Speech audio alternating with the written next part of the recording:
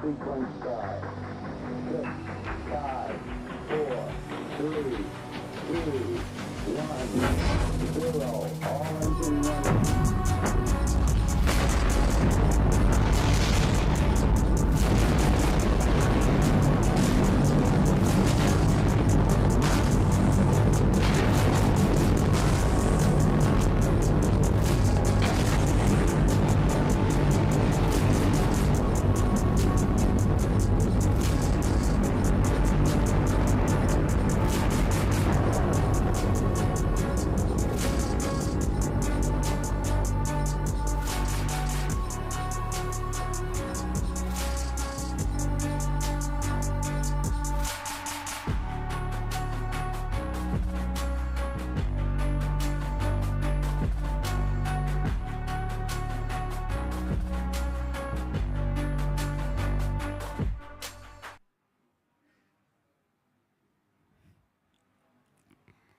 Hello everyone. I'm Laura, I'm the Vice President of Events, and I'm super excited to welcome you all here for Launch. Now, quickly, what is Launch? Launch is one of our flagship events from the ETH Entrepreneur Club, where we have the aim to educate, inspire, and accelerate. We have the aim to bring together the whole entrepreneurial ecosystem under one roof, where we want to encourage startups, students, and corporates to to talk in conversations and to talk about their future. For Launch, we have actually gathered 3 events under one roof. One is Launch, of course. Secondly, we have the pleasure to co-host this event with the AI Center, where they host their AI+X Summit. And thirdly, we have the InCube Final today here on the main stage from 8 to 10. But I'm getting ahead of myself. What is Launch in numbers? We have 50 partners here gathered today that have a booth or a workshop. We have more than 60 booths from startups, corporates, and NGOs. So whether you want to talk to the big guns or the future unicorns, we have them all here for you.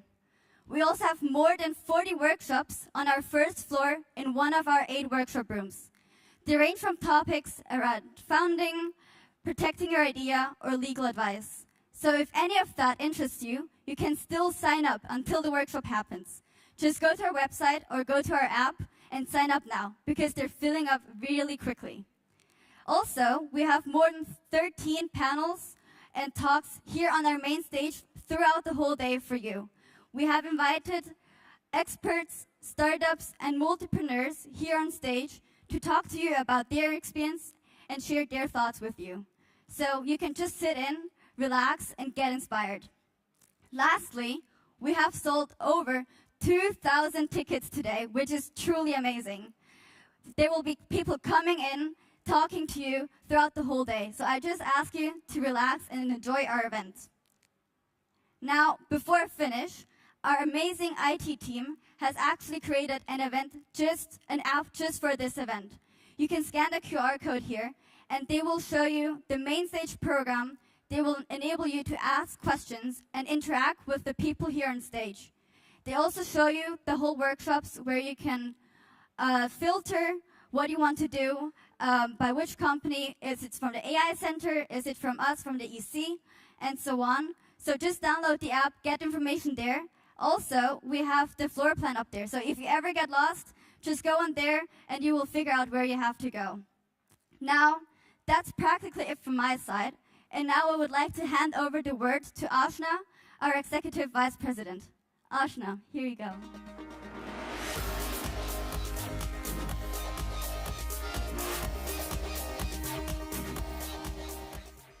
Hi, good morning everyone. My name is Ashna. I'm the Executive VP at the ETH Entrepreneur Club, and I just want to give you a brief overview of who we are and what we do. So the ETH Entrepreneur Club is an 80-member strong, student-driven club that aims to inspire, educate, and accelerate students in and around ETH Zürich in entrepreneurship. So what does that really mean? We organize events like Launch. We build platforms like JoinUp, where we enable students to learn the building blocks of entrepreneurship. We connect them with the resources and knowledge that's already out there. We show them that there's founders out there who've gone through successes and failures that they can learn from, and we enable them to easily find jobs at local startups. The EC is distributed across 80 committees, and our members learn the skills that it takes to be an entrepreneur, so creativity, resilience, leadership, and more. And so the way I see it, our primary role as the ETH Entrepreneur Club is to make it clear to every single student in this ecosystem that they have what it takes, or they have the ability to learn what it takes to be an entrepreneur. Thank you very much, and I'm handing over to Alex from the AI Center.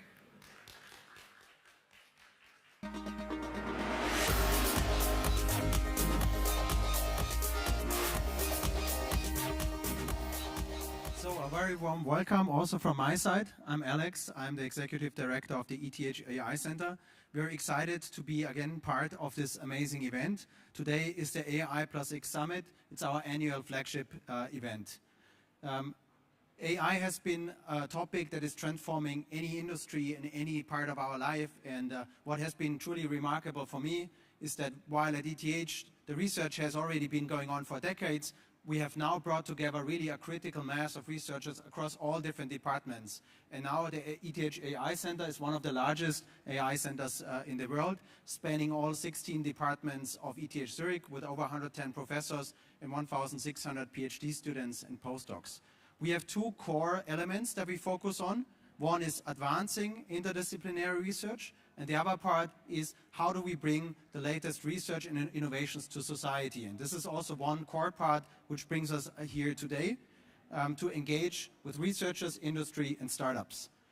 One of our core elements of the center are the AI Center Fellows. Some of them are here today, which you can meet, which are bridging the AI into a number of different disciplines.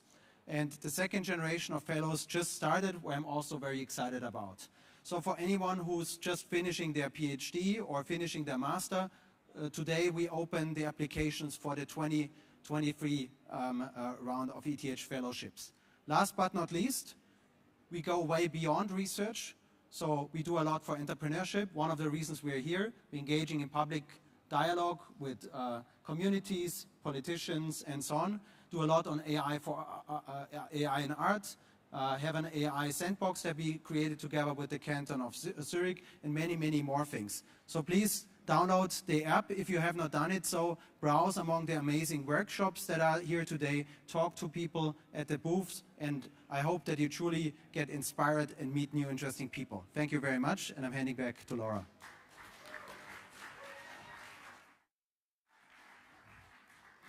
Thank you, Ashna, and thank you, Alex, for presenting the Entrepreneur Club and the ETH AI Center.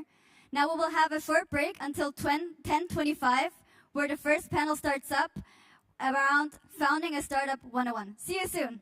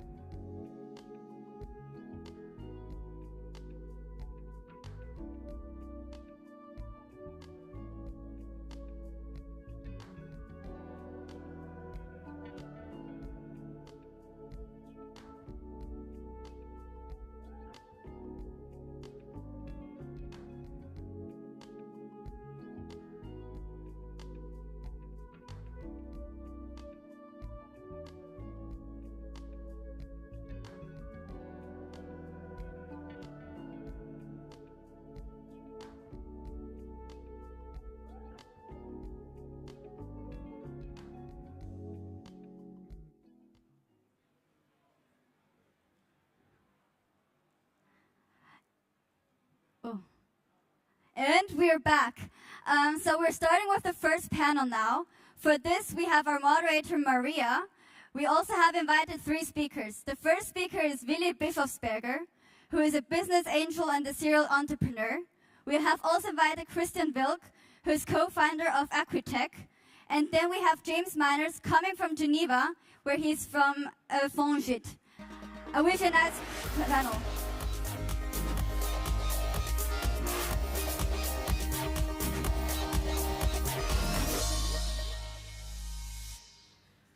Hello. Oh, wow. Hi, everyone. I'm super happy to be here on stage and super honored to open the main stage program of our launch event with such amazing speakers on stage. And since Laura only briefly introduced the speakers, I thought it might make sense to ask you to introduce yourselves in a few words about who you are and what you do. So, Willi, would you mind to start? Yeah, I'm happy to start. So my name is Willi Bischofsberger. I studied computer science about 32 years ago. That was a less fascinating time at that time than it is today. Then I'm a multiple entrepreneur. I started 2 companies, one after the other. The first 12 years in electricity liberalization, a consulting company, which did not need any money. So starting in consulting is a good idea, I still feel. And the second one in green electricity trading. And that one I could sell as well, successfully. And so today I'm a business angel. I have a little lecture at ETH about business cases from practice in the spring. And I'm also, as a hobby, I'm a förderer of the Löwenberg. Löwenberg is a big startup center near Laax, Flims, Valera, where we host startups for free to sleep there, to work there. So if anybody's interested in the audience, please feel free to connect with me, Willi Bischofsberger, on LinkedIn, and I send you the documents about how to do that. Thank you. Yeah, hi, I'm Chris, the co-founder and CEO of Equitech. I'm on a mission basically to explain why Bill Gates' biggest invention was probably not to store equity ownership in Excel sheets. So that's why we founded our own company, being a share register provider, which sounds extremely boring, but it's such an important topic. And we also have a workshop today later at 6 o'clock, so feel free to join if you want to learn more. James? Good morning, Zurich. I got up really early from Geneva to come here to speak to you, so I hope you're ready. I used to be a physicist, and if I have a message for you today, it's that entrepreneurship and leadership can be learned. Okay, so by a series of, I did a PhD, 2 postdocs in Berlin, and then via a series of startups, I evolved from science to technology to product to people. And it's been a wonderful learning journey, so much more enriching than academia. So today I work at Fongit, which is Geneva's tech incubator, and we support startups and founders in going from idea to fundable business. So we support 130 startups that have raised 700 million. And I've been asked to come here to give the perspective from the other side of the Röschki-Graben. Okay, amazing, thank you. I think now everyone understands why I'm so honored to be on stage with you. Okay, so let's begin our actual talk. And since the topic today is Founding a Startup 101, I wanted to start with a more general question. So what do you actually need to found a startup? Christian, would you mind starting? Yeah, sure. I would say what I've fully underestimated is what you definitely need are great co-founders. You definitely need to have the potential to attract really good people to join you on multiple levels. So I fully underestimated the recruiting topic. So that's one of my biggest learnings. And I would also say we agreed before that having a good shareholders agreement or a good plan about how you want to work as founders, especially in the company, also a little bit on the legal level to secure that is probably the most important pieces. Okay, thank you. Willi? Well, in addition to that, I think a perfect product market fit or an idea about, what is the need, the pain of a market, and does your service or your product actually fit that? You can be too early with a certain technology, you can be too late. So timing actually seems to be the right or one of the key success factors when it comes to when to start and with what to start. With whom to start is important, but what to start with, the product market fit. In ETH, we learn mainly about new technology, about a solution, but we don't know the world yet. So whose pain am I actually going to kill? So, and that's, I think, to really to have not just a painkiller, but to know whose pain I'm going to kill. Okay, interesting. And you, Jay? So I'm going to go into French for a moment. Who speaks good French? Okay, so entrepreneur, what does it mean?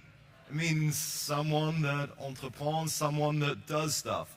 So you need to do stuff and to start. And if you don't know where to start, go and do one of the InnoSuisse business concept courses, or do his course, and then you're going to learn and build that team and get going. But just start, and it's the quickest way to create your own luck. Okay, amazing, thank you. And I think all of you mentioned the team in your answer. Maybe it's a relevant topic for us students because many startups arise from the university ecosystem. What do you actually think of founding startups with your close friends? So does anyone want to take the word?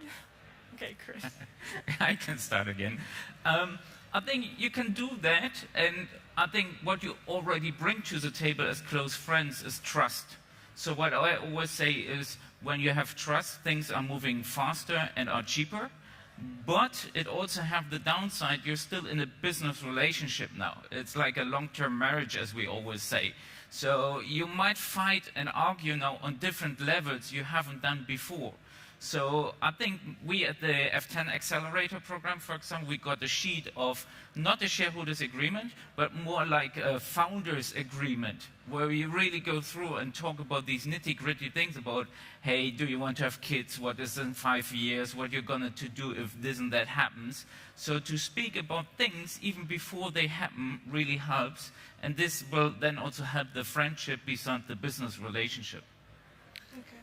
And if I may, diversity is very helpful in that team. Solo founders take 3.6 times longer to reach scale than if there is a diverse team. And then business-orientated founders are 6.2 times more likely to scale with a sales-orientated company, and tech ones founders are 2.3 more likely to scale with a tech-heavy.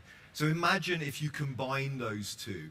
Imagine if you had a hacker, a hustler, and a hipster in your team, and you got your prenup signed. You can increase your success chances and your speed of progress. Diverse teams with some gender balance are highly investable. Okay. I think founding together with friends has a pro and a con. So from a business angel point of view, we're looking at about 500 business plans a year. So when we see two friends, then the risk that they're falling apart is not so high, because as an investor, the biggest risk is that the team falls apart.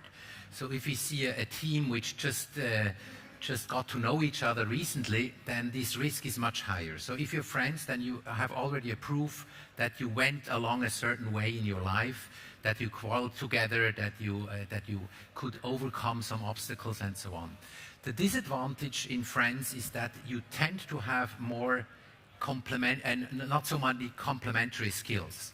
So it's good to be brave enough to take on the team someone who's complementary, doing something completely different, having completely different ideas, especially engineering business people, and vice versa. So in the short term, good. The long term, look that you're diversified enough. Okay, thank you. That makes a lot of sense. The next point I wanted to raise is that, since the startup ecosystem is thriving at the moment, and everyone wants to become a founder, that's the feeling, kind of. I wanted to ask, what do you think are the most common misconceptions about founding a startup and startups in general? Yeah, I think one of the misconceptions is that all the startups have to be funded with external money. So, and this is not the case, because I think, as we mentioned before, once you have the team in place, once you have the perfect product market fit, then you should be able to find first customers, even though if they pay you upfront, that's pretty common. So that, but that is actually a proof that there is a market out there. Maybe there is also competition, but don't be afraid of competition, because that's the best proof that there is a market, so that you make this market perfect fit. Only if you need more money in order to develop your product, then you should go for money. But obviously, if you go for money, then you have to give away shares. That's a dilution effect. The second, you still don't have not solved the problem to get first customers. So money just helps you to spend more time. It just gives you time, but it doesn't solve your problem to find customers who pay you for the product. And then once you have a product, a customer, you have a reference. You make sure that your development is according to the pain of the market. So it's much more valuable. So if I could choose, spend at least as much time and more time to find the right customers rather than the right investors. Okay, thank you. Chris? Yeah, sure. I think one of the most common misconception is we will be there in 1 year. So you have a plan, you have your milestones, and the key learning is it always takes longer than you expected. It's really a hustle. And I don't mean we're chilling and sitting around and discuss. We're really all like these guys at the laptops and try to move forward and figure out. And especially, I mean, Willy mentioned the product market fit. It's so important to finding the niche and then more customers signing and to get to this moment. But it's really this reiterating, where is it, where can we hit, where can we be aggressive, and how to shorten time to contract. And this is really something we took a lot of our time in general to get there. Okay. Actually, I have two numbers for you to illustrate Christian's point. The first one is pi, and the second one is E. It takes pi times more time than you initially planned. It takes E times more money. So that's for the engineering students out there. The surprises. So I think the surprise is the journey is the reward. If you manage your affordable losses and you manage the risks, it's a great growth journey. I learned more in my first startup than I did in my whole PhD. And it was wonderful. And I actually managed to have more quality time with professors and thought leaders because they wanted my grant money. And I've learned it. But what surprised me is I had to move away from being an expert in my specific field of science to learning to get the best out of other people. So a leader is actually more about getting the best out of other people and the best out of other experts and understanding that. And that was quite difficult for me because the question is, do you want to be right or do you want to be successful? And if you have to choose one or the other, sometimes I will choose to be successful and let someone else win the argument. Okay. That's an interesting point. Thank you for your input. And the next question I wanted to ask is, like, imagine two students who want to found a startup and they have a project that seems to be very inventive and innovative, and then they decide to found a startup, and now they want to anticipate what are the challenges on the first steps of the process. So do you have any takes on that? Yeah, so I once received something via LinkedIn from a coach, and he said, these are the 372 things that you have to get right to have a successful startup. Maybe he's right. Maybe he's just German. I don't know. But the trick is, and that's the role of a coach and a mentor, is to identify what are the 3 rate-determining steps that you need to address next. What are the 3 things that people will perceive as a big risk that are easy to solve? What are the small things you can do that are value inflection points? So if you start to learn to fly, you have a flying instructor next to you who asks where you want to go and helps you out.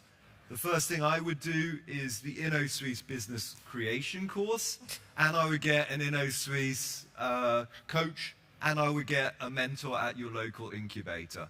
People ask me, James, you're saying this because, you know, you work in an incubator, but that's the wrong way around. I did 4 startups, and at the end, when I wanted to give back, I said, okay, InnoSuisse helped me as a startup. I want to be a coach there.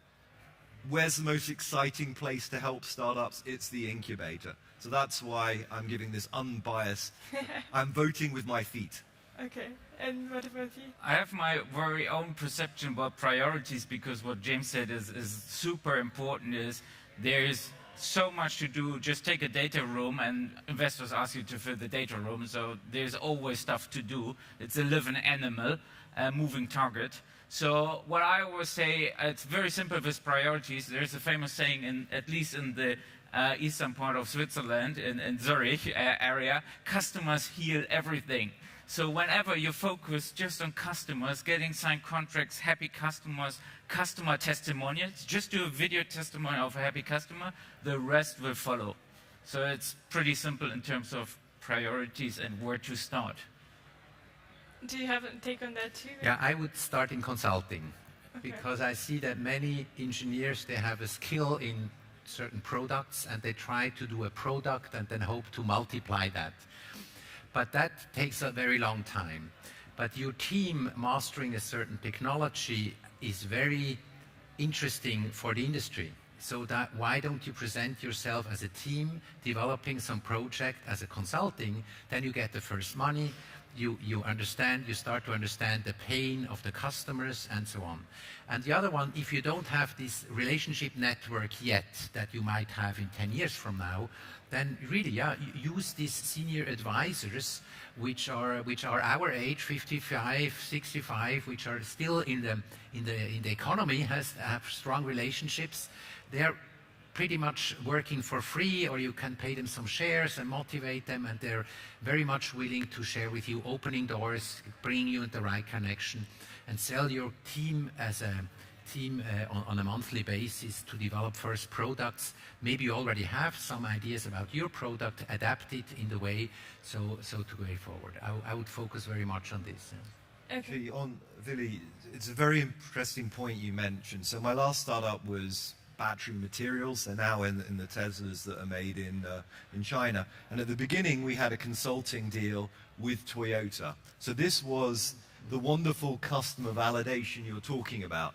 And in fact, we got some big Silicon Valley investors working with us because of the Toyota name. This is good, but there's a limit to the scalability when you do that. And at some point, we closed our B round, and they said, we don't want you working for Toyota anymore. And I'm like, you're crazy, because you just invested me because of that. And I'm like, yeah, you have to now switch gears and go to product. So this is very important, but just be aware that the investors want at some point Scalability. you maybe to flip to a product or an online service company. If you say consulting, a lot of investors might have an allergy, so you need to know how to spin it right way. Sure. No, But you know, as the founder, you decide what success is for you. Is it to build the next Google? Is it to build a nice SME of 30 people? That is your choice and your co-founder's choice. Don't let anyone else decide what a productive life is or success is. Okay, thank you. I have another question. I know that many startups do have advisors, and that at the very beginning of a startup, it might be a difficult task to really know who to approach.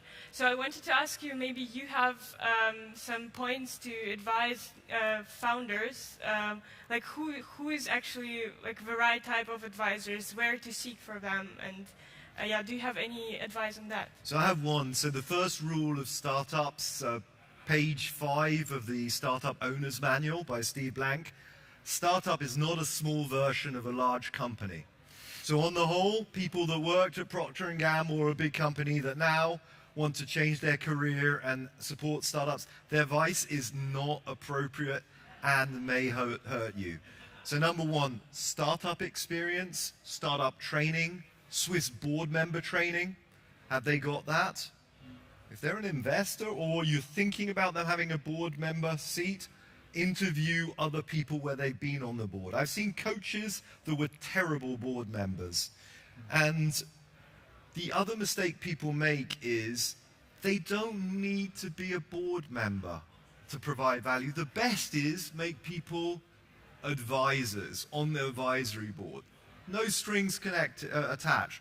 And then you can see later on, do they want the huge legal responsibility of being a board member? But this is something you know quite intimately, so... Yeah, we're basically not rushing to get an advisory board because our investors always say, you don't have a big advisory board, you need to be more bullish on that.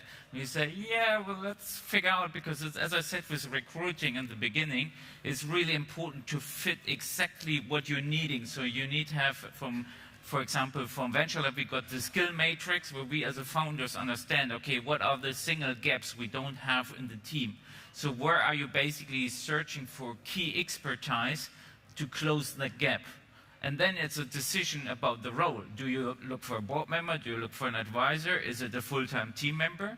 So I would really separate among these roles, and yes, a person can be an investor and a board member at the same time, but it should really fit to what the company is needing. And I agree that startup experience is a different mindset of how you approach things. Yeah. Okay. And how do you see it as an I have a very recent experience, and I was looking for senior advisors via LinkedIn. And it was very successful. I had more than 120 applications. So I spent a lot of time going through them, and in almost, I mean, half of it you can throw away, but the other half, you find in each curriculum vitae, you see some very valuable experience for us, and how you manage then this bunch of senior advisors, some of them because of their relationship in the pharma industry, in the retail food industry, whatever, in the digitalization, also one who can guide me in the patenting of a certain process, which is a hell of an experience. You can do many things. I don't want to have just an external advocate to pay him, because he will always say, what I have to do. But someone who takes my point of view and insults me with his wisdom, with his experience, that's always it's like a father relationship on certain topics. So I'm very fan of that. Yeah. Okay, thank you.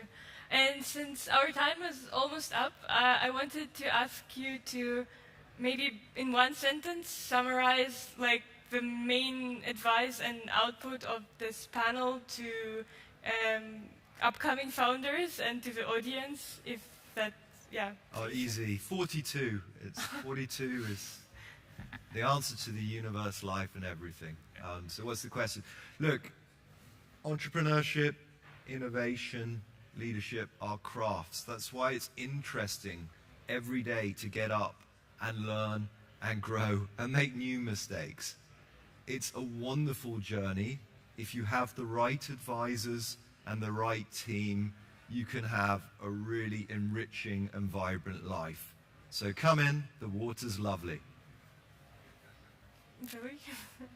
Yeah, I read in a startup book the most quoted thing, which said, you as a startup at your age, you still have your life, or the biggest part of your life in front of you, maybe not yet family, not yet commitment, so you can really conquer the world. So the best quote was really, shoot to the moon, because even if you miss it, you will land among the stars.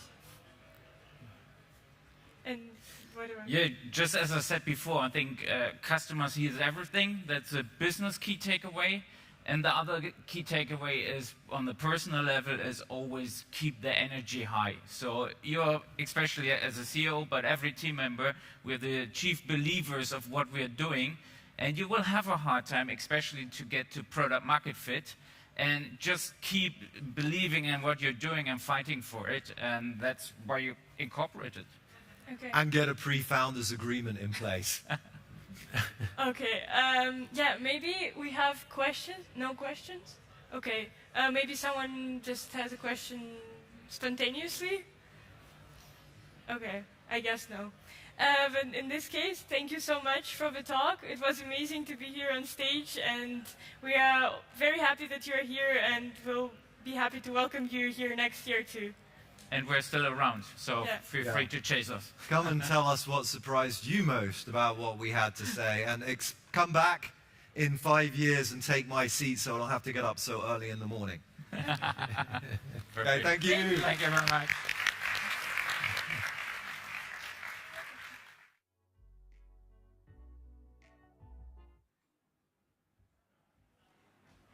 So that is it for the first panel. At 11, we have the first keynote of the day from Lillian Ableitner, and we will be right back. See you soon.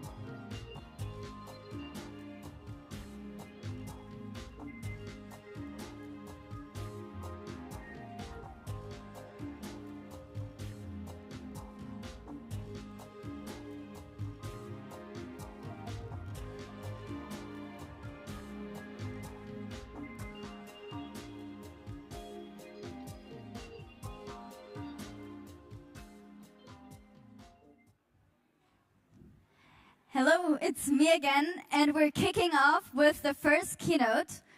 The first keynote will be from Lilian Ableitner, who is a co-founder of X-Nation. And here she comes, Lilian.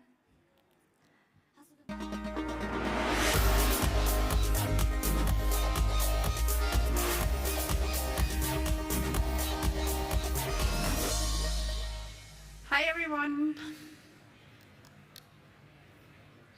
All right, perfect. So, hello, everyone. My name's Lilian. It's a great pleasure to be here today.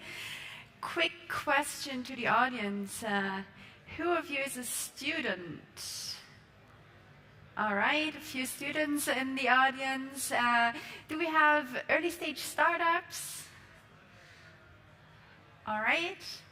Do we have later stage startups? Yeah. And investors as well? Hi, Peter. All right, perfect. So my talk today will be about the founding days of a startup, what it needs to get a company starting. And I will share our experience at Echnaton with you.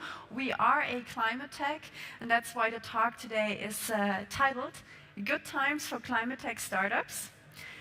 Let's see whether we find answers to that. Before we go into the building blocks of young companies, I would like to quickly introduce you to what we are doing at Echnaton. I think this year has showed us quite well that energy is a relevant topic. When we started with our company 2 years ago, energy was a hard to explain topic and people could not really relate to it. But this year has definitely changed the situation. We as a society, we know we want to go towards renewable energy and we want to be less independent of energy imports, which we have seen can bring quite some challenges to a society. In turn, renewables completely change our current energy sector. So the energy sector gets way more fragmented, decentralized, and we have many new players in the market because many households these days become producers themselves when they install photovoltaic systems on their roofs. So yeah, we have different needs in the sector. And we also realize that the management of renewable energies is a bit more challenging than the management of a few large power plants. So we really need software in the market that helps us to manage the renewables, and that can also be used to create the baseline for new digital services around renewable energies. Because when you as a household, when you're interested in getting a photovoltaic system, you might need further information around it. And here we see a huge potential for utility companies to accompany their customers in the future and guide them towards renewable energies. One of our specific use cases when I talk about software is peer-to-peer energy trading. So imagine John and Julia, they both live in the same neighborhood. Julia has a solar panel on her roof. She produces electricity, and she might be even willing to sell some of her surplus electricity to John. So they form an energy community, they trade electricity between each other, and they save on costs while being sustainable. So that's what we do at Echnaton. This as a short background before I now go into the building blocks of a young company. And from our perspective, young companies are built on 4 blocks. Of course, you need a team. What would a company do without a team, right? And you need a product. So the team basically builds the product. But what do you do with the product, or why do you need a product? You need a product to be able to sell it to customers, and the customers are your way to finding financing. Because young companies need access to capital, and somehow you have to pay the salary of your team. So you see, it's these interconnected wheels, and as a young company, it's super, super challenging to get these wheels moving and to get the whole vehicle, the whole company, starting off. And I'll be discussing these 4 topics with you. I'll always try to give some more theoretical knowledge, and then I will share some experiences that we made at Echnaton. So let's start with the team. When you want to found a company, the founding team is extremely important. And you really have to be in 100% you have to be in 100% for the journey. So it will be hard if some of the founding members will have 20% of their time to spend on the startup. You really have to see that the relationship among the founders are good. And when you realize that in the first 3 ideation workshops you have, it doesn't work between you and doesn't really click, then you might want to reconsider going in, because it really is it is like a marriage. It is super tight bonds, and you really have to be good at working together. In that regard, of course, diversity matters, interdisciplinarity matters. You really have to bring together different capabilities, different opinions, and to make sure that, it is balanced out, evened out, and that the whole founding team works together very, very well. So my advice would be definitely think twice about whom to found a company with. We have seen so many great companies already that, we're just not capable of holding the founding team together. To quickly share a few impressions from our side, this is our founding team. These are my co-founders, Anselma, Arne, and I. We've known each other for 6 or 7 years by now. The company is only 2 years old. We did our PhDs together at ETH Zürich. This was a roller coaster time already. The startup is another roller coaster time, but I totally appreciate the time we spent together and value their opinions and inputs tremendously. So I'm super, super happy with our founding team and couldn't have wished for any more. Let's talk about the product. What will you be doing for the next years? You start with an idea, you iterate, you go back, you start again from scratch, and you might have seen drawings like these before. So in the beginning, it's very unclear what you do, and then after some time, it gets clearer what you do, and then you have a clear vision. And it's always this balance between being as concrete as possible and being as flexible as needed for the market, because you might find out that your idea that you thought was amazing, and many startups figure this out, just doesn't have a market. And you always have to validate against market needs and adjust your vision and also your product, of course. And I think you all know these memes where you have what my parents think I'm doing, what they think I'm doing, and what I'm really doing, and you will figure out in a startup, it's very, very similar. So the challenge in climate tech is that products are hard to explain. It's deep tech. We're connected to the real physical world. We are calculating CO2 savings. In our case, it's about energy consumption, but in other climate tech startups, it's about some other physical measurements and so on. So it is tough, and you will figure out, and especially, I guess that most of you guys are from ETH Zürich, you will figure out that you explain your amazing idea to someone, and you think, well, they just don't get it. But that's not the right attitude. The right attitude should be, you need to explain your product in an even simpler way. So always think about your grandmother when you explain an idea. Think about a 7-8-year-old kid that you explain the idea to. And you learn over time to simplify your idea, and you also notice that more and more people will then understand what you're doing. So I keep my fingers crossed for complex products. I think it's very, very important that we go more into the deep tech area and that we make the connection between the digital and the physical world, but be prepared for some complexity. In our case, this is a few screenshots of how our product evolved over time. You see a screenshot of our first research prototype, and you see where we went to.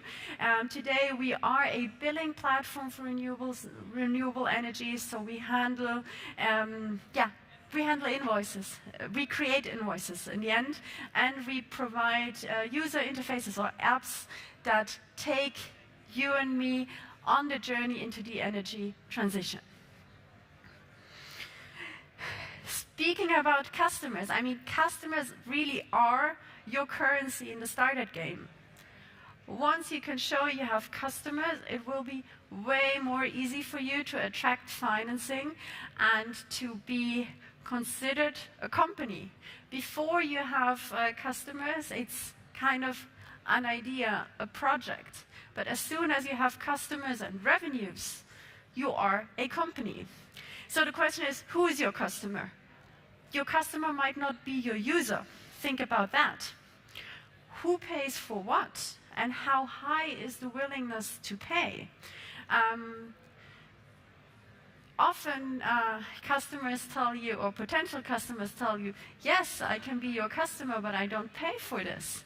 And then you should think about, well, do they really need my service, or why would they be interested in trying it out? So in my opinion, make sure that your early customers pay something. They maybe don't have to pay the full product fee because the product is not yet ready, but make sure they put some money on the table to have some skin in the game. Yeah, and then of course, how big is the market? And very, very important, is the market ready yet? For many great tech startups, we just find that the market is not yet ready. So ask yourself the question, is now the right time to start this company? In climate tech, what can be extremely challenging is that your customers may be dinosaurs. In our case, we sell software to utility companies. Utility companies are very traditional. And just imagine you are the tiny mouse and you have this huge dinosaur. I mean, they have negotiation power, which you don't have. And it will be hard for you because you want to win this customer. You know that this customer gives you reputation, and the customer knows it as well. So it will be hard in the negotiation part. You have to make sure that the conditions are right, that the pricing is right, and the customers will try to cut you down. So it doesn't feel like an equal negotiation in many times, but I'm sure you can handle it. And the nice thing is, with more and more experience, you get better at these negotiations, and also faster, because it just takes time negotiating these large deals with these large companies. Here again, it's very important whom to talk to within the company, because in these huge companies, it's very important to talk to the right person. If you talk to, I will make a stupid example, but if you call like the customer support hotline from EWZ, it's not so likely that you will sell them a great product in the end. So you have to see where to enter in the company. So, and then from the theory here, let's have a quick look over our customers. We started off in Switzerland. We then very quickly moved into the Austrian market because we had the feeling Austria was getting ready. Here again, this side note to focus on the customers or on the markets that are ready yet. And by now we are also present in Germany and Luxembourg. In Germany we have a great partner with us, which is SAP. I'll be sharing a few words on that towards the end of the talk as well. So, from customers we go into financing. That is always a question which is very important to most young companies. Money doesn't solve everything, but sometimes it does make life easier. You want to invest in your product, you want to invest in computers, in offices, in a team, so you need some money to start off with. In the beginning, you can try to get some money with startup awards, or state grants may also be a perfect opportunity for you, especially when you're in the tech field. Check out the programs offered by the state. This really helped us a lot. And then you can try to convince first business angels of your idea, and then later on it goes towards venture capital, all the VC funds. Of course, the larger the tickets get, the more time you have to plan for it, the more responsibility comes with it, and latest by the time you're trying to convince business angels and VCs, you really have to work on a startup 100%. Otherwise, it will be hard to attract financing. You might have heard that right now there is a shift in the capital market. Times have changed. We have seen, let's say, busy times in the last 2 years, huge valuations, and we have just seen that the capital market has turned in the past few months. Yet, and here I want to give climate tech startups a little bit of hope, climate tech is a very hot topic right now. So we really feel the interest in many investors to move into the direction. Many generalistic funds have also started to invest in energy now, which was not the case 2 or 3 years ago. So I do see hope for climate startups here. Make sure you talk to the right investors, plan more time for raising rounds at the moment, and also plan for longer runways. When we started, it was always the recommendation 12 to 18 months planning for runway, and our investors today tell us plan for up to 36 months. 3 years. That's a lot of time and also a lot of capital you need in the next 3 years. And also one tip to young startup founders, always do fundraising yourself. Don't try to outsource this to third parties. Investors want to get to know you. They want to be in touch with you, so you should really allocate time for this within the founding team. With that, a few words on our journey so far. We started off with a state grant by the Swiss Federal Office of Energy. We then did a business angel round at the beginning of last year. We did a VC round with GFC from Germany, and I'm super happy to announce our latest financing round, just very new. It was in October or in September, and we published it in October. And we're super happy to have onboarded True from Silicon Valley and Übermorgen from Zürich. And with these strong partners on board, we pursue our mission, and we strive at accelerating renewable energies even more. And with that, I'm coming towards the end of this speech. If you want to learn more about our journey, there is one more opportunity today. I'll be joining the SAP workshop. I already mentioned SAP is one of our partners. We have integrated our software into the SAP ERP system together with our partner Best Practice Consulting from Germany. And if you want to learn more about how to integrate your technology in one of the software giants in the world, join us at 1 o'clock in room 3. And I'll be looking forward to interesting discussions in the workshop and also now in the Q&A, which will be upstairs as far as I know. All right, perfect. Thank you so much for your attention. and let's see whether you have some questions. A very big applause for Lilian. Thank you for taking your time. Unfortunately, we're running out of time. We actually have questions. I suggest that you all go to the Q&A room upstairs. It's the second room from there.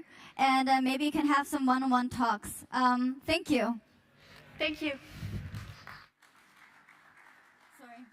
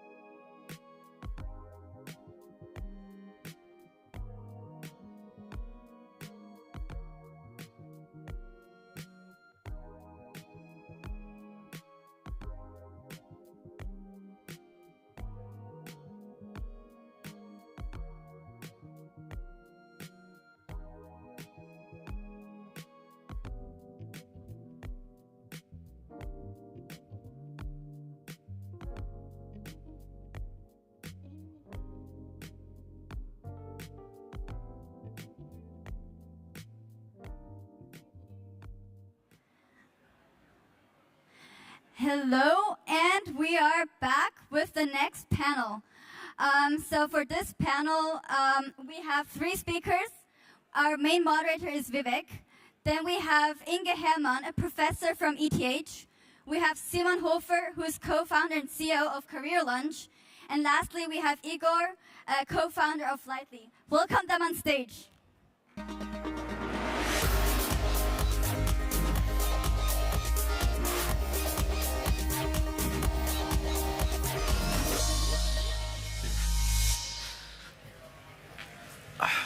Oh, wow. Hello. All right. Hello, everyone. Thanks for coming to this panel discussion. This is going to be about, does your idea matter? So we're going to cover this quite extensively.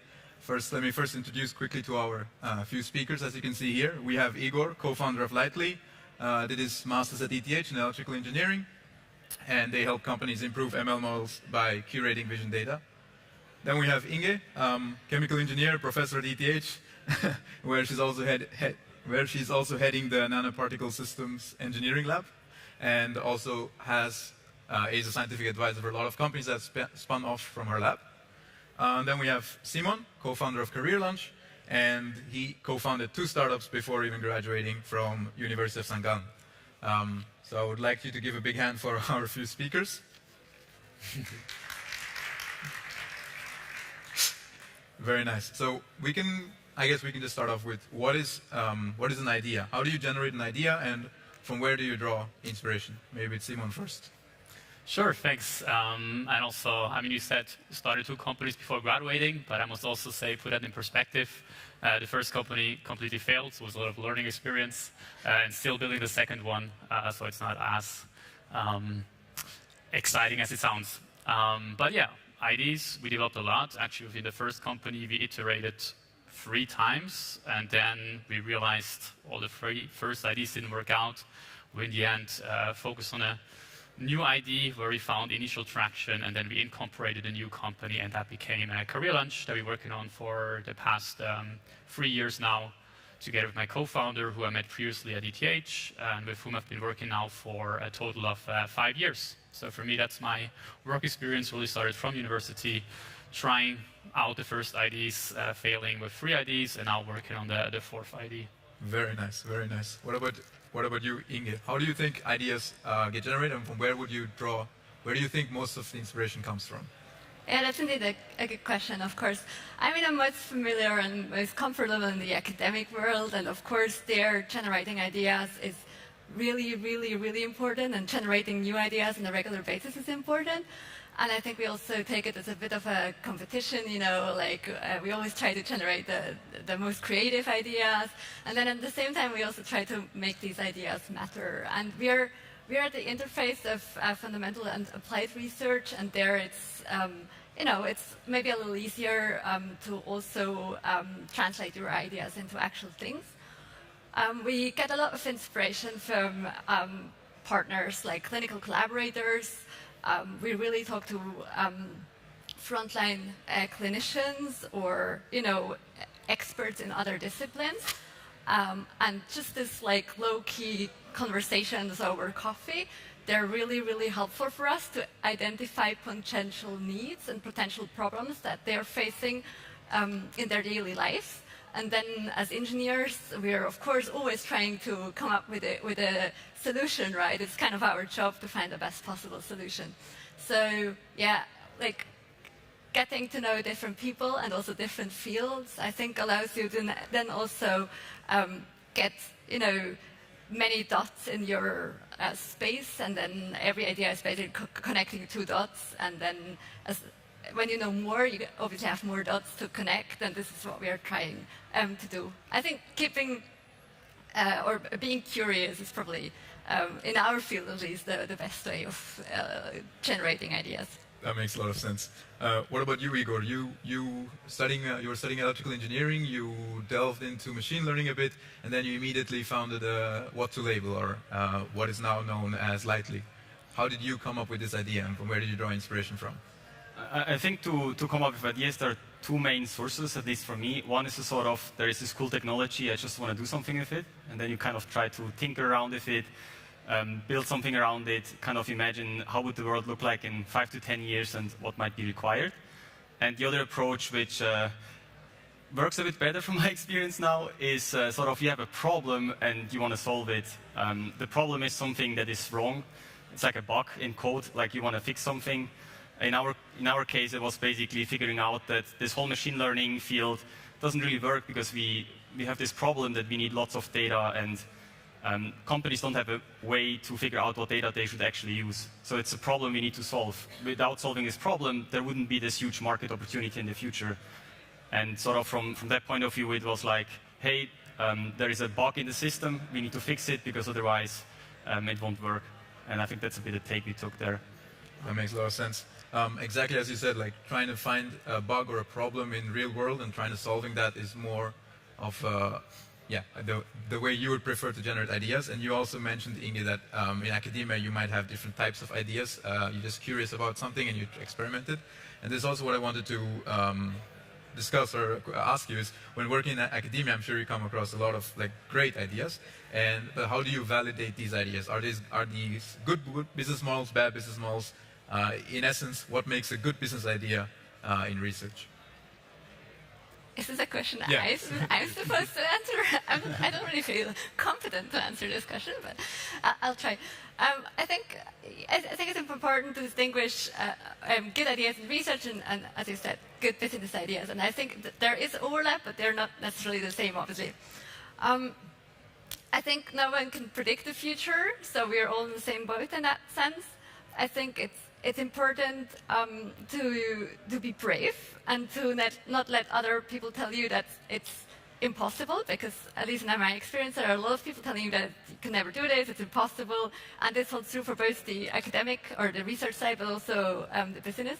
And I think this is it's important to, be brave, but also reflect and assess and convince yourself that your idea is a good idea. I think especially as a researcher, but also as a founder, I think it's important that you yourself believe in your idea. And convincing yourself is, I guess, the most important bit. And then take time to also reflect and put your idea and your whole context, your whole business into context. And I think this holds true a little bit. But I think my important point is no one can predict the future. And I don't feel confident in telling someone, yeah, this is a good idea or this is a bad idea. I think it's important that we do something. It's more important to do something and not just sit back and say, yeah, it's impossible anyways, because else we will not do anything and we'll just stop in progressing. That makes a lot of sense, and this exactly is also the next question. So once you have the idea, Simon, like, how do you execute what you would do? What are some pitfalls that you fell into and you would recommend not to do? Yeah.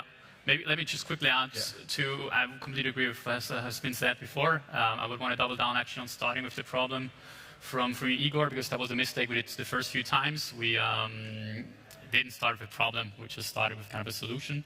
And the fourth company, we actually did start with a problem that we had ourselves. And I think that's generally a good place to start with a startup, figure out something, a problem that either you have or people close to you have, because then you can emphasize with the target audience because you have the problem yourself. So that definitely helped a lot. And I think another thing that helped along the way was checking when you're generating different IDs and play around with different IDs, checking a bit your energy levels, because I remember having discussions with my now co-founder about different IDs. And you could really feel when the excitement in certain IDs is different when you talk about them, and you just, time flies, and we ended up with this one ID for like 5 hours where we planned to just have a coffee together. In the end, we completely forgot time in the Mensa. They had to probably kick us out by the end of the day. And that's usually a good sign to, I would say, start with a problem you have yourself, and then watch your energy levels while you talk about it, because that then helps you with the passion and the drive to push through. And in terms of validation that was mentioned before, I would also say go out to a customer as fast as possible. Another mistake we did previously, we were working on these without really maybe working on the product first, but not talking to anyone who will buy it. And with the fourth company or the fourth ID that now is at least working out as far as we are here today, we started actually by going first out to a potential customer, say, hey, this is what we want to do. Are you willing to pay for it? And interestingly, the customers said, actually what I would, or I can give a bit more context of what we do with Career Launch, is we help customers meet potential talents in an informal setting. We went out to a big four in summer 2019, say, hey, this is our idea for the platform. Would you be interested in using this and paying for it? And they didn't ask, how is the platform like? How is the technology like? But they asked, how do you get a talent on the platform?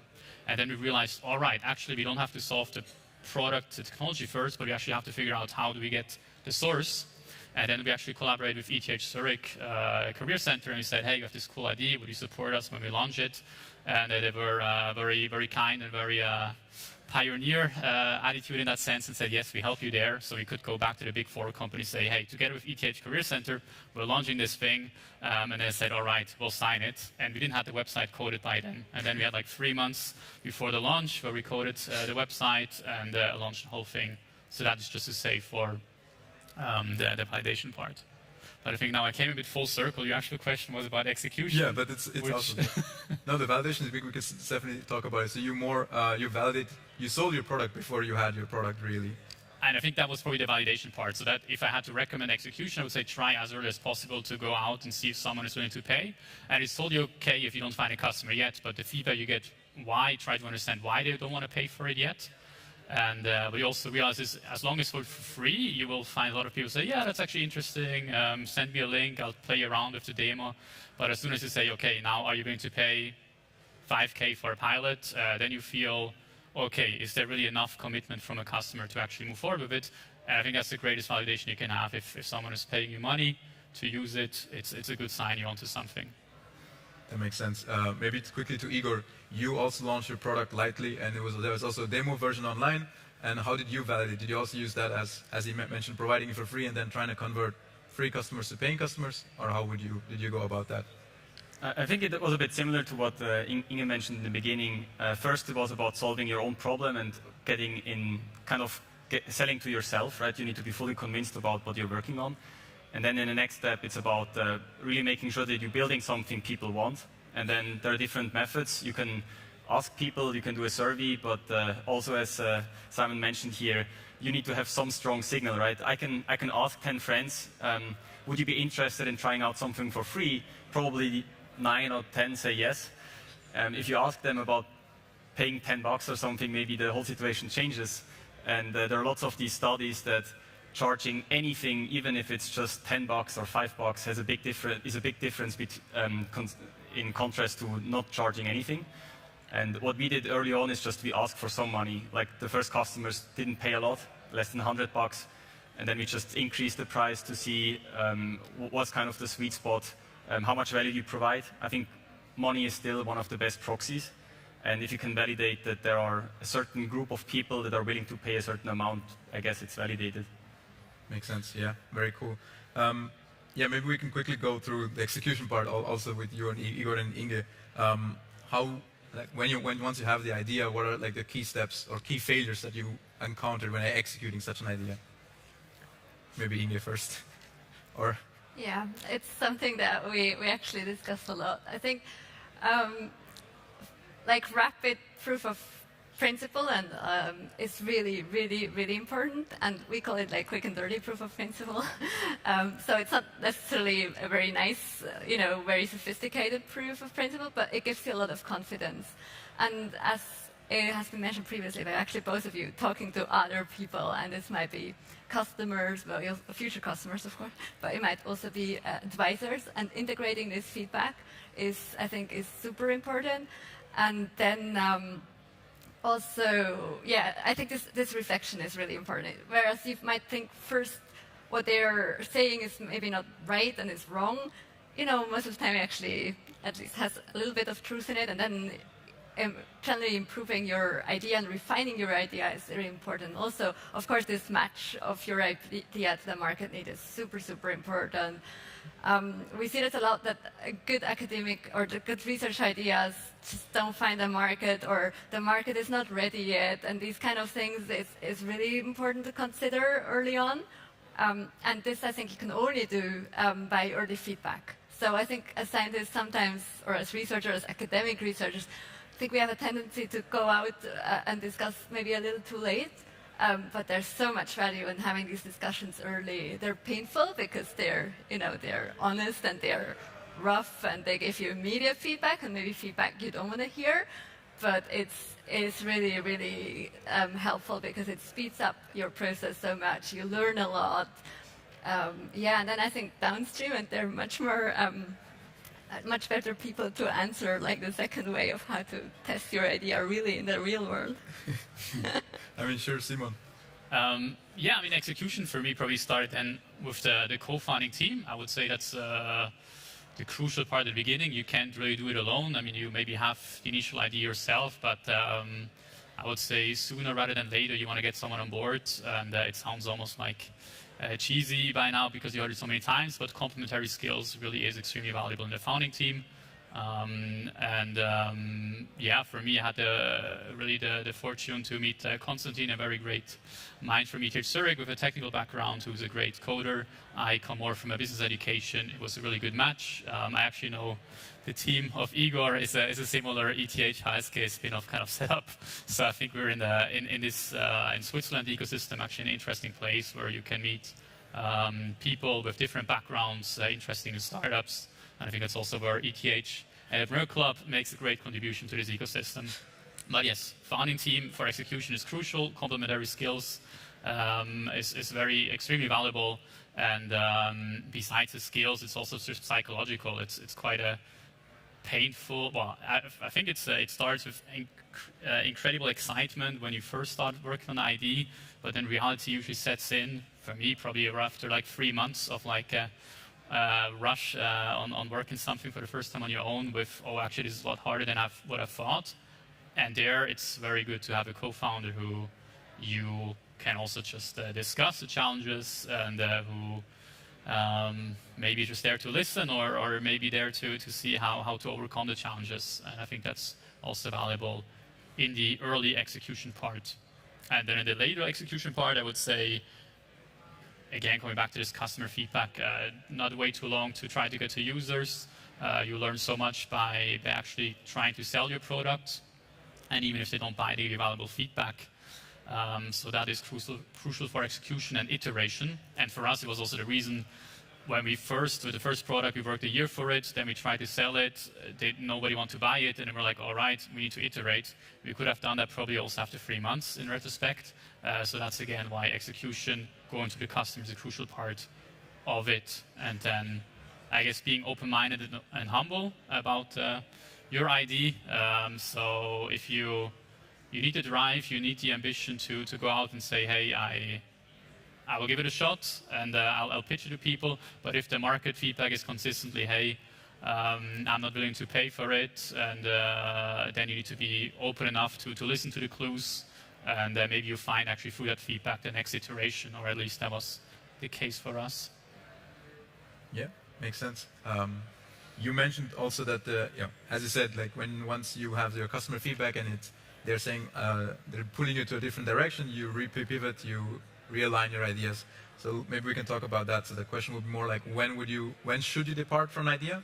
Obviously, you said when you're not making any money, you should probably move away from this idea. But in general, how would you, without using money as an indicator, when should you depart from ideas, and how do you maximize learnings when you do this departure? Maybe Igor. Yeah. Sure. I think this is one of the things I'm still learning a lot. Like, I think it's probably one of the most important parts, right? When is an idea validated or an experiment finished, and when not? And there was a phase where we would go through 8 to 9 completely different startup ideas in 1 year. And we would reach out to people very boldly, asking them for feedback, for calls, trying to sell them something with slides, with a new website, kind of pretending that we're already an existing company for a while, and just to get some feedback. If you iterate too fast, we had the problem that people would get back to us 2 months after we reached out to them, basically when we are already 2 ideas further, and they wanted to get in touch with us for the idea we had 2 months ago, and that's obviously also not going to work. And they're kind of the 2 big mistakes, right? One is you kind of continue working on something even though all the signals are negative, it's not going to work out. So when you stop investing and try out something else. And the other problem I also face now a couple of times is kind of you stop too quickly and you move on to the next idea without really knowing is it validated or not. And I think that's still something we're struggling with. I think it's one thing most people struggle with, when to stop these experiments or when to define something is a clear success or failure. And it's, I guess, also a bit a problem because the educational background we have here, coming from ETH, very research-focused institution, where all the exams tell you you need to be perfect. It's really difficult then to admit at one point like it's validated or not. You're not gonna, if you're really gonna ask all the people and you wanna wait for feedback from all of them, it's just gonna take maybe too long. Yeah, you have to probably find the balance there. What are your thoughts on this, Inge? Yeah, I mean, I think I very much agree. I think this is incredibly important to find a good balance between like perfection and actually like progress. I think it's also really important to always like what I call like zoom out and look at the bigger picture and reflect if your idea is actually, if it works perfectly, if it's something really good, like your best case is an amazing achievement. And then I think this also can help a lot with motivation and passion. And to not get lost in details. I think that this like 80-20 kind of thing sometimes for people coming straight out of research is a big challenge to balance between perfection and progress. I completely agree with that. And I think there are also like some external unbiased advisors, friends can be really helpful to just, you know, calibrate and bring the whole system back. I think this is, yeah. Makes sense. I think you also asked a question of like how to maximize learning. Yeah. I mean, one part of me would say sometimes it's obvious, like we didn't make money, so the learning is read the business model with the next ID.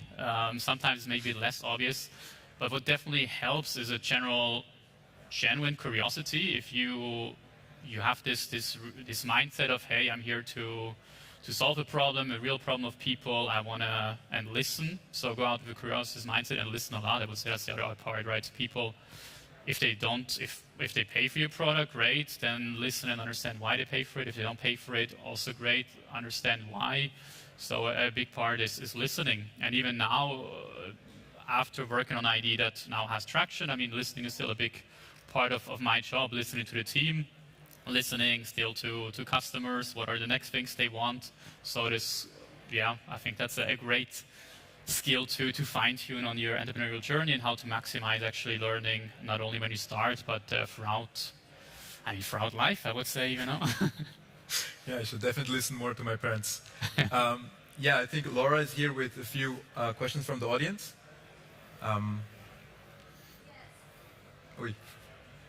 Yes, so one question from the audience is if people have a lot of questions but they cannot decide, what is your advice to them? They have a lot of questions or a lot of ideas? A lot of ideas, sorry. Well, with a lot of ideas come a lot of questions probably as well. I mean, one thing that worked for us was like listening to your own energy levels in a way when you pitch the idea to different people, and probably you will find that you're burning more for some ideas over the others. And I think that burning you need to get you through the tough times as well of an idea. So don't do an idea just because you think it's a great market, a great technology, but where you don't really associate on a passion level. So I would say that's a signal. Listen for energy. And then there's some good material out there as well on just general, I think YC, where Igor might be able to tell more, but they have good content online. What makes a good idea is usually look at what's the market, what's the trend, is it a growing market, is the idea, the problem something that occurs frequently, or are you solving a one-time problem? What is the general cost of that problem? So they're just more rational things to look for, but I would not underestimate the energy level, listening to your own feelings, how you've burned for the idea. No? Yes, I think I would second that. I think it's super important to be motivated to work on it. I've only met a few people in my life that can motivate themselves for anything, and then the motivation is usually just success. So no matter what they work on, they will just do it. But most people have sort of a desire to work on a topic or in a specific field. And if you have any of these ideas, if you can sort them at least, rank them, I will probably do that. I would still try to go through most ideas. I think it's a good practice to evaluate different things, then you can compare. I think humans are inherently bad at just judging things, but comparison is usually working much better. So if you have 3 ideas, try out, take 1 month per idea or maybe a couple of weeks, and then you can still do a follow-up iteration with the one you like the most. But I will give it a chance. Okay, perfect. Then any last words to our audience? Otherwise, we will go on to the next talk. Final words. Everyone is speechless. Okay, in that case, thank you for joining, and I wish you a nice break. We will continue with the next talk at 12 sharp. Thank you, everyone. Thank you.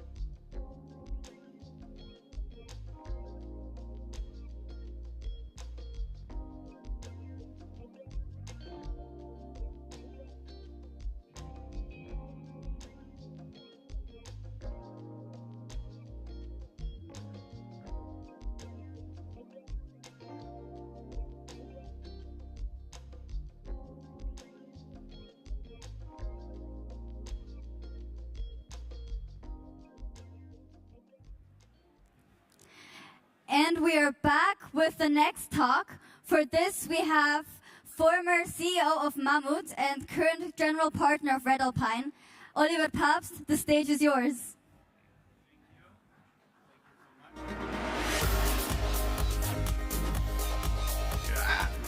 Okay, happy to be here.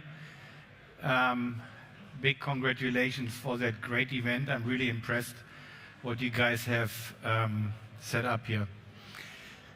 So empowering game changers, that is our purpose. I will talk about it in a minute. But what is the topic of today? It's what can you expect from VCs and what does it mean for you as founders? And I would like to bring a bit color to that. Let me start quickly with introducing to you Red Alpine, who we are, what do we do, and how do we approach investments. Red Alpine was built in 2006, so we are really long around. And that means that even in times like now, where it's a bit more challenging, after years of just steep success, we know how to handle those situations as well. We raised 6 funds over the last years, have roughly $1 billion plus assets under management, and invested this money into 85 companies. This year alone, we invested in 11 companies. But we look at 3,500 on an annual base, so you can see it's a highly curated approach. Looking at 3,500 companies, we have a kind of funnel ending up in investing around 10 to 12 companies on an annual base. Our companies created roughly 10,000 jobs and more. We are sector agnostic, we are early stage, and we have a kind of interesting convergence, which is, let's say, our hypothesis in investing, which is from the ICT side on the one hand and the health sector from the other hand. But we are, as I said before, pretty sector agnostic. Sweet spot is early stage, ticket size between 4 and 8 million, because having a curated approach, we want to be very close to you guys and support you throughout your journey. That means we can't invest in a lot of companies. That means higher tickets. That means board seats and really support on a high level. Our investment philosophy is all about identifying the winners. I mean, that is not rocket science. You will hear that from most of our peers as well. 2 things are super important. What is the technology about? What is the tech edge? What is defendable? And that is something we look really deeply into it. And since we have a very diverse investment teams, from medical practitioners to physicists, founders, and economists, we find the right approach to find that out. And secondly, what you will hear as well from all of our peers is we want to make 10 times the investment with an exit. But there's much more about our business. We have as well our own purpose. And what we really want to do, besides all that money-driven and tech-driven elements I shared with you, is following our own purpose. So first of all, our purpose is to empower game changers, to empower you guys to create something big, to disrupt entire industries. We really want to change the world by investing in technology, and we truly believe in technology that have a true positive impact. And when we talk about positive impact, we talk about creating sustainable value on the one hand, but we don't want to compromise on the economic performance, because we believe that sustainable or business models which drive sustainable change need as well to have economic success. Now, what does it mean for you guys? I would say, in a glimpse, develop the right narrative. Develop a narrative which means where do you want to be, or describe where do you want to be in 5 years down the road.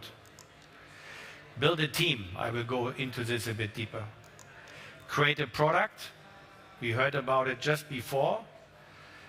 What it means to create an idea, and out of an idea a product. Target the right markets, I will talk about it as well in a sec, and work towards an exit, respectively, execute your narrative. And I would like to underline creating that narrative, writing that narrative, sitting down and formulate in words and not in PowerPoints, slides. Your narrative is utmost important for you, for your team, and as well for us.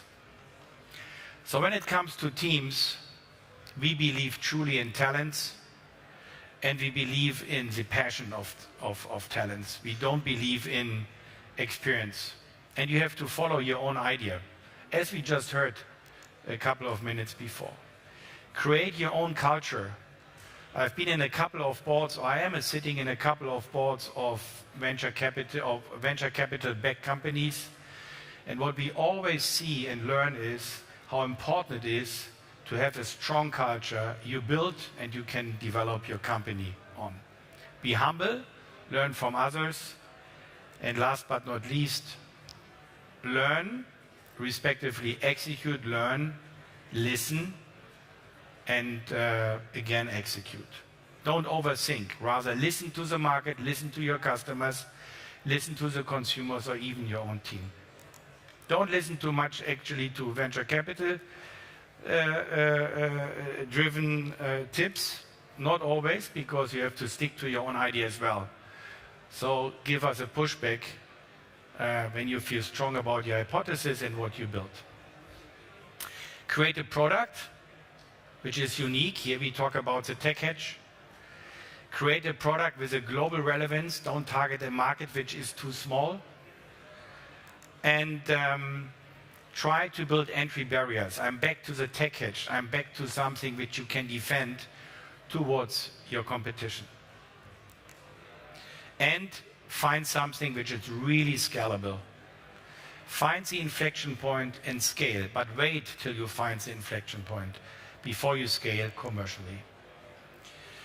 When we talk about market size and how to address a market, for sure, try to find markets which are, let's say, not regulated or less regulated, which are easy to access through language, distribution systems, etc. So don't build a burden or a hurdle here.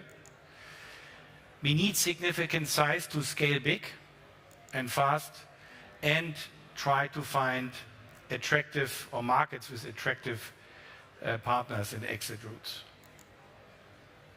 And I'm back to my narrative. I'm back to what we call internally equity story. You will have to pivot it a couple of times, but still stick to it, because this creates clarity and helps you to do a successful exit and as well get a happy venture capital backer. So building the narrative is step one. Then a team, create a product, target the right market, and follow that narrative, follow that exit and equity story. Okay, this sounds great. Maybe you can even easily read that in a book. But why should you go for venture capital funding? Why do you want to talk to us? In a way, our, I would say, analogy is we are like a football coach. So we bring you the food, we wash your trickles, we talk about the strategy, we build it, or we support to build the team. By the way, we do here and there as well transfers. So when we see the team doesn't work like it is, so we try to support you guys to do a transfer as well. So we are the coach. Hopefully we are not the weakest link in the chain, like in bad teams. Usually the coach is fired. We are not.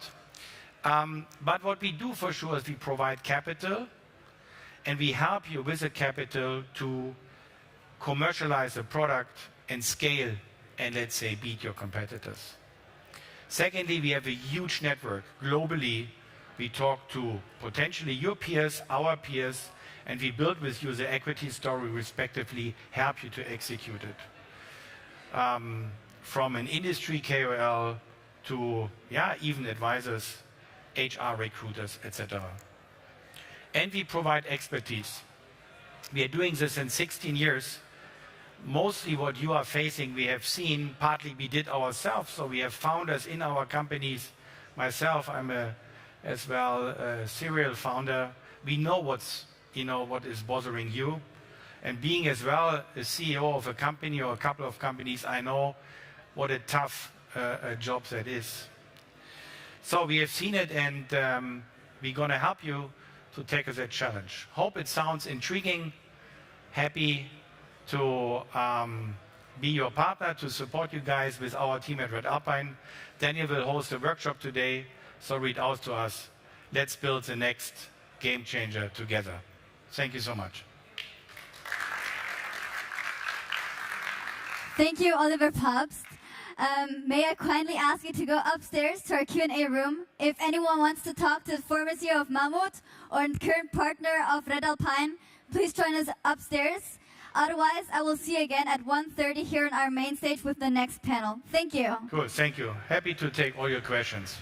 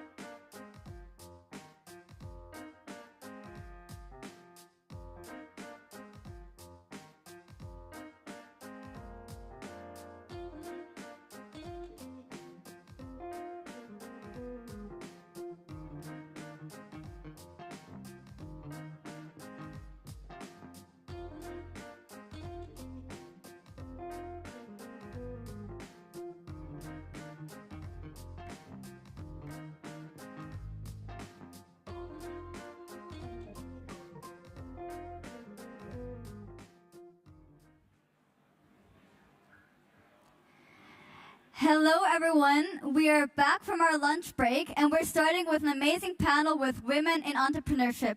For this, we have our moderator, Ashna, alongside with her, Lea Migiano, co-founder and CMO of Carvolution, Vanessa Wood, professor at ETH, and Nicole Büttner, founder and CFO of Merantix Momentum. Please welcome them on stage.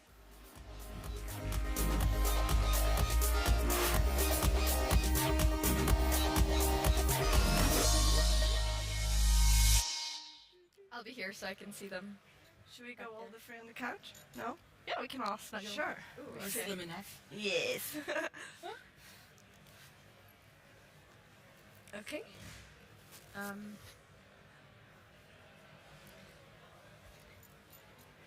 Cool.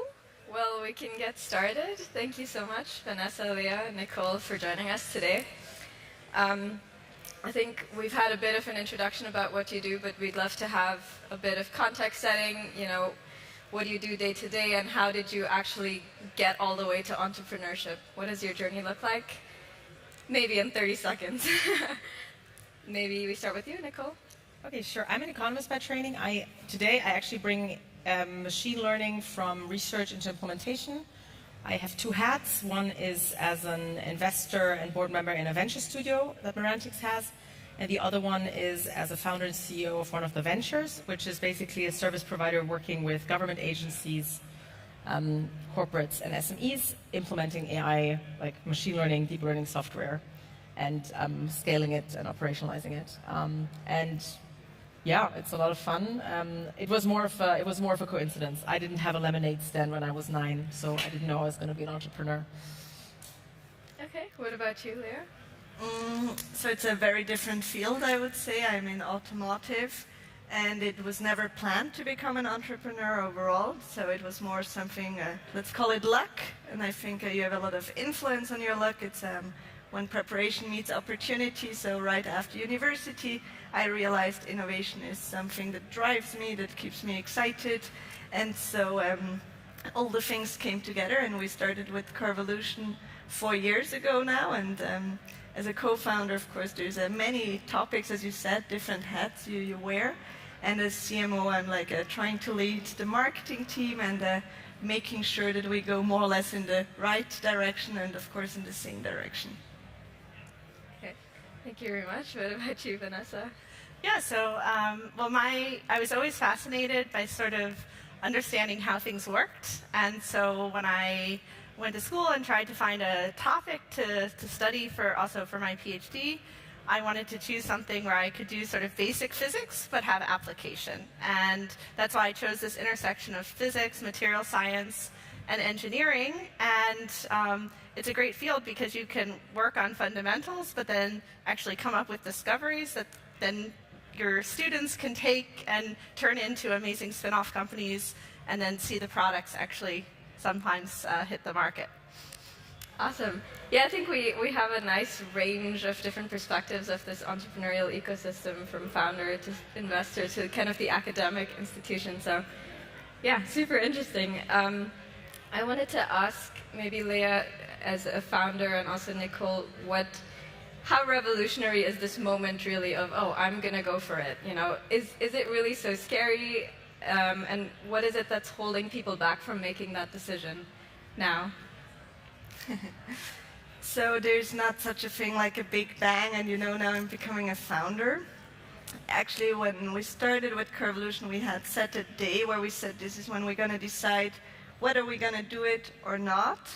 But by the time this day arrived, it was kind of clear. So it was little steps, talking to people, calculating, preparing the business case, like researching, and then things became clear, and then it was just gut feeling like the decision has been taken. Mm-hmm. So yeah, I don't think that there's often this romantic idea of, okay, this morning I woke up and I'm going to become a founder. It's many different parts that just trigger it, and then you realize that there's no way to say now, hey, now, no, I'm not making this. Yeah.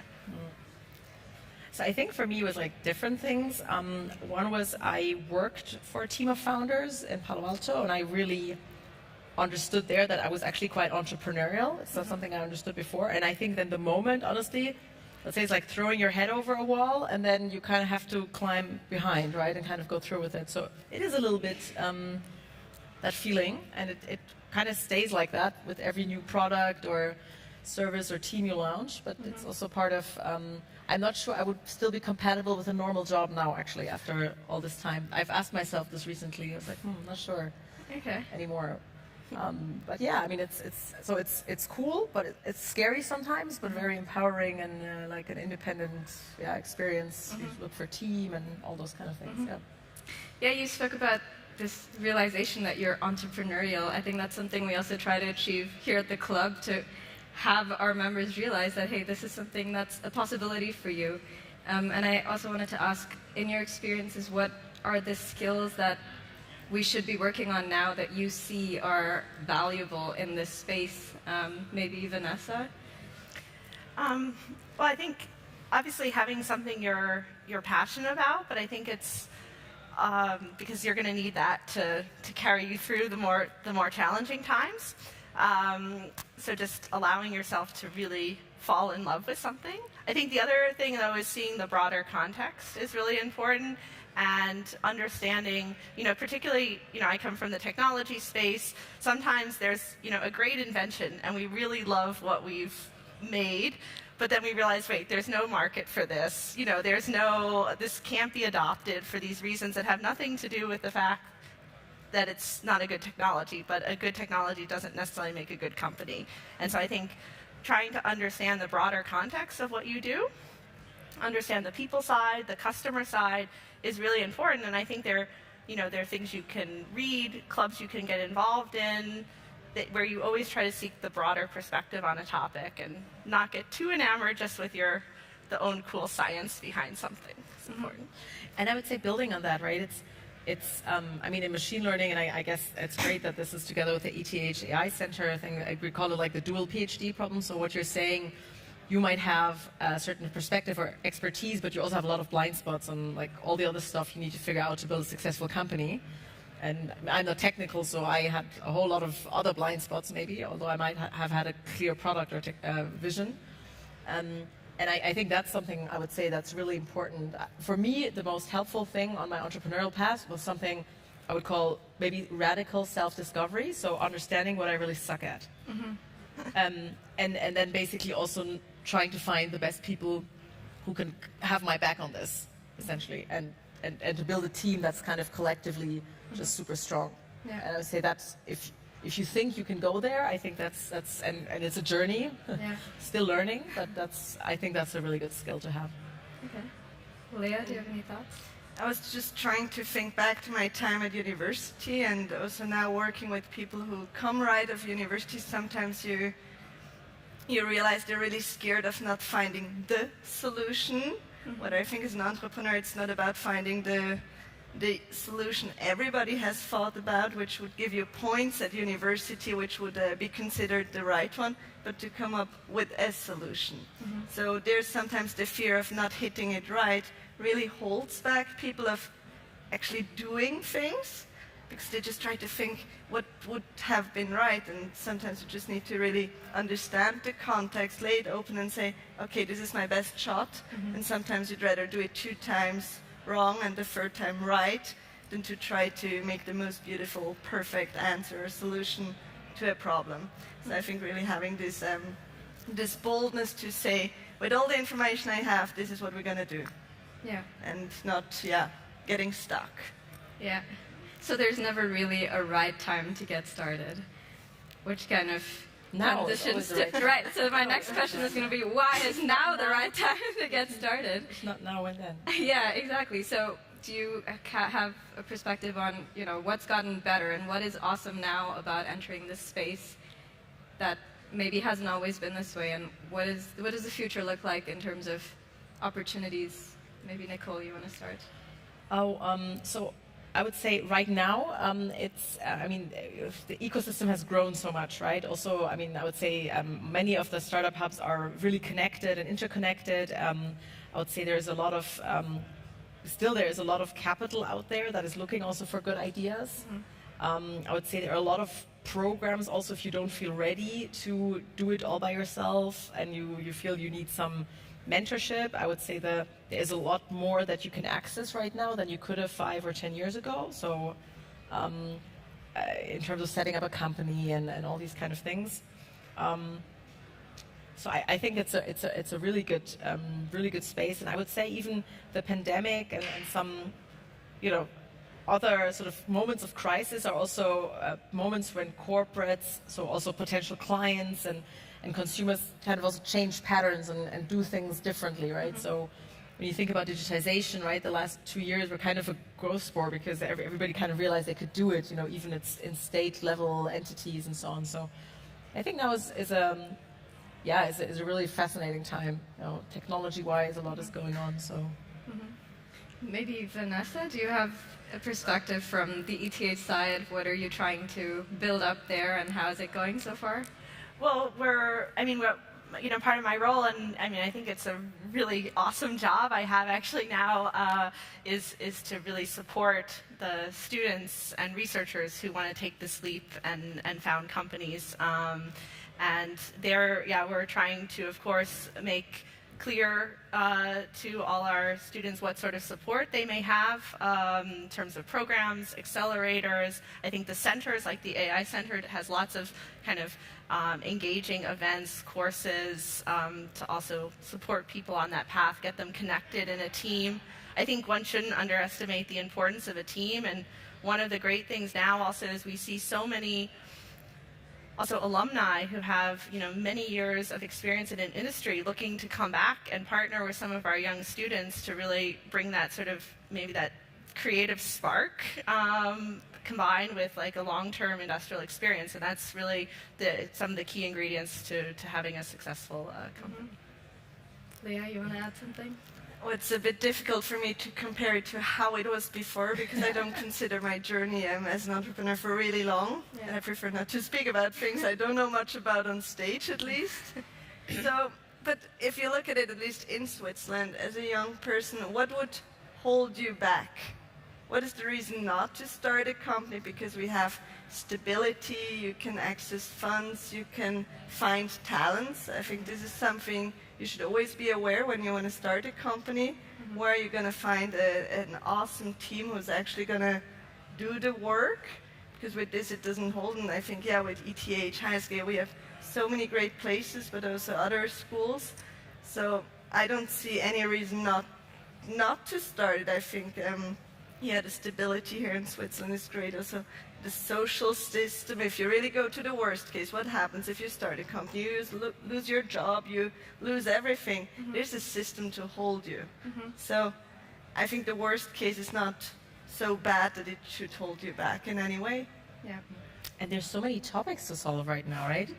We have like a sustainability crisis, we have like a whole supply chain crisis, we are rediscovering space. There are like so many exciting topics to work on as well. But you can't do all of them at the same time. I don't know, one after there are these the other. multiple founders, right? There are serial entrepreneurs, Yeah, actually that's a good point about what is it that you're trying to achieve, right? I mean, on one hand it could be, okay, I want to solve the sustainability issue, or I want to solve climate change. But I wonder if at a more personal level, there's other things that drive you. Going back to, okay, I'm entrepreneurial, and this is where I'm most happy, but are there certain metrics that you look at, that have you choose entrepreneurship as a path compared to a corporate, or how do you measure, the quality of what you're doing? I think that's what I'm curious about. Leah, you're smiling. Maybe you have some inputs there. Well, it's not that I have like strict KPIs on my happiness as an entrepreneur, but I guess if you get up in the morning and you're kind of excited and really like positive about whatever the challenge is, and also if you have certain fear, which is a normal feeling to have, if you wake up with this feeling to say, hey, we're going to tackle it, I think this is really cool, and this is what I also want to have from a job or from what I do with my time. And the second thing is now, so when the team is growing, to actually give this possibility to other people. So this also gives me a lot of happiness to see then how they develop, how they learn, how they discover new curiosity, and like, hey, you talk to them in your annual review and they're like, hey, it's crazy, my development. You're like, yeah, it's really cool, and this is what drives me to a certain extent. Okay. Yeah, I would say people are super, I'm also very motivated by people, I would say. And yeah, you can kind of measure that as well. How much do people grow? That's your company. I think that's very valid. I mean, we have this screen now in the office where we basically measure, I mean, we're bringing machine learning and deep learning into implementation. So we try to measure ourselves by the impact we create in the real world. So we try not to build, we build a lot of prototypes, and a lot of them are not good, and then we build MVPs, and then we actually build systems that are in operation, and that's kind of what where we really want to be. And now we basically have a screen where we look at like how much value have we created. There's a dollar amount, but then also how many lives are we touching with what we're building, and how many people use our product, essentially. And I mean, it goes from the craziest things. So there's like an application you use to tell you if your foot is like, you know, when you're looking for sports shoes, for example. That's something that obviously has like pretty high user numbers, and then, you know, you see that growing. But then you're doing something for doctors, and they can access insights from medical papers, the newest discoveries, easier through an NLP model. And, you know, then it's a little bit of metrics. So I would say the metrics are not perfect yet because you're kind of comparing apples with pears, but those are, I would say, 3 of the things we look at as a team and that excite us. Okay. Okay, awesome. What about you, Vanessa? I'm very curious how you see this. Well, I think, you know, if we're thinking about our university, we think about you know, how many researchers have we enabled to create companies? What, you know, have they been successful? I mean, of course, there's the dollar amount, but that's also in terms of number of jobs created, the industries that they have impact on. Maybe it's a local impact, maybe it's more global impact. These are all, I don't think there's one single metric that can quantify success. And for me, it's also, yeah, very much about the team and the people. And I think just when you start talking to people and hear the stories, I mean, they're so cool. There's one that I always think back to is, you know, one of a friend of mine. He was in an Uber from the airport and talking to the Uber driver, and then the Uber driver was saying, "Oh, you know, I would really, you know, love to be a machinist." And then he got a job in the guy's startup as a technician. And now the guy is, you know, running basically a relatively large production facility. And it's kind of these personal stories where then you can go back and say, oh, okay, well, this opportunity or this new company really had an impact on that person's life and, yeah, their development. Yeah, that's also actually something cool. We actually this year are now thinking of like doing an alum program for the people I mean, and we're not an old company, right? But basically to start saying, hey, we actually bring back people who used to work for us, right? And kind of bring back all the family again, and kind of, and that's then you're looking at the list and you're like, oh, that's actually quite a few people that have also worked for us. I like that as a metric. I'll pick that up. Awesome. I'm also wondering now on your pots, what is the next big goal or milestone you're looking at achieving, maybe in line with these metrics or not? What are you working on that you're excited about? Cool. Leah. And we just announced yesterday a big milestone. We just closed the financing round again, so this was like the latest one. And now it's not always like big milestones that matter. It's sometimes there's really small things like my next milestone is to cover our 3 open positions in the marketing team, because this is like, it's crucial to find them, to find the right people, to have them then motivated. So it's not always like the big next sales target or the next plateau on your revenue. So sometimes you just need these small steps, and yeah, the next one is going to find the right people for the team, because I know when we have them, the team will be relaxed, I will be relaxed, and we can actually tackle all the challenges. Okay. Yeah, for us, I would say, so the company is based in Berlin, and some of for my team, concretely, it's, I would say, the step into another market. So we're very, like, in the next 6 months looking to enter a market outside of Germany, I would say. So it's kind of starting to grow a little bit in Europe. Okay. I would say that's, for us, something we're really excited about. Awesome. What about you, Vanessa? Yeah, and, well, I think from my side, you know, with my team, we're looking at ways of, you know, how do we facilitate the process of founding a company for ETH students, ETH researchers. So that means also working with like the Entrepreneurship Club and other organizations at ETH to make that happen. But I think for me, a big part of it is also just making sure that all the formal processes that need to happen are as easy as possible. We don't want our founders, struggling with things that really, shouldn't be a big deal, and just trying to, because there's enough challenges of just getting your company launched. And so we want to make the path as easy as possible for them and give our founders the best possible start in that journey. Okay, awesome. So, I mean, we're here for the Women in Entrepreneurship panel. I think I was also, I know that there's a thin line between kind of saying, hey, this is an awesome space, and that's what we're going for here today. I'm sure you're also met with a lot of, you're a woman in entrepreneurship, and what is that like for you? And I just want to know if there's any kind of final words you would have to close that topic forever. What could you say to the world out there as your declaration about this entire topic? There's actually research that shows that women build commercially more successful companies than men. So, I don't know, I would say no reason not to start a company as a woman, no reason not to invest in women-started companies. Mm-hmm. So. Yeah, I couldn't agree more. I think in my specific case it was even beneficial. I think the doors are open for women. They're talented, good schools. Like, what is a reason to make any difference? However, you said to close the topic forever.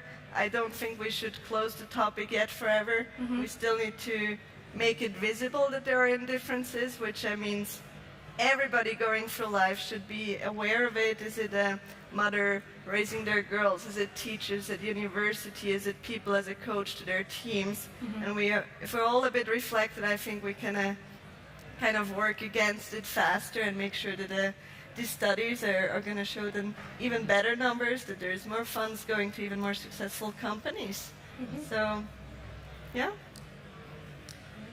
Yeah, I think it's, I think we're still at a point where we say the phrase women in entrepreneurship, so I think that means there's still more work to be done, but I think it's getting the great stories out of people like yourselves, founders, successes, also to inspire the next generation to also, follow in the footsteps and see that this is really an exciting and possible career path. And so I hope that, by the time my daughter is, getting ready to maybe think about what she does after school, then that for her it would be a completely natural thing to be an entrepreneur. Okay, awesome. I think with that we'll close it, and thank you so much for your time, and thank you to the audience for your attention. I think Laura will bring in some questions from the audience as well. So over to you. Yes, so we actually have a question for Vanessa Wood. Oh, yeah. Okay.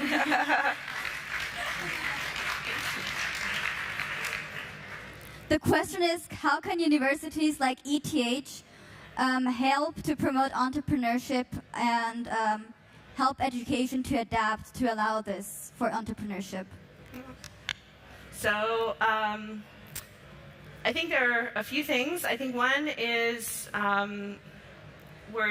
ETH has recently actually partnered with UBS. So UBS very generously donated funds, and part of the idea behind this program that we're launching with UBS is to really encourage entrepreneurial thinking and acting within the student population. I think there are things like, I think I've even discussed with some of the Entrepreneurship Club members, and I fully agree with it. We need also time during the semester or in the semester breaks where students can actually pursue ideas that may become the precursor to companies, or maybe even start a company in their free time. So we should be more open to these sorts of things. I think accelerator programs are extremely valuable. So we, for instance, recently just completed future financing for the VIS Translational Center, which gives very large grants for medtech and robotic companies, which often, to take an idea from lab really to market is a much longer process, particularly if clinical studies are involved. And so that we can provide from donors funding for those sorts of projects, I think is really important as well. Yeah. Yes, thank you. And let's hope that these projects make a good difference in the future. Another question to you all. Have you ever encountered a situation where you felt like being a woman was a disadvantage in your world? I think you already touched upon that, but maybe you could elaborate a little bit more. So yeah, I would say there were a few situations where I would say yes. So one example was I had started when I had found out that maybe I'm entrepreneurial, I tried to get some customers. I didn't have a company yet. My husband was like, "You're setting all these bills around. Maybe you should find a legal entity." Yeah, true.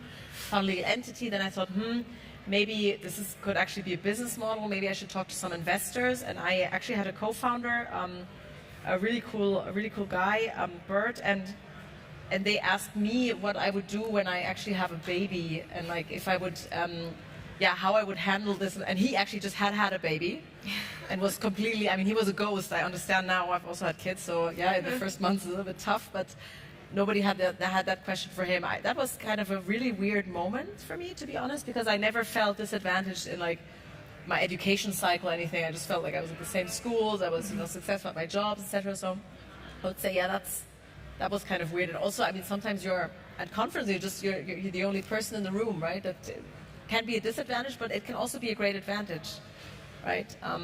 So yeah, I think I've had some of these experiences, but probably not avoidable.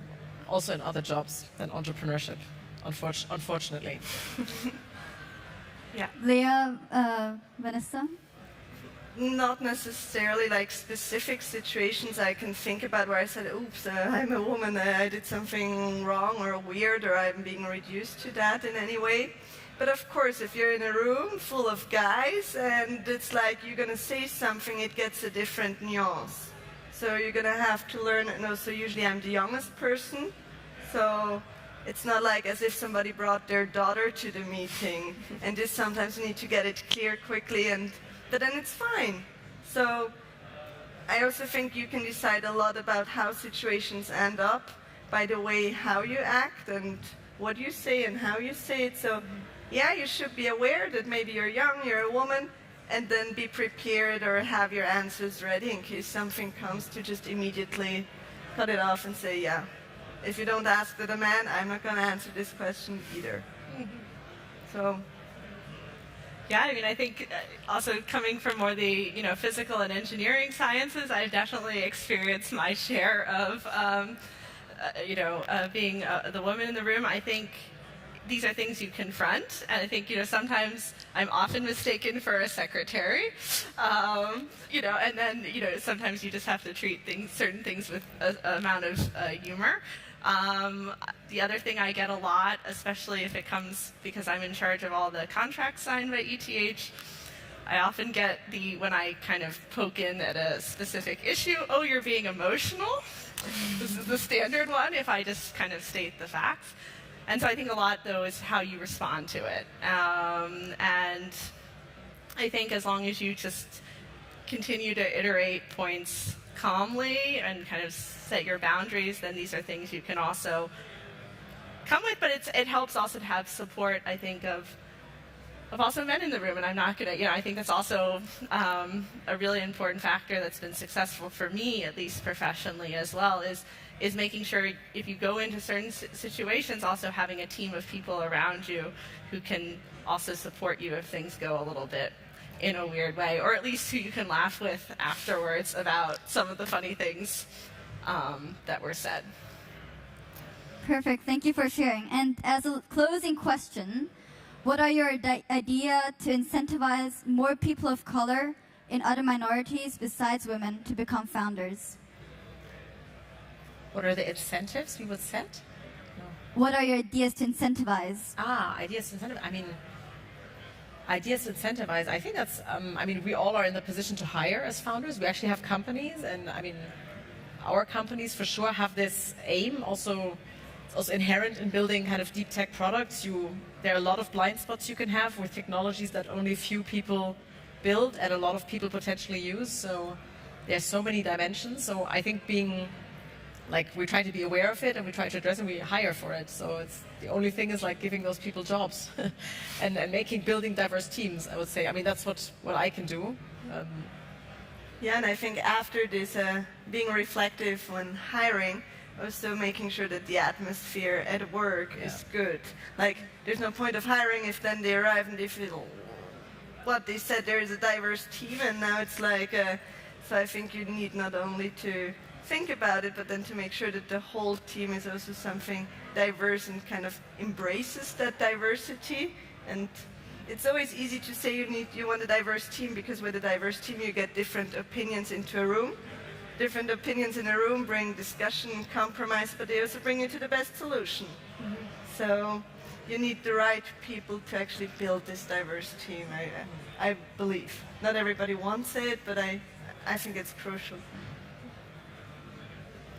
And I think at universities, obviously, we have so many people of so many different backgrounds from different countries, and just trying to make sure that they are, supported on their journey to become entrepreneurs and feel like that is a career opportunity, and that we also, anything we can do institutionally to support them, whether it's through like a talent support program, or one thing we're working on a lot now with the Canton of Zürich is sort of visas, types of visas for founders not from Switzerland who want to start companies, how to make that easier, and not just for the founders, but also for their teams, so it's easier to hire if you're coming out of an ETH or a university setting. And so those are things that we as an institution, I think, can do to promote and support diversity. And also like align with some angel investors who maybe also have this vision additionally.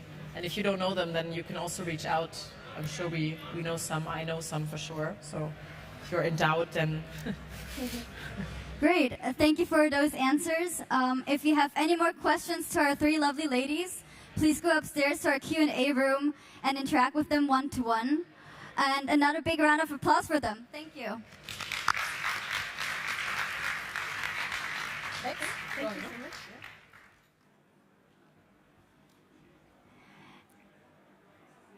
And now, actually, we're going straight to the next talk. For this, unfortunately, Tamir Berliner cannot be here. But fortunately for us, we have found a replacement, and Mena El Asadi was able to step in on a very short notice. She is a research fellow at ETH AI Center, working with AI that not only explains their inner workings, but also collaborates with the human users. Please welcome Mena El Asadi on our stage. Thank you.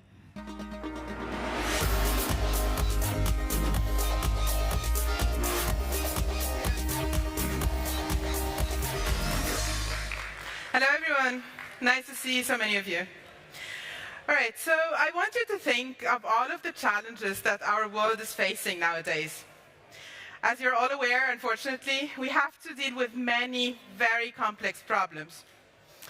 So let's, for example, consider the problem of climate change. This is a problem where we don't just have to deal with severe weather, but we also have to deal with a lot of different challenges, such as biodiversity loss, energy security, geopolitics, migration, and many, many other issues. So in order to discuss and find a solution for such problems, we usually invite different types of experts to come together and try to deliberate about what would be a possible solution. So let's invite a panel of experts. These experts, given a particular part of that climate change problem, might start deliberating by discussing their different viewpoints, sharing data, sharing different simulations, and their knowledge in order to come to a specific consensus. They might start explaining their viewpoints using visual and verbal explanation mediums. They might use slides. They might use a whiteboard. And all of this happens depending on how they see it fit for the other experts to get their point. So in order to communicate on that type of level, we want to have some efficient human-human communication. And this is generally quite flexible because we can modulate the way we communicate our ideas and our understanding depending on who's in the room. However, nowadays, we also have specialized AIs that can help us solve specific problems when it comes to climate change, for example. So my question here is, like, what happens if we replace these experts with AIs? What happens if we want to have an AI-AI communication? So if we want to have the same type of problem, but replacing the human experts with AIs, we might get a distributed system that basically connects a lot of different AI agents using some centralized interfaces, and they share their knowledge and basically deliberate about a specific solution. What's immediately obvious is that AI-AI communication does not rely on social interaction. It relies on the specifically defined interfaces. So what happens if we want to rely on some human expertise and some AI expertise? And what happens if we want both of them to communicate with each other? Well, the current models, if we want to do human-AI interaction, we need to tailor the AIs and we need to train the humans. And if we don't do that, it might lead to a lot of confusion and miscommunication. And as a computer scientist for many years now, I have been asking myself the question, how do we avoid these miscommunication pitfalls? How do we actually get humans and AIs to team up? Specifically, the research question that I've been asking myself is how to create human-AI teams for effective data-driven problem-solving and decision-making. So in order to answer this question, let's first consider what each of these agents can contribute to the problem-solving. Let's draw a spectrum between human and artificial intelligence. What can the AIs contribute, and what can the humans contribute? Well, it's immediately obvious that the AIs can outperform when it comes to scalable computing and when it comes to structured analysis. However, humans outperform AIs when it comes to generating and connecting knowledge through their common sense and semantic understanding. So in order to answer this question, we want to consider different aspects that humans and AIs can contribute. For the problem of climate change, we might find some challenges where we do fully manual analysis. We might find some other challenges where we can absolutely automate everything. But we will have an array of challenges where we want both of them to collaborate. This is where human-AI interaction happens. So if both of these agents can equally contribute to the problem solving, this is where we have a mixed initiative analysis. Both of them can get the initiative depending on what they can contribute. If we want to do automated decision making, but want only the human to be consulted when they're needed, we have a human-in-the-loop analysis. And vice versa, when we want to do a manual decision making, but only put the AI in the loop whenever it's needed. So this collaborative human-AI decision-making and problem-solving is what we call intelligence augmentation. Intelligence augmentation has the main principle that we want to figure out in which situations we want each of these agents to contribute something. So we want minimal feedback for maximal gain. So one question that we need to answer is, how do these agents communicate? And my personal answer to that is through tailored, visual, verbal, and interactive interfaces. So in order to create these types of mixed initiative models, let's invite the humans and the AIs and look at how we can create what we call a co-adaptive analysis. So both of them share and adapt their knowledge over time throughout the analysis process. Here, we might find situations where the AI tries to teach the human and the human learns from the AI. And we might find other situations where the human wants to teach the AI and the AI learns from the human. And to illustrate this example on the problem of climate change, I brought with me a political scientist who's interested in analyzing what happens in political debates and public discourse. So this is Arjun. He's a political scientist, and he's interested in analyzing different topics with respect to climate change.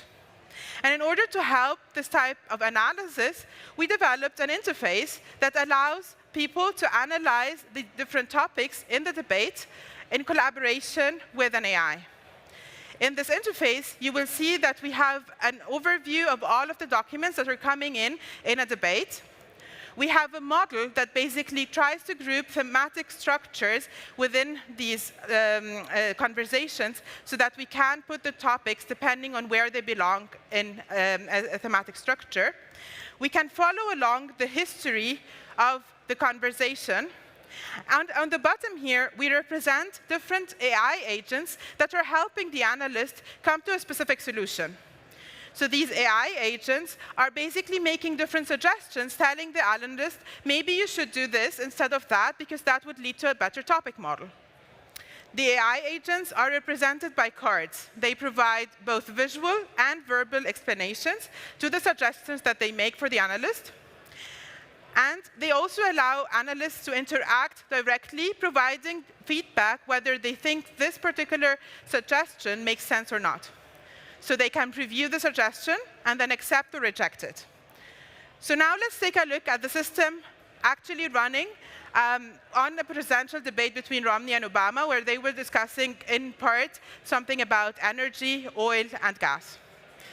So let's see how the different agents train and try to train when they provide only successful suggestions.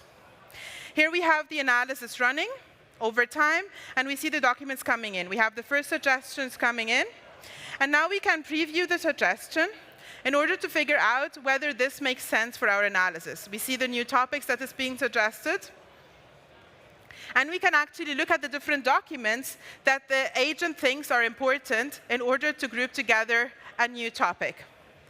So now we can see different suggestions from different agents coming in, and we can actually dig all the way deep to all of the metrics that the model has used to make its decision making. We can accept or reject a suggestion, and when there is a suggestion that we ignore over time, we actually decay the suggestion over time because it becomes uncertain, because the analyst doesn't interact with it. Now, with respect to this topic, energy, we can actually take a look at all of the documents or all of the text snippets that contributed to them discussing energy. So, for example, all of the things related to energy security and oil and gas in the United States. So this is one interface that allows us to do topic model refinement interactively using AI and human intelligence. And it's one of many interfaces that we developed over many years in order to figure out what is the best strategy for human-AI interaction.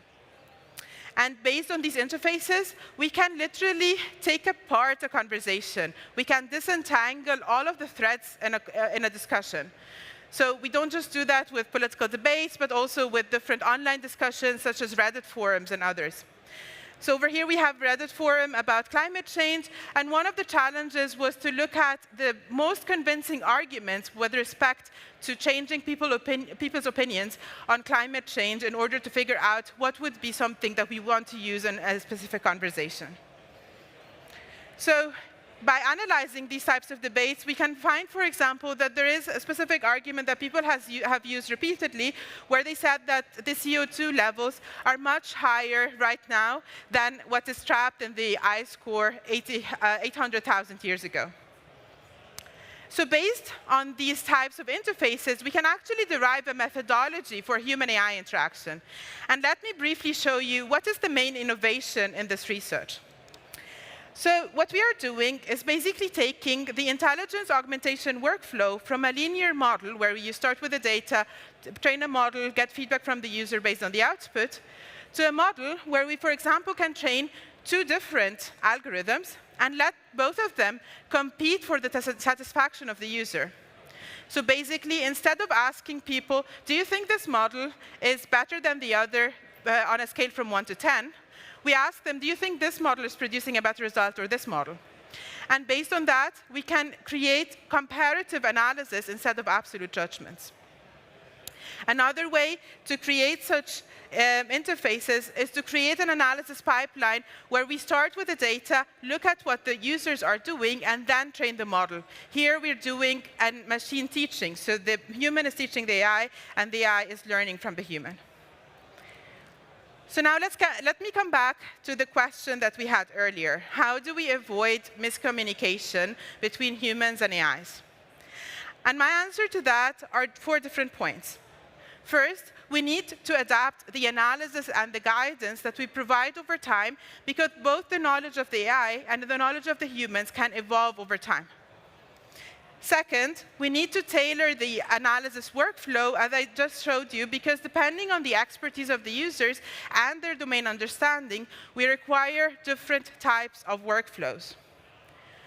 We also need to combine different types of explanations, for example, combining verbal and visual explanations together, because the redundancy creates a clearer communication of what we want to do. And we need to pick the right metaphors.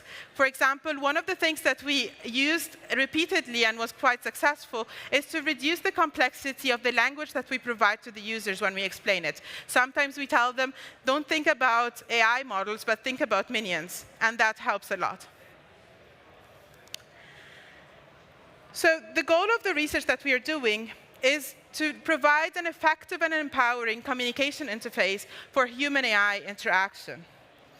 And one of the most important questions that we need to answer is, who are the stakeholders? Who are using these models? Are these lay people? Are they decision makers? Are these experts in whatever domain that we are applying this AI in? And the questions that we answer here are twofold. One of them is trying to figure out how much do they know about AI in general, and the other is how much do they know about the domain where the AI is being applied. Depending on the answer to these questions, we can actually design many different interfaces with different interaction paradigms. So let me give you an overview of a couple of these interfaces. So for example, for the general public at the beginning of the pandemic, we designed a system that allows you to track the hospitalization and COVID numbers in an easy-to-understand interface and allow you to create your own dashboards and analyze something for your own area so that you're more informed in the decision-making. For music analysts, for example, and this is something that we are demoing today, we provide a visual musicology interface that allows you to augment the music sheets and analyze them on many different levels in order to make better decisions on how to analyze music. For machine learning developers, we're providing interfaces where you can take a deep dive into a neural network and actually understand all the weights and biases and how they affect decisions, and understand how that contributes to a specific architecture. For medical doctors, we designed interfaces that help them understand when the model is taking a shortcut in the learning in order to avoid the shortcuts in the diagnosis when it comes to medical image classification. And lastly, for computational linguists, we provide interfaces where you can actually look into a language model and see how it understands language as opposed to how human understands language. So all of these interfaces contribute to us understanding better how we can tailor these human-AI interfaces. And I encourage you, if you're interested, to actually take a look at these interactive demos. All of them are on my website, and there are many more to come where we are trying to combine human-AI interfaces for specific stakeholders. So let me conclude by saying that I think that it's very, very important for this decade for us to combine human-AI teams and let them solve our most challenging problems. Because together, human-AI teams can solve much more challenging problems than each by themselves. And I'm personally very optimistic that this line of research can lead us to a seamless human-AI interaction. Thank you.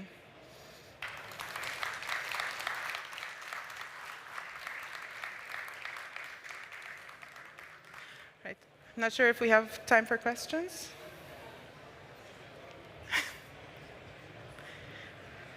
Right. I think if we have any questions from the audience, we can take them.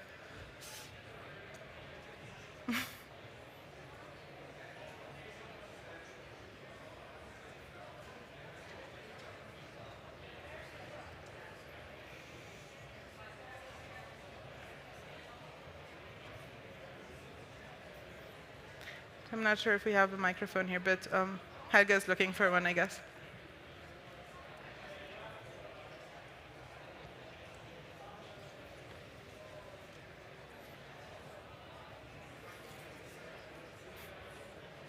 All right, do we have any questions in the room? Or any comments? Please. I can repeat it if you say it out loud. Thanks for your talk. Thank you.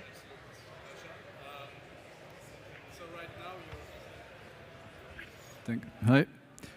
So right now you're going for mostly visual interfaces, right? In the future, I mean, a couple of companies are going like measuring your brain waves and go more in that direction. Sensory in your body becomes more and more a thing. Yeah. Do you think that will also inspire your research? That's an excellent question, and I think that basically points out the difference between augmented intelligence, where you basically are trying to augment the human brain with different sensory inputs and so on to make you able to kind of process different types of decisions and data better, versus intelligence augmentation, where we're trying to do that through communication. I think both lines of research are equally contributing to this human-AI symbiosis and collaboration, and I think are both equally relevant. I showed visual and verbal explanations, but there are many, many more mediums to try. When it comes to like interfaces using mouse and screen, we can try to create explanations using videos and games and many, many others. But when it comes to other types of interaction mediums, we are basically, we have endless possibilities to communicate, like all sorts of augmented reality and so on, where we can actually derive multiple types of communications. Thank you. Do we have any more questions from the audience? I see one over there, and then we take two from the app. Glad that I can ask so many questions. Thank you. Your analysis of discussions, I think, is very valuable in itself, especially when you have meetings and stuff like that, right? Did you, or is this currently actively tested, and can you report on what kind of value generations you see from it? Yeah, that's a great question. So actually, we have a stand, like a booth here later, where I can showcase how we do this analysis for different types of conversations and discussions.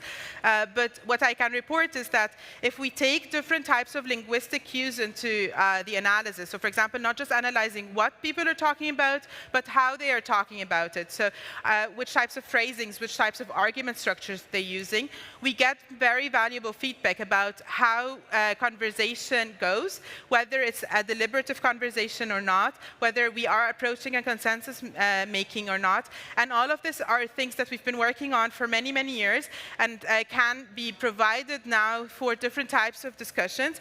It's not available on the fly yet, but this is something that we would love to work towards, so that we can basically record a conversation while it's happening and augment it using these types of analysis techniques. That taps into one of the questions from the audience as well. Do you monetize any of the tools you develop?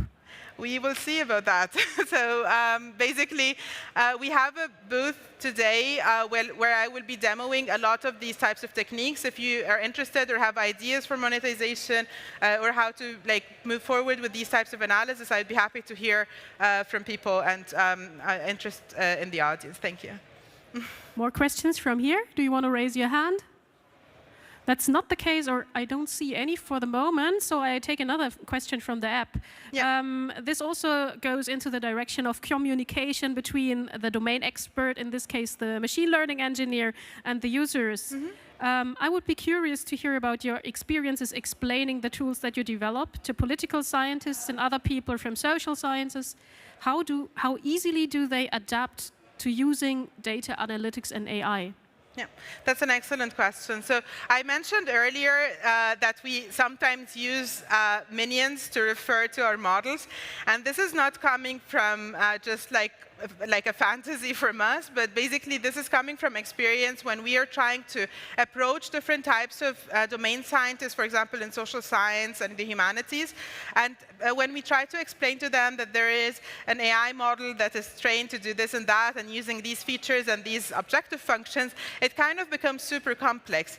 And at some point, I was sitting in a company in Toronto trying to explain that to people and realized they are completely shut off. Like, they don't want to hear anymore more of this jargon.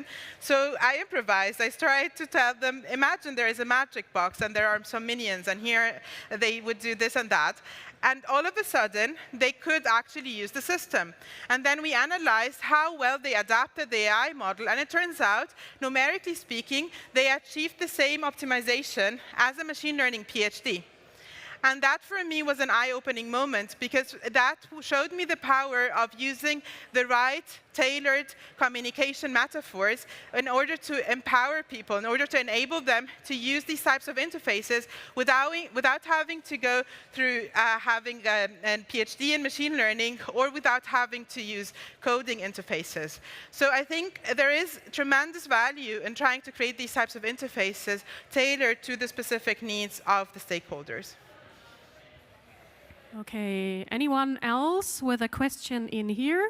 There's one more from the app, since we have a lot of students here. Yeah. How do you get into this particular field of research as a student at ETH? Well, all right, talk to Mena. Mena. At ETH, I invite you to visit our classes. So, I mean, we are giving a course on interactive machine learning every spring. I invite you to come over and participate there. We are doing projects in all sorts of different domains. If you're interested in getting into a specific project or so on, reach out to me. I will be around today, all day, or even afterwards. Just drop me a line and we can get in touch. I think there are lots of people who are doing these types of researches in different disciplines, but for researching human-AI interaction in particular, I'd be happy to talk to you.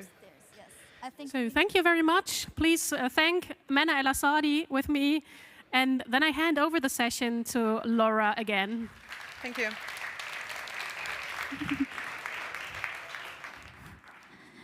Thank you, Mana.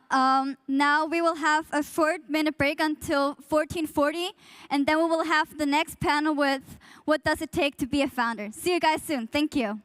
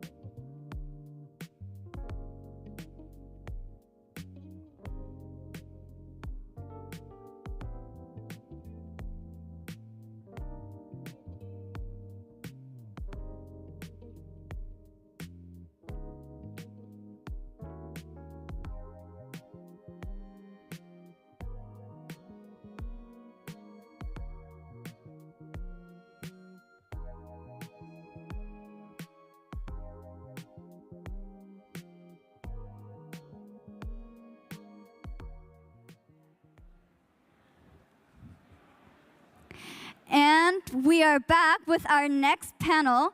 For this, we have Linus, our former president of the club, talking to our three panelists, Oliver Zenich, a family officer, then Severin Gising, co-founder and CEO of InCube Technologies, and Anil Sethi, who's a serial entrepreneur, author, and teacher. Please give them a warm welcome.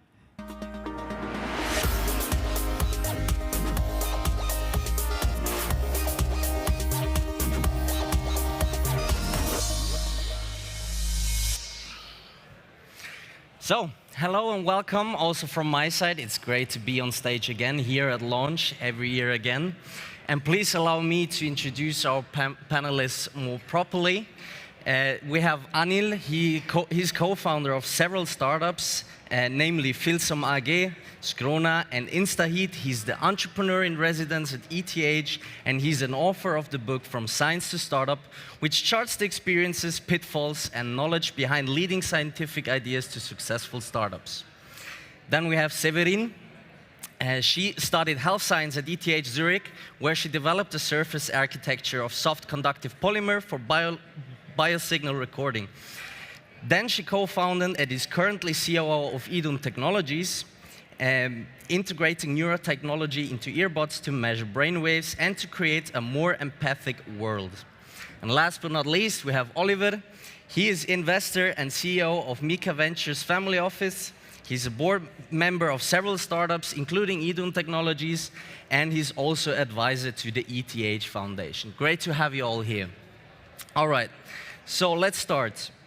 How is your startup doing at the moment, Severin? It's always a hard question. It's doing fine. I mean, it's surviving. That's usually what I'm saying.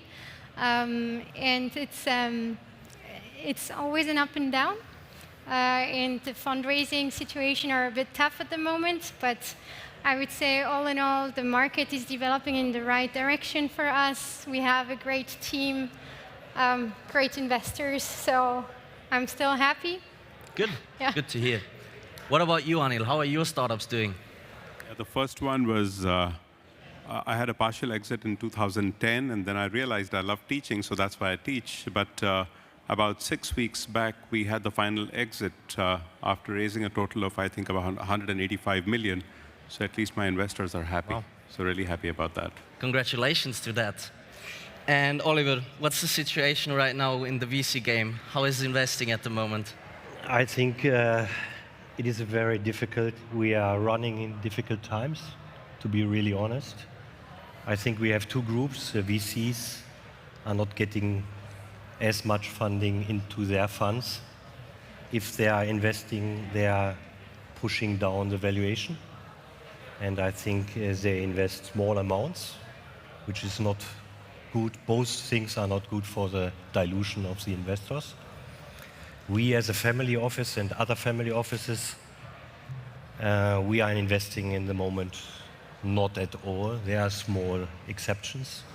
But what we are doing is we are holding the money back for our companies in our portfolio to help them if they are running into difficult situations. All right. I don't think that this will change in the next 12 months. So you see, ladies and gentlemen, there's a lot of ups and downs when it involves startups, which makes me wonder, I mean, what moved you to create your own company, Severin? So for me, it was more this will and energy to do something on my own. So that was like the first driving force. I always had kind of ideas on, oh, I could do this or that, never knew how to do it. And then I met my co-founder, so that was, I would say, a moment in the building blocks of InCube. And we just said, hey, let's try and let's see where it goes. But for me, it was like the first thing is just like, hey, I want to do something on my own. And I have this energy to shape something. So create stuff with you. Yeah, exactly. Yeah. What about you, Anil? What moved you to your first startup? You know, I started with the idea to do something that was going to outlive me, that was going to create a larger impact on rather than being just an employee, with all due respect to employees of big companies, but to create something that was going to have a more meaningful impact in my own vision. And that's what got me started in my own journey. And even now when I teach, I think many people at ETH, including many people here, you don't realize what you're capable of. So, as serial entrepreneurs or as teachers, our responsibility is to also help you recognize what you're capable of. And I think that's what's so incredible. So what changed for you intrinsically from the first startup to the second startup? In the first startup, you don't really know what the impact of the decisions is. So effectively, it took me 17 years to get an exit for the first startup. I believe it could have been done in 10 years less. It took, I would argue, 185 million to get an exit. We could have done it with 100 million less.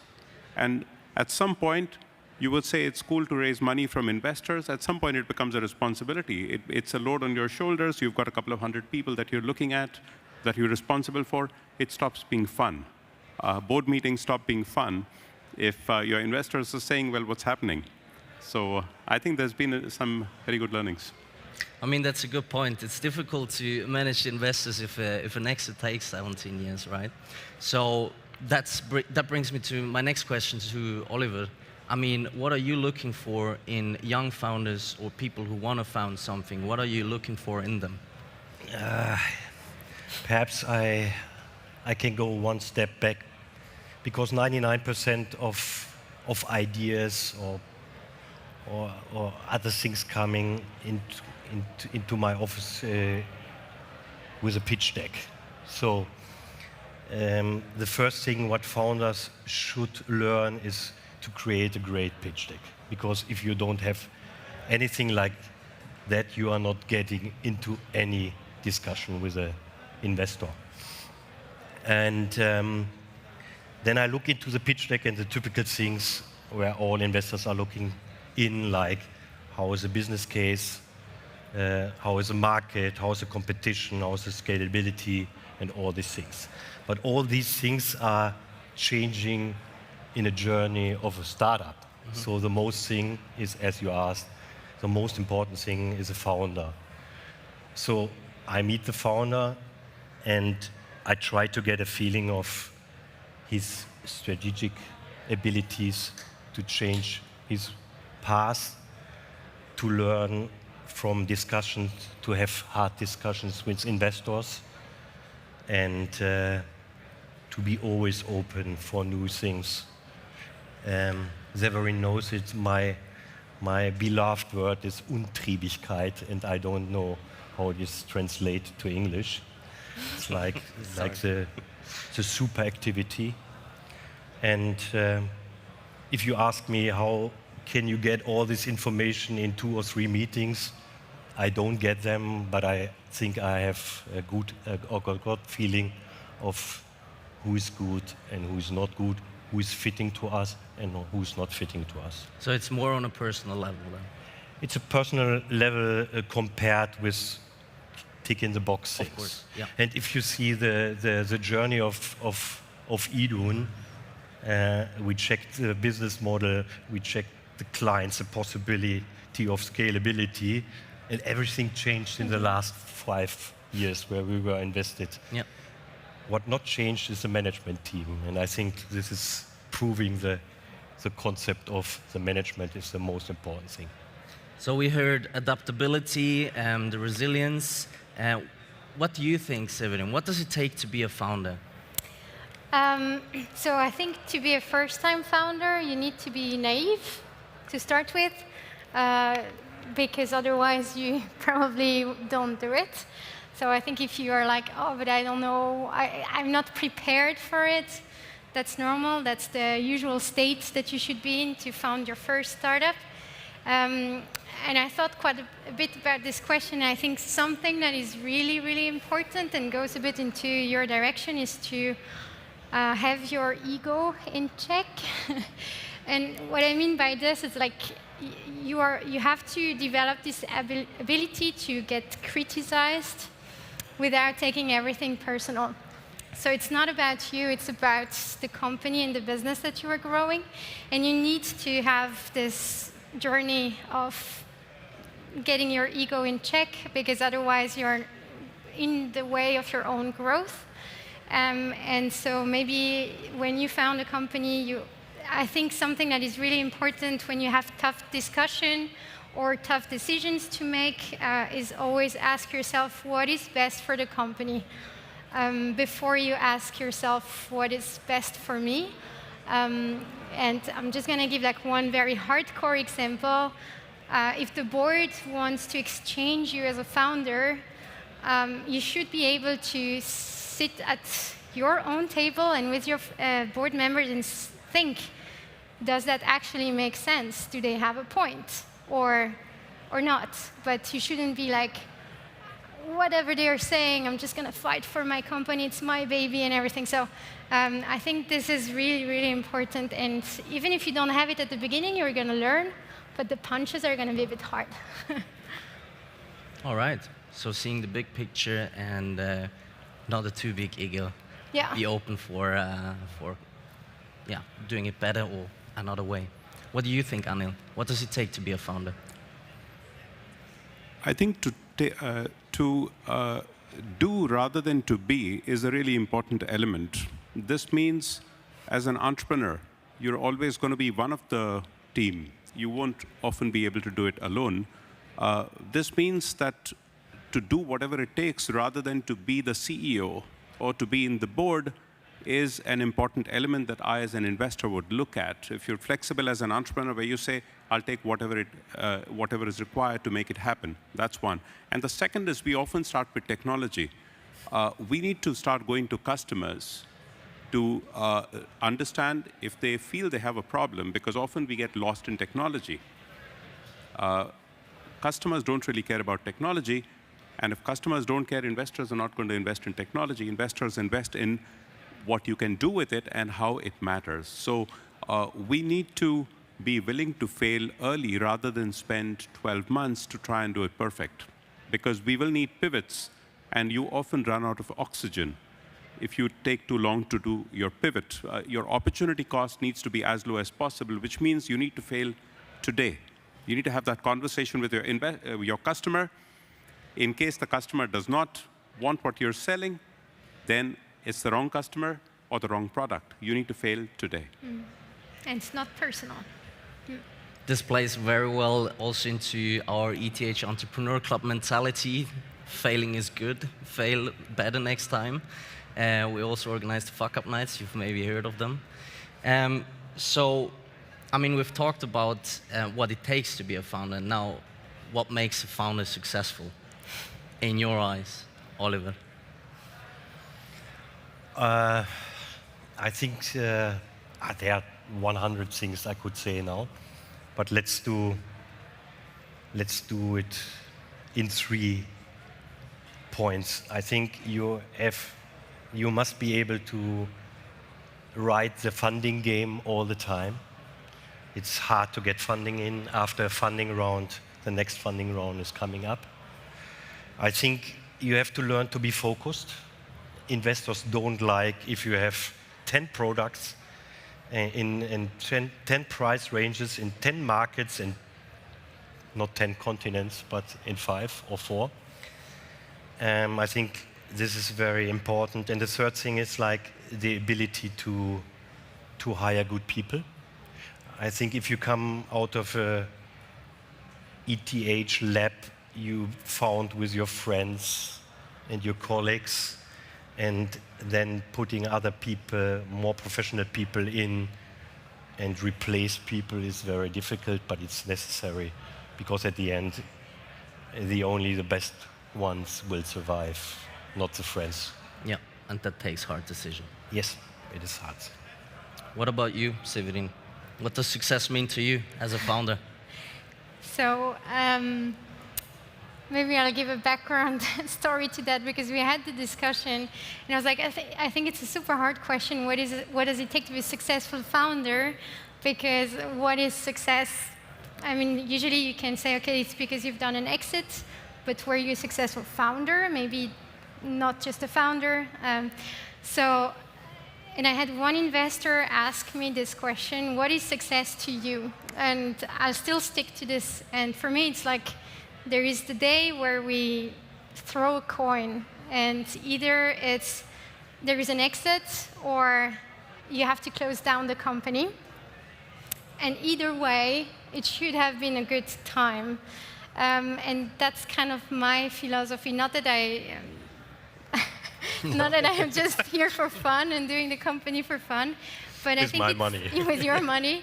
But I think it's very important that you still focus on the good times, because it's going to take really longer than expected. So you can't think, oh, I'm doing a startup and in 2 years I'm going to have an exit and then I can chill, so I'm going to destroy myself in the next 2 years.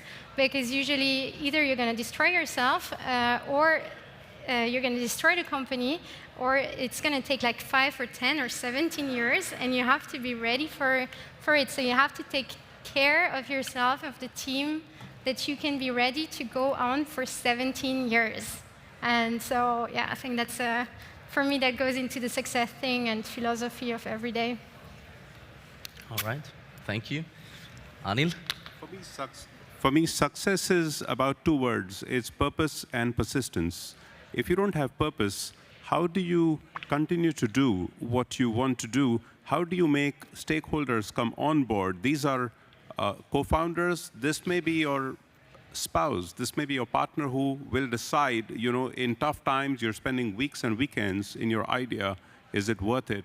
How do you get investors to come on board? How do you get free sources of money?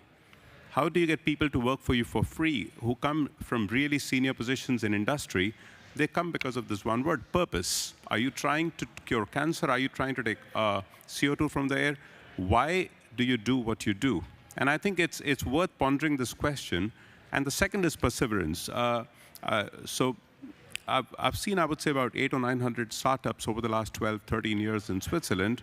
Most of these startups struggle when they start, and they fail again, but they persist because they have the purpose. And eventually, they begin to get good investors. And when they get investors, they focus on their purpose. They fail early, they focus on their purpose, and they get good stakeholders on board. And then they make it happen. Okay. So we heard a lot about the different challenges that you were facing, and that you need a lot of resilience going through times of crisis, and that you need to take hard decisions. Allow me to ask you, Anil, right away, what was some of the toughest challenges that you were facing when you were founding? Some of the toughest challenges, some of my co-founders decided to leave. We had ethical challenges. We had one co-founder that leaked IP.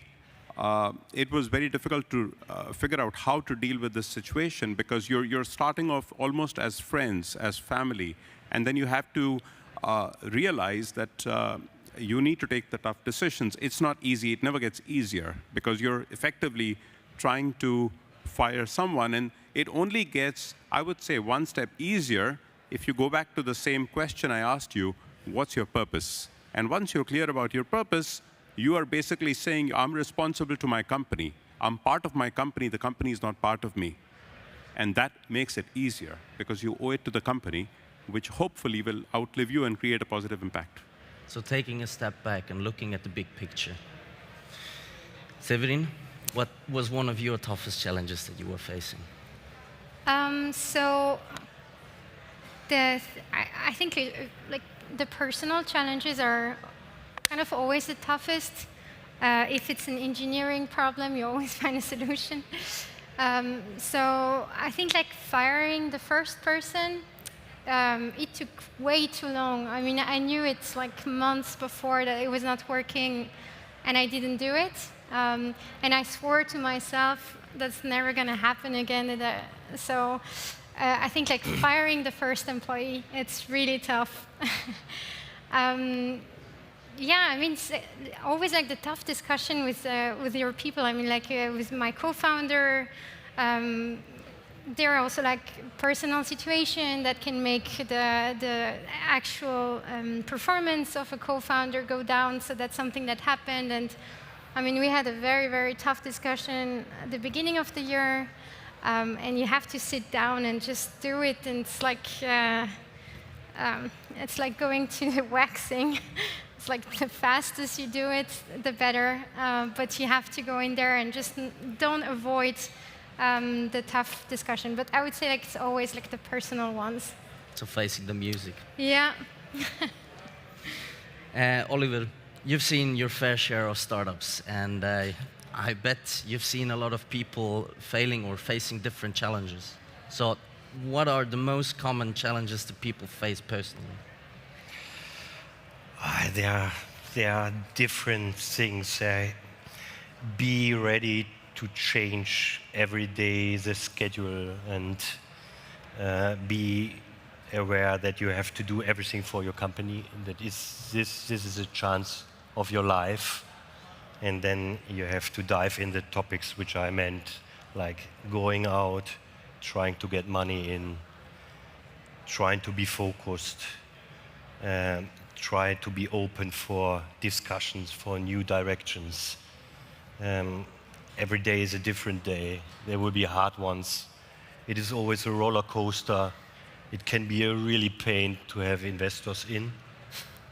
And we really had heavy discussions where we as an investor tried to get our vision in, and without being too rude. I think there are several discussions which let you grow. And if I look back to my life, I'm doing this now for 5 years, I'm always thinking, if I would be 20 years younger or 25 years younger, I would have done it. I would have taken one of my friends, tried to get a little bit of money, and tried to build up a small little company. And even if I would have failed, I would have in my box when I take a look to my life. I mean, we've talked about this a little bit earlier, and it made an impression to me because, I mean, I'm exactly in this position, and I bet a lot of our audience members are in this position, that we're students, and facing the future is always harder than looking at the past. So for us, it's kind of hard to imagine what it feels like to actually found something yourself. So what would you give someone like us as an advice? Try it. I think it's a chance of your life. And there's always a backup to go to the Credit Suisse and have a boring life for the next 40 years. Sorry, Credit Suisse, could be also the UBS or somebody else. But come on, try it. You are young, there's nothing to lose. Only the money of the investors. But that's not yours. That's for my boss. Severin? Yeah, I would say so as well. I founded or co-founded the company when we were just out of school. We had no family, no high-paying jobs. Like, we were used to live with a low standard, and you can't lose anything really. So I think if you want to do it, you should definitely go for it. And maybe just something I would do differently now is put a bit more time into thinking, where do I found the company? Because you usually say, okay, I just found in Zürich or in Switzerland because that's where you have your life and your friends and everything, but it might not be the best for the company. So I would put a bit of thought process behind it. So maybe going to the US is actually better for your company than staying in Switzerland, depends in which area you are. So I would just be a bit pragmatic about where to found. You mentioned that the future is uncertain. I'm sure for many of you here, the future is uncertain. As potential entrepreneurs, my view is uncertainty is your only competitive advantage. Uncertainty means change, because if you don't have change, the incumbent companies, the largest companies that you are competing with, the billion-dollar companies, they already own the market.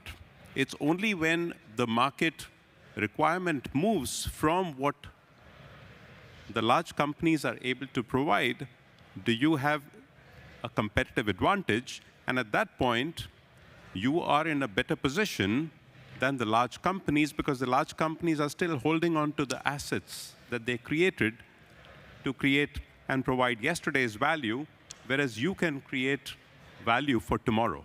So I would actually embrace change and say, this is our opportunity to make the large companies obsolete. And maybe just a number, over 1/3 of the companies that were in the Fortune 500 in the year 2000 don't exist today.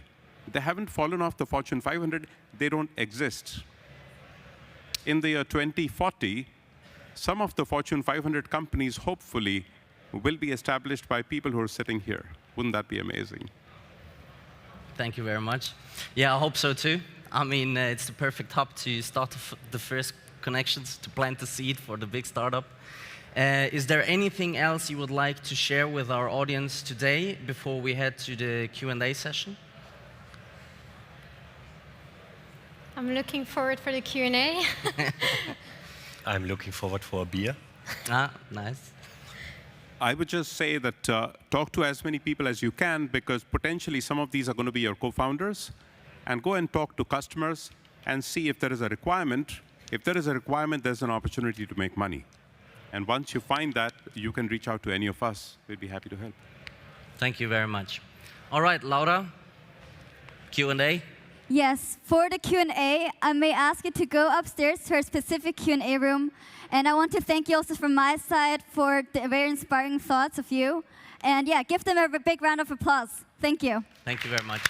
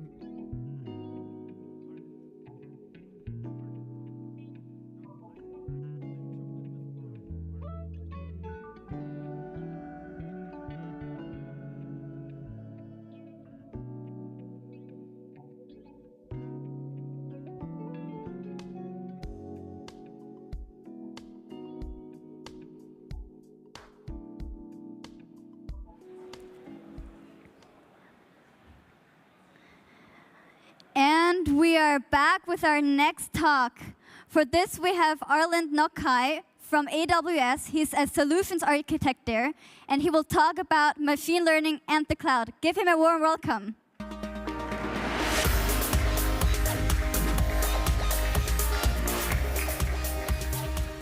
Hi, everyone. I hope you have a great conference. After all these motivating talks about startups, I think I should reconsider what I'm doing right now and potentially join also the side of the startups. So welcome today to Machine Learning in the Cloud. My job as a solutions architect with AWS is actually to make sure that our customers, like you, for example, startups as well, can utilize the full potential of the AWS cloud. And for this, we support them to make sure to apply the technology in the right way and maybe not even think too much about technology in the first place. So the reach of machine learning is really growing. Just some example figures to show you really by 25, it's expected that global spending on AI will really reach over 200 billion. So there's a lot of interest to be financed there. Then most of the companies even earlier will go from piloting to an operationalization of AI. And as also very important aspect, the value generation by 2035 is really going to provide a lot of benefits and increase the boost rates of profitability by an average of over 38% based on this study by Accenture. So it's definitely a relevant topic. And let's see. But first, I would like, because we had so many talks about AI today, and I didn't see any definitions. I would like to give you a good starting point that you learned something today, and then we can go on to see how you can apply it.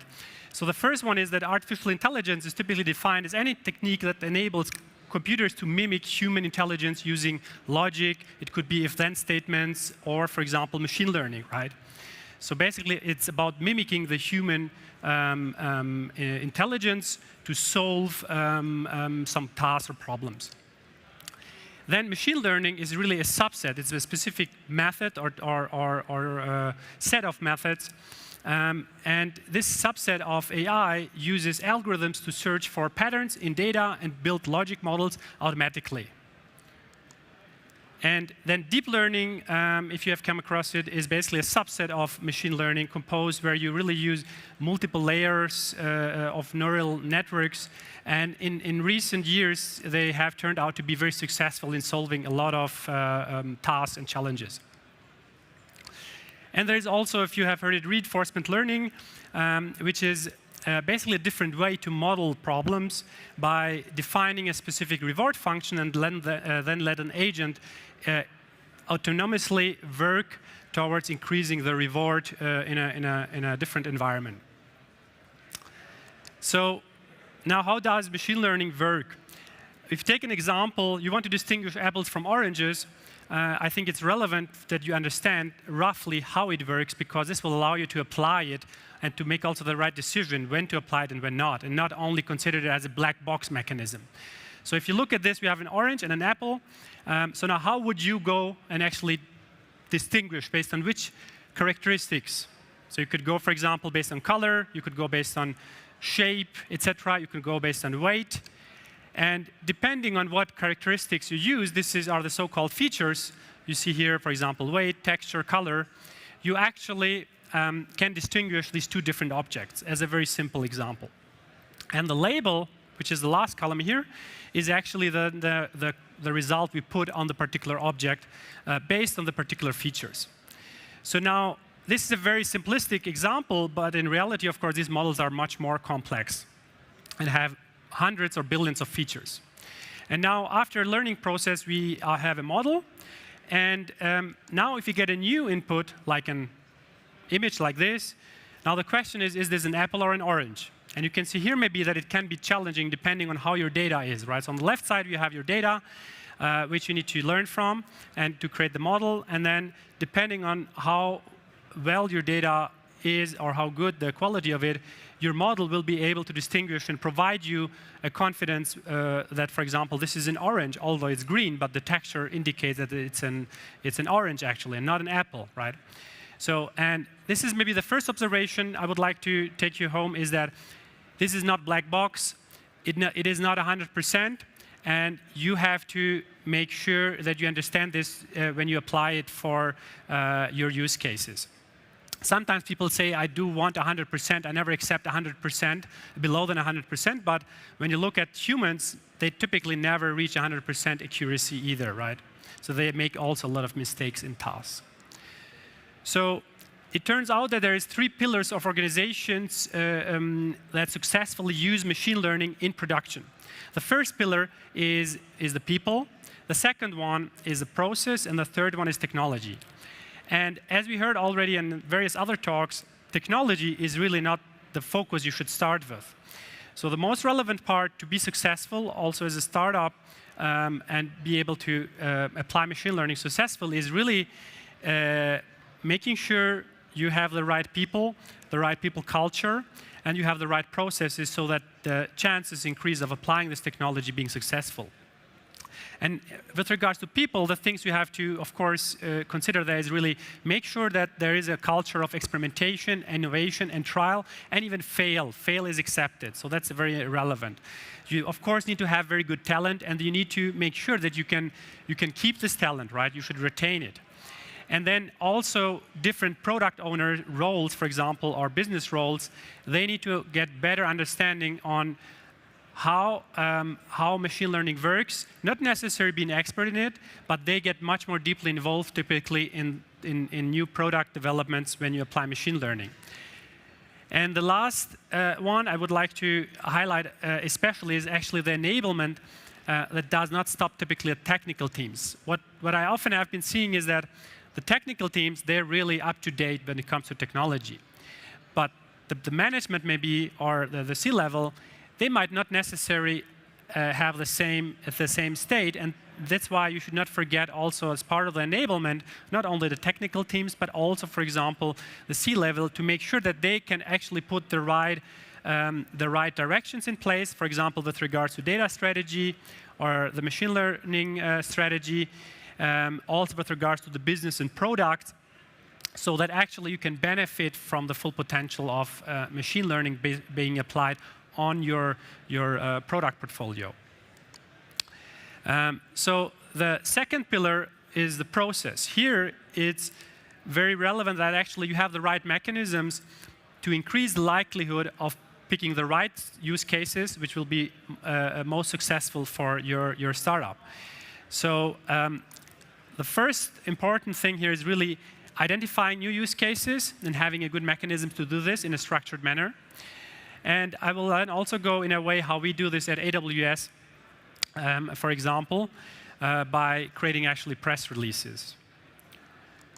So the use case or the areas where we see most contributions of machine learning is really enhance customer experience, have better and faster decision-making using your data, improve business operations, and of course, the new products and services is extremely relevant because this is where you can actually gain a lot of competitive advantages over other existing companies who might not be as fast as you to applying particular technologies. So for example, to enhance customer experience, you can think of things like intelligent contact center. You can think of things like chatbots or personalization. A lot of the traffic nowadays on websites, for example, is being driven really by personalization. You see the content specific to your needs and not just the general content everyone sees.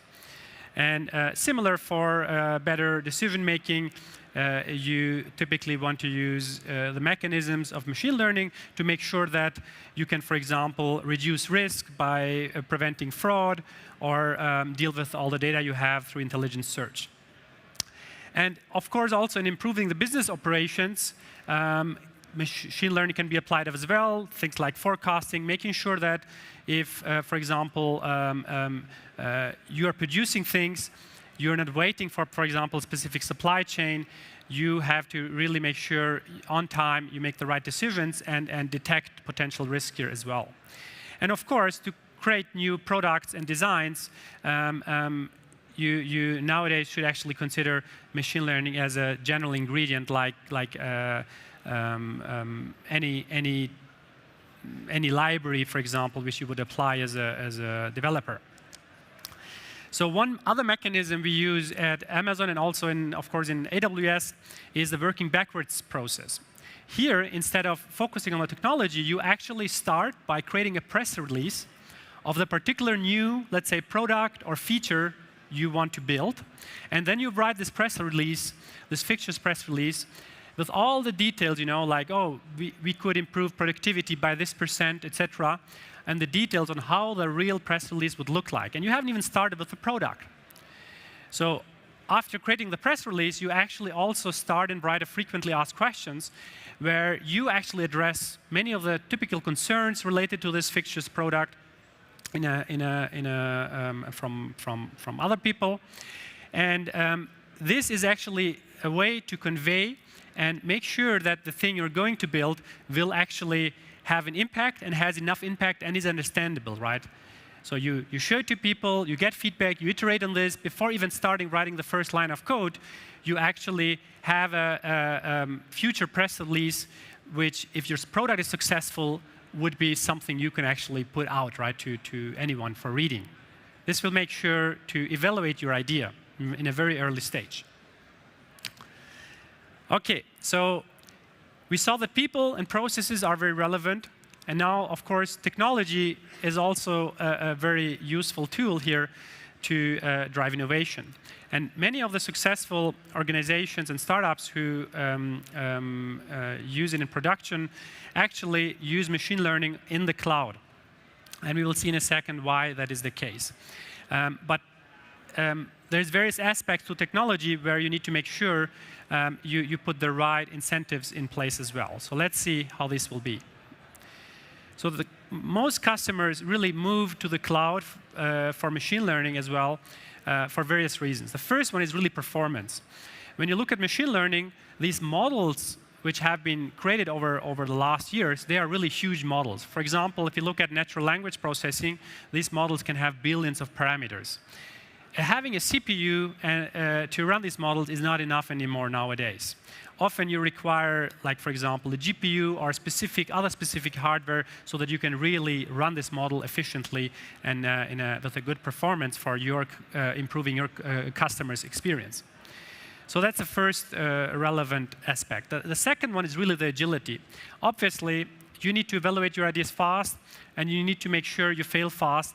Therefore, of course, the cloud is the very good starting point, because you can just provision what you need. You pay only for the particular amount you used or for the time you used, etc. And then you can actually, if you just see that this is not working, you can easily just delete everything, and you don't have to pay anything anymore for it. So the burden of investment is really low. Then the next benefit why customers moving to the cloud is AI services. So many of use cases can really benefit from these AI use cases, where you just have to use an API, and you might be able to improve your use case or create a new product just by combining these. We will see in a second what these might be. And if for some reason the AI use cases are not enough to improve your product or create your new product, or have some limitations, then actually you can go to the next level, which is be more custom, create more your custom models, and use the managed machine learning services which we provide. And you can even go further on really improving this process of not having only one successful project, but being able to spin up new projects. And this is what you typically do with machine learning operations. So the cloud journey typically for customers is what you have to consider also as a startup is that make sure you start with a landing zone. So a landing zone is really something you can start very, very easy, reach out to AWS if you need support on that, and you can have the right guardrails, for example, things like account management in place, single sign-on, etc., and the right governance security in place so that you can really go fast. Then the next part is you have to think about data foundation, specific to your use case, of course, and you have to think on how will the machine learning operations look like for your particular use case. ideally, you allow to provide also self-service analytics so that the benefits of your data insights can be extracted not only from, let's say, data scientists, but also business people. And the last one is really that you want to scale and maybe not only be successful for one project, but for multiple projects. So the first aspect is make sure you have ideas how you want to democratize data and insights of data, right? So you have to think about what is your data strategy, right? Data should not be siloed. It should be governed, secured, but it should still be discoverable. And you will see that different data piles up very fast. So the earlier you have good decisions here, the more successful you will be in utilizing this data for your use cases. The next step is, of course, make sure you have visualization capabilities for your data. And sometimes also very useful no-code machine learning capabilities, because they allow also business people to utilize machine learning without being experts in a particular area. And then you need to start to ingest this into basically daily processes to make sure that you're benefiting from this data and from the insights you have. So often as a startup, you typically start with a centralized data strategy, which is fine as well, but you need to have an idea on how you want to structure or store structured, unstructured various data you might have from your customers. So once you have an idea how your data strategy looks like, right? How do you store your data? How do you process it for your use cases? Then actually you can start to apply technology to it. So here you see the AWS machine learning stack. And you don't have to read every single service here, but like the most important part is if you look at the first layer, we have the AI services. These services, for example, are text, speech, vision related, right? They allow you to solve various tasks and can be combined already to have very powerful capabilities for your use cases. If the capabilities are not enough to solve your particular use case, you can, of course, go to the next level, which is the second layer here, the machine learning services. Here, for example, SageMaker has various capabilities allowing you to model the full life cycle of your machine learning project. But you do not have to start, of course, to utilize each of these services. You start with the relevant one for you at a point in time, but you know that in the next step or in the future, when you maybe want to actually go further on with the project, you can actually just go ahead and extend your project with that. So most people actually tend to spend a lot of time on really not only creating the model for machine learning, but then as the next step, bringing the model to production is often very challenging. And if you have a bit of experience here, it turns out that really a lot of time is gone to the deployment part. Here, what we provide is that we provide actually nice ready-made templates where you have data pipelines, training pipelines, and inference pipelines for your machine learning models. And all of this also as part of a CI/CD, so continuous iterational pipeline, basically, where as soon as a data scientist or developer commits a particular code, you actually can see your full pipeline going through and working, and you have made your work reproducible and can repeat it not only over one project, but over different projects. So the value, as soon as you do more than one particular machine learning project, it's extremely relevant maybe to consider a machine learning operations platform. And it sounds like a lot, but in fact, it's only a set of predefined templates and guardrails so that your data scientists can work freely and you still have enough control. So what this machine learning ops platforms typically allow is you move from experimentation to ingesting insight into your business processes, and you take away a lot of the repeatable work data scientists have. And using templates we provide from AWS, you can actually make sure that the best practices are being followed by your projects and by your data scientists, for example, in terms of security, reliability, repeatability, and also sustainability of your models. So your data scientists should be really enabled to go ahead and use self-service ways to provision their environments and their projects, because you want to allow them to experiment fast, and they should be able to fail fast. And these self-provisioning possibilities, which again, you can just use these predefined templates, allow them to have a starting environment by a click, and then actually focus on working on the actual solving your particular use case instead of having to deal with the overall platform challenges. And the outcome of such a self-service or provisioning possibilities is really that your team can experiment and iterate very fast and create the business value you need, and is not spending most of the time on providing or managing the infrastructure, right? Which doesn't really in itself bring any value to you or your customers. Okay, so to conclude, I showed you basically the 3 organizational pillars which are relevant for organizations who want to be successful in machine learning: the people, the process, and also the technology. And typically, you don't start with technology, as we could already hear from various other talks today as well, right? And the first 2 parts are more challenging to be solved than the technology part, I would say. And you could also see that benefits of applying machine learning in the cloud are performance, agility, state-of-the-art AI services, and reduction of the heavy lifting, which you might have to do otherwise yourself if you actually build everything from scratch. Feel free to contact me if you have any questions. There will be also a question and answering session on the left side. I'm happy to take questions there and discuss any topics you might have. Thank you.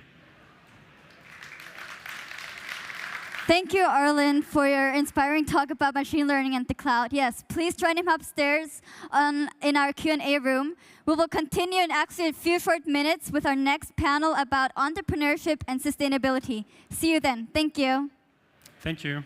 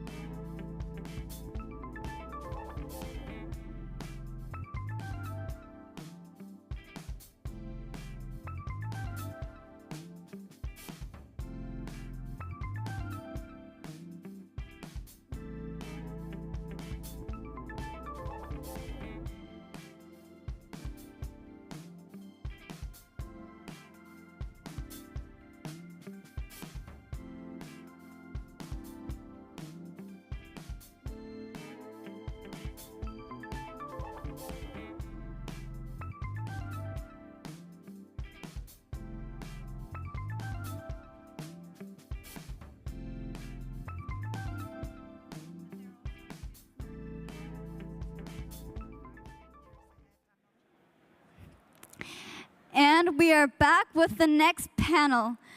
For this panel, we have our former Vice President of Events talking to Gianluca Ambrosetti, co-founder of Synhelion, Janet Morath, founder of Recircle, and Alexis Guanella from Supercomputing Systems. They're going to talk about entrepreneurship and sustainability. Is it really possible to do both? Give them a big round of applause.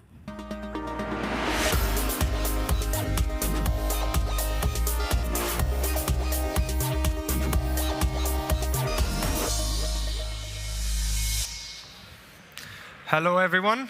Hi. Please, welcome, welcome. Take a seat. Wherever you want. Oh, that's taken now. I'll go there. Wherever you want. No. Switch All room. are the same. Hello, everyone. Thank you for joining us. Don't be too shy. You can also join us a bit more in front.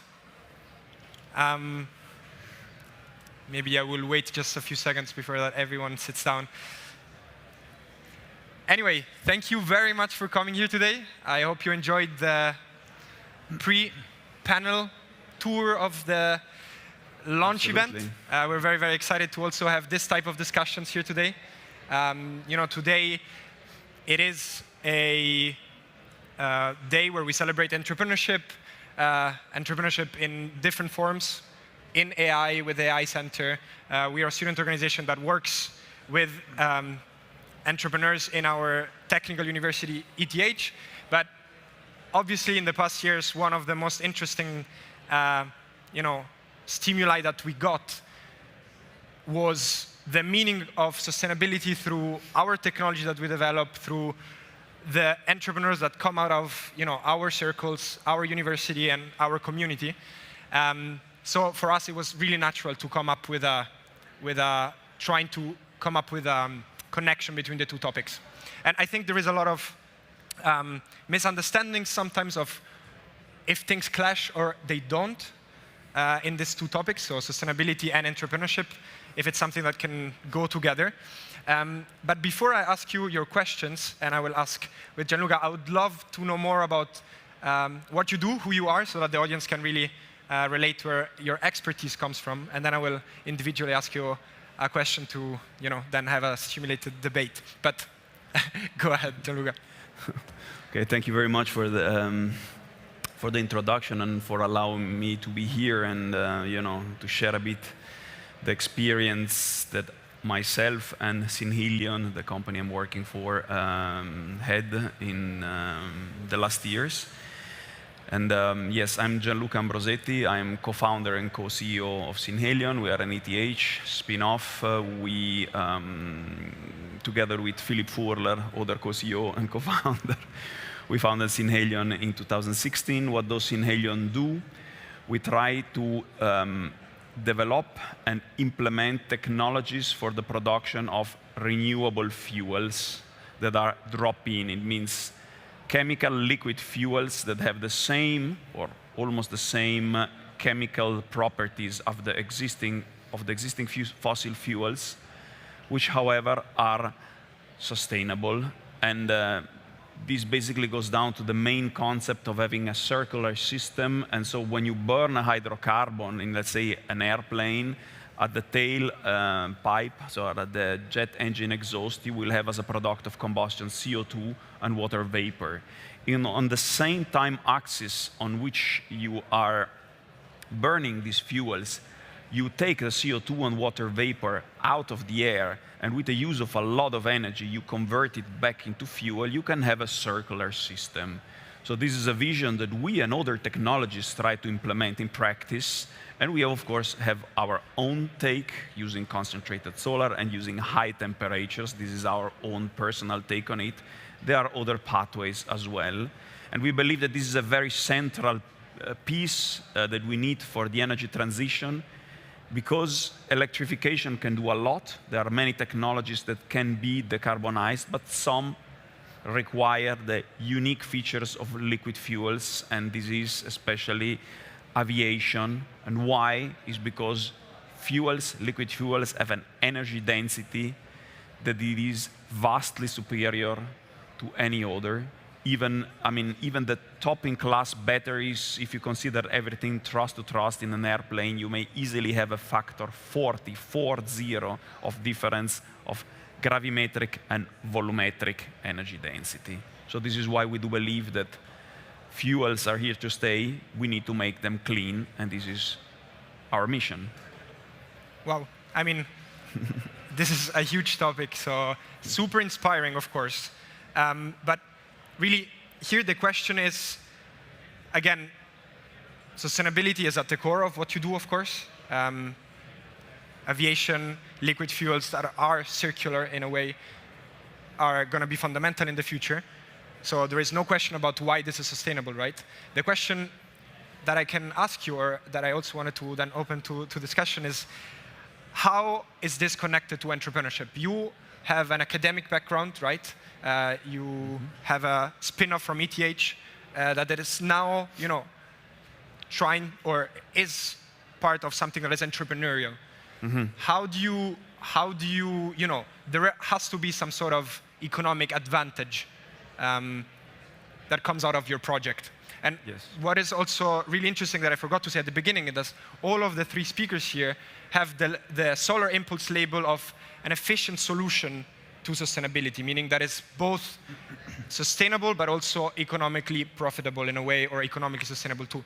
But what does this mean to you? And does that clash with the mission of Dandelion, or is it something fundamentally needed? I believe in our case, and of course, there are several facets of the fight against climate change. So I will talk about our own viewpoint and our own field. So this is, of course, not general. But when you want to do something in the energy space, you will need investments, large investments, to scale the technology. The technologies can be groundbreaking and amazing. If they remain in the lab, their impact is 0. So you need to take them out of the lab, scale them to a size where they are industrial, and then deploy them on a vast scale.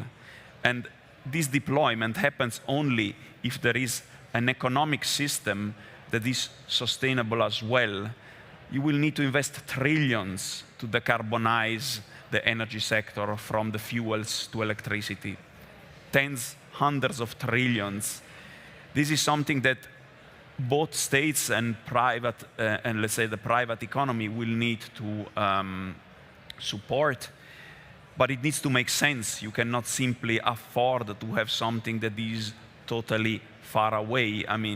You will need, at the end of the day, the price of fuel, and this boils down to the result of all the effort, need to be in a range where it is payable. If it is 20 times, 30 times superior to what we pay today, there will be no such a thing. And we do believe that to come there, you need to have an economical viability. And therefore, this paradox does not exist. It's simply a condition sine qua non that you need to have. You need to do it well. There are people that try to be smart, that try to, to cheat and, to sell you something, and they touch the numbers of, I don't know, how sustainable this is. We are very thorough. We try to go to a very thorough third-party life cycle analysis. So this really needs to be put on the other side. But let's say the product needs to be economically sustainable as well. Of course. It's kind of the opposite of greenwashing. You need that part for sure. Especially, I don't know how much a prototype can cost in this type of situations, but I guess without the big investments, something or a futuristic solution like Dandelions could not exist. Yeah, no, this is deep tech, as we now call it. You need a large investment as opposed to software development. Of course, not all software development does not cost nothing, but of course it's different. We every scale-up step that we do, it costs millions. And it goes from a few 100,000 for a first setup to a few millions of a second one. and then you go to a few tens of millions. And these are the numbers that, and if you take another technology that tries to do something similar, it's not that there is a shortcut. Things cost, engineering cost, materials cost, building things is simply an expensive exercise. Very interesting. So we got, one view on this, a very much understandable one. I would love to hear, Alexis, on who you are, what you do, and then I think what we first talked about can really much connect to this. And I would be very happy to also let the audience know what our thoughts are on this. Yeah, so I'm Alexis Guanella. I'm from Geneva, Switzerland, but living in Zürich since many years. And I'm the executive committee of supercomputing systems at Technopark in Zürich. And what we do, one department, full department in the company is called Retrofit. And our customers are mainly cities and cantons in Switzerland, and they have infrastructure there. They buy, for instance, ticket vending machines, displays that you see on the street for the next departures, parking systems. And when the product is end of life, the provider tells them, please buy something new. And what we say is that you don't have to buy everything new. We tell our customers, you just have to change some parts in the system, and then you can extend the lifespan of the product for many years. We started this business about 12 years ago with the canton of Zug.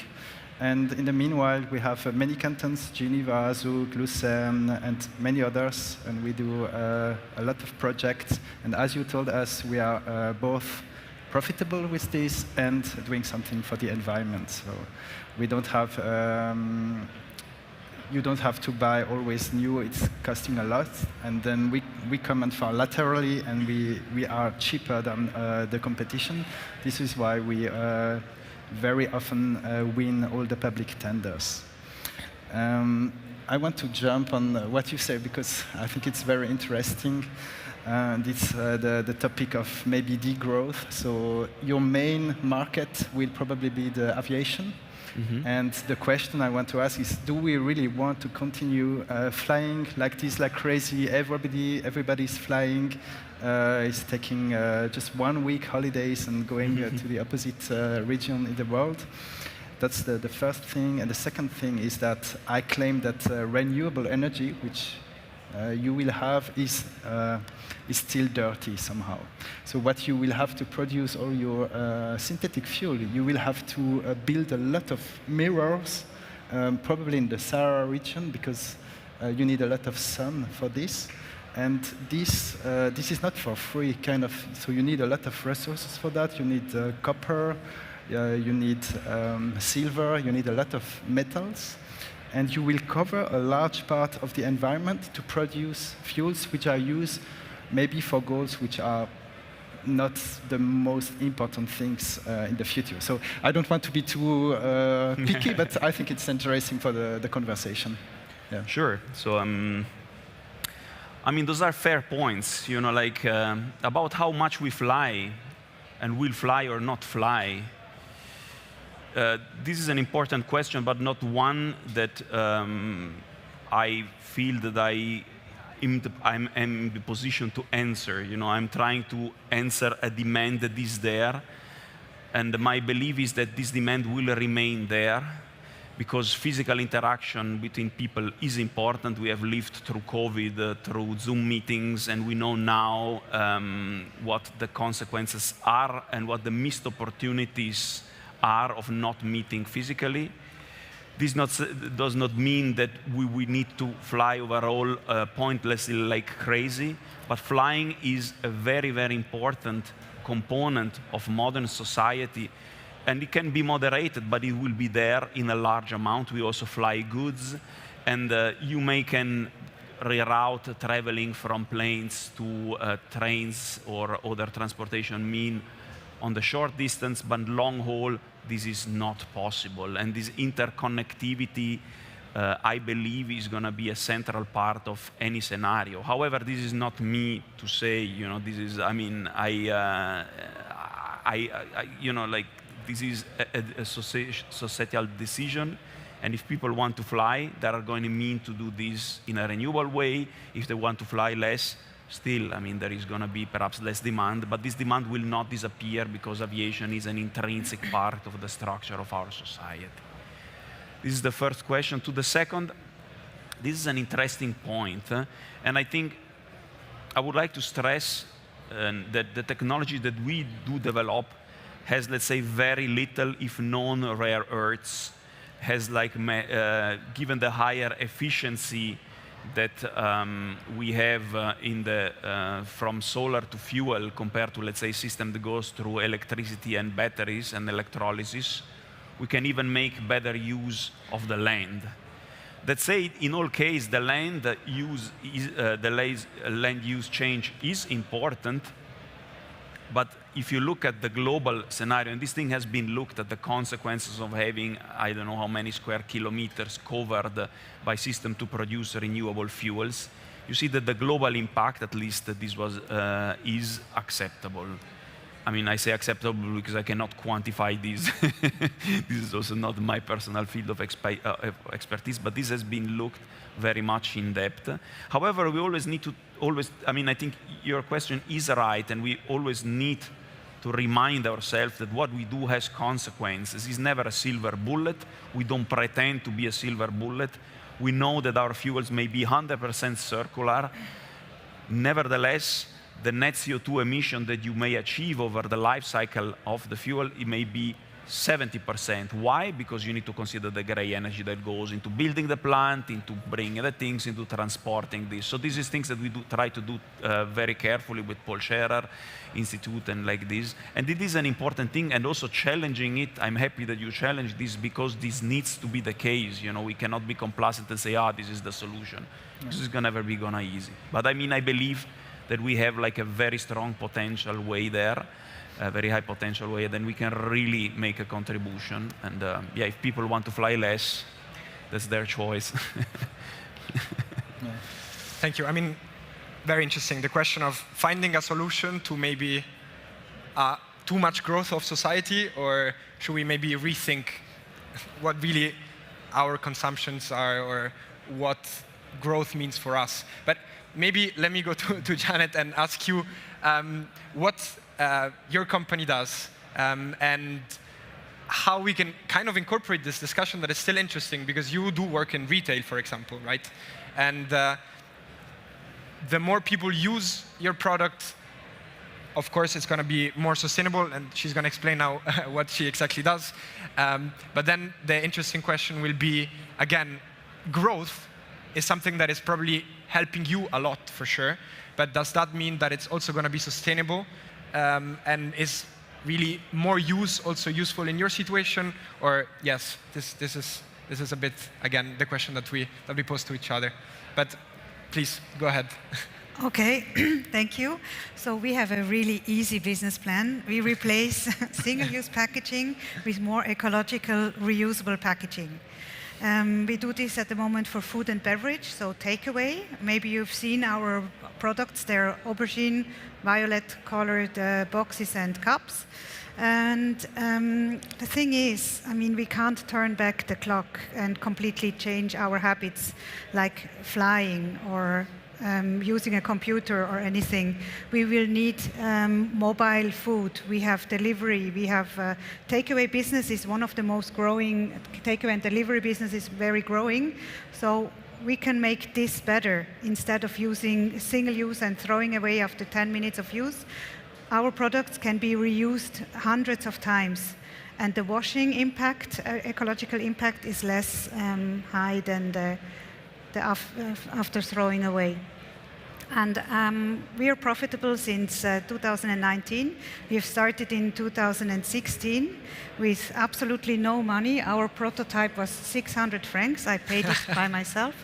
And then we just started with one person, one restaurant. And now we have about 50 to 60,000 uses per day.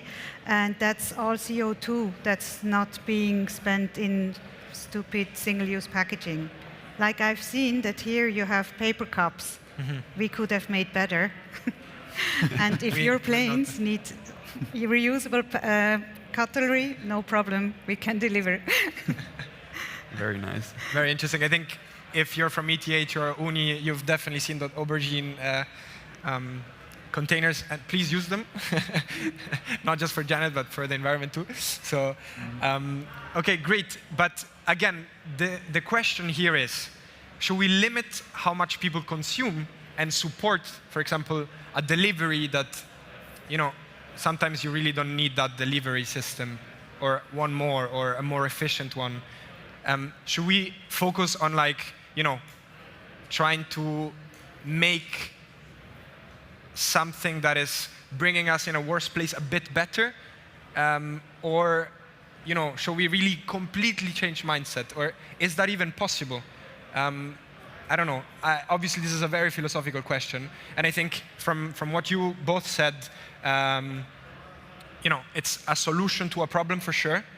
But is there any, I think we all agree on we should all use less, but have you experienced, for example, Alexis, a reality? Have you tried to talk to a board of investors? Have you ever tried to talk to, someone in a company, and really, did they ever agree on, maybe growing horizontally instead of vertically? Is it even possible? Because I think we're all fan of this, but is it realistic in our society, or do we have to change everything to make this happen? Yeah, just let me start with this. So we all know this actually, but we are using actually a lot of resources every day, and we all know that the amount which is available is finite. And what is really bad about this situation is that we, instead of decreasing our consumption, we are accelerating it. So imagine you are driving a car, there is a wall in front of you, and that's the disaster which is coming. Instead of slowing down, we are accelerating. And that's the first part of the answer. The situation is really, really bad. And now we can show with our solutions, the different projects that we have, the companies which are created, that it's actually possible to be profitable and also sustainable. It's possible. So you can go to a board, you can go to people and convince them to invest in that kind of companies.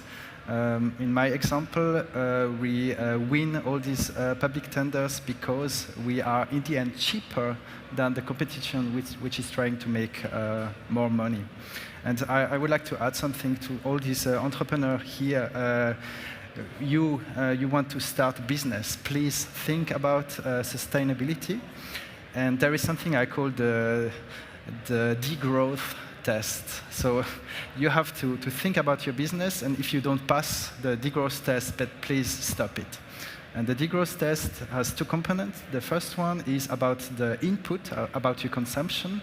Are you, with your new company, will you be consuming more or less? So is that an increase in the consumption of resources or a decrease? So this is the input. And the output, are you going to generate more or less pollution? And if you pass all these 2 points, you will pass the degrowth test, and I think you will be ready for the future. And if not, I have a bad prediction for you. Probably you will face a very, very big problem in the next 5 to 10 years. I am convinced of that. And maybe you cannot get the approval of all investors, because maybe they think short term, but on the long term, you will have to pass this test. Okay, for sure. Very interesting, everything you said. I have one more question, again to Gianluca, sorry if I a bit monopolize that. But for example, in a thought behind this, all research that there is behind your project, for example, there is a lot of science behind it in all sorts of different fields. How much time does it take to think, or in percentage, I would say, to think about the economic profitability of that? So if you have like 100 engineers working on the materials, for example, how many people are actually thinking of the, profitability of that product? Or does it make sense as a question? Mm-hmm. And yeah, just in percentage, just to understand, how much thought there is behind all of this. It's an interesting question. I think it evolves over time, and let me elaborate on this. But I would say that this, to me, it needs a part of and I'm talking again of my business line. I think it's important, to come back to the question before. Is that we will need everything. We'll need to do efforts in many things. We are wasting. We are not caring about energy. We don't even think about energy. When you see the advertisement that they now everywhere, that showering is better than taking a bath. This is public. Should be. Everybody should know this, but we don't. We waste energy as if there was no tomorrow. Trying. So I'm not wanting to reduce or let's say deny the need of all of this. But of course, we look at what we do. And what we do, the economical viability is central. So when you are at the lab and you start to think to do a company, you know that you have a product that will need to land somewhere in a range that it is payable for. If it costs 1,000 times more because you use like huge diamonds in your systems, you can throw away the technology. So this means that already the few PhDs that are there thinking will need to look at the techno-economics. If they don't want, the companies that work with you will ask you this. How much time is that? I can say the early phases of Synelion, when we wanted to acquire Eni, it was an important part. I would say perhaps 50–60% of my time. Then it went down, and this was for roughly 1 year. Then it went down to sometimes something like 10–20%. And if I look at the company now, if saying the full-time equivalents and see how many people, really do constant work on the, let's say, on the techno-economical analysis, this is perhaps 10%, 15%. Interesting. I didn't know this part of the labs especially, but it makes total sense now that I think about it. If you want to bring a technology to the market or an idea, you need to do a lot of tests. You need to check it. But energy at the end, it is still, and we can say a bit unfortunately, a commodity. People will benchmark it very brutally. It will not give you a big premium for energy.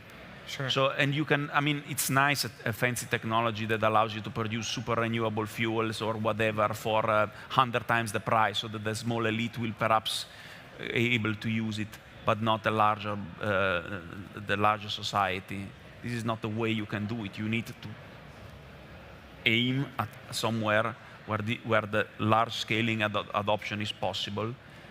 And there you need to see how the costs from an early prototype can evolve by looking at the materials, by looking a bit. At the beginning, you will be very naive.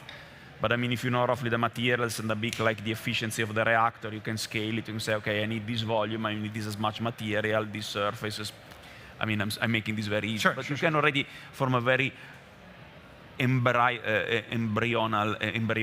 comes now in Italian. Like a very early cell of the idea, extrapolate and make some first estimations, some first back of the envelope estimations. Super interesting. This was even for us like this. We had the idea, knew it was more ecological because we did life cycle analysis. And after we found out how to monetize this, because without any income, you cannot pay wages, you cannot have a business. Of course, and I guess also from your side, the way, the distribution, the materials, and the cost for a restaurant, for example, it's as important as the product itself, maybe. Exactly. If the business plan is too expensive for your customer, then nobody will choose it. So this is why for us, it took also a year testing business plans. So for you as well, it takes quite, obviously the technology is different, but it does take some. It always takes testing, prototyping. Because if you ask somebody, would you pay 10 francs for a food lunchbox? Everybody would say no. I pay 10 and then I get them back at university. So. Exactly. That's the way. That's the solution. I'm a big fan of that. Thank you so much. I am happy to continue then. I think some people expressed quite some interest in talking to the speakers. If then we have some questions from the audience, we're happy to go in the Q&A room just above here. But otherwise, so here you have an audience of young students, hopefully also with an entrepreneurial spirit. Do you have any last words you want to say as a motivational quote or something like that, that people can really bring back home on this topic? again, please think about the degrowth test when you start something new, and if you do not pass it, think again. Okay, great. And for me also, it's very important that smart people like you just build companies, become a founder, and save the world. Yeah, I can just, would like to say exactly the same. Do it, try it. We are in Switzerland, we have a comfortable situation. If you fail, nothing happens, it will happen nothing to you. Just try, do it. It's a great experience. Worst case can happen. You will have done you have learned a lot, you have done a great learning, and you are really jump into it. Thank you so much. Thank you so much, everyone. Thank you to the audience as well. And feel free to come up to a Q&A room to have a longer chat. Thanks again, everyone. Thanks. Thank you. Thank you, guys. Thank you for those very nice closing words. Let's see them upstairs in the Q&A room, and we will continue in 5 minutes with our next keynote. See you guys soon. Bye.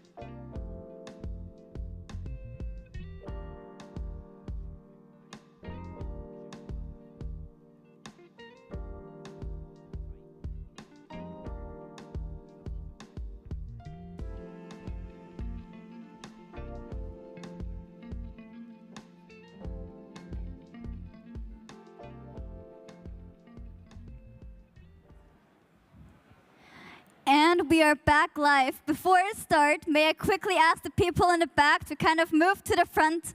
This is also better for our panelists here.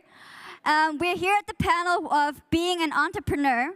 For this, we have invited our moderator, Vivek, alongside with him, Pascal Mattis, founding partner of Wingman Ventures, John Matthias Schukan, founder and CEO of Fairtick, and Alan Frey, founder of Amarana. Please give them a warm welcome.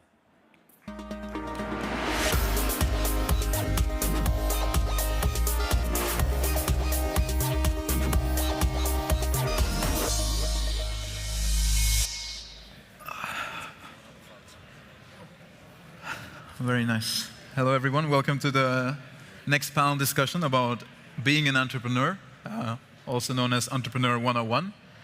We have with us 3 entrepreneurs, or ex-entrepreneurs.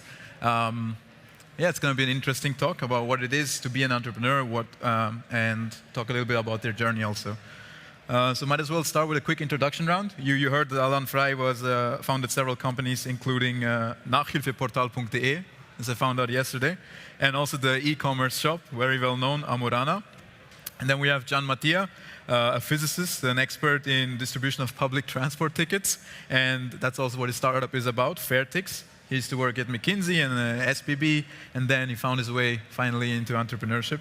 And then we have Pascal Mattis, co-founder of Get Your Guide, and now a venture capitalist at Wingman Ventures. So we have a very diverse audience here. It's going to be an interesting discussion, hopefully. So why not get it started? So the first question I have is, what does it actually mean to be an entrepreneur? So maybe we can start with Alan first. Or Alan, sorry. Yeah, sure. I had to look it up in the dictionary, just to be sure I've come up with the right answer, because people are putting so much into entrepreneurship. And the thing that stayed there with me was founding a company and taking the majority of the risk, or a risk taker. And I believe that's pretty much the essence of it. Starting a company and having skin in the game. These are the 2 things. And people are blowing entrepreneurship way too much up. And suddenly everybody who's working in a company is an entrepreneur. I stick to the dictionary. Very cool. Yeah. Now with Pascal, what do you think makes an entrepreneur? So I make a strong distinction between managers and entrepreneurs. I have worked also in the industry, and the manager concentrates on the next 3 months, the next year. But an entrepreneur, it's as you mentioned, it's usually your own business, and you can think much more long term. So this is the main distinction, and what this means as an entrepreneur. Every US dollar, you have to try to make more with this US dollar than how much you spend for it. So really to be very wise with your energy and time and money is much more true for the entrepreneur. For the manager, there is some money coming from his budget, and then he spends. He's a good spender, or she. And an entrepreneur has to be extremely wise how to invest the resources of the company. That makes sense, yeah. Now, John Mattia, what do you think? Well, what I can add to that is, for me, it's a lot about wanting to build something up and taking the full responsibility for things, rather than just, okay, well, if it doesn't work, it's not my business, really. Well, it is your business, and then you have to get your act together and do something. Indeed, it's quite literally your business. Exactly. Yeah, so then we just move on to the next question. So why did you become an entrepreneur? You talked about risk. He talked about how you have to try to make value you have to generate more value than what you get. And maybe we can start with the risk topic. So why did you become an entrepreneur? Was risk-taking something that you enjoyed, or how did you stumble upon it? So from my side, it was, I just always wanted to be my own boss, which is I believe is a fallacy. I think it's not true. The second you take external money, suddenly you realize very quickly there's somebody other who has also questions. But the whole point, I had a lot of ideas, and I wanted to create these ideas. I wanted to build on these ideas, and that was the whole point.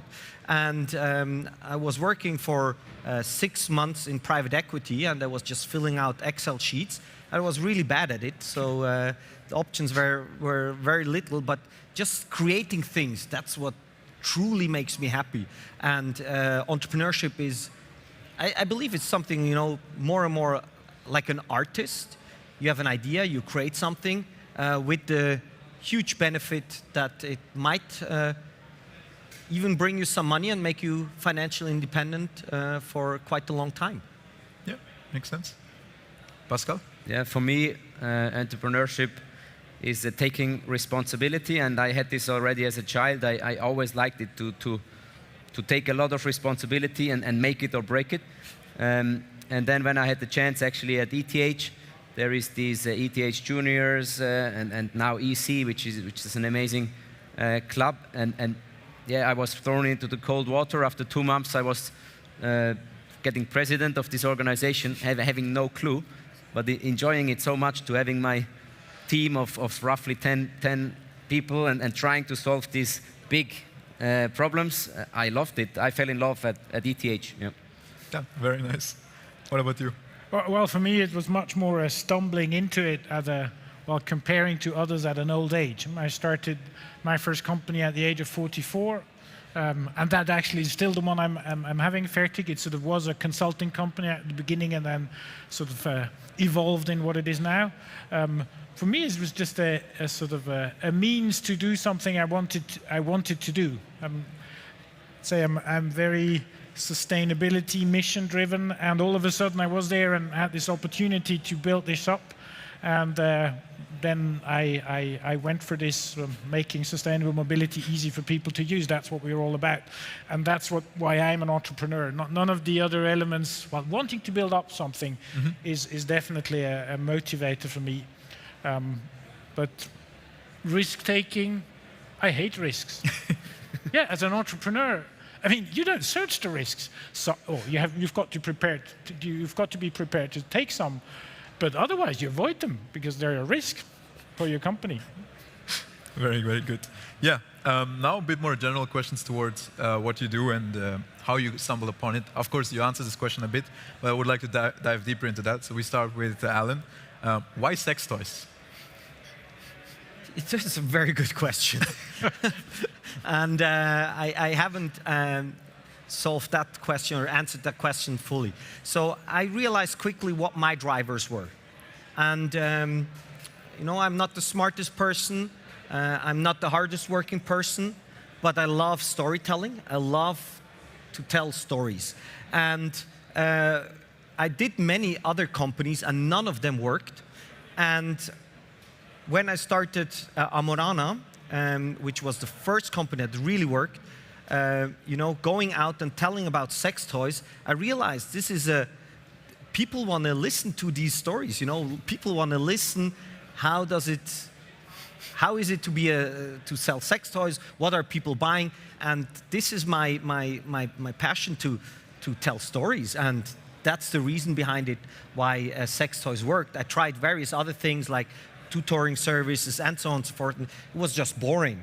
And you know, the stories were boring, and I love to talk. And yeah. Why not fairy tale books? Sorry? Why not fairy tale books? Fairy tale books. It's also about storytelling. Yeah, right? yeah. Maybe the next one. Maybe the next one. Maybe sexy fairy tale books. That might be something. Yeah, makes sense. And then to Jean-Mathieu, how did you come up with the idea? I know you worked at SPB, and it's probably there that you got inspired by it, but how did you come to the conclusion of selling or distributing public transport tickets? Yeah, well, I was the head of ticketing of SBB, so responsible for all the counter personnel, ticket vending machines, and so on. And we had big projects there to automate ticketing, still on a smart card basis, and they were all far too expensive, would have taken far too long. But sort of the idea of producing this GEA Comfort für alle was always there and had been with me for 10 years, or well, probably, yeah, more than 10 years. And then after I left SPB, that idea was still in my mind, and then smartphones came along, and we said, well, we just have to get as close as possible to that as possible. And well, then we started experimenting, and well, So it's basically a combination of the expertise I had, the network I had, and then this is what came out. Very cool. Now, coming to Pascal, you have a bit more of a unique path, I would say. So you first were an entrepreneur, you founded the Get Your Guide, and then you went into angel investing. So how did you end up there? Yeah, it was accidentally as well. So yeah, after Get Your Guide, it was a bit tough for me to develop my career further, because I talked about responsibility. This is what I like, and then you go to these big corporations, earn a decent salary, but responsibility-wise, it's all a bit narrowed down. And in the evenings I worked at Google, which is a great company. But in the evenings, I had some times, and the young founders, they reached out to me. They wanted to know what did you do right, what did you do wrong with Get Your Guide, and yeah, if somebody is so interested in you, in your business, it's fun to try to help a bit. And then I realized that there is so much great talent out there, and the cases were really good, in my opinion. And so I started to invest small tickets. That's how it started, this whole switching to the other side of the table. It's very natural. I only figured out afterwards that many of the funds were actually started by entrepreneurs. Yeah, makes sense, I guess. Yeah, very cool. We quickly brushed upon the topic of risk. I would like to quickly also talk about that, maybe. As Alan correctly said, I guess, in the dictionary, entrepreneurship is often also seen as carrying some risk and then also benefiting from the risk that you carry. And we heard his perspective on how you perceive this. Maybe, John, how do you perceive this risk? You want to avoid it, but it's obviously inevitable, and especially if you have a family and you have kids. Starting a startup is not easy.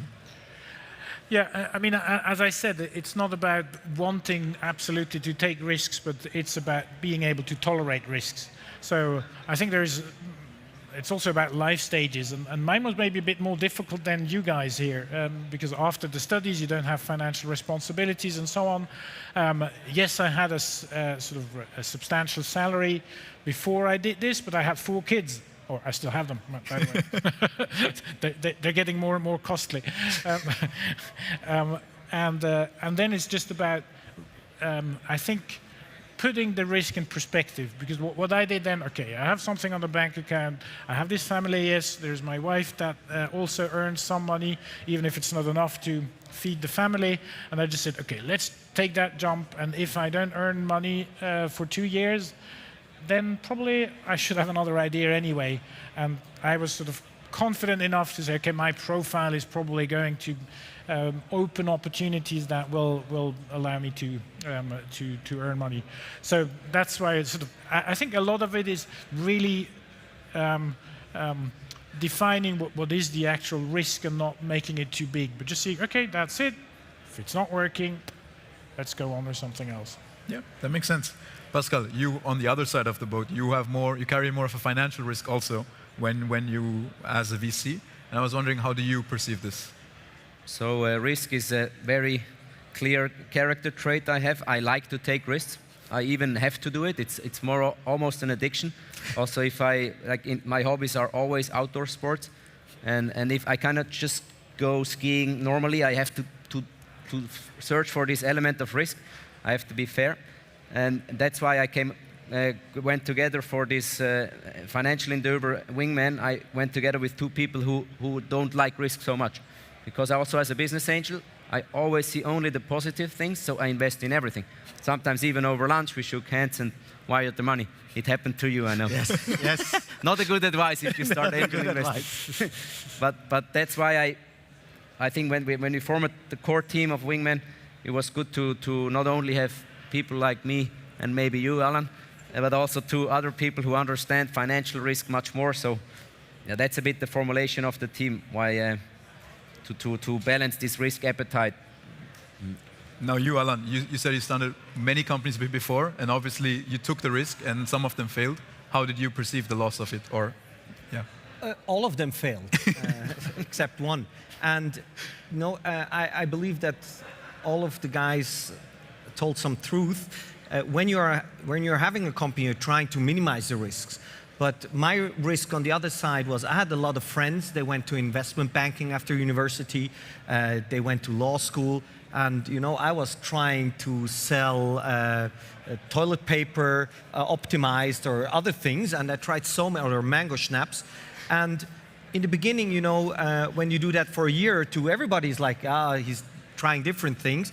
But if you're doing that for 10, 12 years and you're not successful, you see your friends buying their first apartments or houses and starting their family, and a lot of them made a lot of jokes about me. It's just what it is, because Switzerland is still, or a lot of people are still very skeptical about entrepreneurship.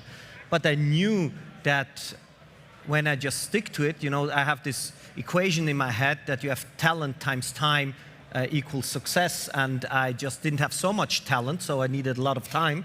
But it was just a question of time. So I just stick to it, and the bad thing is, and I saw many entrepreneurs, started with me, and then they went out and they went for a corporate job, and then they didn't come back. And then you have you're losing the first part. You can, today as an entrepreneur, you will find at any insurance, they will tell you for your venture desk, we need you. But if you stick to it, the rewards are massive, and the freedom with it and what comes along. So if you really want to do it, stick to it and stick to the plan, and keep your costs low, minimize that risk. I have a very minimalistic lifestyle. So yeah, that helped me to proceed with that, and now I'm very lucky I stuck to it. Makes sense, yeah. Often, yeah, you would probably think that a lot of people start a company straight out of college, and then it fails, and then, as you said, they probably go into a more corporate world because they tried. But the thing is, you learned so much in that time. And the good investors, I'm 100% sure, like Pascal is, these guys know if somebody did a mistake and it didn't work, it doesn't mean that they're bad entrepreneurs. Maybe they were too early, maybe it wasn't good, maybe they're bad entrepreneurs, but another investor paid their mistakes, so they learned a lot. So now we can. I love second-time entrepreneurs. They have a chip on their shoulder. They wanna do something. So yeah. Yeah, they have to prove themselves, or they want to prove themselves. Very nice. Maybe, one of the last topics, I guess.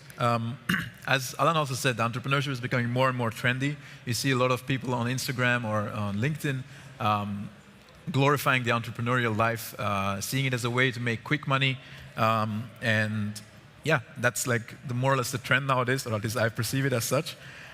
What are your thoughts on this? Is this something that is beneficial for the entire ecosystem, even if you have a lot of people starting, but doing it for the wrong, quote-unquote, reasons? Maybe John, you can... Well, it being cool is a good thing. Sort of the connotation that it's all glory and it's all cool stuff and hip and you get rich very quickly, that's a complete illusion, right? For most of us. There are some. But it's hard work if you want to. Well, taking responsibility also means that you've got to do the stuff that no one else wants to do. I think it just needs to be in a realistic pattern, and if you feel like doing it, do it now. Well, at least in my example, you can also wait for 25 years or 20 years after the studies and do it then, and you can still be happy about it. And there's also advantages there, because you have network, you have knowledge, you have management experience that can come in as very beneficial, even if it hasn't come as a sort of entrepreneurial experience as such. Yeah. So it's never too late. Yeah. Pascal, you probably face a lot of these quote-unquote entrepreneurs in your business life. So what do you think about this? So first of all, I think that entrepreneurship is a career track is perfect. This wasn't the way when we started our businesses. Now when you ask who wants to start a business, many hands, maybe also in this audience, would go up, which is great. Then the other part, if you are in for the quick money, then I can even give you some numbers. I did, as a private person, I did 14 investments, and I started 8 years ago, and 3 failed. 3 had an exit, which made the founders rich or sort of rich, and all the other 8 are still out there. So quick money is just not. It's just not a. It's not a good motivation, and it's also not. If you look at the stats, it will take you a lot of time to build a good company. So don't do it for the quick money. Makes sense, Alain. I believe for society, it's a net positive. It's a net positive that we have more entrepreneurship. I remember we had like a get-together for entrepreneurs like 15, 16 years ago, and the Zürich scene was something like maybe 50 people or so. And look at this now, where we are right now, and that's fantastic. And I believe it's really good. And with that, you also have some scam artists, and you have people just for the lifestyle. And you know, the good thing here in Switzerland is that your living costs are so high. When you go to Berlin, everybody's an entrepreneur and working on the side as a barista. You know, they're there with their laptop and doing their own thing. That's not possible in Zurich. So you have way less bullshitters here in Zurich because you need to make a living and you need to push yourself. And that's a very positive thing, I believe. But all in all, you know, the more the better. We need people with creative ideas, and especially, you know, Switzerland was built on fantastic entrepreneurs like the Brown Boveris from ABB, or Bali Shoes, or Nestle, who came Escher. from... Sorry? Escher. Escher. And these were very successful founders. And the thing, what happened in Switzerland, because they were so successful, everybody had a job there, and people became a bit, you know, more risk-averse, and you had jobs for 30, 40 years. But then suddenly something happened. It was the internet. And the internet has just no borders anymore. So when you look at Zalando has like, I think, 1 or 2 employees in Switzerland. So they make 700 million, but from Germany.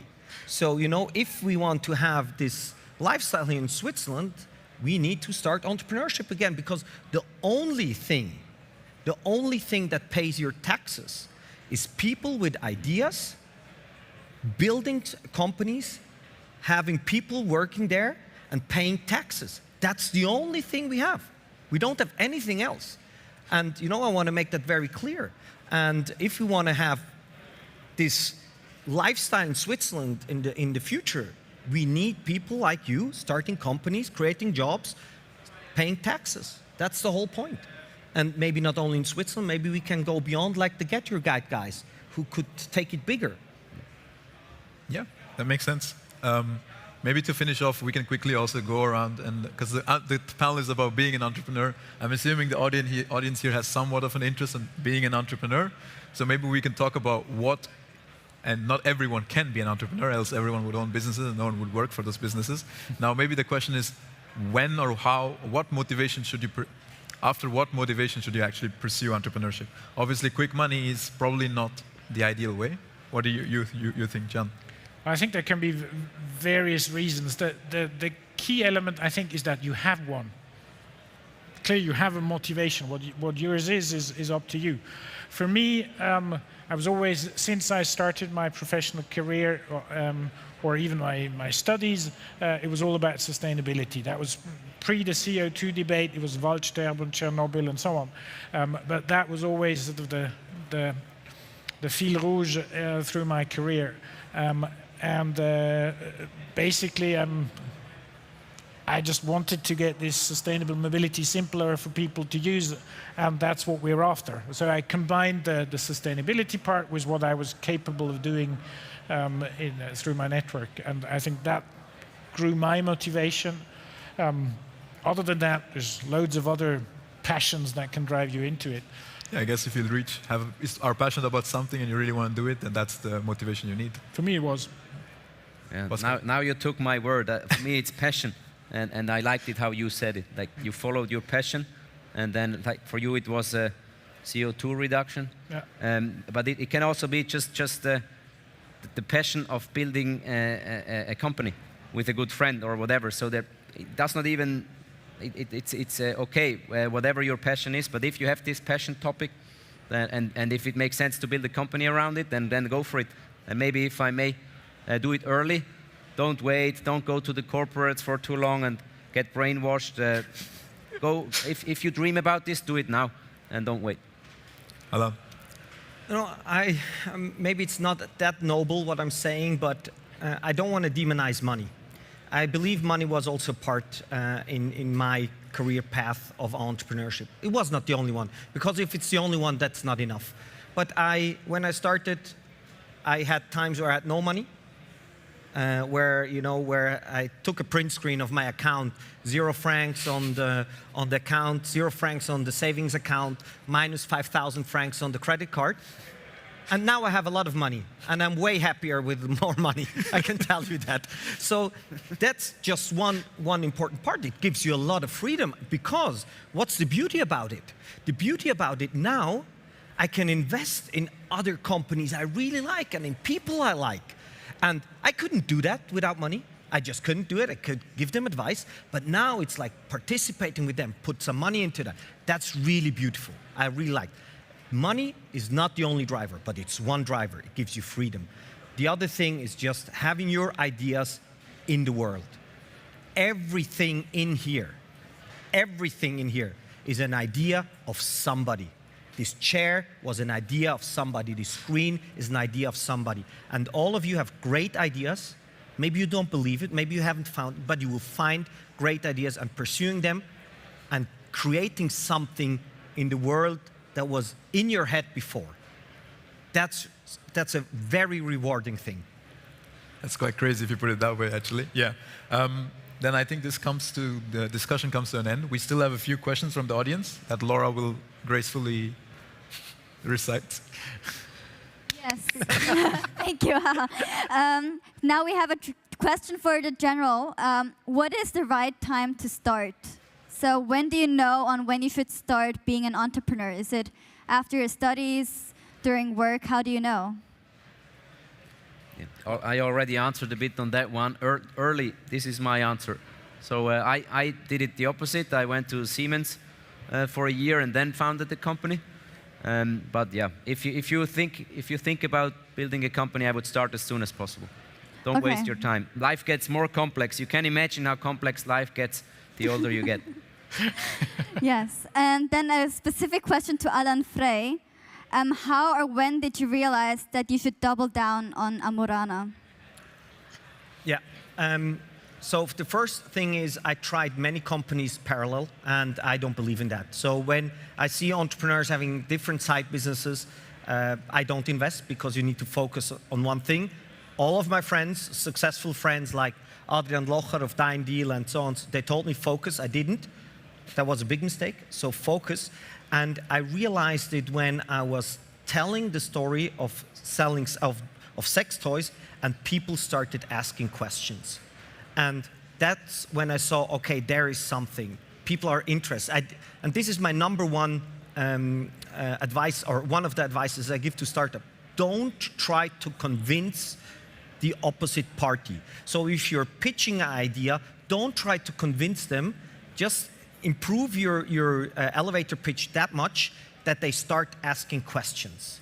And that's when I realized, okay, this is something. People are interested in sex toys. And then I realized we need to go all in on that. Okay, thank you. Do you also think that your way of pitching is the main reason of Amorana's success compared to similar companies? I can tell you something. I had like a name card, a business card with a coupon code on it. And in the beginning, I just talked to everybody. I improved my pitch 100,000 times. I'm sure I told the story of sex toys, I would guess maybe 20,000 times. And I gave everybody this code, everybody. And I just reviewed it like 2 weeks ago, how often the code was used. So we made about something like 450,000 revenues with that code within the last 8 years, because I just went to everybody. That's the reason is because I'm not that smart, so I had to convince them. If you create a smart product and a great product, it's a bit easier. But it was just trying this way and convincing everybody to try it. And yeah. I guess there are a lot of discount codes for sex toys out there in that case. It's LN20. LN20, everyone. So maybe some closing words from your side, everyone. Go ahead. No, it's a great event, great crowd. Who wants to start a business or is already started a business? This is amazing. Cool. So thanks for that. Well then, have fun with it. Great. In that case, I thank you all very much for your time. We can move upwards to the Q&A room if you want to talk to them, maybe get some more discount codes. And otherwise, I see you at the next talk in 10 minutes. Thank you. Thanks, guys. Thank you.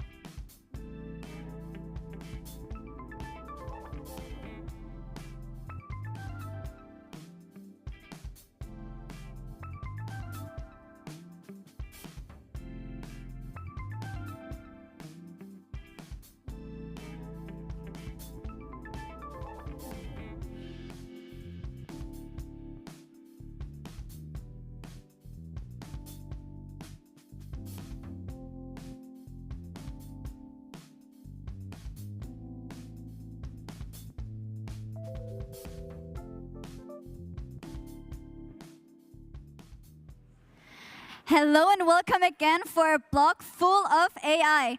This is fully organized by the AI Center, and for this, I introduce Helga on stage. Thank you. So welcome back to the main stage and to the blog organized by ETH AI Center. It is my pleasure to introduce our keynote speaker. He is very well known amongst students of machine learning, not for his job, but for his side hustle, which is doing YouTube videos, where he discusses recent publication, general news on AI, and emerging trends. However, today he's going to talk about his day job, which is at DeepJudge, a company that he founded together with 3 co-founders after graduating from ETH Zürich. Please welcome on stage, Yannick Kilcher.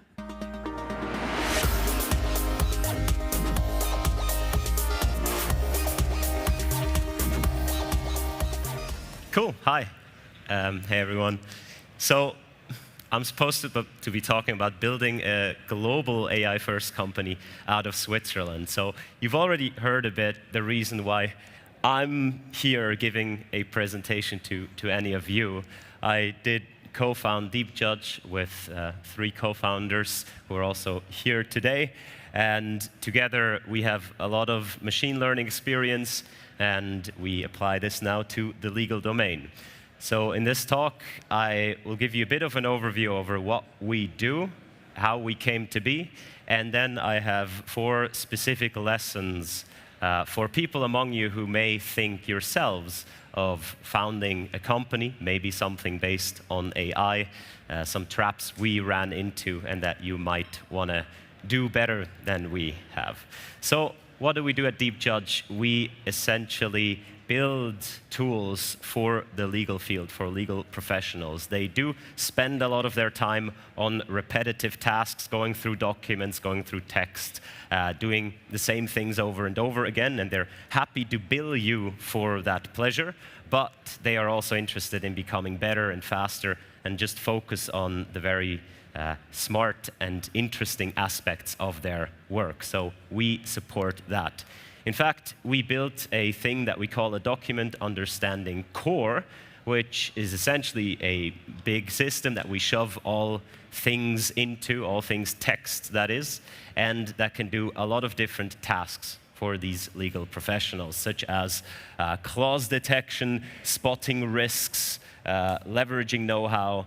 But today, I want to show you 2 specific examples of tools that we built for these people.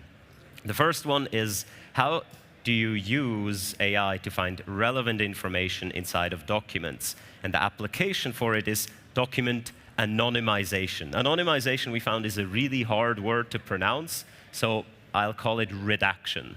Essentially, you have a contract, in this case an offer, and you want to cancel out everywhere where this company is mentioned. Sunrise. Well, Sunrise can be written as Sunrise. It can be written as Sunrise Communications Group. It can be written in multiple different ways, and it is distinct from the sun rising, which is a different thing. So if you were to just go with your Control F or something, search and replace over this, you'd probably not find all instances or too many of them. And it's not just this page, right? This is everywhere where you look. So you want to find all of these things, so we built this redaction tool where people can upload document. We highlight all kinds of interesting things. You may be more or less familiar with these techniques. You can click on something, gives you more information. We link it to the real world, and then you can cancel out any sort of information that you want, and then export the document very securely. So we, in fact, make sure the information is removed at the end. This makes people up to 80% faster, at least the people we measured, and we didn't tell the one group to be extra slow. That's a real number.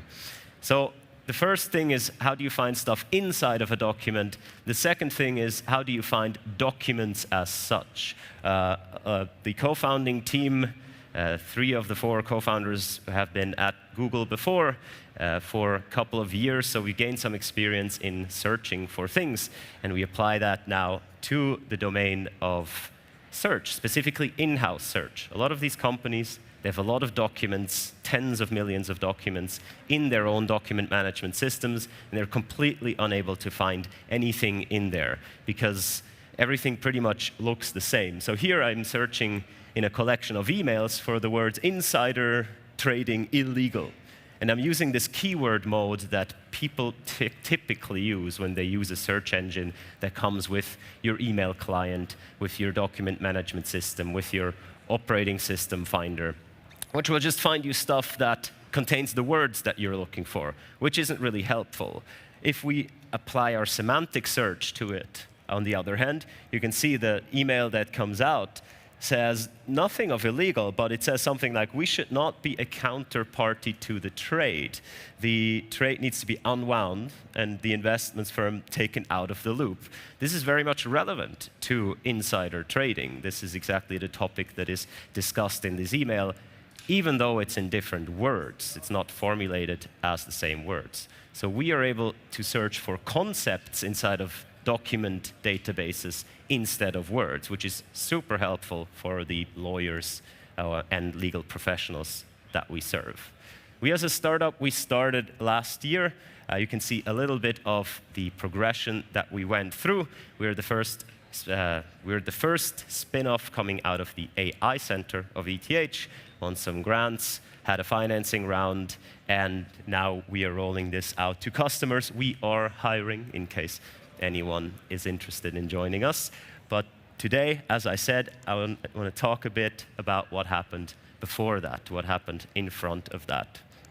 What happened is we did a PhD, and all the 4 co-founders did a PhD at ETH in machine learning.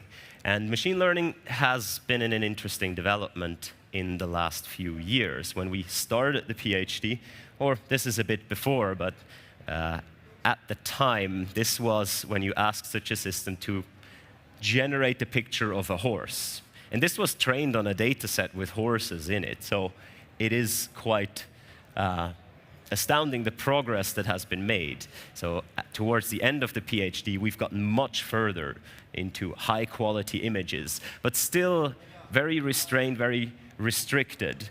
Now, if you've seen more recent developments, we are now able to generate images, not just from other images, but from pure text. So here, we try to get our CEO, Paulina's look and feel as she gives a presentation to a crowd. We try to get her clothes right.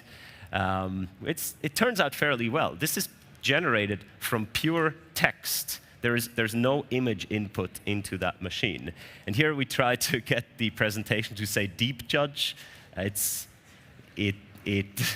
a way to go, but the progress is absolutely astounding, and the same progress has been made during that time in the text understanding field. So what do we mean by text understanding?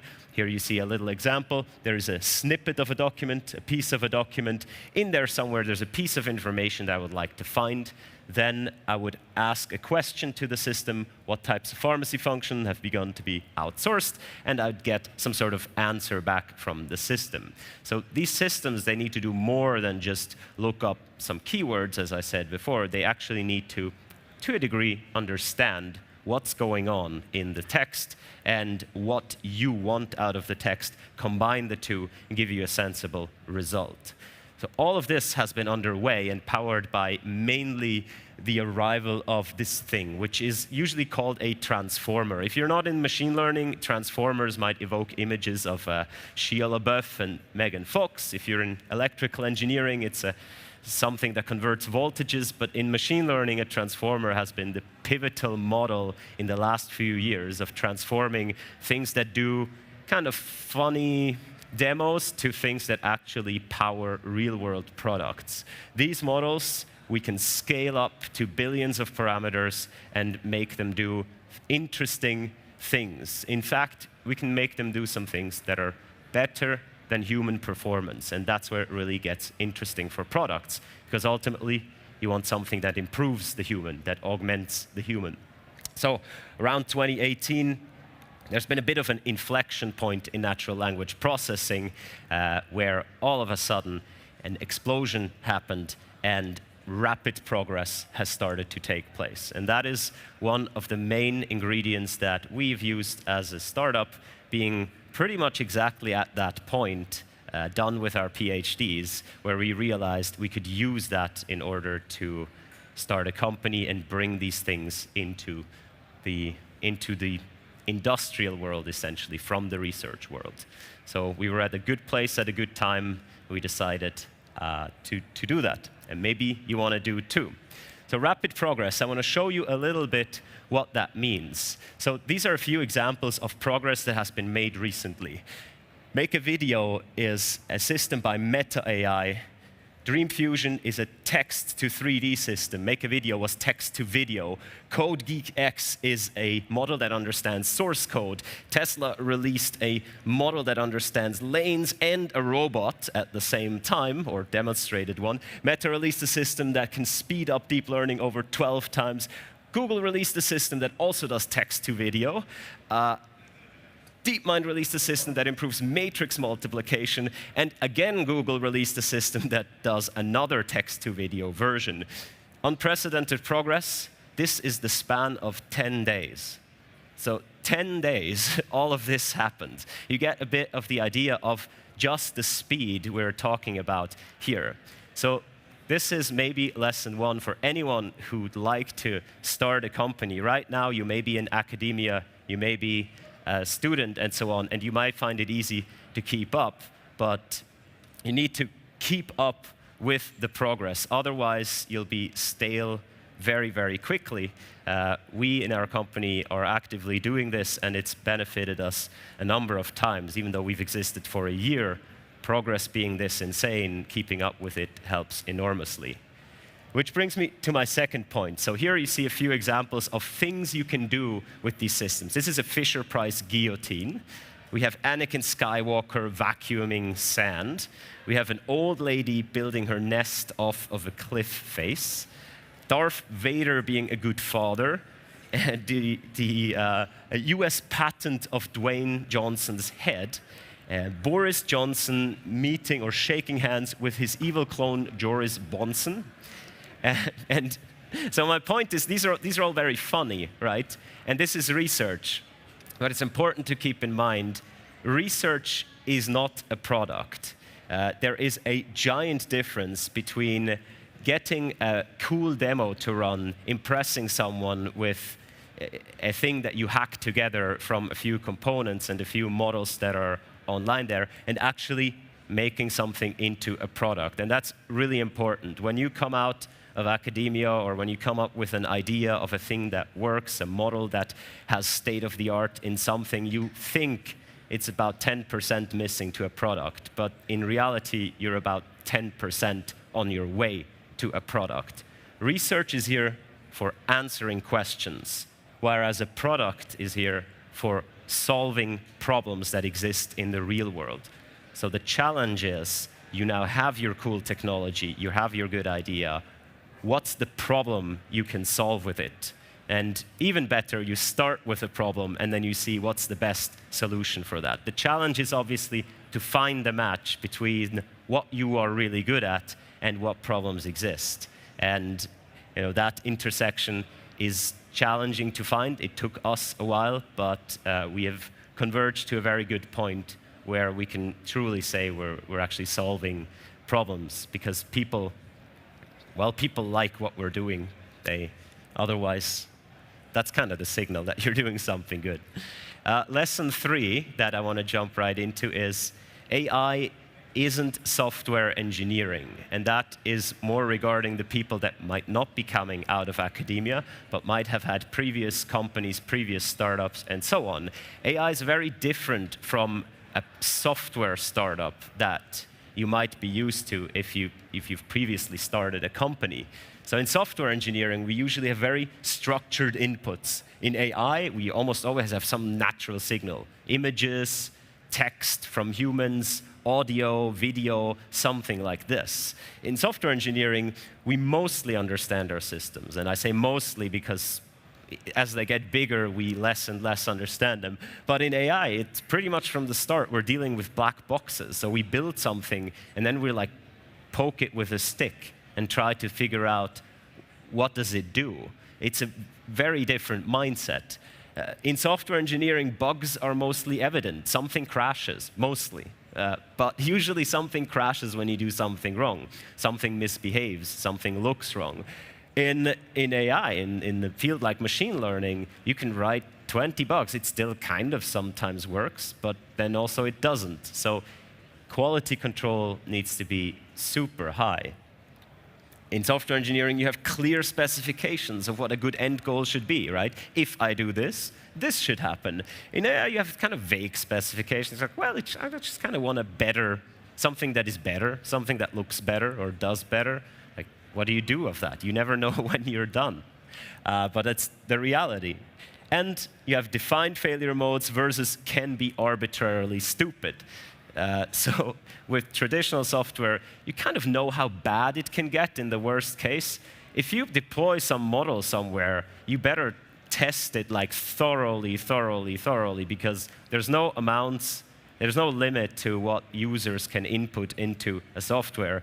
And with AI, there is no limit to how bad output can be. So your goal, if you want to build a product, is to make sure to limit that downside and very well understand the things that you deploy. On the flip side, AI isn't software engineering, but AI needs software engineering. Before, I told you that if you have your cool model, you may be about 10% to a product. There's all this around the AI, and AI, by AI, I mostly mean machine learning nowadays. So there's all these things around you training your cool model that can get really good performance that is also important and that is usually not covered. And that's very much in the domain of classic software engineering. This is a diagram one of our employees made for a magazine. And you'll see this in various ways all the time. The space around machine learning is usually called MLOps. And this is an overview over just the tools that exist in that space. And I realize you can't see that, and that's the purpose, because there are so many. This space is flourishing, and it's flourishing because no one knows how it's done. No one has any idea how to handle machine learning systems and how to integrate that into this world of classical software engineering where you have requirements and so on. We understand some things, like if you need to get click-through data in an e-commerce store overnight and you retrain your model every day. We understand some things, but for most of the interesting applications nowadays, we have no clue how it's done. So if you think about doing something like this, you will have to do a bit of pioneering role. You will have to be a bit of a leader and invent things even outside the immediate domain of AI and also invent your way around these systems. The last point I want to make is a different one. So this is the Crunchbase entry for OpenAI. I want to focus on this number right here. $1 billion in funding. And OpenAI is considered a startup. In this space of AI, we also have companies like NVIDIA, Meta, Google's daughter company, DeepMind. All of these operations are ginormous, and they have infinite money. They have funding as much as they want. So let's say you're a student here. You think of an idea. How do you even compete with such giant companies? And our answer to that is pretty clear: don't. As Peter Thiel says, competition is for losers. So what you want to do is you want to go where the big players don't want to go. You may think, just looking out there, that the big players cover everything, they train everything, their models handle everything, but it's not the case. If you look more closely, you do market segmentation. This is Stable Diffusion on market segmentation. It's quite funny because it can't really spell. If you do a market segmentation, you'll find there are loads and loads of areas where no one will go so far. And that's because no one so far has had a good enough solution that really a product can be born. So do something only you can do and where the big players don't want to go. We frequently hear from people that we show our stuff to that wow, I've never seen anything like this. And I've heard from various people here, actually, that they often get the same reaction when they show their products. And that's exactly the place where you want to be. If you verge into an area where no one is yet, people will tell you that. They'll tell you, I've never seen anything like this. And then you know you've actually done something cool that is also useful. So these are essentially my 4 lessons. One is keep up with the progress, otherwise you'll be out of date very quickly. Build a product, not just a cool demo. It's much more. AI alone is not enough. You actually have to invest in all the things around the AI that might seem a bit boring right now, but they are actually just as challenging. And lastly, be unique and do your own thing. And if you would like to start a company, I've asked Stable Diffusion for a few logos for you. I think they turned out well. Get some inspiration. And yeah, find us. Thank you.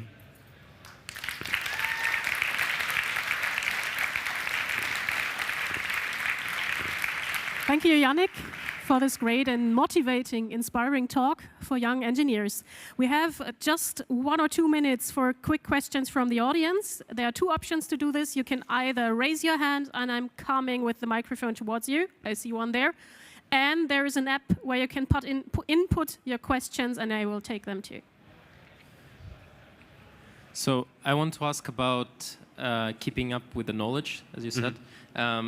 Like, for example, in the sphere of deep judge, like a new model about natural language processing comes up. What do you mean by keeping up with it? Do you just throw away all of the stuff that you did already and replace it with a new model, or? Yeah, I mean, you try to continuously integrate what the field develops, right? But it is very, yeah, it is very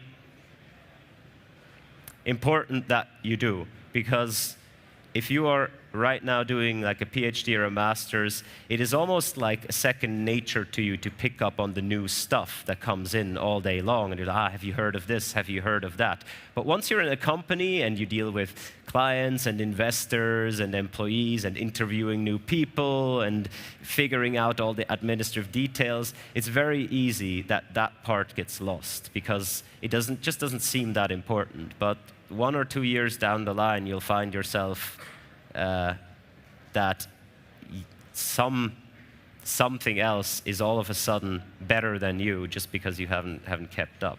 So it's like, it might seem natural to you now, but it won't be, and you have to actively keep it up. Thank you. I'm taking one question from the app. I understand you started working on this idea when you were still working at ETH. How was your experience concerning the intellectual property in this case? We didn't start working when we were still at ETH. We started thinking about it. So no intellectual property was generated. Okay, that was the quick answer. Thank you for the quick answer, because that leaves us a little bit more time for the panel that's coming up now. Sorry, I have to cut you short there. Next up is a panel. Oh, please say thank you to Yannick Kircher again.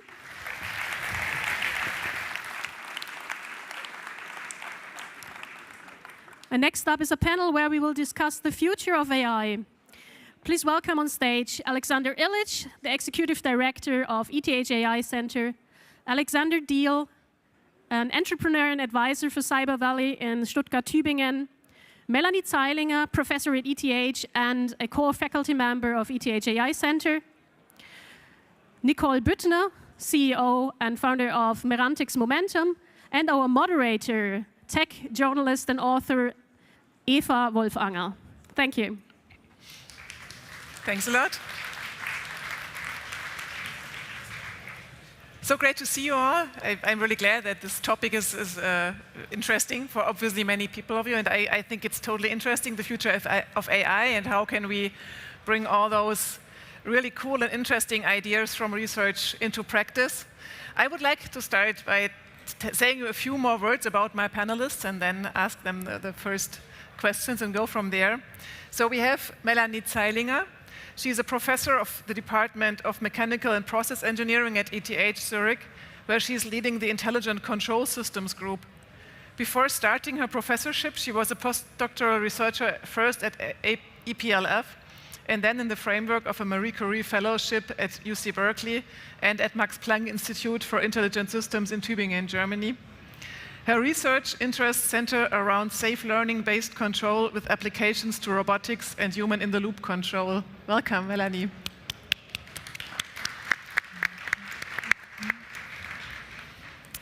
Then we have Alex Illich.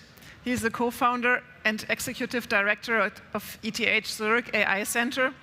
He completed his habilitation at University of St. Gallen, holds a PhD from ETH Zürich and an MSc from TU Munich.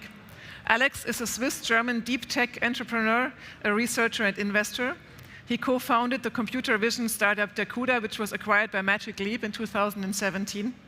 He served as head of Magic Leap Switzerland until 2020, where he built up the R&D Center of Excellence for Computer Vision and Deep Learning in Zurich, and a R&D Center of Excellence for Advanced Photonics in Lausanne.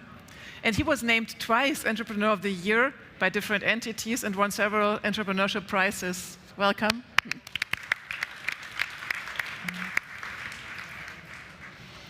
And then we have Nicole Büttner. Some of you saw her today already because she was speaking already. She's a tech optimist, an AI entrepreneur, and an investor. She's the founder and CEO of Merantix Momentum, an IT company specializing in artificial intelligence. She's also on the management team of Merantix AG, an AI venture studio that incubates AI companies and has been named one of the top 10 AI startups several times by Forbes and others. The World Economic Forum named her Digital Leader of Europe, and Capital magazine has selected her among the top 40 under 40 twice. So really important and prominent people here. She supports startups, mid-sized companies, and corporations in creating sustainable value and transforming business models with the help of AI. Welcome, Nicole.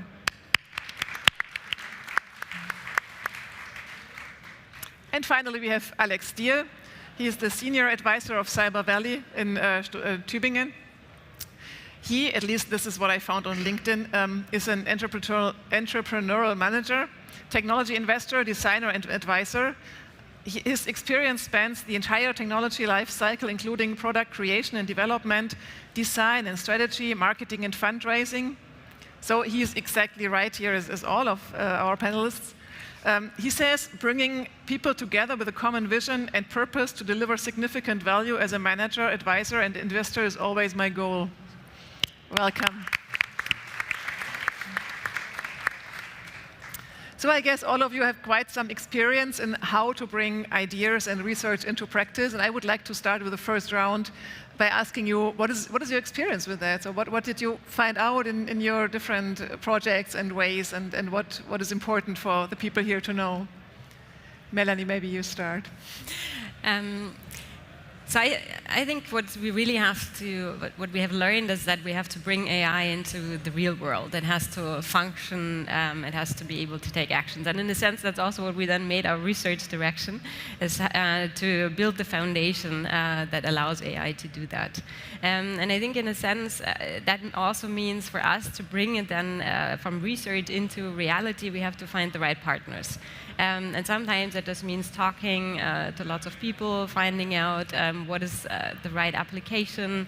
But it's important because not only we have to make sure that the foundations that we develop, they have impact, but we also we need the data. We need to think about the right applications, and that I think it's imperative that we talk to people who are more on the application side of things.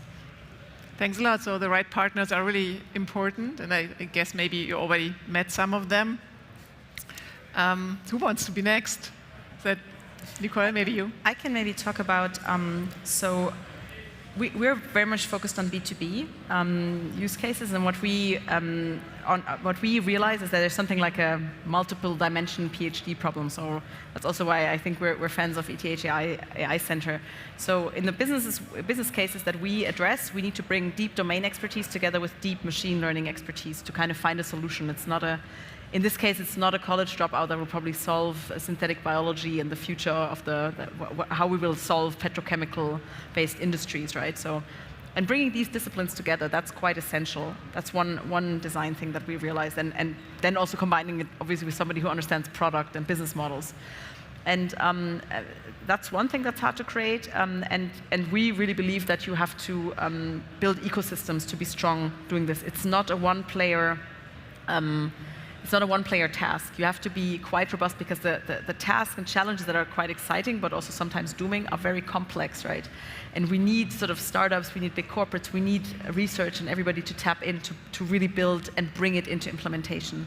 And one particular thing that we, for example, work on, for example, also fellowships, where researchers can understand the world of entrepreneurship and also like real-world data sets, right? Sometimes research data sets are quite pretty and the real world looks much more like MacGyver, a thread and a paper clip, and you have to build a bomb. So yeah, that's maybe my 2 cents. Thanks a lot. Alex, what do you think? What is important to know from your experience? How do people bring their research into practice? Yeah, I think so.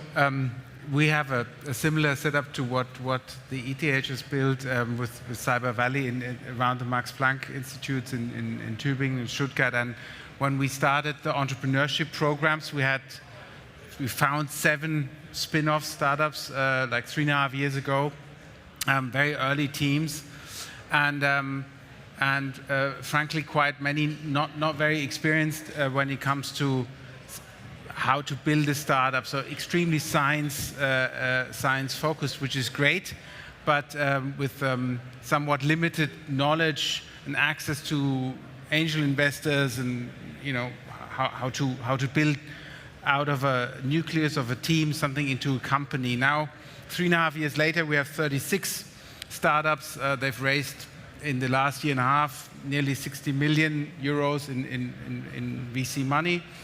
And we're quite happy with that, but we think there's still a lot of room for improvement. That's also why we collaborate with the ETH, with other clusters, and we think that, just like Nicole said, this is it's not really a thing that's competitive, but in Europe we don't have one Silicon Valley. Instead, we have a web of nodes of innovation.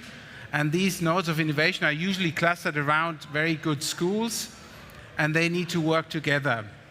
And in the next phase of innovation, I think the low-hanging fruits have maybe been picked over the last decade, which was bringing stuff online, first 20 years ago, 10 years ago, bringing stuff onto an app or into the cloud.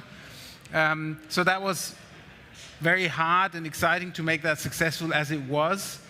But in terms of solving really hard problems, it was somewhat easier than what's ahead of us. And what's ahead of us is addressing big problems, such as environmental challenges, just to mention one. For that, we need science, entrepreneurship. We need a lot of sector expertise from different fields, and we need them to work together. So AI+X is exactly the right approach, because you don't just need a bunch of AI people or coders. You need AI people plus doctors plus coders and many more to work together. So I think looking forward, it's going to be an AI plus XYZ. I think that's the right approach that will give us a good chance in Europe to foster the next generation of startups. I guess you are glad to hear that AI+X is the right approach, Alex. I think that's perfect. Like we picked the name because we see it also an area where you can project your X onto it. Like, what do you see? And there are really variety of different topics. And I think this is amazing. I also saw many projects today that I did not know we have at ETH. And this is exactly the bottom-up culture we need to push forward. So I'm very happy. If we need to name it XYZ, would be also an idea which we consider. But happy to hear that. Yeah. And so you said you saw many projects, some of them you even didn't know. So does it mean your most important, I miss a word, sorry, recommendation for future founders is having a big network or going to events like this? Yes, I mean, one of the observations is like, we heard already earlier in the keynote from Yannick that, the pace of AI accelerated quite a bit, right? And so now you can say, well, okay, it's established, it's just about taking these methods and just everyone needs to learn them and we just apply it. But in reality, what we see is that we're really at the early beginning. The current methods are still, very inefficient in terms of like how they learn, how they generalize, how they continue to learn. And that means it's not our problem that we just need to make everyone AI literate, right? But it's really about this collaboration together that new breakthroughs in AI foundations have a huge impact to accelerate topics in the sciences, in climate change, and so on. Yeah. And so we need to shorten this path. And it's not a one direction, and this is something that we also try to practice. It goes both ways. The ones developing the new methods learn also from the application field a lot and how to create the next step for the methods that will accelerate it. So in this broad area, how do we accelerate the whole path is not easy. And I believe one of the key success things that we can do is like make it easy for people to be the ones that transport this. Because IP doesn't transfer by itself, so we need to empower people and especially young talents, and this is why it's such an important thing to think about entrepreneurship in this context. Yeah. Nicole, this is maybe something you can tell us a bit more about. How are these different perspectives from, I guess you have contact, right, to researchers, startup founders, and corporations who are decades of years successful already on the market. So how are these different perspectives? How do they play out, and what is maybe the challenge, or what are the challenges there? Yeah, I mean, thanks for the question. It's basically also a flywheel that we are trying to keep alive and always keep spinning, also within the Merantix ecosystem and the wider ecosystem. So maybe one example.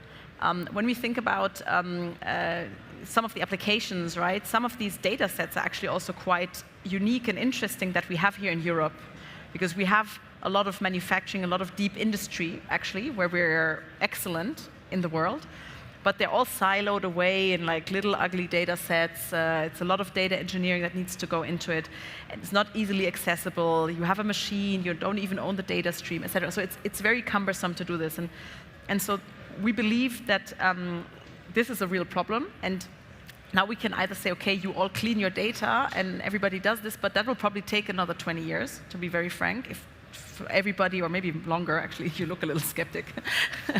and so we need to develop methods, right, research to think about, okay, how can we develop data-centric approaches where we use one-shot learning or few-shot learning to deal with scarcer data, or to use basically unsupervised learning and not spend a lot of time curating large data sets, but for example say, okay, we train a big model on large unlabeled data sets, unsupervised models, and then fine-tune them on specific enterprise data sets that are labeled and curated.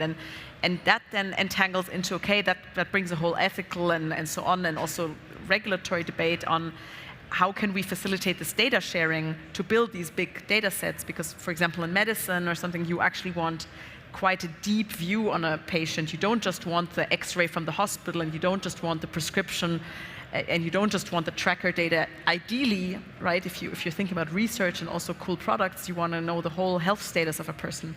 But that implies a lot of different data pools have to be shared. How do we do this in an ethical way, also compliant with data protection, etc. So, yeah, that's kind of some of the real-world problems or issues that we are facing, and that we believe we need to solve to really unleash some of the power, and we're working on this. I mean, that could be something special European, or kind of a unique selling point for European AI, or AI from Europe, this data protection, privacy preserving, sharing of health data, for example, because this is, of course, totally crucial, right? That there's this privacy preserving. This is maybe a question for all of you. Do you see special approaches making Europe really strong in the world AI community? Whoever wants to start?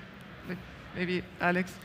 Yeah, I think one of the things are, for instance, I think there's a lot of potential also, for instance, in the intersection between cybersecurity and machine learning. So how do you share data without sharing data in a way, exactly, right? Yeah. So there's tons of innovations there, from synthetic data, data clean rooms, or a lot of different approaches. So I think this is something where it could also make sense to innovate more and then make sure that regulation is not a blocker, but actually a business enabler that accelerates that.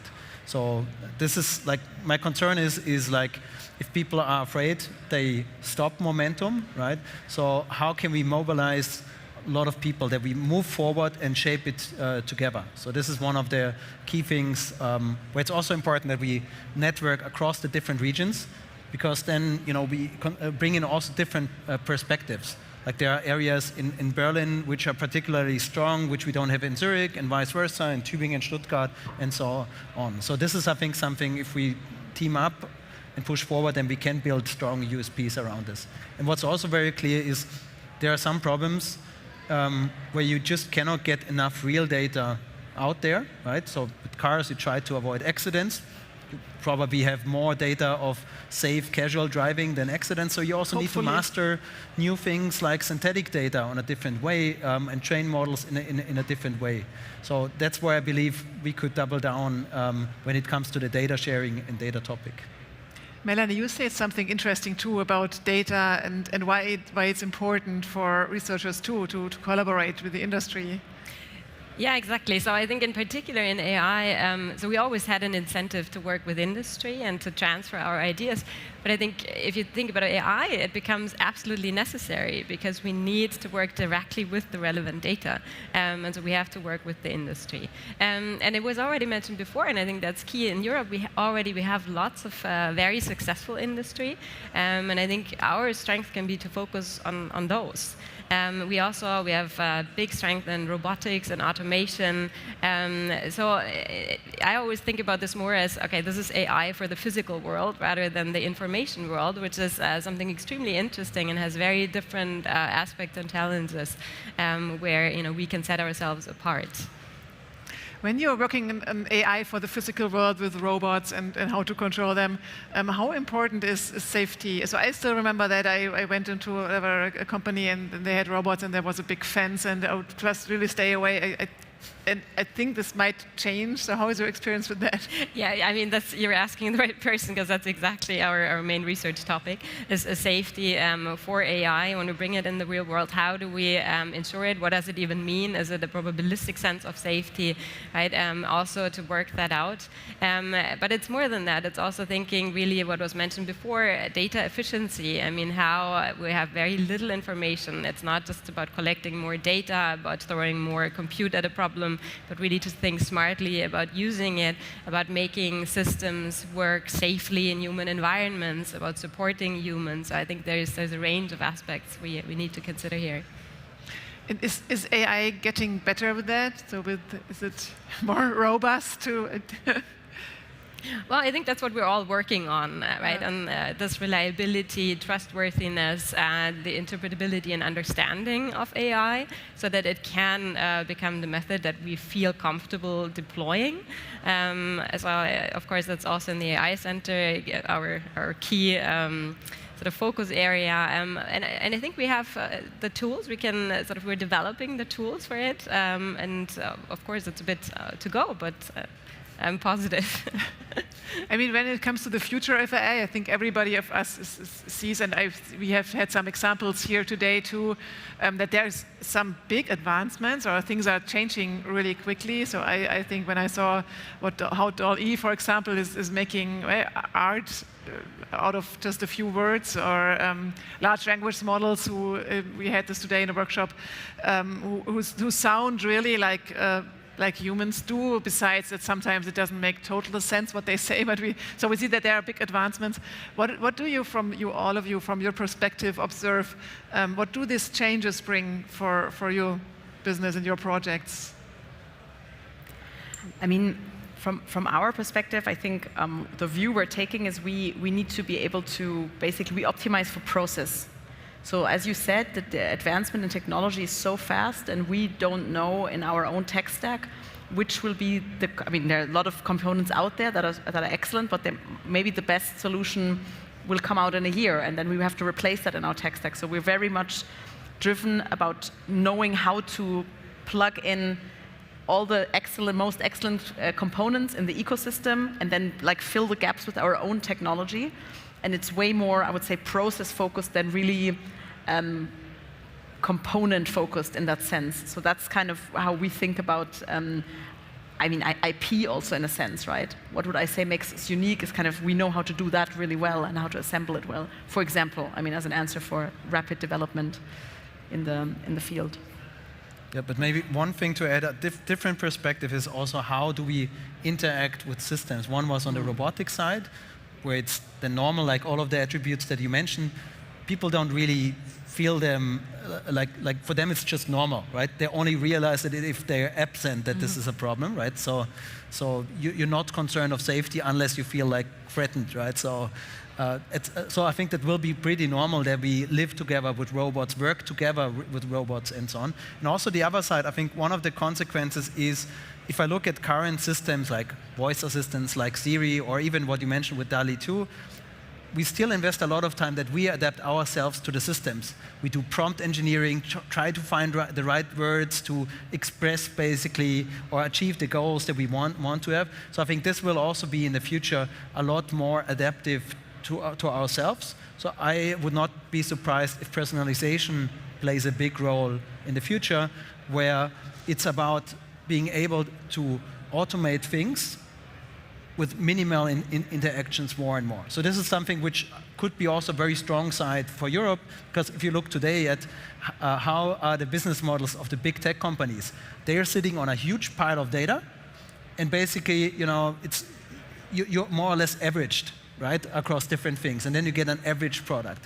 And this is what I see as a huge opportunity also, that it will be more personalized, and all of the big tech companies, they are now also big corporates. They are not young startups anymore, so they have innovation problems like anybody else. And this is why I think it's a good time also now to think about, okay, if from these companies, probably half of them will disappear in the next 10 or 15 years, who are the ones that are stepping up? And this is, I think, again, the topic where I think entrepreneurship, where we should not be afraid coming in with new approaches. Maybe sometimes being a little bit naive, like we heard earlier examples of someone who had not experience in the pharma industry building now a company in that industry, but has the vision and has the drive to pull a team behind him. When it comes to collaboration, AI getting better more and more, especially in the creative fields, but I really observe a lot. At what point is it about replacement, or how can we know which jobs will be replaced? Alex, I think about you as a musician as well, and you founded an architecture startup, so these creative fields. Do you worry sometimes that these things might be replaced? I mean, these are things that we have a lot of fun with, right, as humans too. Yeah, so after I did do a degree in music, and I actually wrote my thesis on you know, the end of creativity in music because of the quantization of the composition process, which was in '99.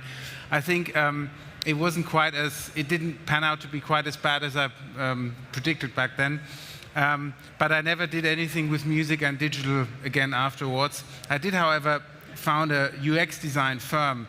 And UX design is really about the human-machine interface. And when I sold that firm, I was thinking that platformization of digital services, such as Salesforce or, you know, all the cloud-based tools, would make it irrelevant to build more UX design solutions, bespoke solutions. But I think the opposite is the case. I was completely wrong.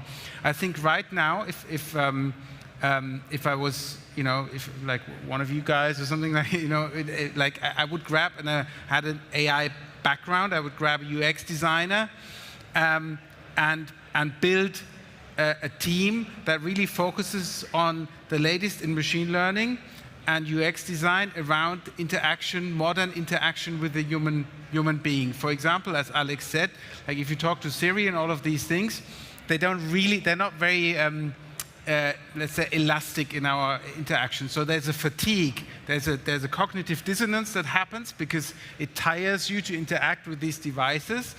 And that's something that is not quite yet, or in some cases, really not yet at a good level of human interaction. So I think there's still a lot of opportunity ahead of us. And I think also for the research institutions, we discussed this idea that that's an under-researched field still. And there will be another wave of startups. So that's, I'm very positive about that. When it comes to AI competing with the creative side of the human mind, I think there's some stuff where it maybe does replace. I mean, it's much easier to do some arrangements for musical stuff or to arrange some of your architectural drawings. But the actual creative process, because the creativity is what humans do for humans as a recipient. I think that the machines are not good at serving the human needs, so therefore it just changes the job description of the human. So I don't really think of it as replacing. I think of it more of an assisting. However, there's some things, we discussed this before, which I also think are quite gimmicky, and they may look like art, but in that sense that they're not art. Yeah? But this can be hotly debated amongst scientists and artists and everything. We can go on with that debate. Or we can maybe switch to the point, Melanie, you told me something that this different, and this is something I experienced too, that these different perspectives on the topic when you come from research or from the industry sometimes don't really fit together or sometimes are challenging. So how do you as a researcher approach the industry or startups, or how do you find out with the things you do in research, and of course I'm sure you find them really important and like them, how do you find out what of these things are useful for the industry, or what of these ideas you can bring into practice? Interestingly, I think these days it's still a lot about individual contacts. So we know people in industry, and then it's a lot about dialogue and really lots of conversation, months sometimes, to find out, okay, where does what we do fit with what the industry wants? And I think this is also very important to find this out. And of course, through the AI Center, we're trying to structure that process a little bit better. So there's a central point where industry, can have a contact and then find the right partners to talk to. So it's not only about this, personal contact that you have already. But I think it is a difficult process, because usually it's sort of clear that there's lots of innovation potential, but we have also to provide this first step how to get there. And in particular for more classical industries, that's really the critical point, is together to find this first step. And what we've also seen is that startups can actually play a very important role also in facilitating this ultimate transfer and bridging this gap. Nicole, I guess you have quite some experience in that field too, and this different perspective. So how do you help classical companies to find out what they can use AI for? So what are the typical maybe misconceptions you see there? Yeah, I mean, so the most important thing for any tool you're adopting is to understand the mission and what you're actually trying to accomplish. And how are you measuring this, and how are you measuring progress, right? So I think that's one perspective that's really important to leave there. So what is the actual business value? What's the actual business model that will stand behind it? Because sometimes, I've been in the field for 8-9 years now. In the beginning, people wanted to build stuff with deep neural networks, and it was basically stuff you could do with normal regressions. You don't have to use the latest technique to solve a problem that has another much simpler, more robust way to solve it.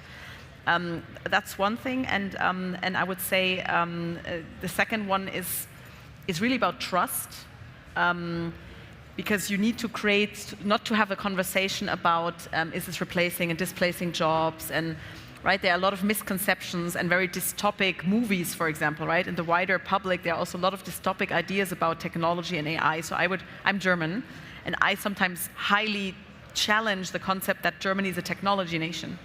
It's an engineering nation, but now technology looks very different, and there's a lot of misconception, and a lot of this, we have to get it 150% right, and all this kind. So it's a lot also about mindset, and I think trust is essential there, both for people who might think they might be displaced, although mainly we see use cases that augment things and that also, quite frankly, automate shit away that nobody wants to do anyway.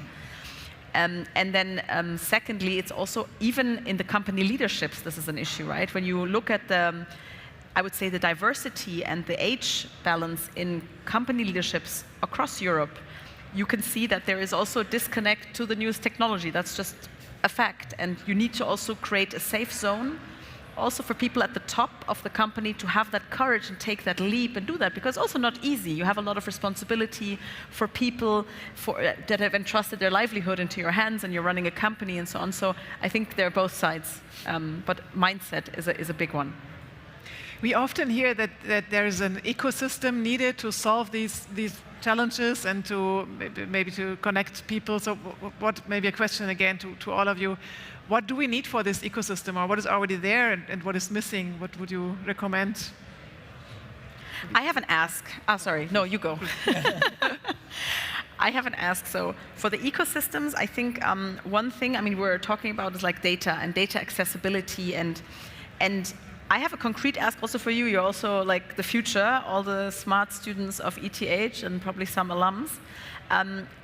How do we solve also some governance issues around these data sharing models, right? So one is we have smart technologies that shares data without sharing data, but how do we also think about business models in future where we maybe move a little bit away from platform and more to also ecosystem business models? I would be super curious. So in the past, there's basically this model: one company builds up a data monopoly, builds an algorithm, builds a platform, and pushes out everybody off the market. And because of the economies of scale of AI, that kind of works really well also with this technology. And my question and challenge is to all of you, and also to myself and my company and the ecosystems we build: how do the business models of the future work? I mean, how can we build them? We're piloting this in different industries at the moment and sort of learning as we're doing this, but that's one of the questions, and that's almost it's a tech question, but also a governance question.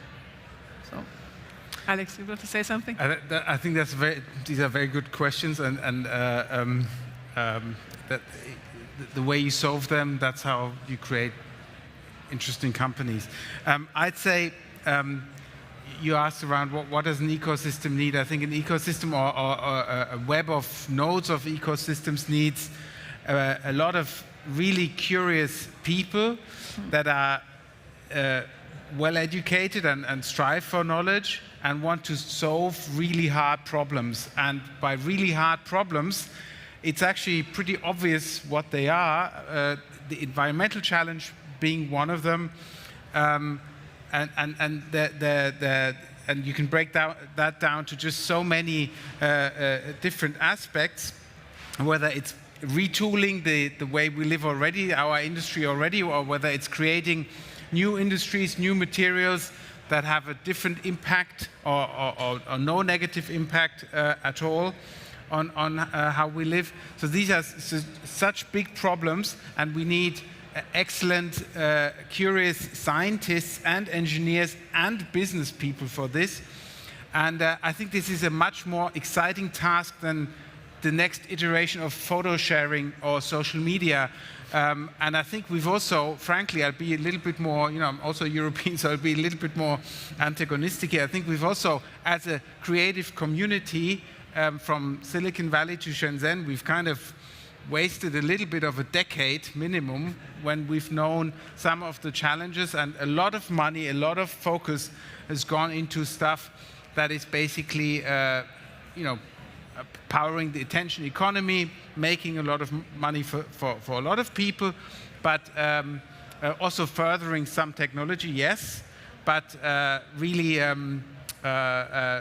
not focusing enough on harder problems. I think this has really changed in the last 2-3 years, and unfortunately it's through because of recent events that there's another impetus to do that now. But I think this is luck is when serendipity meets preparedness, and I think these ecosystems, the European ones, are prepared now with the skill sets, and I think now off to addressing these challenges. So Helga is standing here for you people in the audience, if there are questions in the audience, he has a microphone for you. There. Okay, sorry, I can't. And the technician, please switch on this microphone. Are there questions in the audience who wants to ask something? Maybe we don't need that microphone. There must be. But now it's on, I hear it, so now you really can ask questions. So lift your hands, don't be shy. Questions, please. Okay, there's one over there, Yeah. coming.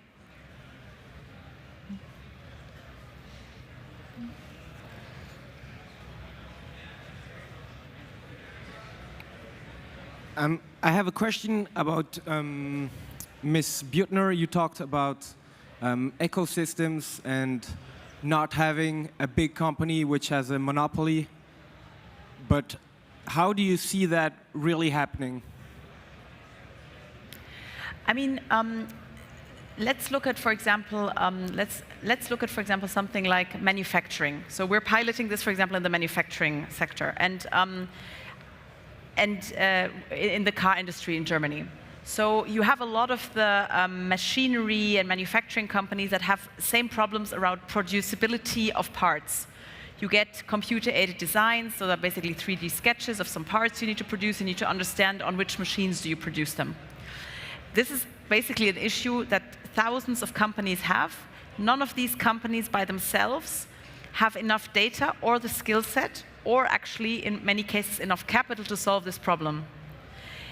But it's something that all could benefit from a good solution. So then you say, yeah, but then I build a product company, right? And I go to these companies, I tell them, share your data with me. Yeah, but these companies, they've seen how this works in B2C business cases. They've seen, big tech companies collecting a lot of data, monopolizing the data, and then commoditizing a whole sector away. So this is the core of their business. They don't trust big tech with this. It's a trust issue. And so that's why you need to find, that's why I'm going back to governance model, you need to find a way for them to share and to come to the table and bring all the data, because everybody, it's a win-win-win situation. Everybody will have a better solution. And you need to find, on a governance level, something to, I want to say, incentivize the greed. You need an entrepreneur who wants to make money, who wants to win big, who wants to build a cool, good product. You need that, but you also want, maybe in the governance structure, something that gives these companies the trust to still participate, right? And it's a dependency, and that's something we feel very much in the B2B sector, especially when it's very core to the activities of the company, right? It's different when you're like evaluating contracts or something, right? Like a manufacturing firm wouldn't say this is core to what we do, but these other parts are. So trust is really important. Thanks a lot. Yeah. Was there another question? There's one more.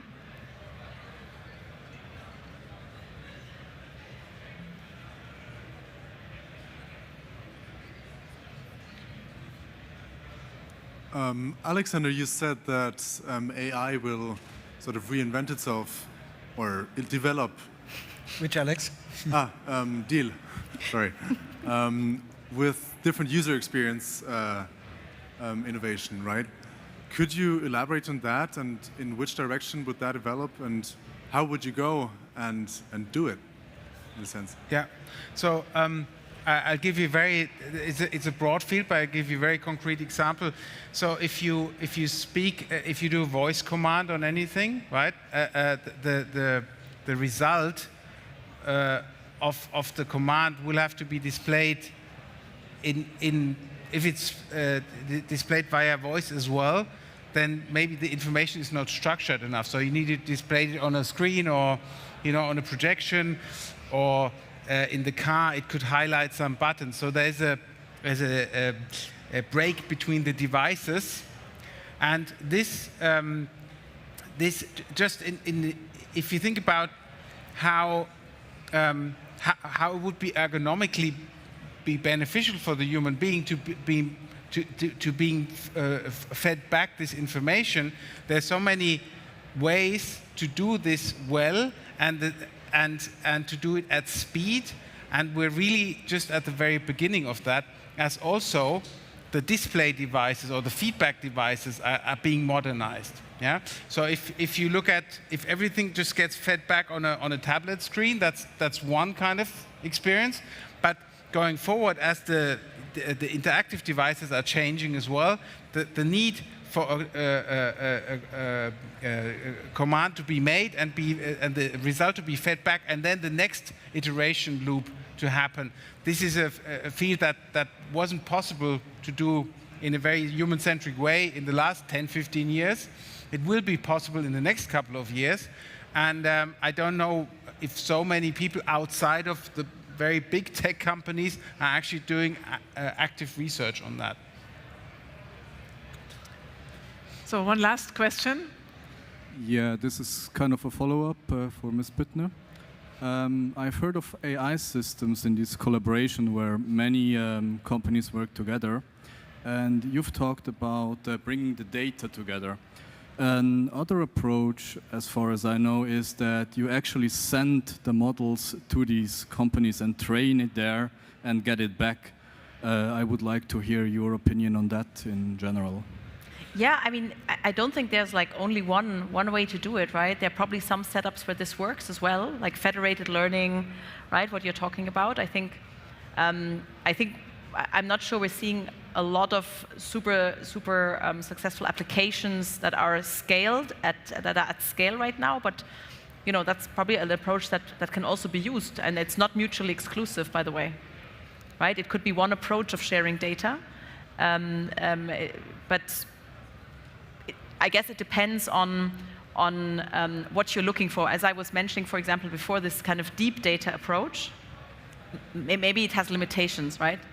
Depending on what type of data you produce, are you actually a player that has like a complete cross-section of the data that you're talking about? Because, I mean, the mechanism, sorry for all of you in the room who don't know, it's basically that you have a central model, you then basically train it, you send it to decentralized units, they deploy it, they don't actually share data, but they basically ingest the data, retrain, there are new models that are then shared with the central model, and then you have like this in iterative cycles, I mean, roughly speaking. And that obviously also depends on the data structure, on the players that you're bringing together at one table, but it's for sure not mutually exclusive. Don't see a reason. Thanks a lot. So before Alex jumps now from the stage, because he has another workshop to lead and attend now, I guess we just have to stop here.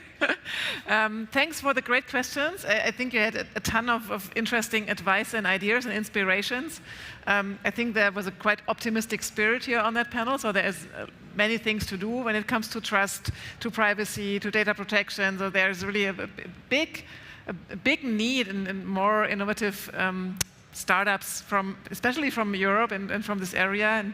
And yeah, I think you learned a lot from them. I guess all of you are still here, so in case there are more questions, you can maybe find them somewhere else for a coffee or a beer and discuss them even more. Thank you so much for joining us. Thank you. Thank you so much for the inspiring outlook. Thank you also to our moderator, Eva. Before you leave, let me announce the next things that are going to happen up here. We are now setting up for a podcast live production on stage, which is going to start at 6:15. It's the Bubble podcast that is going to be recorded. At 6:30, we have another round of workshops organized by the ETH AI Center happening in the workshop rooms at the far end of the hall. We have one on AI and ethics with Professor Peter Kirchschläger from the University of Lucerne, who is an expert in the field. Please take all your ethics questions to him. There's another workshop happening on AI in healthcare and how to market them and to make an actual product that for the benefit of patients out of it. And then we have 2 workshops co-organized with our corporate partners, D1 and Venga-Vieli. The Venga-Vieli one is on VC, so venture capital, especially for AI firms.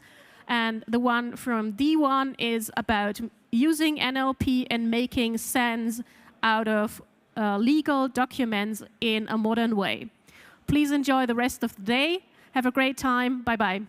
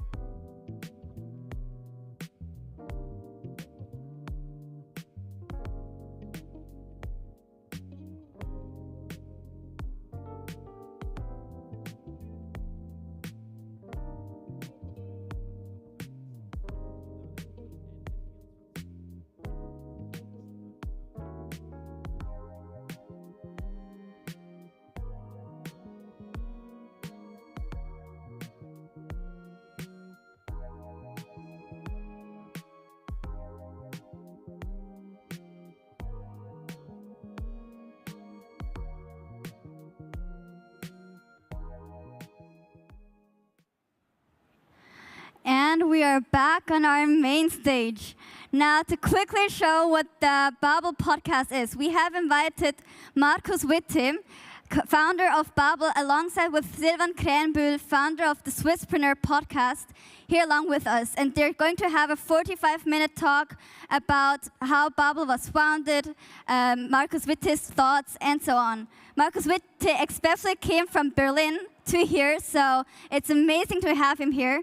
And yeah, I'm super excited to welcome them here on stage. Markus Witte and Silvan Krähenbühl.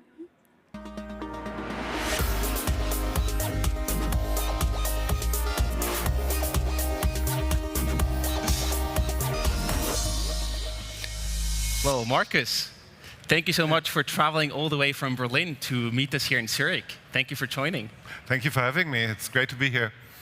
You are the chairman and co-founder at Babel, the market-leading app for language learning. Many of us probably even use it themselves.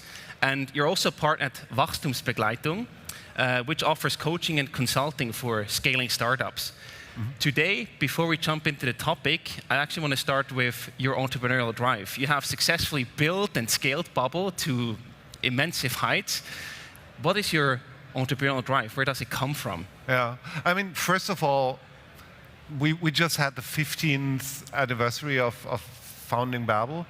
And what I would say is it's still the early days. It's not tremendously big. It's a 200 million euro revenue company, and that's just the beginning, I'd say. Entrepreneurial drive, I would say what drives me most is curiosity and the urge to do something that's relevant. And I keep trying, what is it that is relevant right now? And I would say that is what drives me forward all the time. I like one thing you mentioned is this feeling of still being at day one. I think this is a very specific founder perspective or founder mindset that no matter how big your company is, you still feel like you're just getting started. It's just the beginning. There's so much more to come. Yeah, I never thought about it that way, but it might be a founder perspective. It's certainly what I believe in, because when I look at where we are with Babel in the moment, there's so much to do. There's so much market out there. There's so much potential for building a better product. It can only be the early days. This can't be it. And today, Markus, we want to talk about the burning questions that probably every person who starts a company has. We want to talk about the founding team, co-founders, but also the early stage employees. We want to talk about the idea, but also about fundraising and then scaling up from there. So let's start with the first part, the co-founder and the team. Is it better to start a company as a solo founder or together with co-founders? It depends, of course.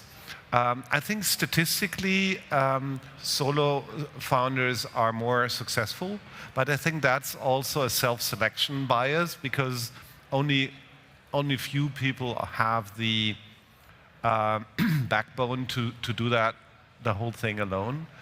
I would say if you have a choice, rather start with a team, because being alone is never the best choice if you have any. Right. If nobody wants to work with you, you'll have to do it alone. Yeah. If you go for co-founders, is there any certain perfect number of the amount of co-founders? Like 3 we often hear in our podcast. Would you say that there's a certain perfect number in terms of co-founders? No, I usually don't believe in schematics that are repeatable. Because every company is different, every market is different, every problem is in a way different. I would say more than 4 is plenty, and less than 2 is just a solo founder. Right, so, yeah, 3 might be a good number, 4 might work, but yeah, keep in mind, no founder team in the world keeps being that stable team forever. Every founder team, at a certain point, kind of disintegrates and splits up. And that's fine. That's not failure. That's part of development also. It's part of the development, absolutely. So now we know co-founders are probably better to have a team to start. Now the big question is, where do I find my co-founders? Yeah, I think the bad news is you better have them before you start. Because if you start looking for people, if you're already in the development of building your company, you don't know enough about them. It's quite a ride to build a company together, and I would say for everybody who thinks about building companies at some point in their life, keep people close that are worth working with. People you want to go to Mars with, you want to change the world with. There are very few out there. And finding them is a lengthy process over time. So very often if you say that, people think, oh, I'm just going to start a company with my friends, maybe with family, or even my romantic partner. Is that something you'd advise people to do or to consider? I would certainly not advise that. But it depends. Sometimes co-founders who are romantically involved can be very, very successful. There are cases there. I think it's important in any constellation where you have different layers of relationship that you're absolutely open with each other. Open about what's your motivation, open about what's your expectation and what's driving you, and don't tell the story that others want to hear. Right. And if you decide to do that, to go for co-founders, but not with romantic partners or family members, where do you find them? Is it like past work colleagues or study friends? What would you recommend there? Where should you look for co-founders? It depends. Very often you find them at university, if you go to a tech university, because, I mean, like it or not, the people you want to hang out with when you build a tech company are techies, right? So if you're not in tech yourself, then you might not want to find your co-founders around your business school or wherever you are. Very often, I found my co-founders at work. Yeah. That's usually pretty good because you see them working and you have an understanding how they approach problems, how they work.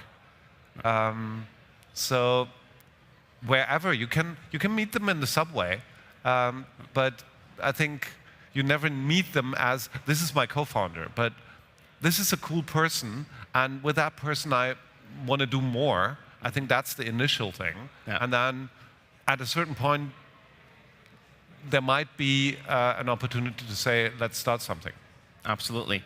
So having a past history together, ideally in a work context, is a great way to start off for a company. For sure, yes. And what conversations should you actually have together before you then say, okay, now we start a company together? Because there are many things that you should discuss about, that you should have a conversation about to make sure that you're on the same page and don't run into big problems later down the road that you could have solved early on. I think a main topic to clarify is, why are we doing this? Personally, what's your objective? And we all, I think, have a drive to tell ourselves and others stories that sound great. But these stories might not always be the harsh truth. And if I'm just in for the money, I better put that on the table right away, and don't talk about making the world a better place or doing something for whatever. I think honesty and clarity is key, and it's mostly about the motivation.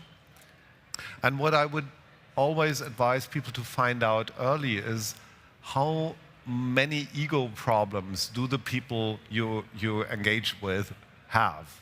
How much do they care to be front and center, to be the first on the list, to be recognized, and so on? Because that's the most energy drain down the road if somebody has an ego issue. What are some indicators? How can you find that out early enough before you start the company? I think there's so many opportunities to, if you watch people, just how they behave. Are they okay to be second in line? Are they okay to be overlooked here and there, to be not mentioned, and so on? Or do they need to say, oh, this was my idea, I was the one who started it, and so on? Do they have the urge to appear as larger than life? And it's observation, I think, that helps. Once you have your co-founding team, of course, there are many tasks at hand. But at the same time, you also do a bit of everything. Nevertheless, are there any role splits or task splits that you would recommend amongst co-founders when you're starting out? No, I think in the beginning, we're all generalists. I think in the best companies, in the very early days, everybody does everything and everybody understands everything. Differentiation comes later. And I think as a founder, I have to learn what matters in my company. And if it happens to be deep tech and I'm not a techie, I'm in for a ride. I have to understand a lot of what's going on. I can't just say, oh, I'm a business person and I can't be bothered with this. So I'm very much in the camp for everybody does everything in the early days. Of course, that changes later. And that's a very, very hard challenge for a lot of teams growing up, because what's true in the early days is, and what helps you in the early days, is toxic when you try to scale. Yeah, that's a challenge by itself. We're going to also address that at the end of the conversation real quick. One thing that then changes, of course, is you are growing. You probably also do your first hires. Are there any specific roles that you see that are key to hire early on to grow a team?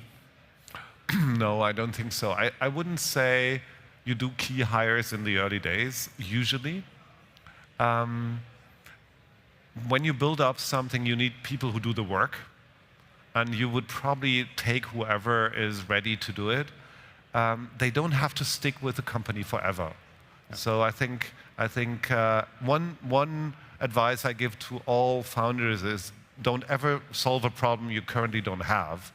So don't hire somebody who might be instrumental three years down the road, or even 12 months down the road. Hire people who are relevant right now, and they will change anyways. The people will change in their development, or they will go and others will come. But in the early days, I don't think it's the time for key hires. Absolutely. So now we talked about the founding team. Of course, it's also very relevant what problem you're solving, what your business idea is. So how important is this idea compared to the team? Is there one thing that is more important from your perspective? I would say the idea is hugely important. It absolutely matters whether it's a good idea or not. But the problem is there's no way of finding out whether you're on a good idea or not. You just have to try. And it's even impossible to say, when do you know? And that's where entrepreneurship really hurts and where it's really tough to make the judgment call of, am I riding a dead horse, or didn't I try hard enough? Should I try it the other way? That's such a personal question, and there's no right or wrong answer to that. And when it comes to the team, what you need is adaptability. You need a team that can change and that can modify the idea. Very often, the idea a company is successful with is different to the idea they actually started with. Yeah. If you try to execute the idea in the beginning that you had in the beginning, you very often lose.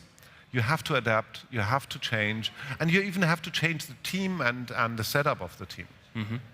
And then there's a very interesting question, right? What has a higher chance of success? A mediocre team with a great idea, or a fantastic team with a mediocre idea? Well, I think the investor answer would be you need both. In reality, I think a fantastic team will adapt the idea. Mm-hmm.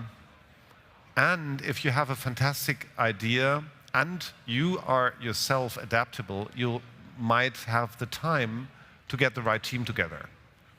So if one of the two is outstandingly great, you have a fair chance. But ultimately, you need to get to the right idea. You can't build a fantastic business out of a lame idea. What happens if you have a great team is you will sharpen and adapt the idea into something that really kicks ass, and that's how you can tell it's a great team.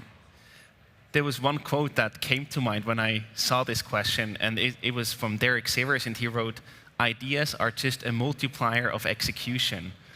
Do you agree or disagree with that statement? Yeah, I think the word execution for me doesn't work in an early stage startup, because execution is kind of a waterfall idea. You have something and then you execute on it. But what happens in an early stage startup is you're kind of lost in a jungle and you find your way. That's not execution, that's survival. Yeah. And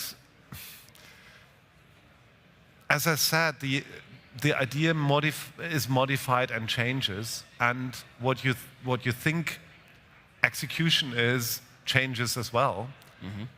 So I would say the #1 success factor is adaptability. Yeah.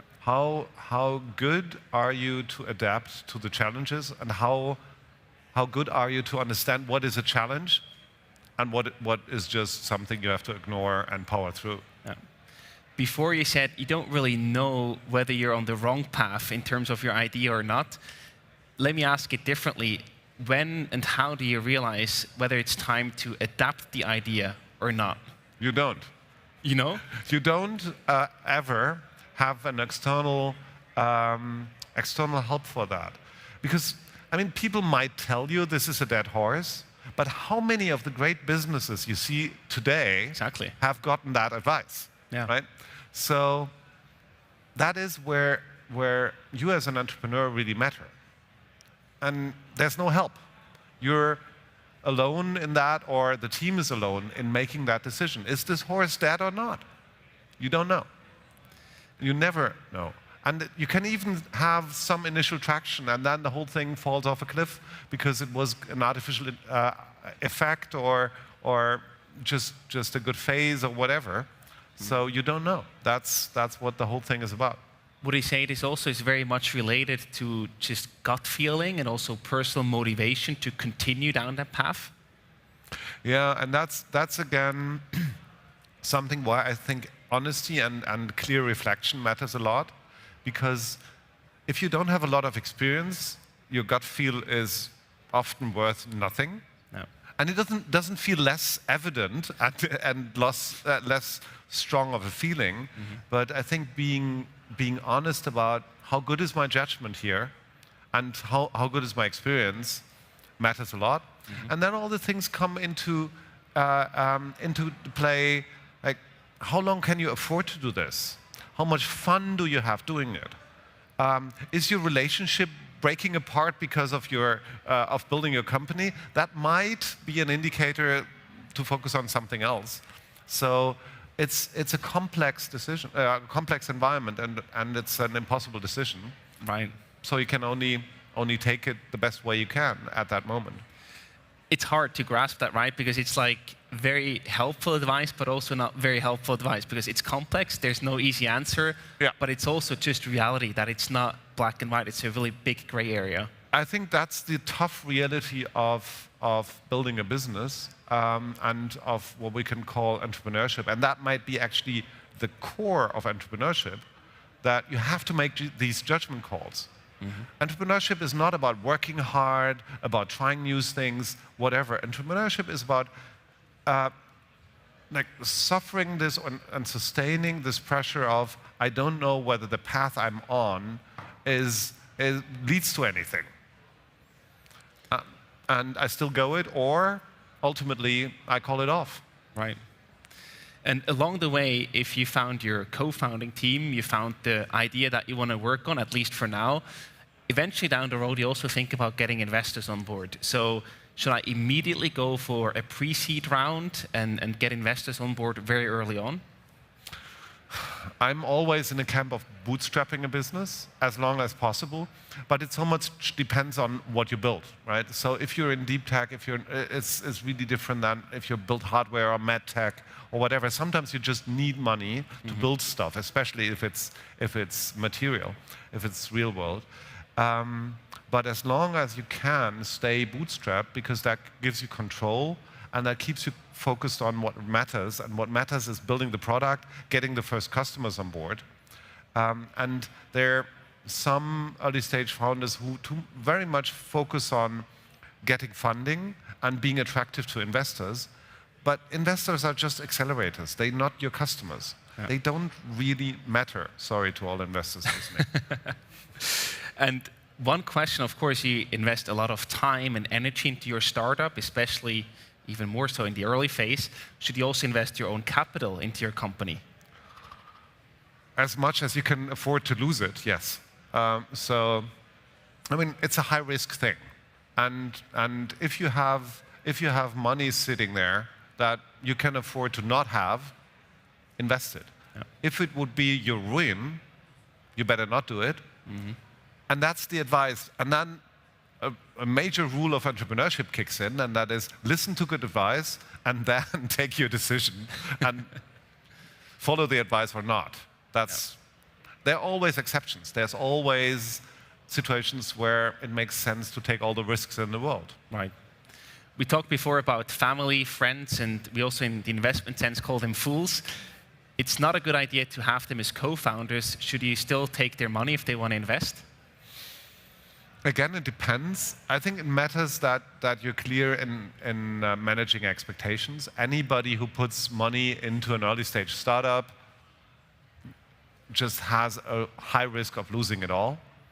And I think that is, everybody has to be okay with that, really okay with that.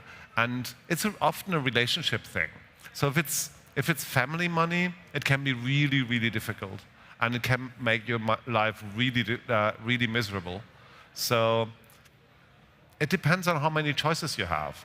If you can take money from foreigners, or from people you don't know, then do that. Take money from strangers rather than from family.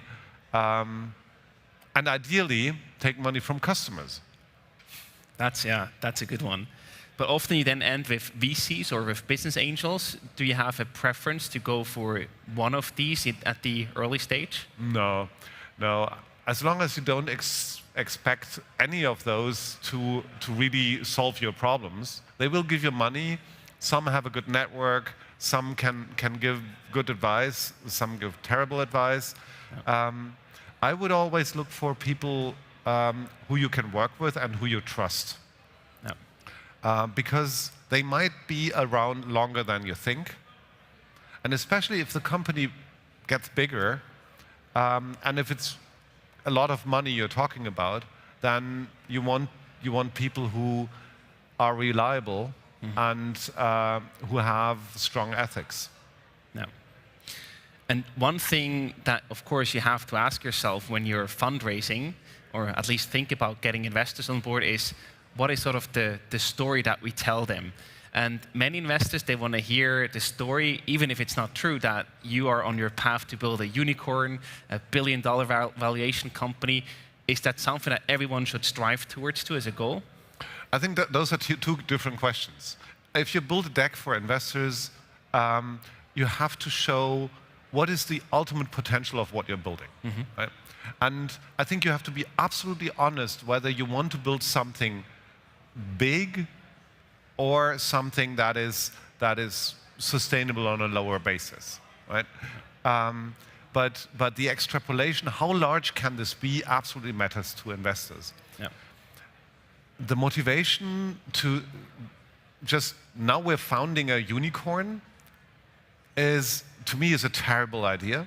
Because I think if we build something, we should build something meaningful, something that really makes sense, something we want to build.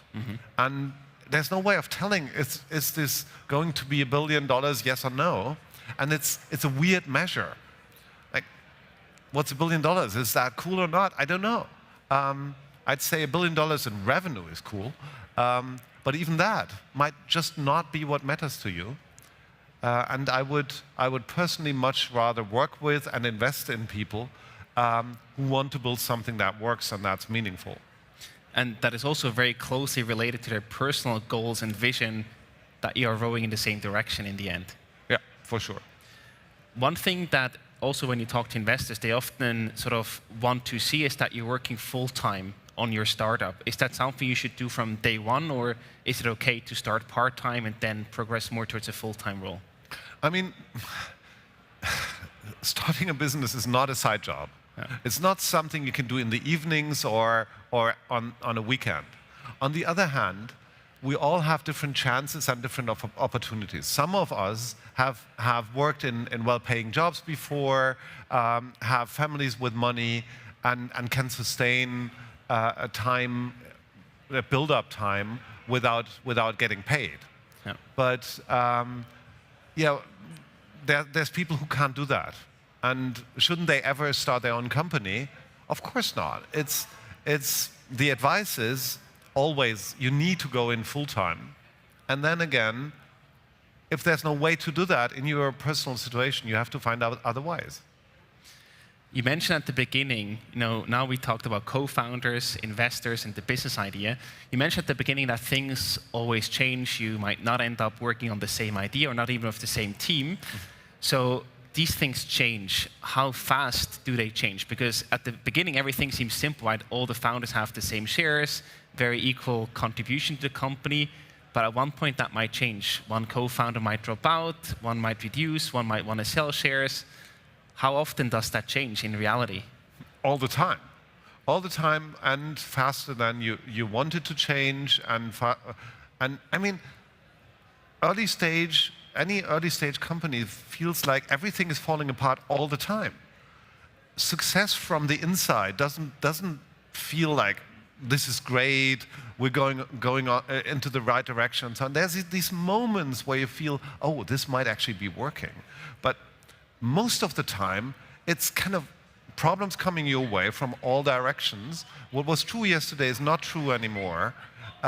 There's conflicts, there's friction, there's crisis, and I would say it doesn't feel like change because there's no stability. It's not that, oh, we have been going like that all the time and now we change. Every day is kind of a new challenge if you try to build something that wasn't there before. Do you have any recommendation or tip on how to manage that on a company, but also on a very personal founder level? Because that constant change can also really, take a toll on you. It can.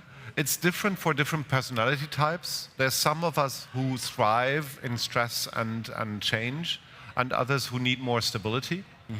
I think if you have a founder team, you can distribute roles a bit along those lines and can give people who need more stability a little shielding from the mess that happens every day. Overall, it's a learning. When I work with founders, I try with them to find out what's your way of getting to the stability that you need. Is that your private life? Is that taking time out? Is it organizing your working day?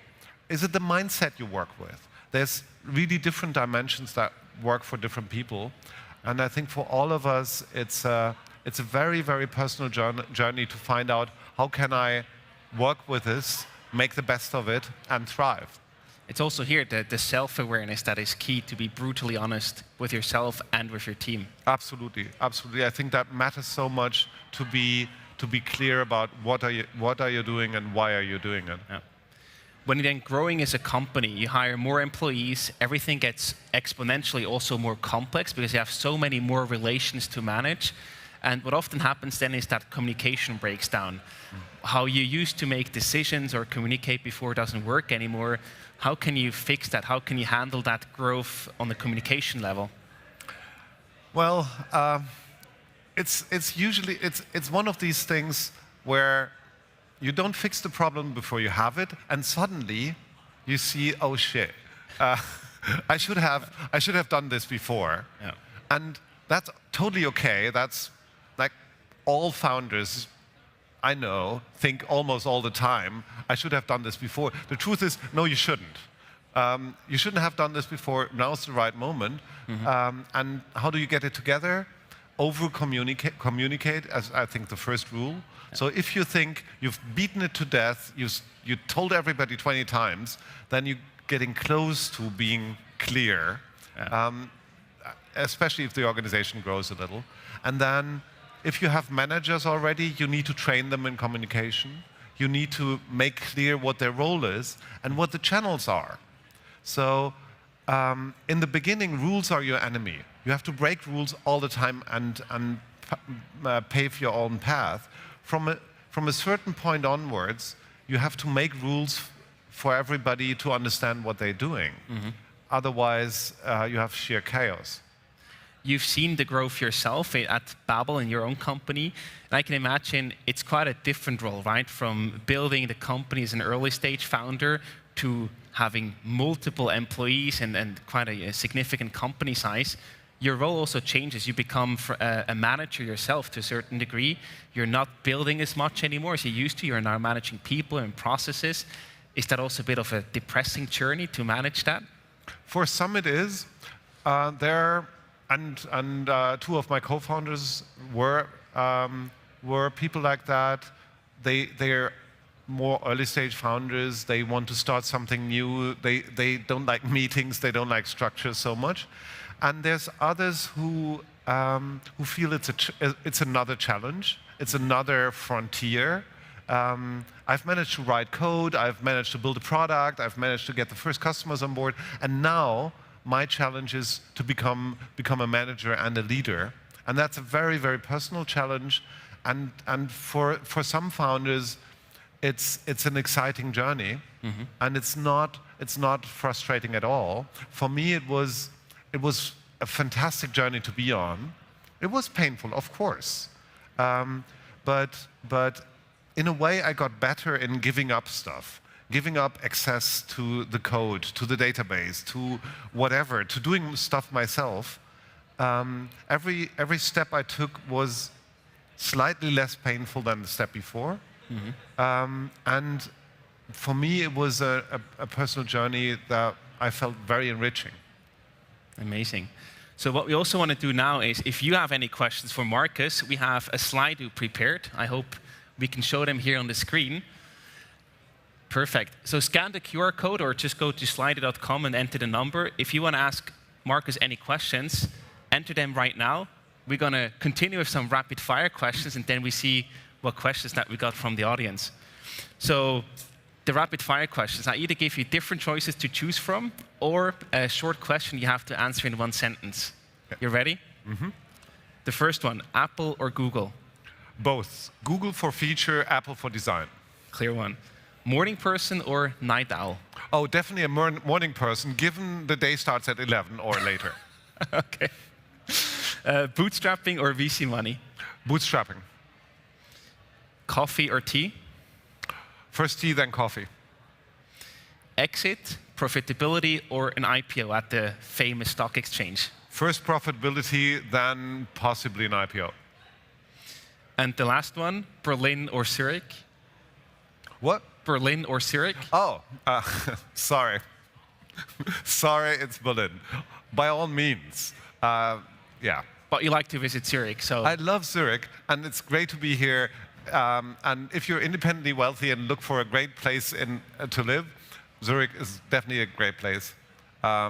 If you're going either to build a startup or to have the best party of your life, go to Berlin. Perfect. So we got a few questions. First one, any plans to start another company? No. No. My mission with Babel is by far not finished. I'm doing a lot less operationally, but as I said, it's the early days.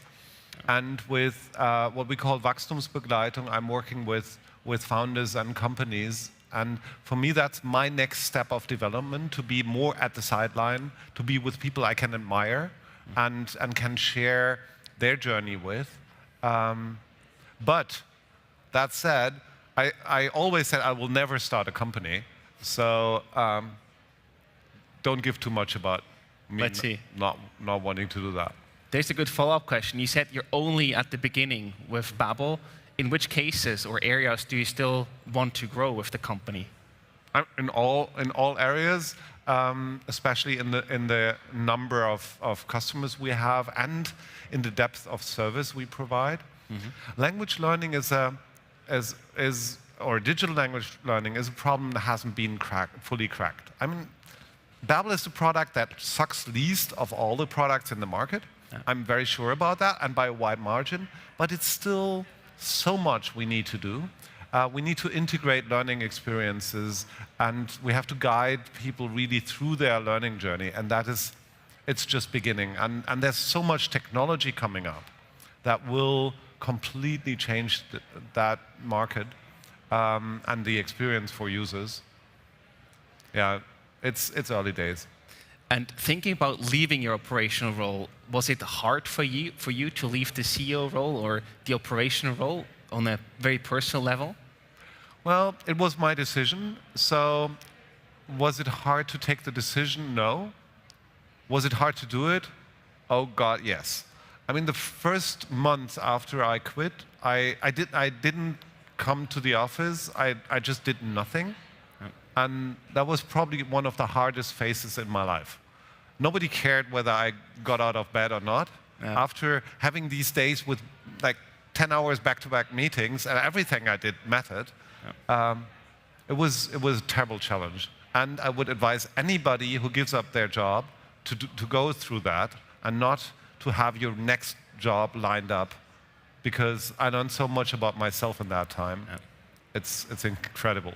Have you ever regretted stepping down from the operational role, looking back? I mean, there's moments where I long for some things that I did or had, but overall, no.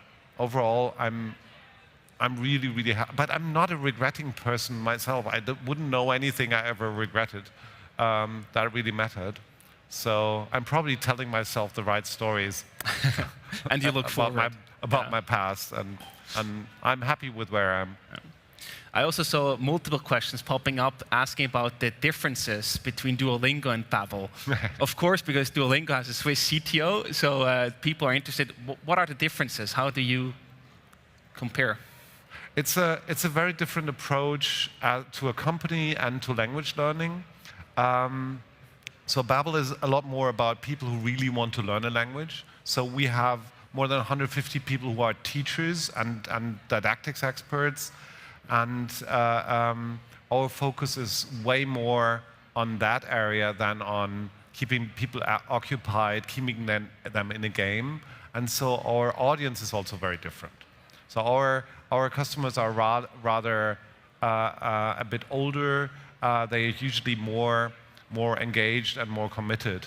And very often people try one and then use the other if they get more serious. Right.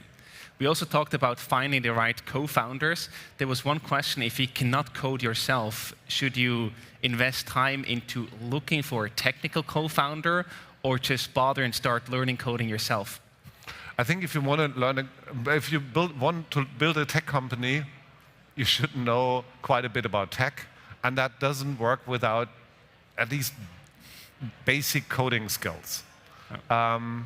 So, yeah, I think knowing how to code matters. At Babel, all of the 4 founders wrote code in the beginning, and my last lines of code were replaced a year ago or so, which was a horror. I mean, the horror was, oh God, this code still exists.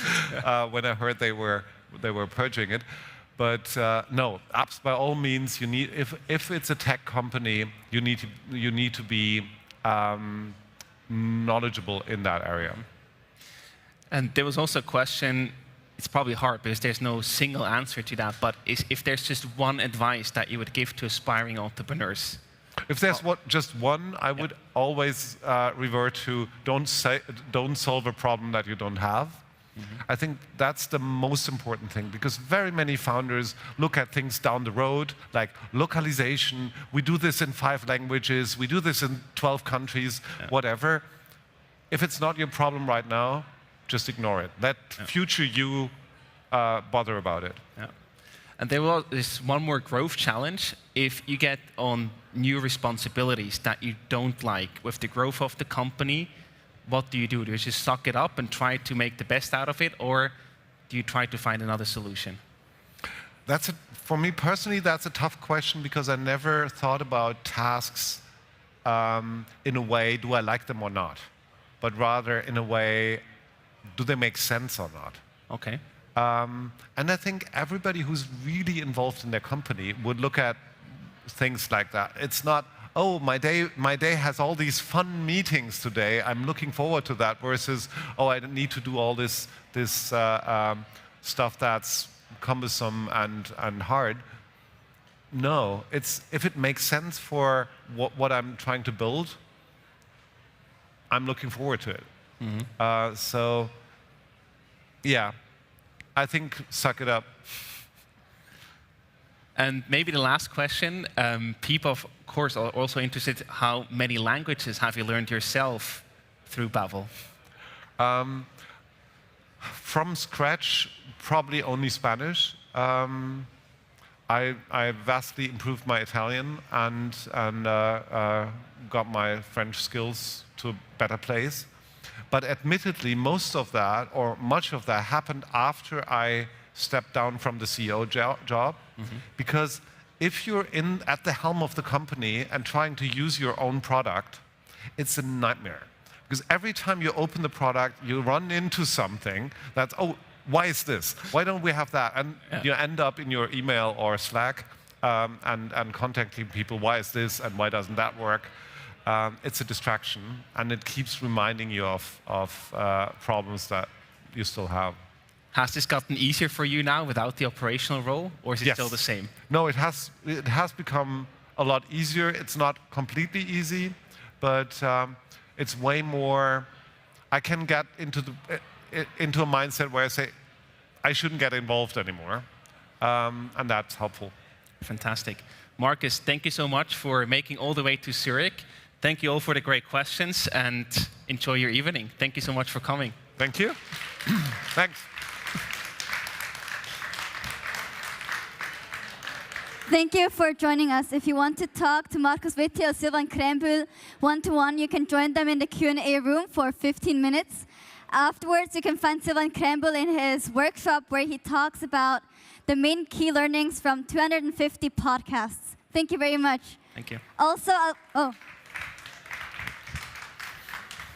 we're continuing in 15 minutes with the Dandelion Award, where we will give awards to all the professors that have done excellent job on fostering entrepreneurship at ETH. See you guys soon. Thank you.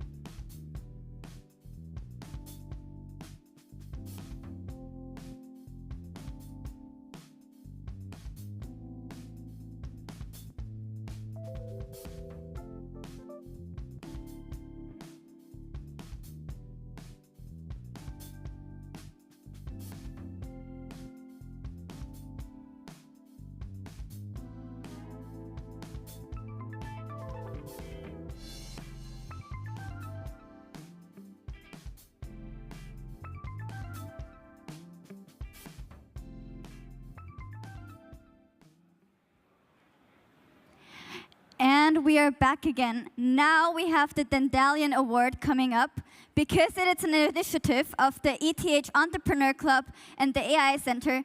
I'd like to welcome our president, Yoni Rakipi and Ines.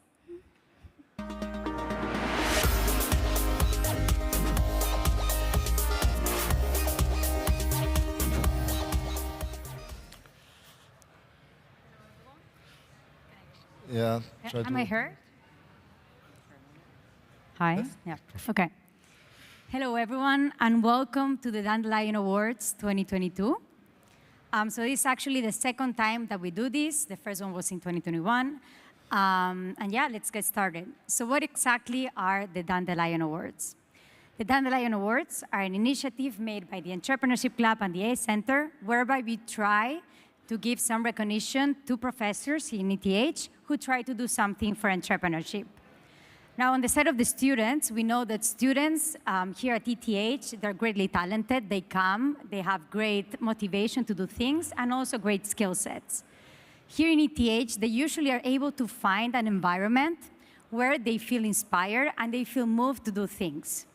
Now, more importantly, there are the professors as well. These professors, they enable the students to find their path, sometimes also go a little bit outside the script, and be able to find their own passions. They give them advice, and after that, the students, they're able to pursue their own careers and their own passion. Now, we find that sometimes these professors, they come a little bit like outside the spotlight, so we would like to put them now in the spotlight. So this is the time for us to recognize what they do and acknowledge their contribution to entrepreneurship here at ETH. So now I give the word to Johnny. Thank you, Ines, for introducing the award. Thank you. Before I start to introduce our jury and partners, I would like to also thank the work that these professors do here at ETH. As part of the Entrepreneur Club, I'm aware of how much of a good entrepreneurial environment can do for a student who is seeking this kind of path. Mentoring is extremely important, and sometimes professors can take this role in an informal way. I'm also excited to see the winners tonight and celebrate with entrepreneurial talent here at ETH. To bring this to life, we have heavily relied on the help of our partners to be able to understand the work that has been done around every faculty at ETH. This prize consists of 16 award winners, and also later on there will be a special award given by Alex Ilic, which will be for the professor who has done the most active entrepreneurial work and inspiration in the interdisciplinary fields. In this slide, here you can see the jury that was formed in selecting the winners of the award. The jury consisted of 4 initiatives at ETH, and it's very important to stress out that this jury also has a student voice. So you see here the ETH Entrepreneur Club. I'm presenting for the ETH Entrepreneur Club. And we have AV ETH, presented by Jay Kasselman, ETH Student Project House, presented by Lucy Rayman, who unfortunately couldn't make it with us today.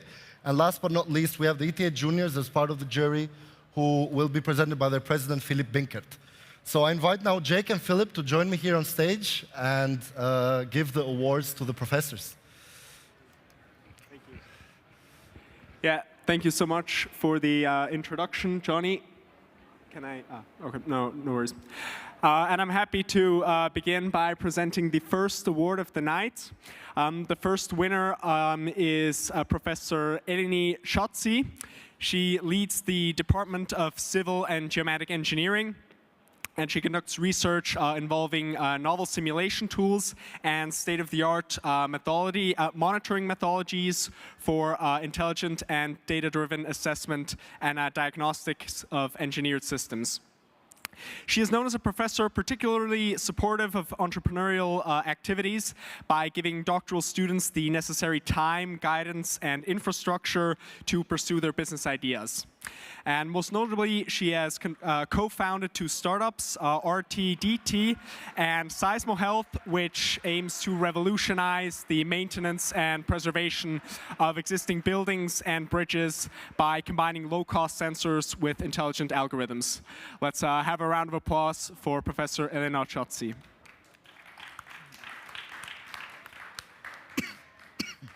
Thank you. Then the second award goes to Professor Hirlimann. He leads the Department of Biosystems and Engineering of ETH in Basel. And his research specializes among CMOS technology, which can be used to build integrated circuit chips that are interfaced to electrogenic cells, such as in vitro brain and heart tissue cells.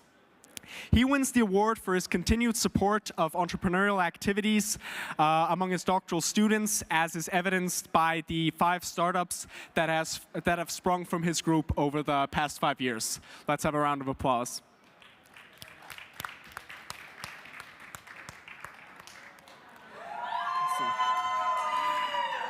Yes, premature applause for Professor Andrea Burden. She works at the Department of Chemistry and Applied Biosciences and focuses on using pharmacoepidemiological methods to advance assessment and medication safety and effectiveness of chronic disease management, thereby having a direct impact on future patient care. Her PhD students, which we probably just heard already, rave about her support for startups and initiatives directly at ETH, such as the Wall of Scientists or the Femino program. Let's have another round of applause for Ms. Andrea Burden.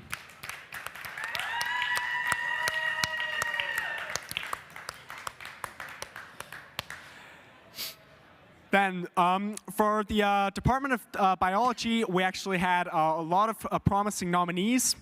The winner here is Professor Jörn Piel for his continued support of numerous startups originating from his lab, which occupies itself with bacterial natural products. Professor Piel is known for his entrepreneurial mindset and always encourages his co-workers to consider real-life applications of their research work. And this is evidenced by his winning of the Spark Award, the annual award given by ETH for recognizing the most promising patent application submitted by any ETH group. Round of applause for Professor Jörn Piel.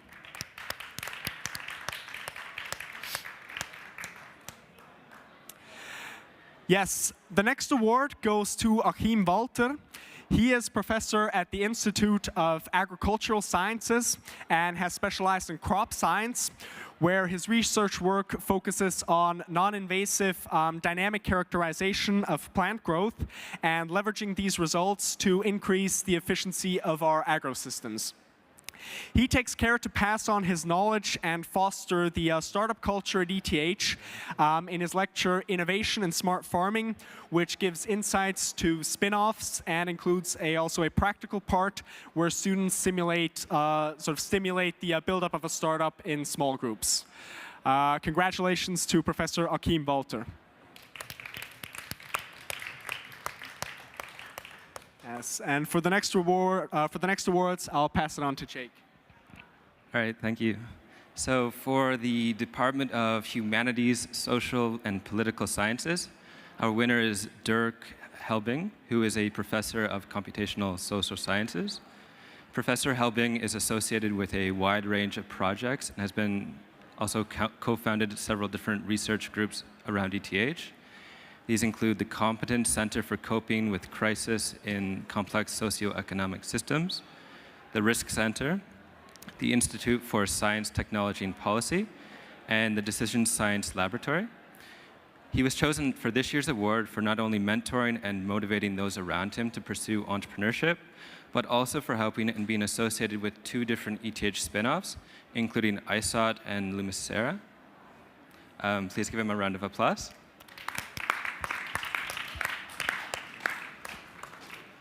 For our next department, the Department of Computer Sciences, this year's award goes off to Martin Vekev, who is the professor for programming languages, machine learning, and security.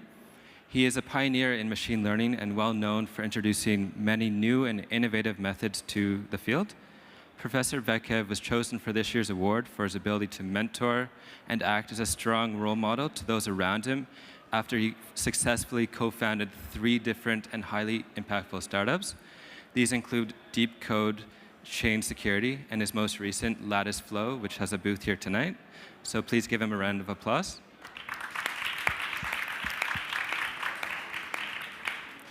For the Department of Information Technology and Electrical Engineering, this year's winner goes off to Janos Verosh, who leads the laboratory in biosensors and bioelectronics. His group helps with interdisciplinary research at the interface between engineering, nanotech, material science, medicine, and biology. He's also interested in how the brain processes information and stores it, using controlled neural networks to form the basis of a new scientific field called bottom-up neuroscience. Professor Veros was chosen for this year's award because of the support he gave to those around him for pursuing their entrepreneurial dreams, as well as playing a pivotal role in contributing the key breakthroughs for those startups.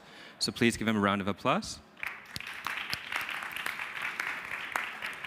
And for the Department of Earth Sciences, this year's award goes off to Donat Fay, who is the head of the Earthquake Hazard and Risk Assessment section of the Swiss Seismological Service. Professor Fay's main professional interests are in areas of seismic hazard assessment, site effects and microzonation, seismic ground motion modeling, and historical earthquakes. Professor Fay was chosen as this year's award for support in the ETH Pioneer Fellowship called Spectrum. Spectrum specializes in structural monitoring of rocks and helping with unstable slopes. So again, please give him a round of applause. And with that, then I'll give it off to Joni. Thank you, Jake. I have a headset. Cool. So next up, we have Professor Siddhartha Mishra from the Department of Mathematics. For the Department of Mathematics, Siddhartha Mishra is a professor in applied mathematics. His main research interest is the design of efficient algorithms for computer simulations in science and engineering. For his great work and contributions in the field of science, he was awarded the prestigious Infosys Prize in 2019. When it comes to his entrepreneurial side, he collaborates with multiple startups for different research projects, something sometimes unusual in the Department of Mathematics, so that's super nice and appreciated. On his more personal side, he has also shown an impressive willingness to collaborate with others and has a great motivation to make full use of the great talent that can be found at ETH. So please, a round of applause for Professor Mishra.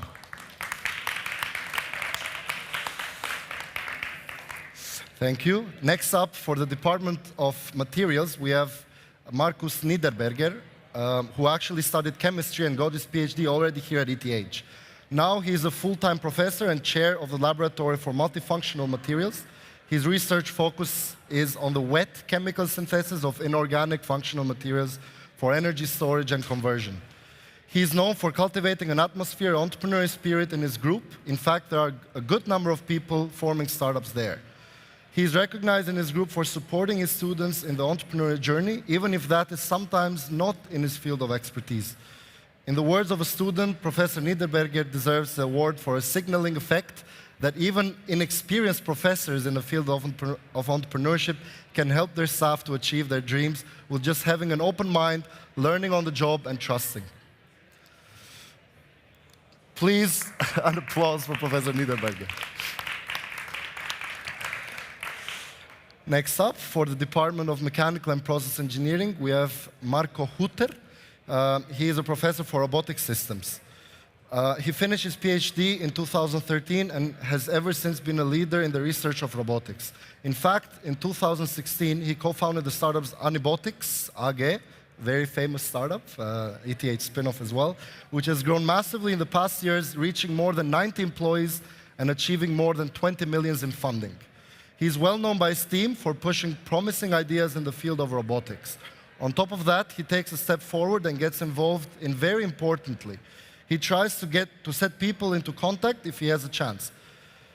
A very interesting comment that we received when we were doing the jury for this award is that his uniqueness comes from a good technical understanding, but also an ability to see what is useful and to put the effort to push the projects which he thinks bring value. So please, also an award for Professor Hutter. And then from MTech, which is a department that I actually study in, We have Professor Torbjörn Netland, who is the head of chair of production and operations management at MTech. Having witnessed firsthand his online lectures and the fancy video recordings last year, I'm convinced that there is no better person to win this award. Professor Netland has always put great emphasis on hiring a diverse team to deliver innovative teaching. Recently, he also co-founded the famous startup ETH AI with one of his doctoral students. The spin-off raised its pre-seed round earlier this year on February and is showing great promise. Please, an award for Professor Netland.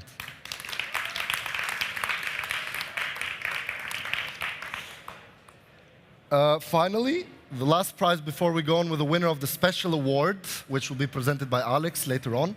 The winner of the Department of Physics is Rachel Grange, who is a professor in the Department of Physics. Her field of research covers material investigations at the nanoscale with high-resolution imaging tools.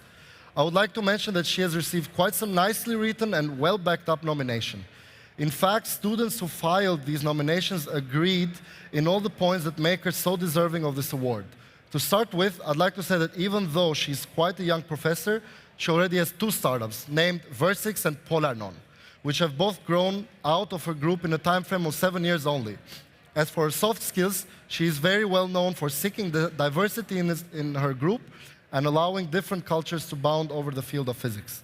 Please an applause for Professor Grange.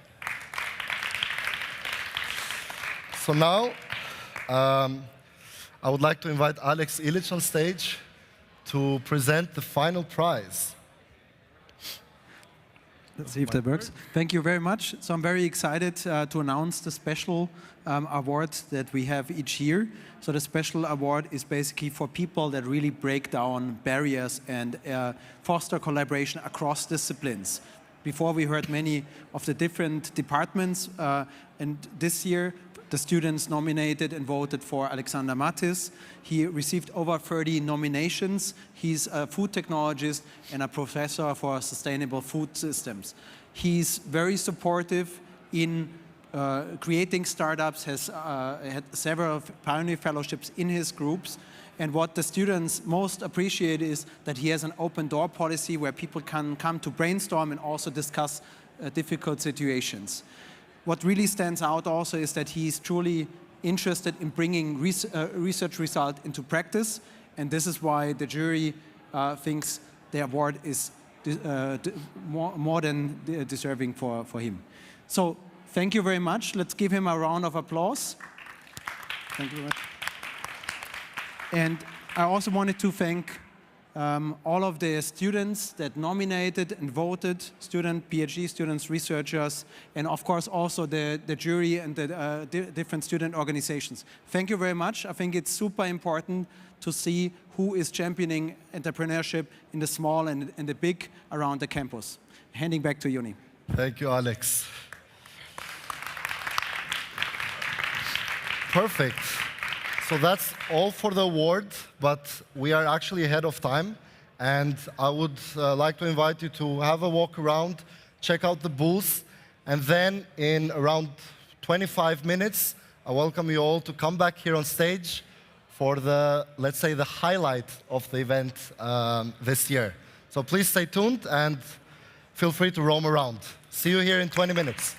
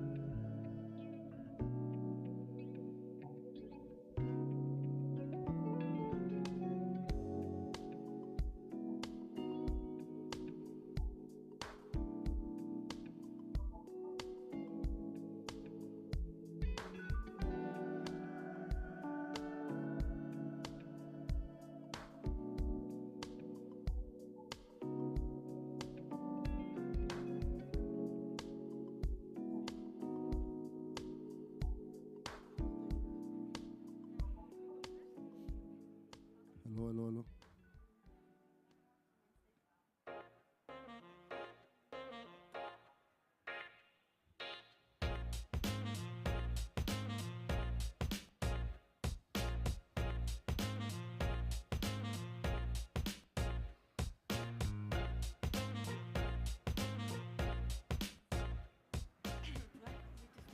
No, he's calling.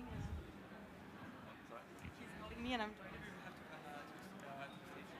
Huh? Ghana simply said that we have to come to the stage.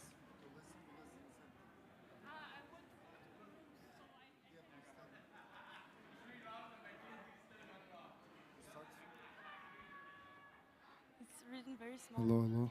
Okay. Okay, we improvise.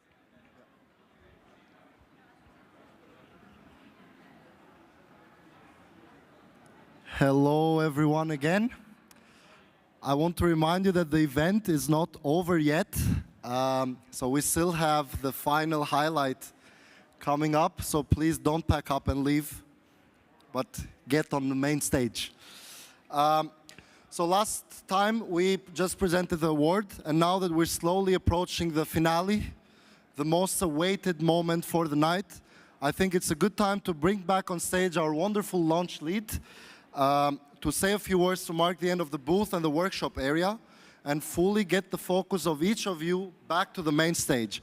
So please let me welcome Carla, our launch lead, here on stage with me. Please, Carla. An applause for Carla, please. Hello, everyone. I hope you all had a great day. I'm very happy to see you all here and extremely grateful that you were part of this long journey that we had today. The event is not done, but I really wanted to thank all of you for coming. And it's been a crazy day. I just checked it. We've been 1,500 people today. And this is thanks to the amazing speakers we had on stage, the incredible workshops that you organized, and also of the partners that were at the booth and interacted with you the all day. So thank you. And of course, a big, big, big thank you to the AI Center, who co-hosted this event with us. I hope you all enjoyed the AI+X Summit as well. It was truly remarkable to see what cool stuff and initiatives they brought here on that other side. For us, being a self-run student organization, none of this would have been possible without the help of our sponsors and partners. Namely a few, our main sponsors, who we love and have been with us throughout the whole journey over the years: UBS, Phoenix Mecano, and our legal partner, Valdervis. Please, a round of applause for our sponsors.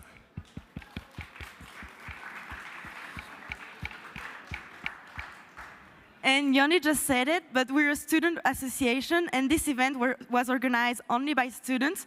So I really wanted to thank you guys for your engagement, and you guys are the best. Really, thank you for being part of the team, and thank you for your help and for your support. And of course, when you hear ETH Entrepreneur Club and ETH AI Center, there's a common denominator, which is ETH. And for that, now we have a video from our rector, Gunther Dissedori, who unfortunately couldn't come here with us today, but however, he really wanted to say a few supportive words to everyone. So I welcome you all to listen to the video from our rector.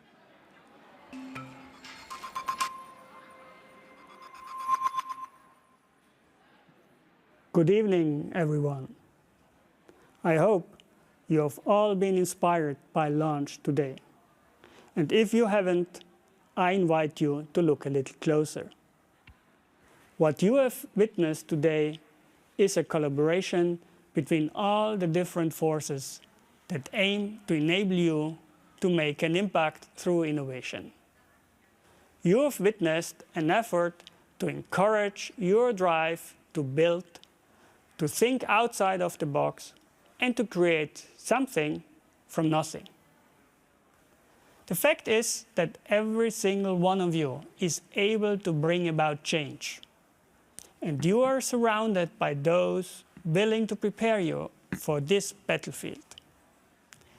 Innovation is in many ways a battle, challenging long-standing perspectives and practices and offering feasible, novel solutions. The ETH Entrepreneur Club has done a fantastic job at encouraging students in and around ETH to be curious and explore the many possibilities that this path offers.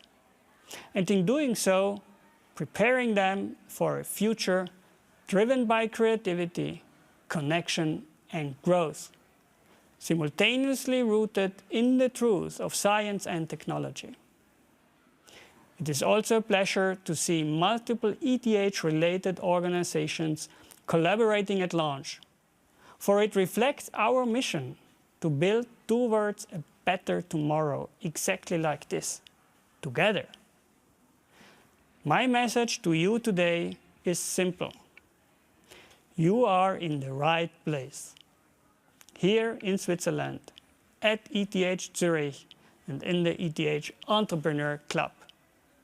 This is where innovation begins.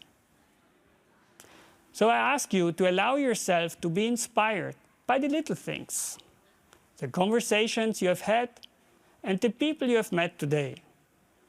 You never know. The next big idea could be yours. With that, I'd like to thank you for listening and wish you a wonderful evening. The future is yours.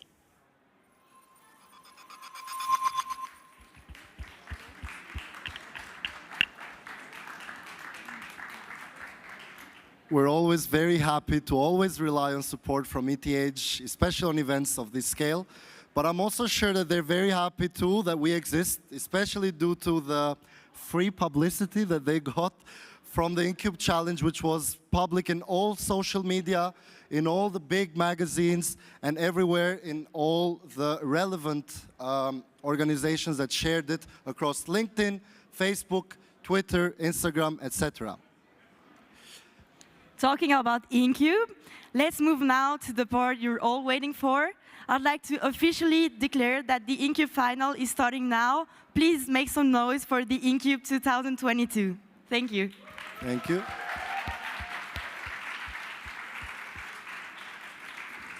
And also a last remark for the people that are sponsoring or like the partners of the InCube Challenge, the front rows are reserved for you. So please keep that in mind when you take a seat.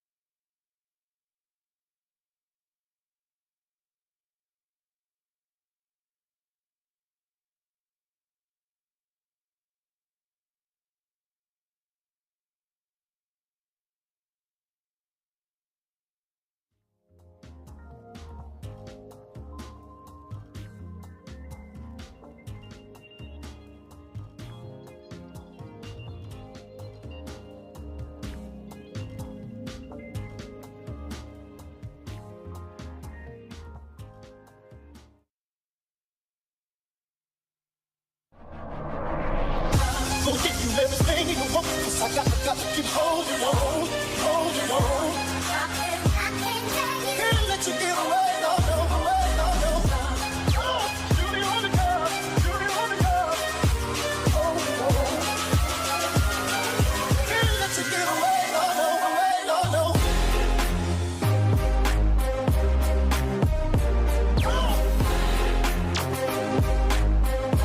Holding on.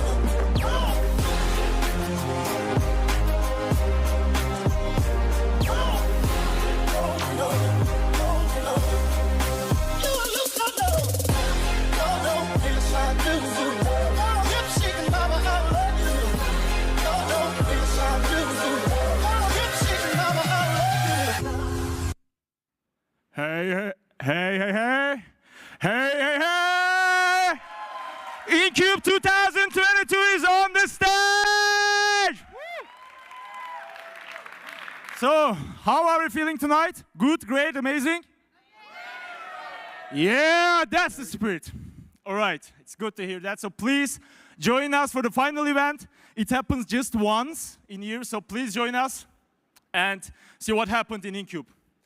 So, first of all, a warm welcome and big thanks to everyone who are here right now, because you are about to experience what happened in 4 glass cubes all over Switzerland for 5 days, in InCube Challenge for 2 weeks, and what we have been organizing for more than 8 months.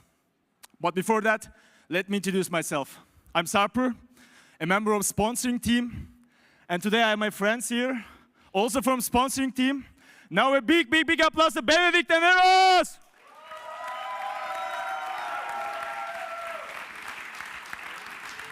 Thank you so much, Sarpa. Also, a very warm welcome from my side. It's a pleasure to see all of you here today, especially also to the sponsors, participants, really seeing what the last 8 months we have been working to paid off. But before we go into the actual pitches, we have a few fun facts for you. Sorry, I need to write them down. I really can't remember all of them.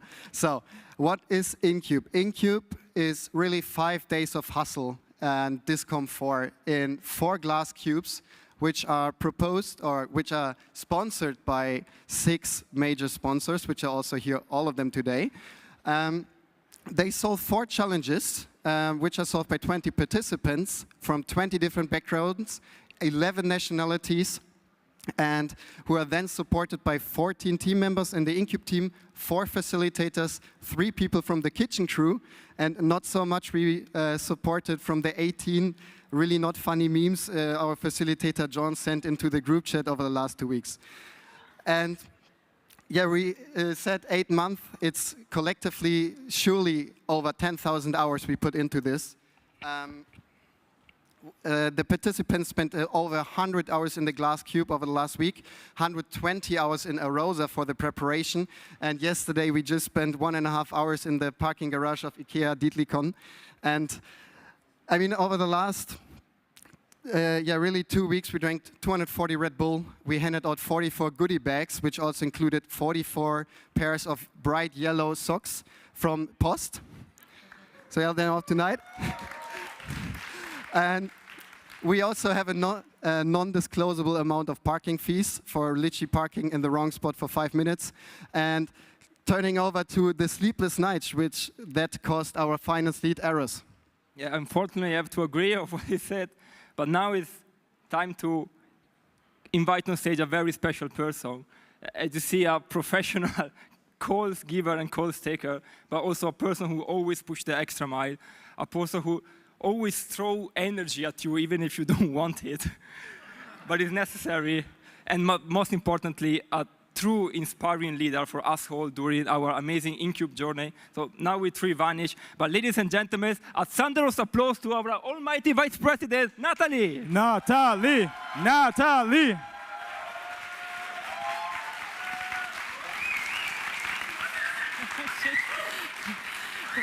Well, hello. It's insane to see you all here.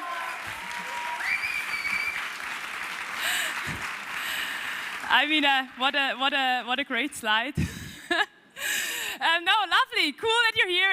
It's surreal. It's surreal to see all of you here now in this hall. I mean, that's something that I've started dreaming of back in January when I set up the first call with all the 14 people that I recruited to be part of the InCube team 2022. And then I did many more calls from all over the world, as you can see here, at train stations, late at night, sometimes without battery. Even, I guess, some sponsors here in the audience know that sometimes my phone had 2%, and then I just like sent an email to the sponsor, sorry, my phone battery died, I'll call back later.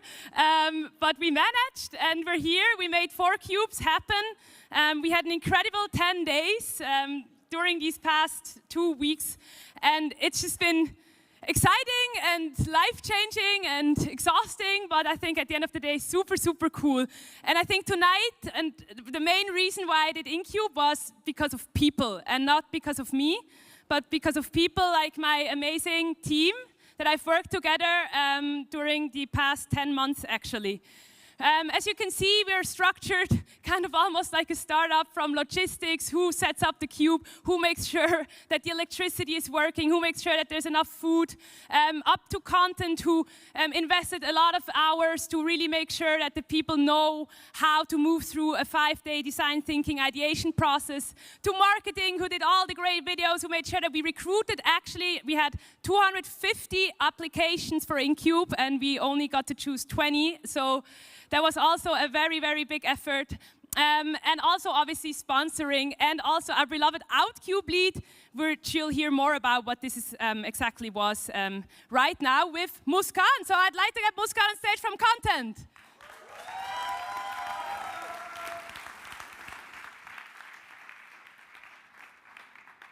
So, like Natalie said, it's been over 10 months of effort, and we're finally here on this stage making it all happen.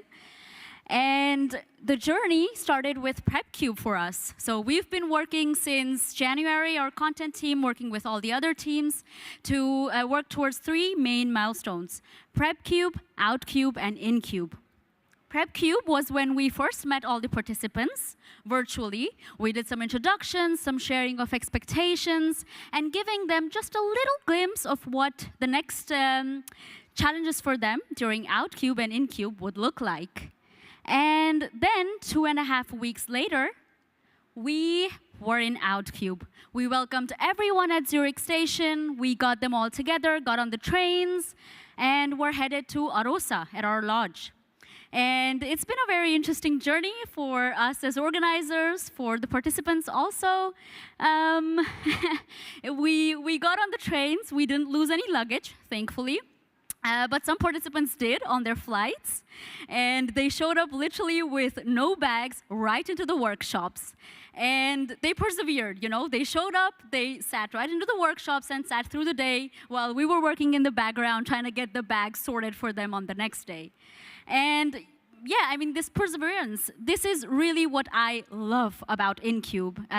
All the people that you can put under this InCube umbrella, if I can say, they are so resilient and they are so willing to face challenges head on. And we also saw this in our participants over the last 2 weeks that we've been working with them. So OutCube was very, very interesting. And so the aim of OutCube, so that I can explain it, was to give the participants a flavor of what InCube will look like. So we organized workshops, activities, events that can help them really prepare for 5 days in the cube. And this was with workshops mainly. So we had design thinking experts, prototyping experts, interviewing experts, also Lego Serious Play that we organized so that the participants really understand different stages of design thinking. They get repetitive practice in this, and they are really, you know, by the end of the week, they feel ready for what InCube will bring them. And, well, OutCube was a lot of that, and we did a lot of hikes. We did some, like I said, design thinking, working in teams. We fed some squirrels also at Arosa, and it was really beautiful. OutCube, however, was not easy. At the end of the week, we, as organizers, were definitely feeling like this poor little guy in the center, having organized a busy, busy week for the participants. But we really hope that the participants, had a chance to energize themselves with all the events that we could organize for them. So this was towards the end of OutCube. Then we had the final, let's say, the challenge that was catapult building, catapult or slingshot. And this is where the teams were already in the Cube teams, as you will see them pitching on stage today. And there was also the InCube team competing. We had many, many laughs as the catapults were supposed to shoot forwards, and the InCube team was shooting backwards or just upwards. So many laughs as we put together these wood pieces with twine and made it all happen. But I think we all closed with a very warm feeling. We had some amazing food, amazing hikes, really could meet a lot of people that guided not only us organizers, but also the participants through the week. And we're really thankful for all their support. And that's how we closed off the OutCube week and then started into InCube. InCube now finishes today. We have the finale here, and we will have all the teams one by one come up, pitch their solutions. We've had a little bit of intro before with Benedict and Natalie on what InCube looks like. In a very quick summary, we have 4 cubes across prime locations of Switzerland. We had one at Paradeplatz, one at Polyterrasse, right in front of ETH. We had one in Lausanne and one in Basel. And this was sponsored by our lovely sponsors, each group with one challenge that they had to solve, a real-world challenge, and they had to come up with a solution, which they will now pitch on this stage. And it's, I think, been a very interesting journey for every single team, you know, being in one cube, sleeping there, eating there for 5 days, 4 nights, really sleeping on the floor with mattresses. So it's really a unique experience. And I did it last year also, so I can speak from that. But I am very excited now that we can see the pitches on stage slowly coming up. And yeah, looking forward to all of this. One last point before I close off. The question, I guess, the biggest question of tonight, who will win, right? And of course, time will tell, but also our jury and you guys will also have the chance to vote. How this exactly works, we will let you know. But first, we will start with an introduction of our jury. And for this, I will call up Natalie once more to lead us through it all. Thank you, Natalie.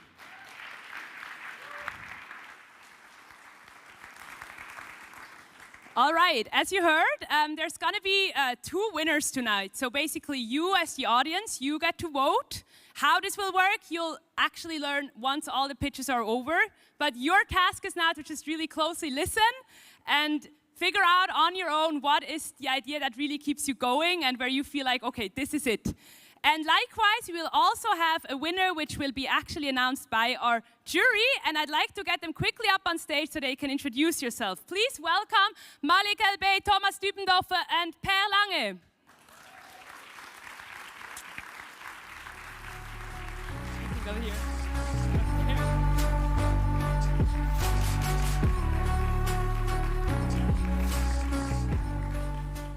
I think we do it quite easy. You just quickly share 1 to 2 sentences about yourself with the audience, okay? Okay, so hello. Good evening, everyone. I'm Per Lange, and I'm with Swisscom Ventures, and I've been with Swisscom Ventures since the very start. And just a short word about Swisscom Ventures. We are the venture arm of Swisscom, and we are sponsored by Swisscom, but also large institutional investors. We just closed a 300 million fund in June, so we have a lot of money to spend.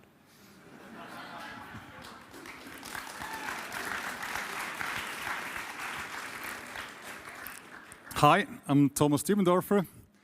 So I love what we do here. We connect the right people and make it 10 times bigger than anybody could do alone.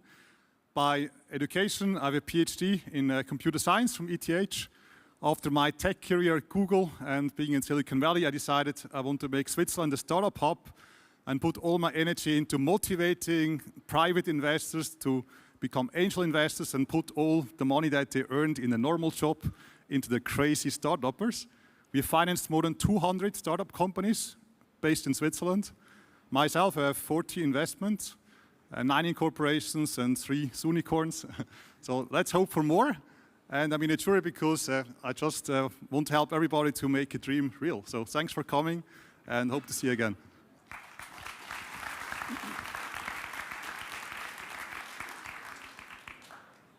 Hello, everybody. I'm quite excited to be here. My name is Malik Elbey. And I like building these crazy startups Thomas was talking about. Built a few of them. I closed one that was quite hurtful, but was part of the journey. And a long time ago, I was president of the ETH Entrepreneur Club. And then every time I come back to these events, I'm getting more and more impressed by the sheer size that it all takes. So I'm really, really looking forward to all the great pitches that we have tonight and to all the nice discussions with our colleagues in the jury. Thank you very much.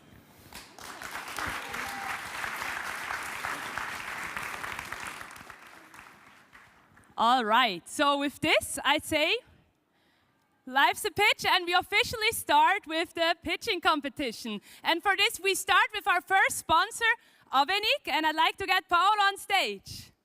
Big round of applause for Paolo.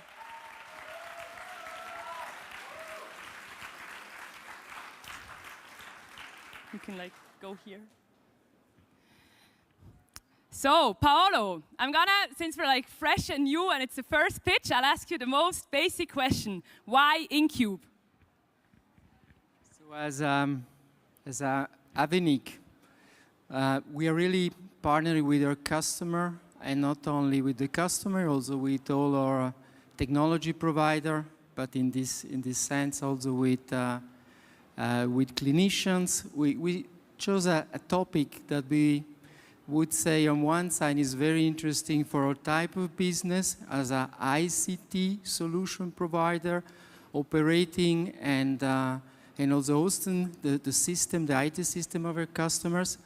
We selected a topic that for us would be not only from the business side very important, but especially considering what is happening also in our society. And we are present with Avenik in the healthcare.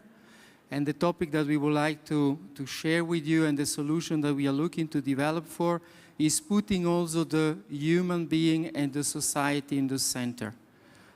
We were talking about chronic disease. Just to give you an idea, in Switzerland we have 20% of all disease, they are chronic disease. and they are causing 80% of the global cost in healthcare. And the topic that we are going and the team work on is diabetes. We are talking about 500,000 patients in Switzerland, and they need a support in order to cope with this disease. We want to approach it in worldwide because we have international team. In India, we had around 100 million of patients.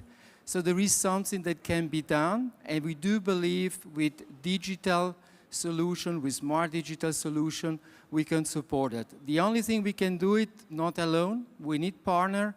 We need to be part of the ecosystem, and this is exactly what we are looking for with this challenge and how we selected this challenge question.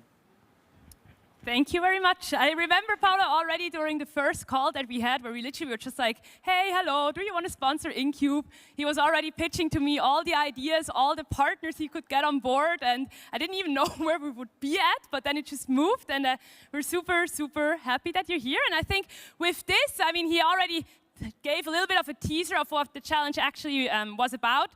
But as we said, for each challenge, it was actually revealed at 9 a.m. in each cube, so the teams didn't know it beforehand. And with this, we would like to now switch to the challenge video and see what the cubes have been working on in the Aveni Cube at Paradeplatz during the last 5 days. So enjoy. Sorry.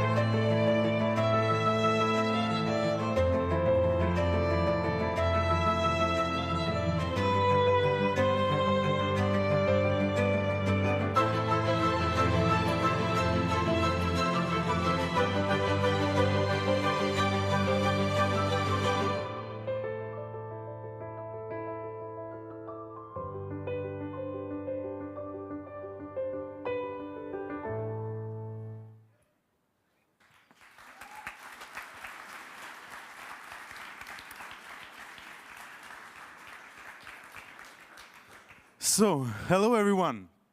My name is Simon, and I'm super exciting to present you our first team of today, Team Aveni. And I would like to do this with a quick reflection of the past week. Because the past week started on Monday, and these 5 amazing girls and guys, they came to Zürich to live in a little cube for 1 week. And in this cube, you may won't believe it, but that was where the magic happened. Because after this week, I asked the team, which come from Sri Lanka, India, Italy, Spain, and Finland, what have you become? And me as a facilitator, I expected like an answer like, yeah, we become a super amazing, great team, which they actually are. Or friends, but they surprised me because they came to me and said, hey Simon, after these 5 days, we're not just friends, we became a little family in this cube. And for me, as a facilitator, this was really inspiring and enlightening and also fulfilling to see how they as a team went through an evolution, but also some revolutions. And with this, I'm almost at the end of my minute, which I have. There's just one more thing I would like to say, and that's that this team, which you will see in a moment on the stage, they're so excited about the idea that they would like to move it forward. That today is not the last day they work on it. They want to push it. However, it's up to them to tell you how. So please, welcome together with me on the stage, Team Aveni.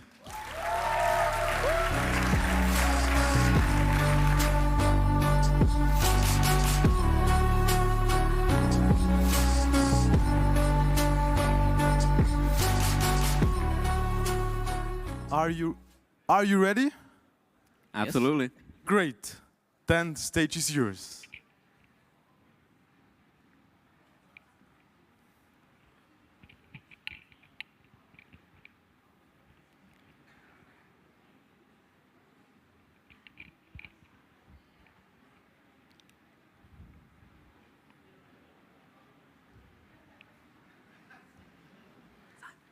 Okay.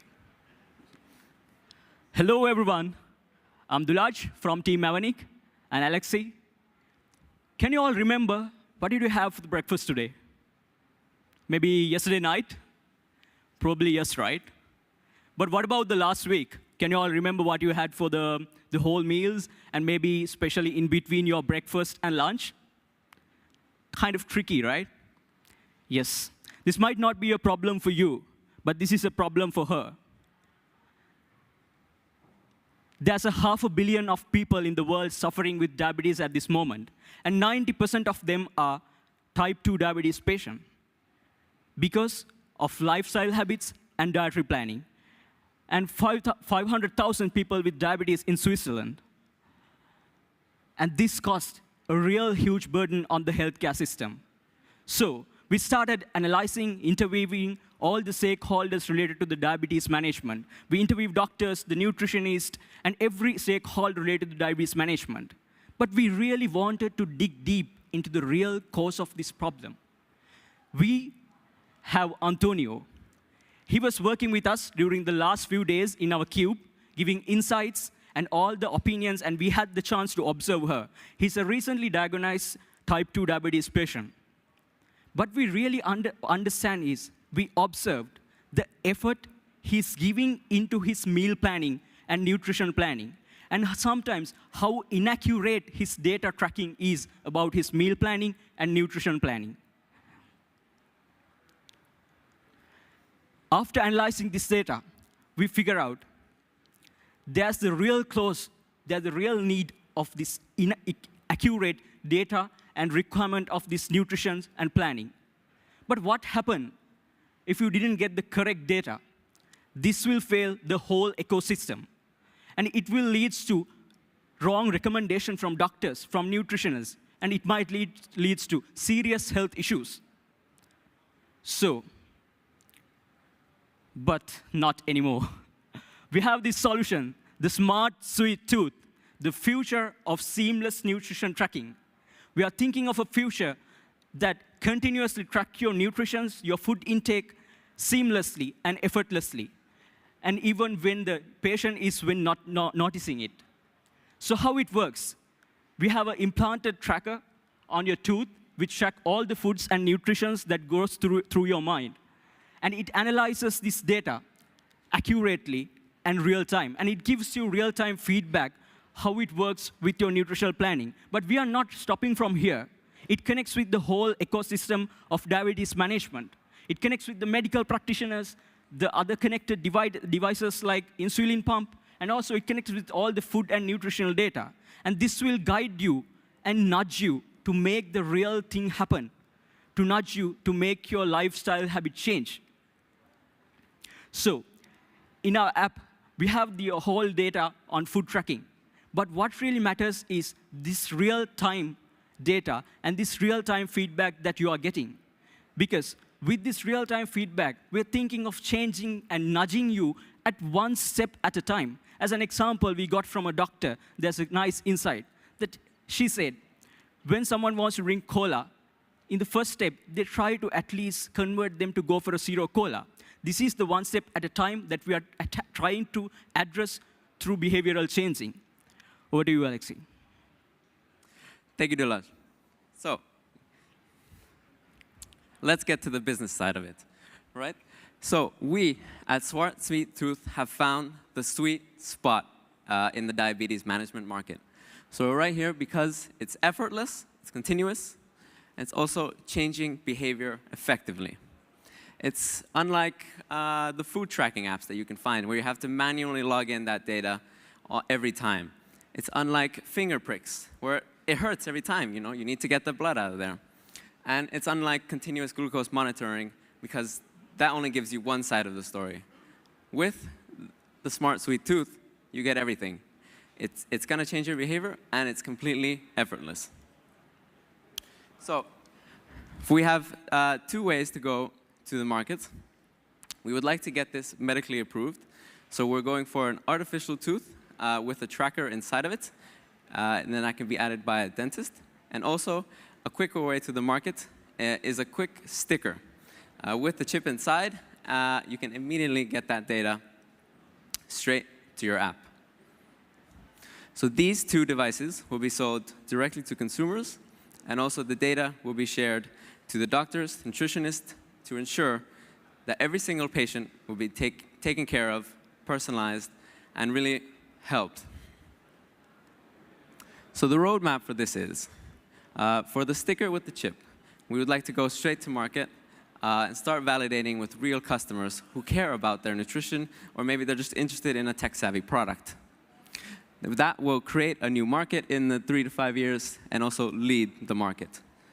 The artificial tooth with the chip will take some time with the regulations. It's going to have a little bit of R&D in the beginning, medical approval, but eventually it will be prescribed by doctors as well. So with the tooth and the chip, we will be leading the market as a growing company.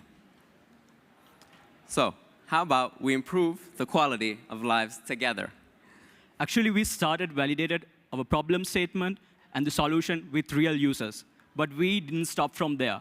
We went to the expertise. We started getting expertise from the Diabetes Center in Bern, and they see a real potential in our solution where it fits into the whole ecosystem of diabetes management.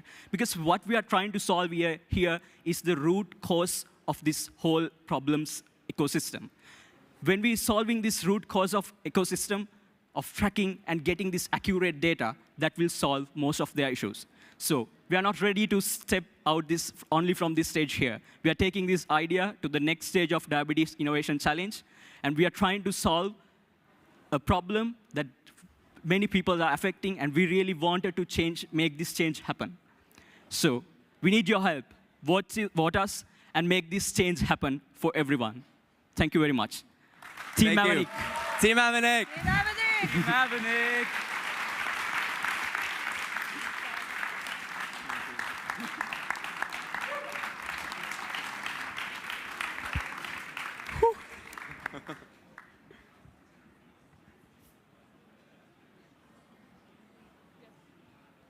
Good. So, for the meantime, we will have a couple of questions for you. And what I'm interested in, and I think also what you're interested in is, dear team Avenic, or family Avenic, what do you take home from this experience in this little cube for 5 days? A lot of seeking discomfort, but coming as strangers and becoming family. I think we can agree to that. Yeah? Definitely. Spending countless hours, really being inside the box, but enabling out of the box thinking just because we were inside the box, because as we slept through the night, the problem could not escape us. We were seeing the problem through the four glass walls, which we had, and we could never escape the problem. So this was a lot about empathy and a lot about really solving the problem. And it became a practice of the last 4.5 days, which we were at the Cube.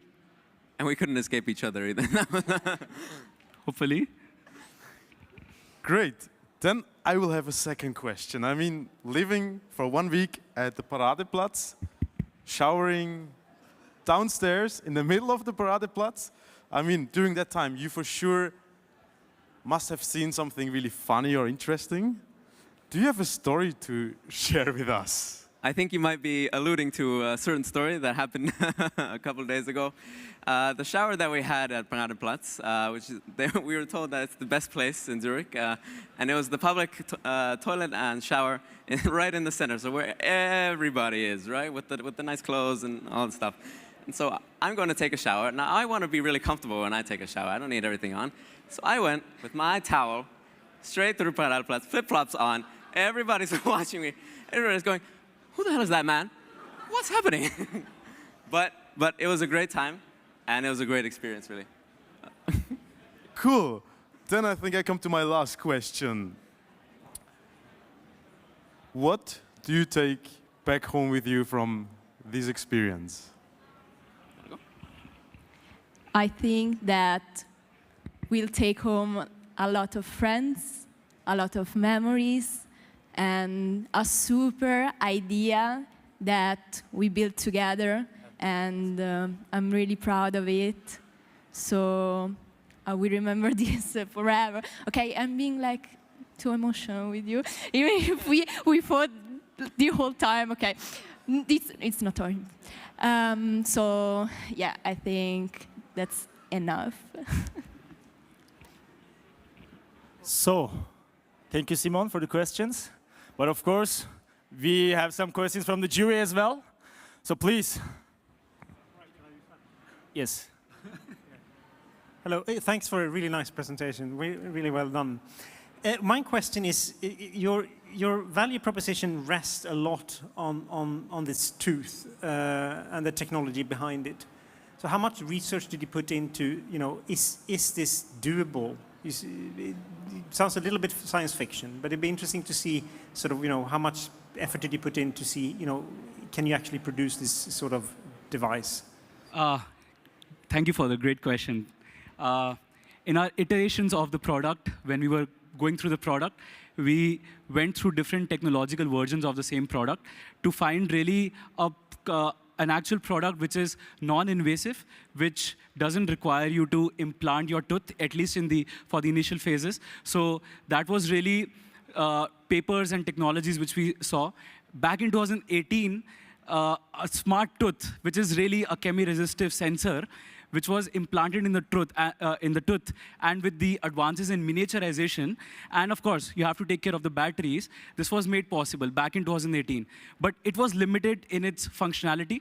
So really, over the months and over the years, we have seen a lot of citations on these papers, which have actually brought this field into prime consideration as of now. And that is what really encouraged us to really proceed with the idea, because now we can really say that it can have a good selectivity to different types of food, to the point that it can even detect your Coke from your Spezi or from, as Switzerland likes it, Rivella. So it can really differentiate between that now, and we are really getting there. Of course, data would be required. A lot of pattern recognition would be required to be added to these chemi-resistive sensors, but we are really getting there with this. Just added to that point, actually, we found really interesting how the technology has developed to track nutritions and about the specific food intake. It's really interesting. Like, it has some technology in it, how you track that through saliva and how you track that through your camera sensors. So the technology is there. So we found out so many interesting research papers. So we figured out, OK, there's this problem, and there's the technology. We really wanted to connect these dots together to make this thing happen.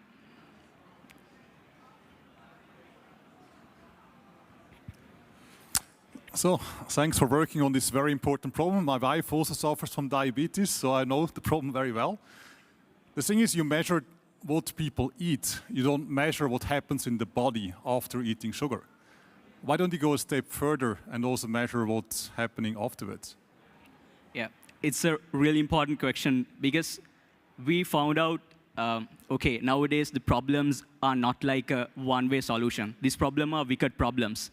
These problems need whole lot of solutions connected together. So we figure out, OK, this has a root cause to solve, but around it, there are so many devices and apps that are going on. We need this real connectivity around these spots to solve this issue. Because at the moment, there is a meters that measure your glucose intake and with a needle, and there's so many medical devices around it. But what all these devices are missing is addressing the root cause. Because 90% of the diabetes patients are type 2, and the real cause is life-changing and their diet planning. So we thought, OK, if we address this point, we can really connect this whole ecosystem together and to create this solution, a very holistic one.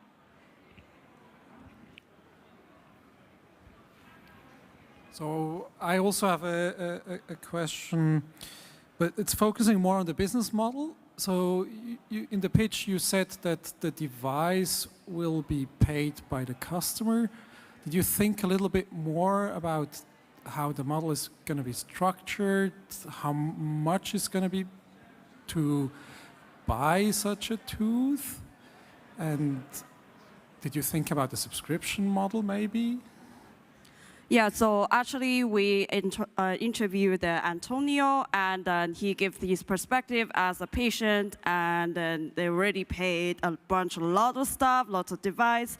So actually we thought the business model could be that the health insurance companies that cover the expensive devices. We can firstly go to B2B, sell to the doctors, and the doctor recommend the patients, and patients directly purchase us, and we take the health insurance to cover the expensive device. Time is up.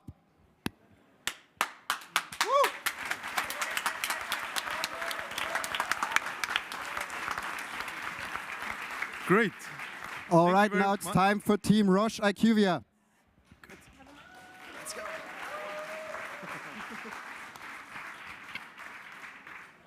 Okay, thank you again, Team Avenik. But stay with us, we're not done. And now it's time for the second pitch. And our next cube, next slide, somebody. Yes, our next cube.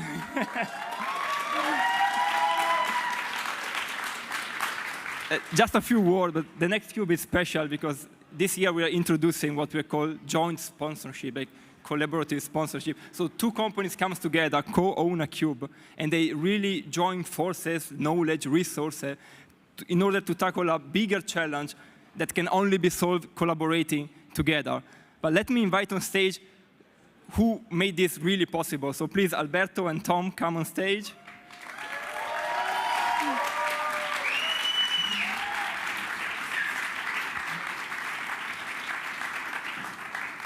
Thank you very much. It's a pleasure to be here. We have here Alberto Tomatis. He is Director of Digital Innovation Lab on Roche. And we have here Tom Becker. He is a Senior Vice President and General Manager of IQVIA. Just a few questions. Like, you know, InCube is kind of this crazy idea if you tell people. What was your first reaction when somebody told you about that?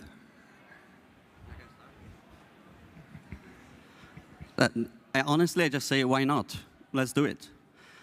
We at Roche, and especially also the Roche Inno Lab, we want to find new ways of doing things. And when I've seen the InCube, I say, wow, what is that, right? What we're going to do with that? But then at the end, we just say, OK, let's do it, and let's not do it alone. And that's why, actually, we wanted to engage with other partners, like IQVIA, you know, a strategic partner for Roche, but also other partners from the ecosystem, and then bringing the new generation, the young generation with us to start to be aware, first of all, of our problems, the big challenges that there are in healthcare, and then at the same time to really help us to find innovative ideas that maybe we don't have. I'm not going to lie, I thought, you guys are crazy. You're going to stay in a box for how many days and do this? But then once we learned more about it, I thought, wow, what a cool idea to really be able to focus on something as important as the challenge we gave you about how to create a more diverse and inclusive AI model for healthcare. So it was a really cool idea. Thank you. And we mentioned before this joint sponsorship. So how do you plan to use this innovation from the students to also expand and strengthen your collaboration together between the two companies?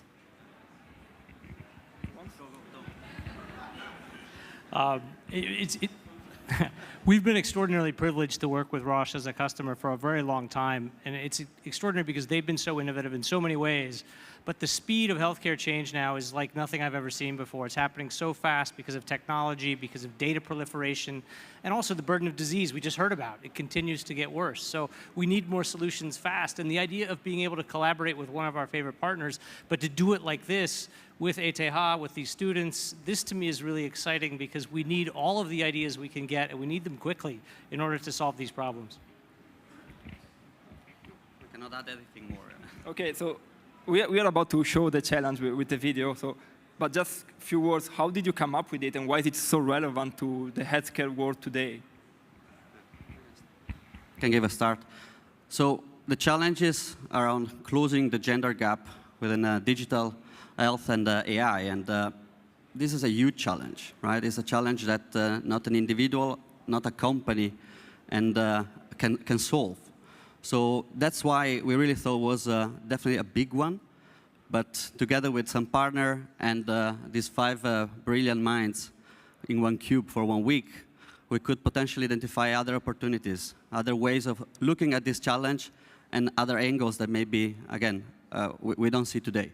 So that's why Women's Health for us as Roche and also as InnoLab is really one of our strategic focus area, and we are definitely fully committed on that. Thank you. Just a few less words about the team. You know, you have a very, very diverse team. There are people from literally all around the world, all about all different disciplines. So what do you think about that? How do you think they can add value in solving the challenge? I think this is the critical thing, right? We're talking about using AI and data to solve healthcare problems, but you have to be able to trust the algorithm, you have to trust the data, you have to trust the analysis. And to do this, you really need a diverse set of team. You need a diverse set of perspectives, people who can reflect on what it's like to be a person from the global south, someone who's a male, someone who's transgender. All of these different perspectives are important. Otherwise, we get algorithms that solve healthcare problems for white men from San Francisco, and that's not sufficient. OK, thank you very much. Then time for the challenge video and time for the pitch. Thank you again.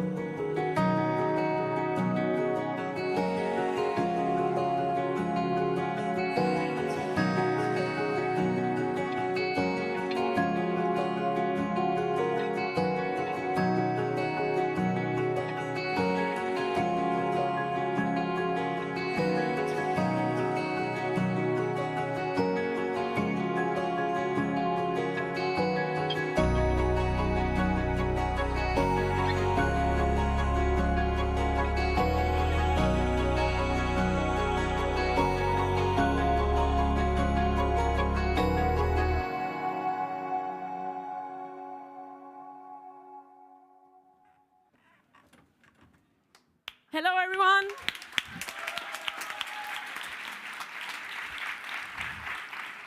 Hi, everyone. I'm Valeria. I'm a fifth-year medical student from Switzerland, and I see all the excitement in your eyes. It's the same excitement I had when I heard about this challenge from Roche IQVIA, and it's the same excitement I saw in my participants' eyes on Monday at 9 a.m. when at least 20 people stood in a cube, sorry, and presented their idea. And then we went, it was 5 days full of up and downs, left and right, and now here they are. They did an amazing job, they slept, maybe not that much, but here they are to present you their idea and solution for this challenge. Here are Melissa, Chiara, Sam, Philip, and Nectarius. Please give it up for them.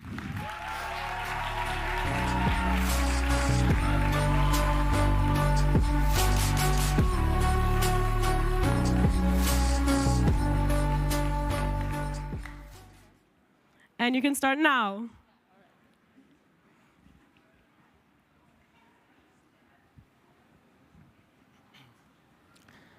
I would like to ask all women to raise their hands, because I need to tell you something.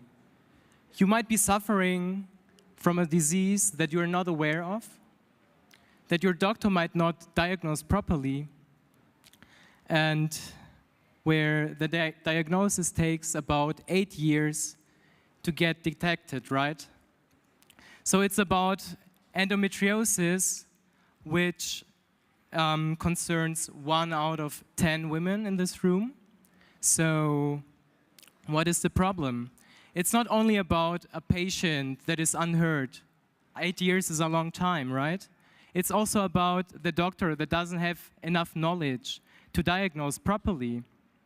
I mean, there is not enough data. And what can we do now to address this problem, to help Jessica not suffer for 8 years with chronic abdominal pain? So what can we do, Melissa? What a great question, Nectarius. Thanks for asking. We propose heard, not hurt, an app that prompts users to fill out a daily questionnaire regarding their pain patterns. The questionnaire will only be around a minute long, and the app will contain an inbuilt AI model that is specialized to detect endometriosis. As the model collects more data from the patient, it is able to update its model of the patient and identify what other information is needed. As Jessica continues to use the app, the questionnaire gets shorter and more precise until our app gives her a final assessment of her endometriosis risk. In addition, our app can incorporate data from external sources, such as her social media and her healthcare apps. This will allow us to see things like her daily activity level and her mental health. That is, if she gives us her consent. Now, whenever Jessica goes to the doctor, she can provide with him a concise summary of her endometriosis-related symptoms, and the doctor can give her a diagnosis immediately, saving her on many years of unnecessary suffering. So our app directly helps Jessica, but the beauty of this solution is that it also addresses a system-wide lack of data in endometriosis diagnosis. You see, we not only address the patient themselves, but also how endometriosis is diagnosed in the system, meaning that women that download our app and women that don't know about our app or don't own smartphones can also benefit from this solution. If we think about how researchers in endometriosis currently access their data, there are two main sources. We have our clinical trials, which are small and controlled, and give us very specific data over a short amount of time. And we also have our data from reports from doctors, which assesses data from large populations, but occur very infrequently and often inconsistently. We notice that there's a very large data gap in terms of data that addresses large populations on a more frequent basis. And this is exactly the type of data that we need to produce better diagnostic criteria for endometriosis. We need frequent data to see the pain patterns that women go through as they suffer from this disease. Therefore, addressing this gap will allow us to help ML researchers find robust and more effective models for endometriosis diagnosis. Right. So let's talk about what other companies are active in this field. We identified three main competitors. First of all, Endometrics. They track women's pain on a daily basis and try to use that to infer if the woman might be suffering from endometriosis. Secondly, there is WannaWe.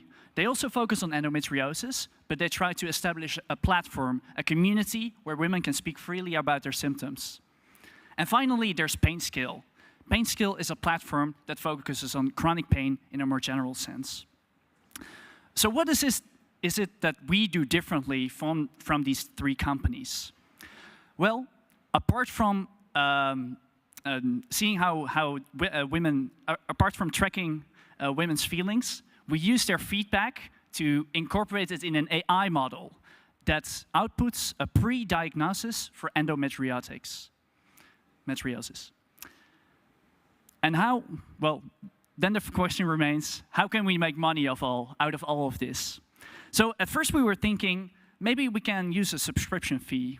But during this process, we realized that what we actually really wanted to provide is free universal access to this information and pre-diagnostics. So what's another way how we can make this business viable? During our discussions with Rush and IQVIA, we've been told that there's a huge interest in frequently acquired data from a large population of women. So that's what we'd like to do. We'd like to sell this data to large data collection companies. Endometriosis is an incredibly pervasive condition, and our app will directly address the women that are suffering now. But if we can take a moment to zoom out on the bigger picture and see the broader implications that this type of app can have on the healthcare system, we notice that the lack of data, the lack of large-scale, frequent data, affects many diseases that go undiagnosed and that have a severe gender bias in healthcare. Heard Not Hurt will pave the road for a modern market of health tracking devices that directly help not only the patients themselves, but also the researchers that are producing systemic solutions. Thank you.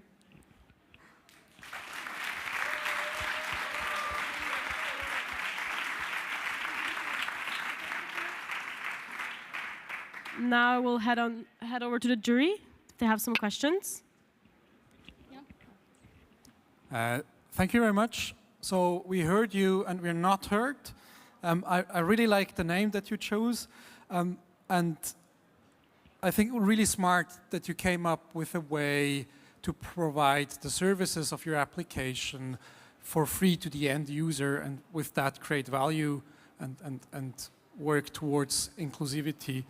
I was thinking about if you looked at ways to collect data automatically, not with filling out forms, because this is tedious and sometimes you forget and sometimes you don't do it. Yeah, so we definitely researched a lot of like health tech devices that are currently on the market that allow us to automatically detect these patterns within the woman. So there are devices that obviously help her track her period, which are not wearables, but also there are wearables that help us track things like her heart rate, her blood pressure, and other just like system, body, and physiological functions. We found that the issue with these types of wearables is that they're generally very expensive. And patients have to wear them at all times of the day for it to produce effective data. And we think that even though there is a barrier that the woman might not fill out the questionnaire, we want to really emphasize the awareness aspect and show the woman the unique value that she will bring just by filling out this minute-long questionnaire when she wakes up in the morning.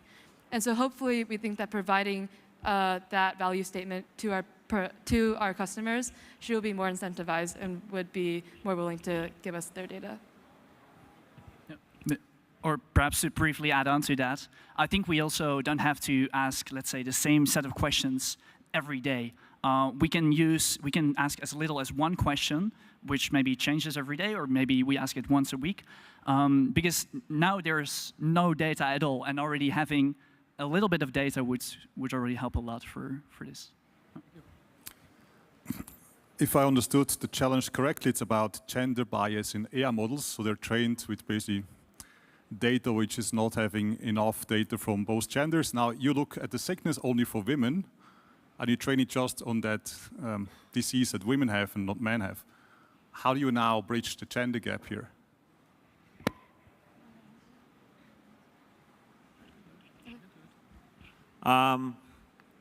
Yeah, so basically what we have right now is if male doctors are investigating or interviewing women, assessing them, they're already biased, right?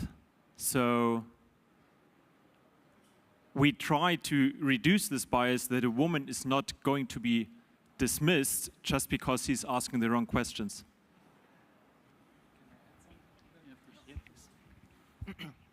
So there is also this general problem that the symptoms are not clear from endometriosis. And this disease basically causes abdominal pain that is chronic, which may be related to the menstruation, which is wrong in general, but which is done on a, let's say, daily basis. That's why it takes 8 years to diagnose this disease, basically. So there is the bias in the diagnosis of basically this disease that may occur more often during menstruation. Okay, so basically more data helps the doctor to make earlier and more accurate diagnosis. That's what you work on. Okay, yeah, thank you. And maybe if, in regards to directly addressing the gender gap here, obviously the disease is women only, so there's no gender gap. But we did think about other diseases that have a male bias, including cardiovascular disease and lung disease. And we realized that if we create an app that just collects data from women, that inherently already creates bias, and now the bias is towards women. And we think that this is an issue because we need to find a way not just to find this data, but also to collect it on large populations. And so if we were to address other diseases, it would be collected from both men and women, and then it would be in the data processing step where we make sure that the proportions are equal. And so that would not directly address a female-specific issue, which is why we decided to focus on endometriosis. Thank you very much for your questions. Time is up. So I just have one slide, I think. Oh, no, I don't. was misinformed, I guess. I just want to ask you a real quick question. We always did like little debriefings whenever we had a difficult situation. So I have 4 short questions. What did we do right now? Melissa? We saved the world.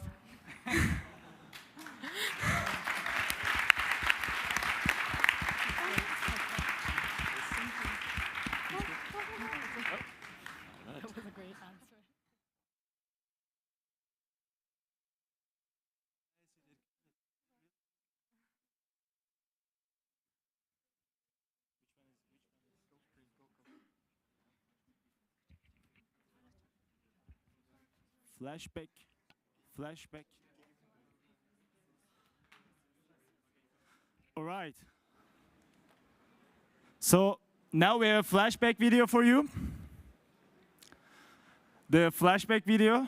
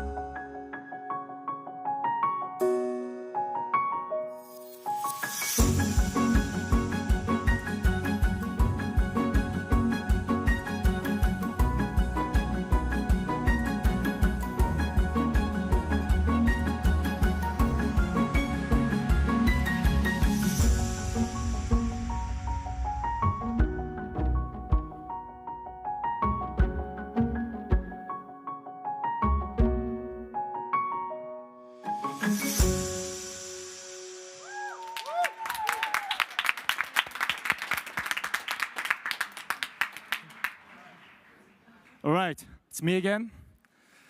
So what an amazing week we had during InCube and also in ArtCube. I hope you liked the video. As you've seen, we experienced a lot, so we've been through a lot. Many stuff happened. So during InCube and also in ArtCube, so for me, I traveled all the way to Lausanne during InCube to manage ArtCube, which was located at the heart of the EPFL campus around Rolex building, of course with my colleague Theo here. So during InCube, I've seen how people kind of interacted with our cube. So basically, they asked questions. They have seen how design thinking works, basically, the toolkits, the innovation time, the ideation stuff. They've seen everything. And this is how we make innovation visible to everyone. So, of course, inside the cubes, we had the challenge proposed by our sponsors. So now I would love to welcome them to the stage. So first we have Florian Georg, developer audience lead at Microsoft, and Thomas Welchli, head of solution and product development at Swiss Post. So please a big, big, big applause.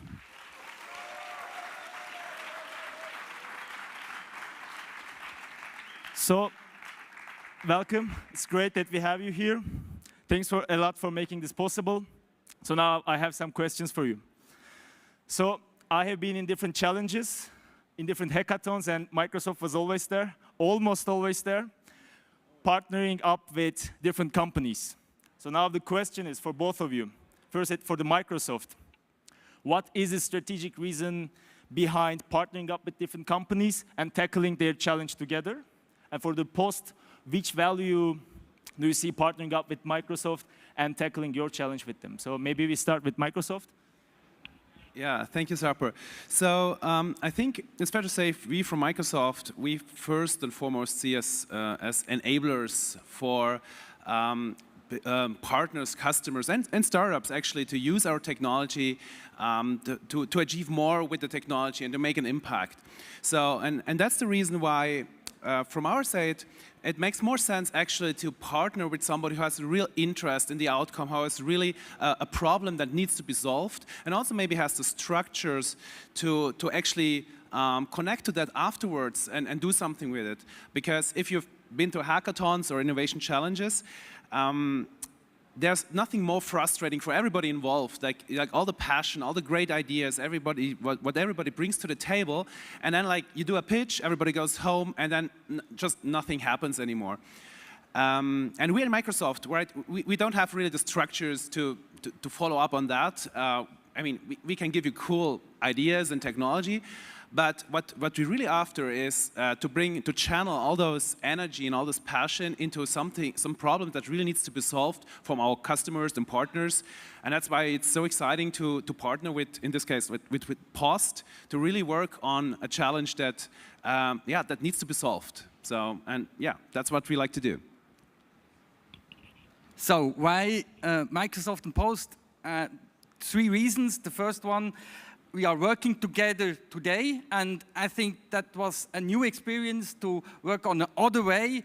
I think we learned a lot on each other company about the other side.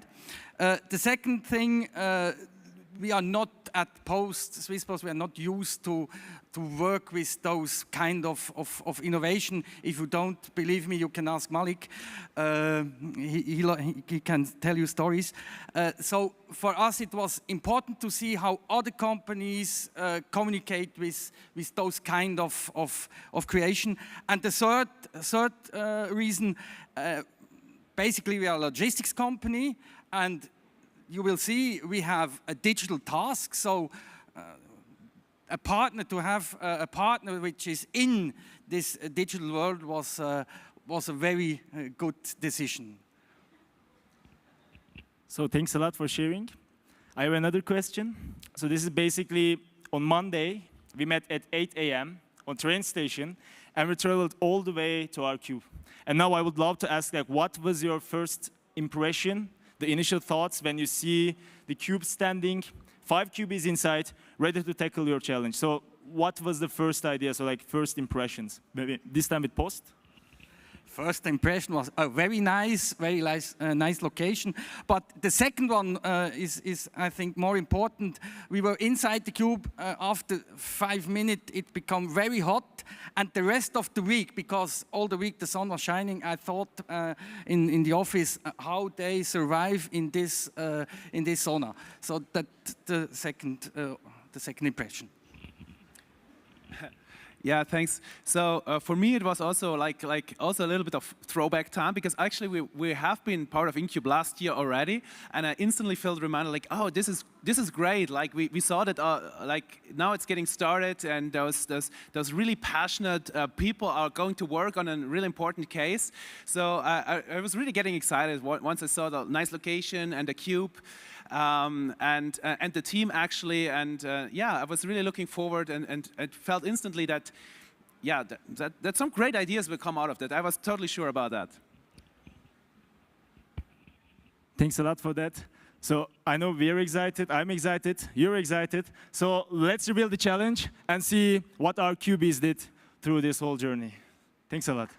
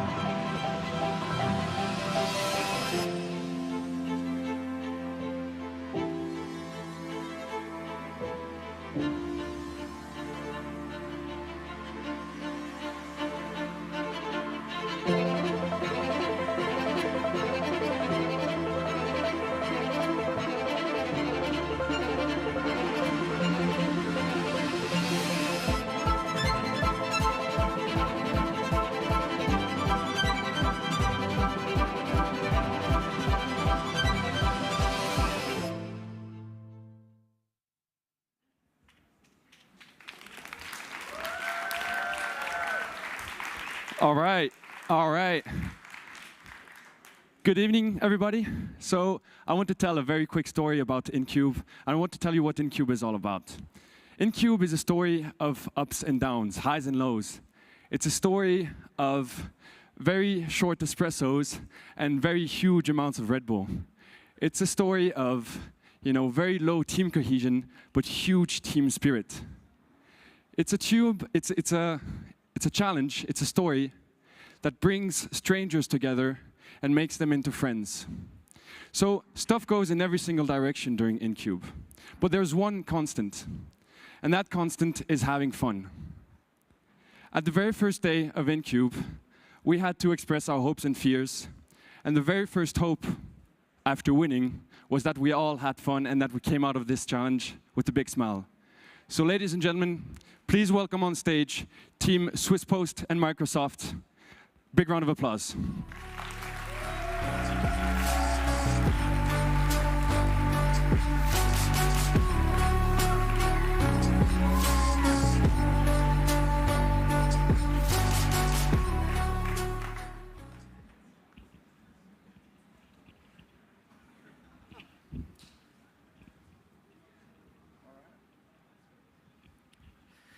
I love my grandfather, and back when I used to live at my parents' house, I would see him very often.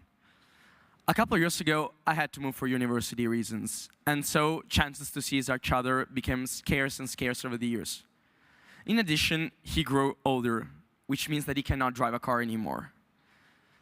And so every time I see him now is because either I go all the way back to my house, or it's because my father drives him all the way to where I live. And it's not such a viable solution because my father has to work, and I do not have a car. And so it's getting really hard for the both of us.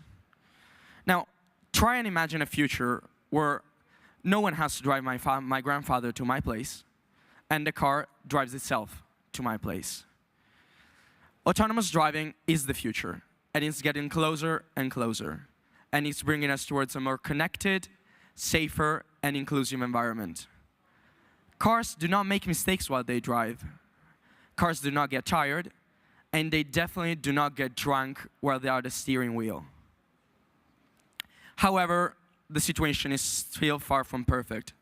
We still have huge problems in the autonomous driving industry. We have a Tesla video here for you that shows a camera, which is getting some recording that is passed into the software. And in the recording, there's a moon. And the software does not recognize the moon and thinks it's a traffic light. It's a yellow traffic light, and so it's saying the car to slow down. And I mean, that's still fine, but imagine if the camera was showing a yellow light and the car thought it was the moon. It could have got a lot messier. Now, why is this thing happening? Tesla decided not to have 3D maps on their car. 3D maps are useful for autonomous driving system because even if they rely on sensors, having a map is a backup plan. If something does not work, if they get new inputs, they can always go back to the map, which is safe for the driver and for all the other people around it. However, you cannot put it so bad on Tesla. Having a 3D map of all the roads you should scan and drive on, it's a humongous challenge. You need people to drive vehicles around all of the roads, get scanning of all the places, and you need vehicles, you need equipment, you need people to drive them, you need to account for the fuel, the logistics, the data storage, the software. It's an incredible challenge that automotive industry is facing right now. And however, it's still very useful to have a 3D map on the car. That's why all the other competitors in the market, including Ford, Toyota, Mitsubishi, just to name a few, decided to have one. And they decided to rely on crowd-funded data solutions, which basically mean I get a camera, I put it on your car, and I pay you some money to go around. So you give me the data, and then I can come up with some sort of map. But it's not an ideal solution. It's very expensive, and the logistics and the cost are still there. Now, could you please try and think and name a company in Switzerland who is on the road all the time, already visits 4 million households a day, has accounted expenses for fuel, logistics, cars, and drivers, and a Swiss Post. If we just equip the Swiss Post van with some LiDAR detectors, some sensors, and some cameras, we could turn the vans into 3D scanners for maps for automotive industry to bring Switzerland closer into a digital future and closer to innovation.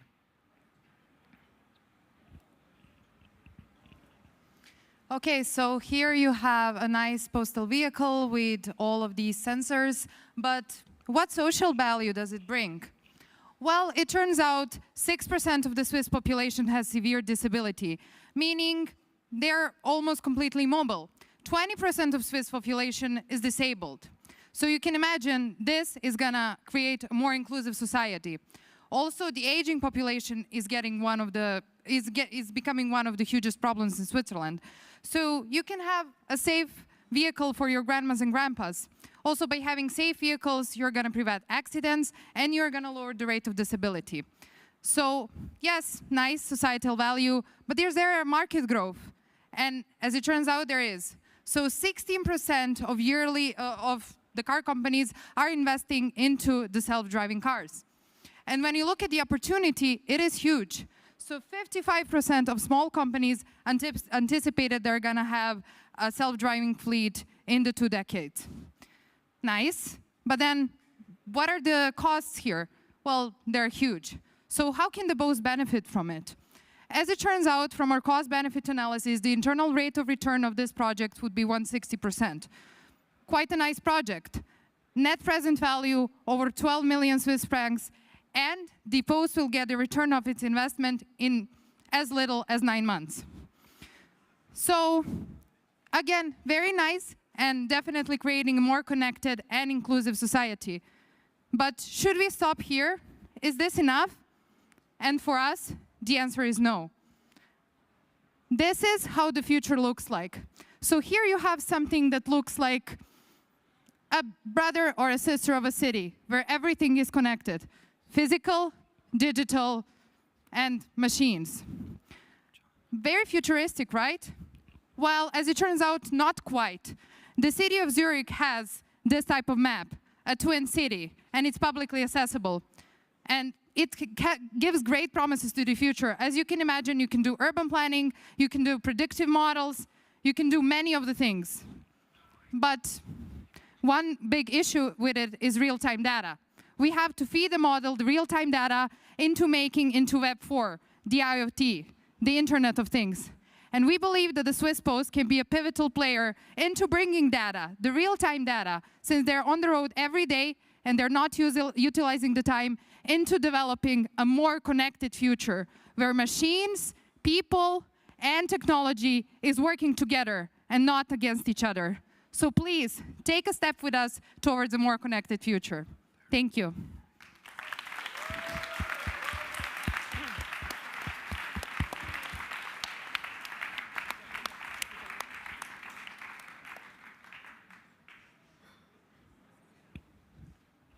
Okay, so I think we have time for some jury questions. All right. Thanks for a great presentation. I think mapping is super interesting. There've been quite a few companies that have innovative approaches to mapping. Companies like Waze or Mapillary and so on. They brought a lot of value out of that. But one question I have is you mentioned some financial figures there. Could you elaborate a little bit on your business model and how you arrived to these numbers? Yes, so it was a...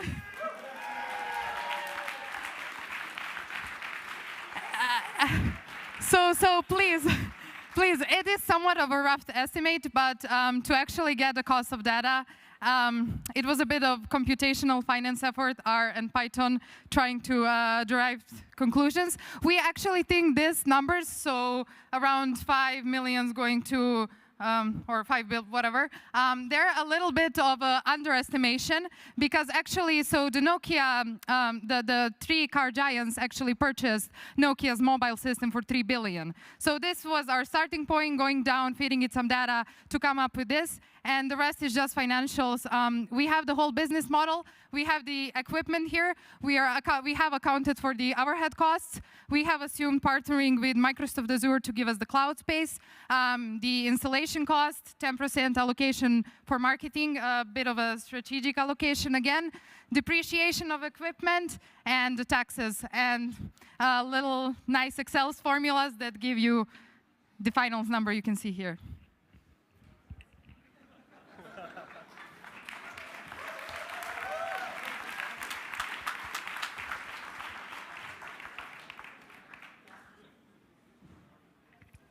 So yeah, it's basically a no-brainer for Swisspost to install it because it makes huge profits, right? But I mean, you said as a use case, so it's used for urban planning. You have other like even greater use cases for which like don't exist right now? Well, the thing with this is, so we are now connecting it with something that can be viable now, which is the cars. But when you have a 3D map of the Twin City, it can be updated. This is going to lead to the predictive analytics, which is going to lead to the prescriptive analytics, so preventing something that hasn't happened. By teaching, by using AI and machine learning, teaching the machine how to think, and then you can imagine the potentials of it. You can build cities, you can make more accessible cities, you can plan the infrastructure, you can target the, you can basically map the percentage of population that has an access to healthcare, you can improve on that, and so much more. I mean, the Twin City is also one way to test your self-driving cars and simulate real-time scenarios. So we believe it's a huge potential, and we believe it's really the future of Web 4 and IoT. Hopefully. So these are the prerequisites. Thank you. I think we have time for one more question. So if you have time for one more, I'm happy to take that. Thank you very much for the pitch and the awesome slide that you brought forward for the question. I mean, working with Swisspost makes a lot of sense from my perspective. A map is something that you use in an international context, though. Did you think about how to make the next steps outside of Switzerland as well? Well, surely, but we are very wary of the data leaks. But definitely, we are very careful with the data and the law factors. Why not use Switzerland as a first digital twin country to help other countries develop infrastructure that is just as good as ours, for example? Or, yeah, I mean, definitely can expand internationally, just a bit of thinking how to protect the data. Okay, thank you. All right, that's it, I think. A big round of applause for Team Microsoft and Swisspost.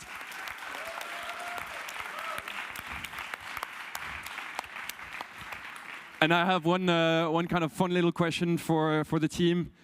Shiva, you were extremely sick at the very beginning of the week, and yet it feels like you have the biggest smile that I've ever seen. Can you maybe take us through it in a couple of sentences? Yeah, so we moved to Lausanne on Sunday night. So I was extremely sick. When I say extremely, it means extremely because like I couldn't walk more than 10 steps, like quite literally. But my team was very nice, you know, supporting me, helping me with my luggages, like waiting for me. Like after every 10 steps, I had to take rest for like 10 minutes. I mean, they were very nice and helped me out, made me feel comfortable and stuff. Yeah, but yeah, I mean, I'm all right now, so good. And the next day, we also had hopes and fear exercise. And each one of my members in the team, I mean, everybody feared that I might die. So luckily I didn't, so good. Cool, thank you very much. Another big round of applause for Team Swisspost Microsoft.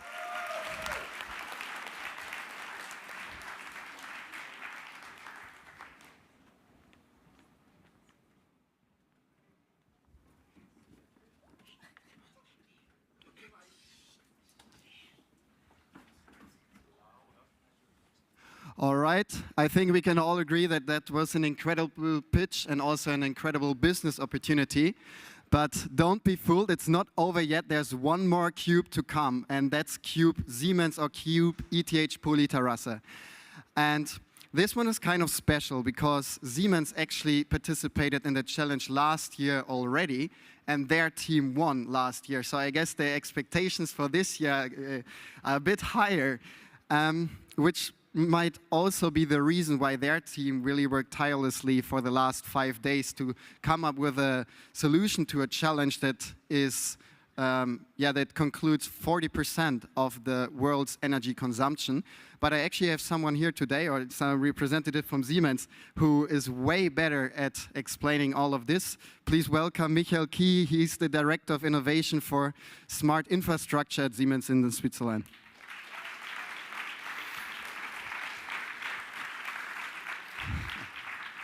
So I just said you're participating for the second time this year.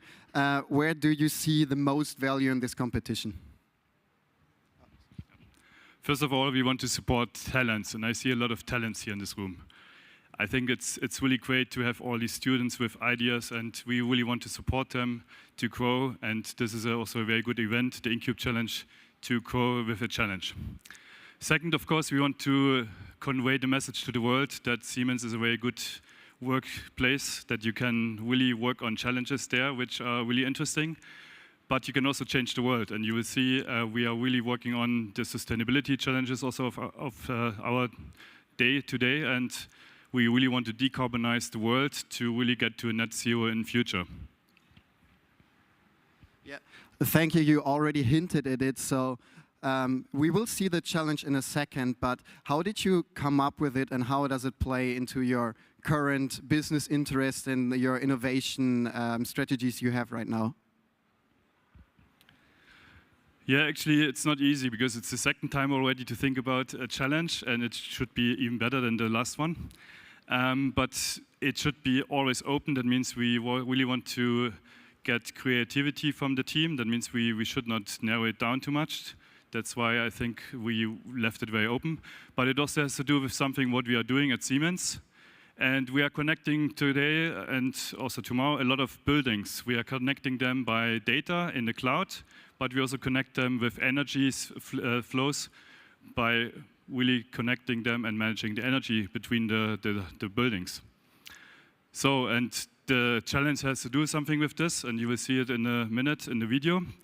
But we also want to really not just do business, we also want to do something for changing our problems in the world, and one of them is the CO2 emission of buildings, and it's quite high still, and we really wanted to reduce it. And that's why we came up with the challenge, which is actually how can connected buildings increase the usage of sustainable energy. Sounds very simple, but I think it's very complex. Thank you, Michael, and without losing much words, let's look at the challenge video.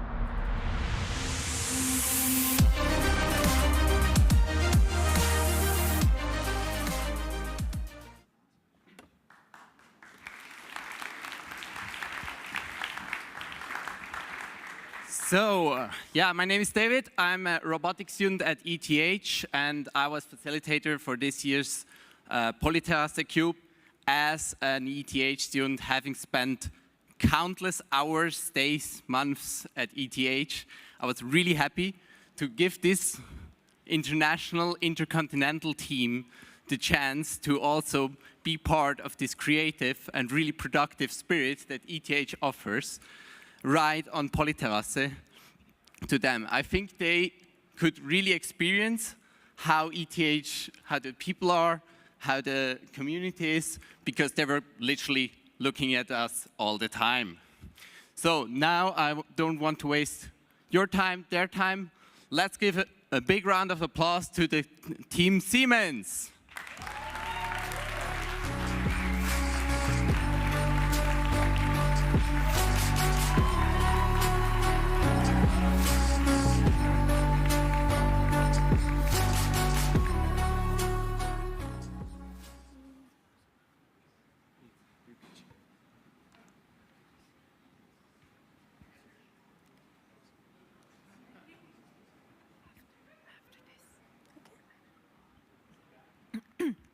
Imagine your local family-owned brewery. The owners cherish nature and would love to use clean energy for their business, but they don't have the power to do so. Renewables like solar power can solve this problem. Homes and businesses are realizing this, and they're installing more solar panels, some of which can produce even more energy than needed. Wouldn't it be great if they could provide some of this excess energy to people like those breweries? However, they currently have to go through the grid. The grid buys the energy from the solar panels at a very low price and sells it to the breweries at a very high price, and neither side has a say in the matter. Here is an illustration of the problem. In the green, you can see the solar energy production throughout the day. During the midday hours, you can see that the solar panels can sometimes produce more electricity than is needed. However, the demand doesn't match up. If we could shift some of this demand to the middle of the day, then we could use more solar energy. Not all people and businesses can shift this demand, but some, like breweries, can. With the traditional state, though, both sides are stuck with the grid's fixed prices. They don't have a choice because in order to have a choice in Switzerland, companies need to consume over 100 megawatt hours per year of energy. This is equivalent to 30 small businesses' worth of energy consumption. Our microgrids can solve this problem by allowing consumers to buy energy locally. For example, the breweries can buy electricity from their fancy neighbors with the solar panels next door. By going through less of the grid and potentially shifting the energy demand, they can save money on their electricity bills and use greener energy. Our solution? A web platform that matches solar energy producers and allows them to share their excess electricity to power local businesses like breweries. For the local solar power producers, they benefit from relying less on storage, such as clunky battery infrastructure, and can make more money by the simpler connection to their end users. For the users like breweries, they benefit from lower electricity bills, increased efficiency from constant monitoring, and a shift to greener energy. Basically, the platform that we are providing is a matchmaker for both the producer and the consumer. Both of the producer and consumer can use this platform. The consumer can input their PIN code and their average electricity bill that they pay. Then they will be connected to their nearest solar electricity provider. They will be able to detect their total energy consumption, their per room energy consumption, how can they reduce their consumption, and how can they predict the price at which they can buy this electricity and earn the most out of it. For the producers, they show how much electricity you're producing, the excess energy that you can give to someone, and how can you save the money from the electricity that you're producing, and the best time to sell your electricity to make the maximum profit. So you may be wondering, why breweries? Breweries have a 4 to 6 week process where they need to create their beer. During that process, it's not necessary that they need to run their machines at certain times. So if we can help them shift their demand to when electricity is cheaper, then we can make them use more sustainable energy at the same time. So the market size in Europe is about 9,200 breweries, but we want to focus in Zürich, where we have about 56 breweries. On top of that, we have 20 new breweries opening up every week across Europe. But our solution doesn't stop at breweries. We also want to help other businesses once we've proven our concept. We are thinking that we might be able to step into retailers, charging station, farmers, and other small to medium-sized businesses. And we're really excited about this idea because we see a lot of potential in the market, especially here in Switzerland. Between the year 2020 and 21, 43% of solar deployment was increased in Switzerland. And a new law has been passed that commercial buildings will now be required to have solar panels added to them once they're being built. Now to the business model. Where do we fit in? SolarSwitch sells to, producers sells to SolarSwitch above the fixed utility price, so they get a better price. Same on the other hand side. Producers buy at a lower price because we're able to shift their demand so that they receive a price of when the electricity is both most sustainable and cheapest. We don't stop there. Energy consumption, we want to make sure that it's optimized. We want to make sure that we are giving recommendations when these breweries can run their machines at the best possible times. We also want to make sure that we're taking preventative risks by doing a full diagnostic of their buildings and making sure that they don't have any machines that aren't running at full efficiency. So we want to end this with a quote with someone we spoke to earlier this week. Currently, private households produce solar prefer to store excess energy rather than sell it because it's not worth it. But we want to be the ones to make this connection between the solar energy producers and the consumers so that we can all use more sustainable energy. Thank you.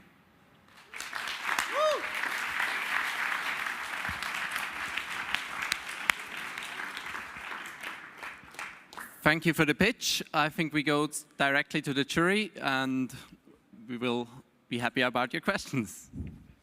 Thank you very much for this interesting pitch, and thank you for working on such an important topic. I was thinking, I mean, why did you choose breweries to start with? Is there any, do you like specifically beer, or is there another reason? It's a good question.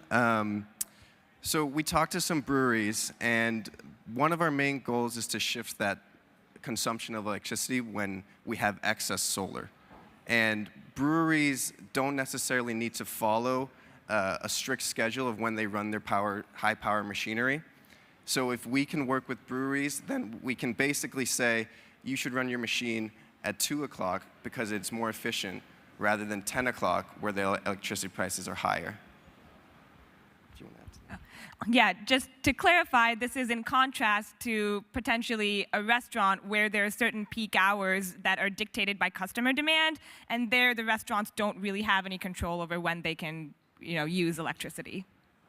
Thank you very much. So follow up, maybe the brewery is one example. Is there other examples that you can give?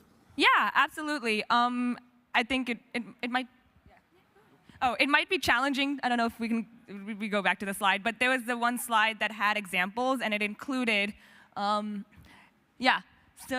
one. So it included retail, car charging stations, because a lot of times cars are idle and charging, and agriculture, where it's more long-term. So yeah, solar energy, definitely the future.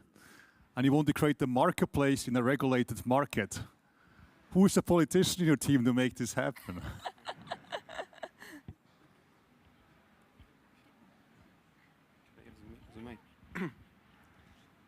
Thank you for your question. First of all, as we have seen before, Switzerland is on its way to become perhaps more liberated market, and as it is included in the European grid that is already liberated, we hope for some liberation soon, I hope. But we can also apply this concept in other European countries, and we have some competitors that does not do exactly the same thing, but something around this topic that already operates in France and Germany. So this is a market we could go to.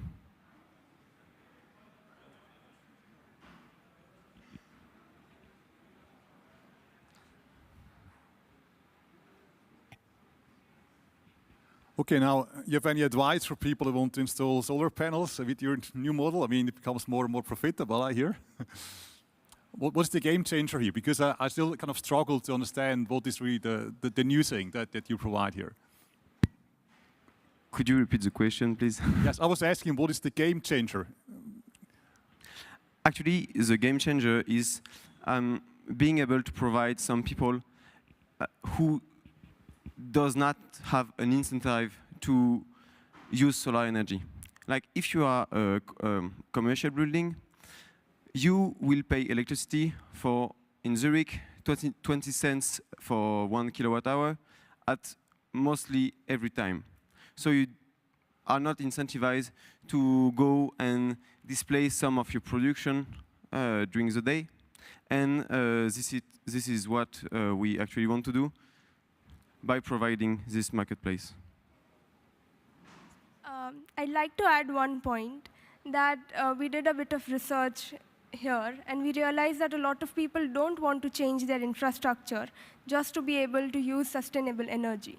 So what we are doing here is there are people who are already producing something that they don't need. Why don't we give it to someone who actually needs it?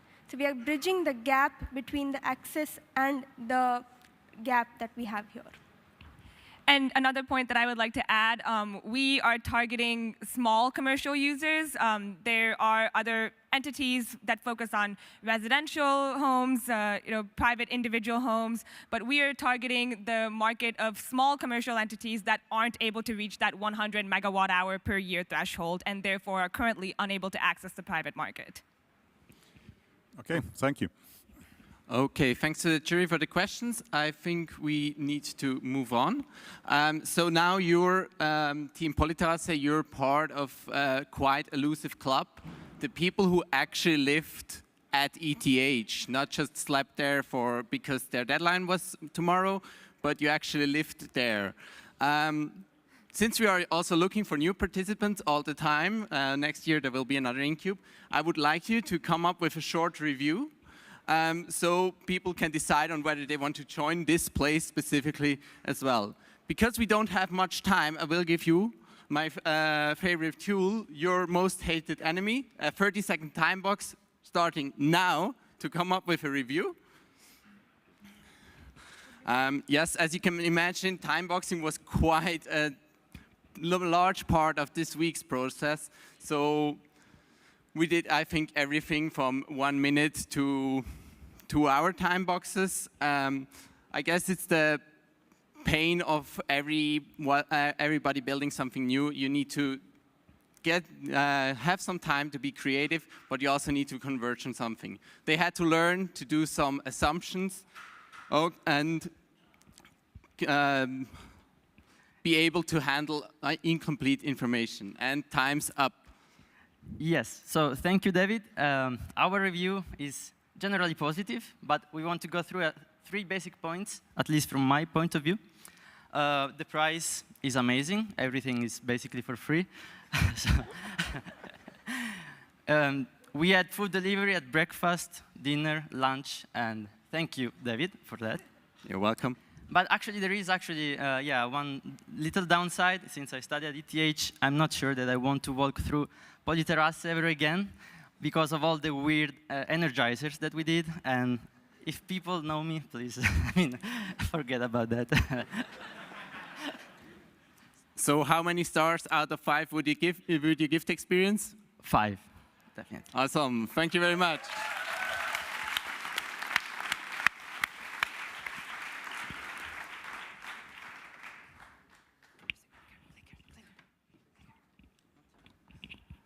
All right, so now it's time for voting. And for this, the jury is gladly invited to go and think about it once more. And you can actually now, yes, here, download the app. It's unfortunately a little bit biased, so it only works if you have an iPhone. But so, you actually just have to convince the people who have an iPhone to also vote for your decision. So please scan the QR code, download the Launch app. It should be explained. And then how it works, you see it here. You have 2 choices. You can vote for your favorite team, and you can vote for your second favorite team. I'll put up the challenge questions again in a minute, but as of now, please scan the QR code, download the app so you can vote.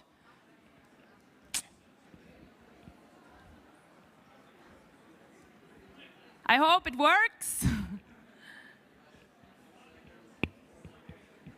Oh, maybe I started in the way.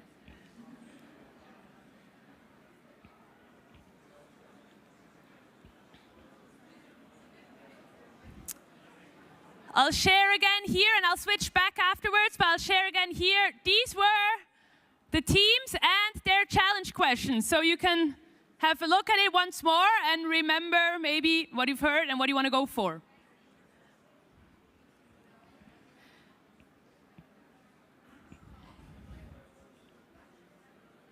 Yes, I go back. No worries, I'll switch back to the questions in a second. Please, everyone, scan the QR code if you haven't done so. Okay, back to the questions. So Team Avenik tried how can we improve the quality of life of type 2 diabetics through smart digital solutions. Team Roche IQVIA tackled how can we address the gender bias in digital health and AI. Team Swiss Post Microsoft tackled the challenge question, what new digital business model with added social value can be derived from the strong daily presence of the Swiss Post? And Team Siemens tackled the question, how can connected buildings with smart infrastructure increase the usage of sustainable energy in Switzerland?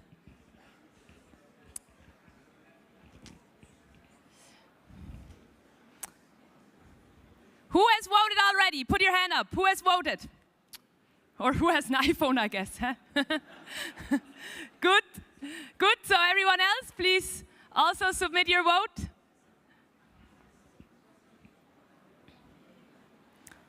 Who needs some more time to take a decision?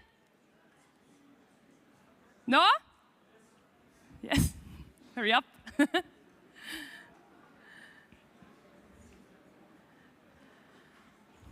Okay, because then I think in the meantime, while the jury is still deciding, we'll move on with some more fun facts. So until the jury has decided, we're just going to do a quick quiz. There's the clicker. Some of the questions are probably really easy. Some get increasingly more difficult to answer for people that did not participate. Let's see how you do. We're just going to do it. You either shout A or B. There's only 2 answers to each question. So let's start with the quiz. Which edition was InCube 2022? What do you think? Was it the 6th or the 3rd? B, A? Shout the loudest if you're very confident about it. A is correct. Congratulations. You did good. So, next one. Even the InCube team makes a few mistakes. You probably can't believe it, but it is like this. What do you think we forgot in Arosa after OutCube? A participant, or B, our Wi-Fi router?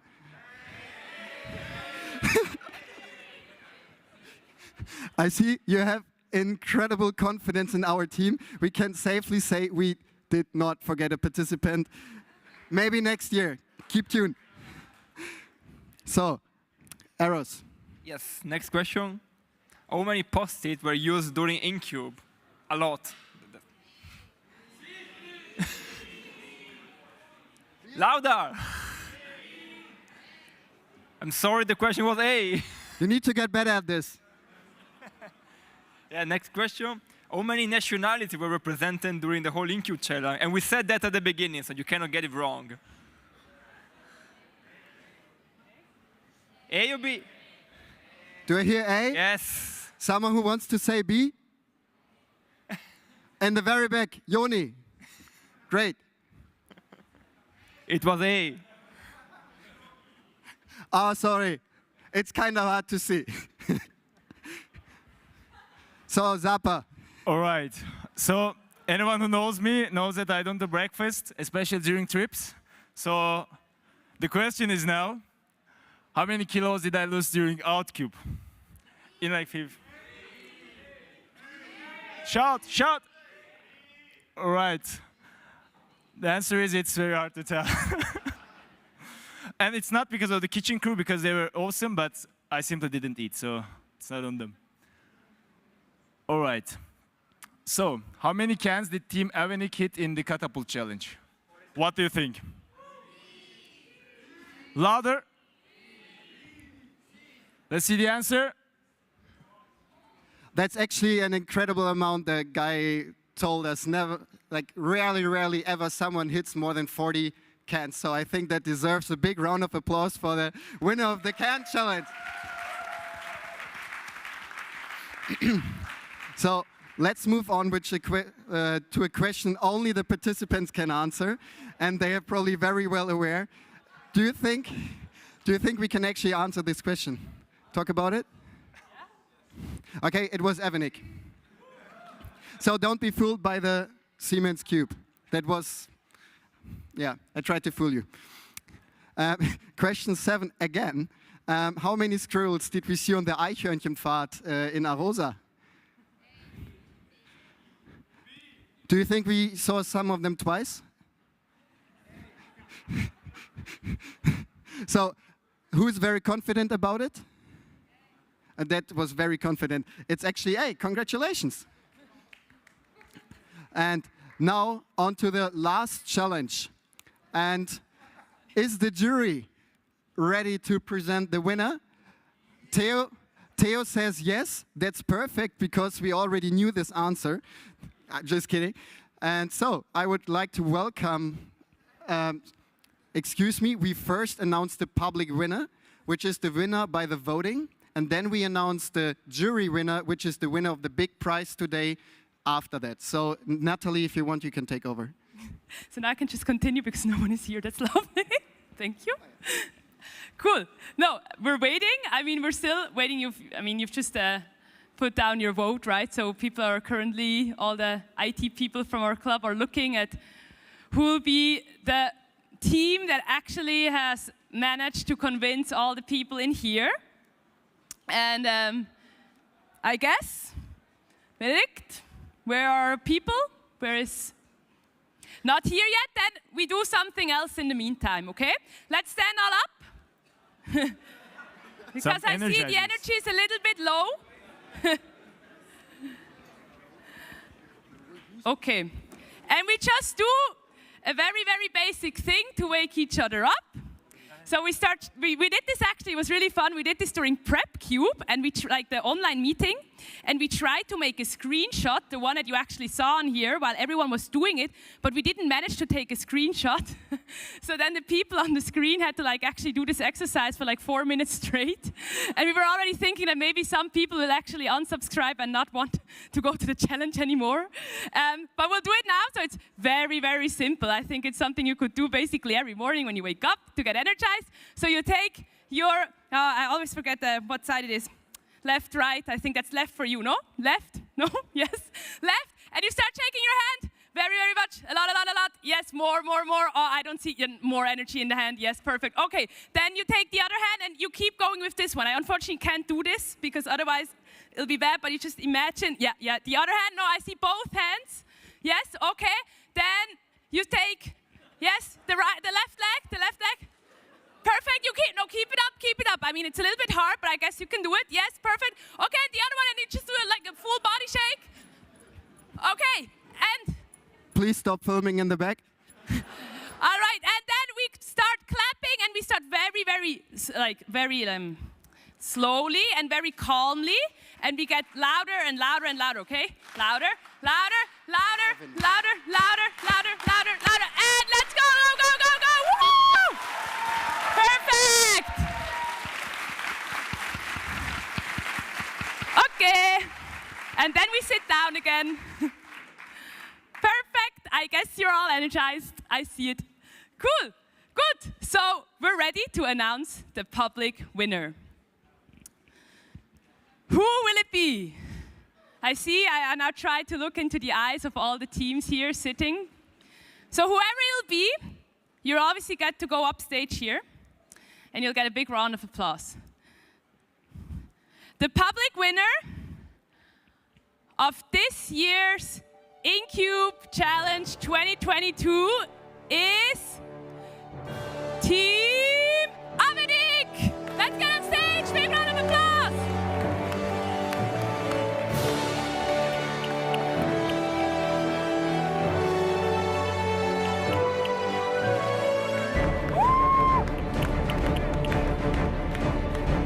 Perfect.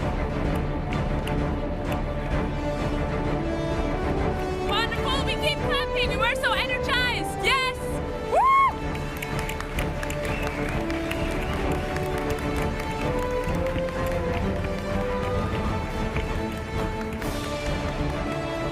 And you can go bring the prizes.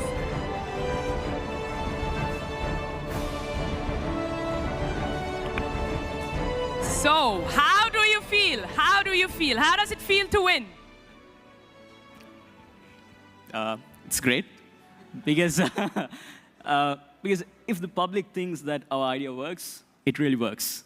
So, really happy. I think the public support matters a lot, and now we'll be progressing further with the next challenge for us, Team Avenik. I'm really happy for us, for all of us. Yeah, and we are hungry for more. What else should I say?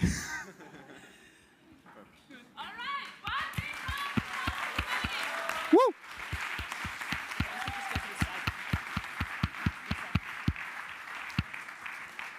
Okay. And now, the moment we have all been waiting for. Who will win this year's overall InCube Challenge 2022? And for this, I'd like to hand it actually over to the jury, who took some deliberate time to think it through, to make up their minds, who will actually, I guess, maybe found the next big startup. And I'll hand over to the jury.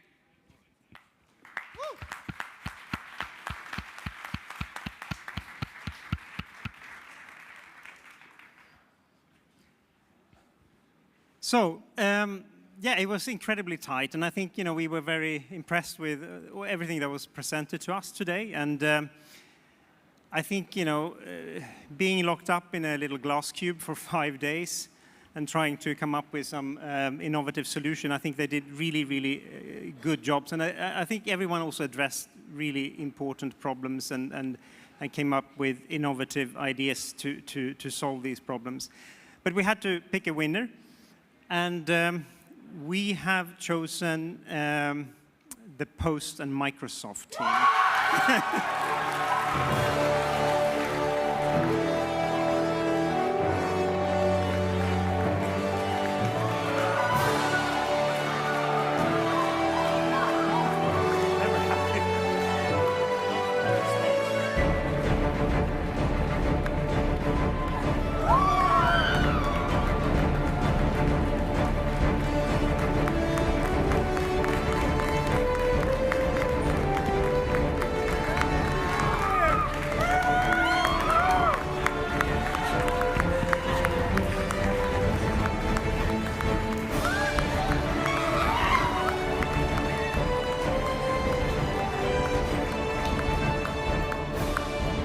I think you guys really addressed, the challenges given to you. You really addressed that in a very sort of coherent and innovative way, given the conditions that you were given.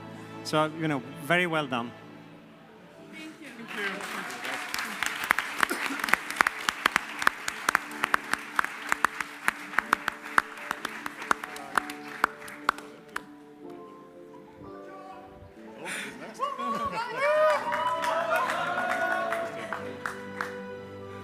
All right, guys, I'm super happy for you guys. I couldn't be prouder as a facilitator for you guys, for all the jobs that you did, all the work that you did. The countless nights and the very long mornings for some people, they were sleeping until, 12 a.m. or like, how do you call it? 6 in the evening, whatever. They were just sleeping all the time because they just had to recuperate all of the work that they were doing. So, any first thoughts from you? still feels very surreal. I mean, we were still arguing at like 2 a.m. last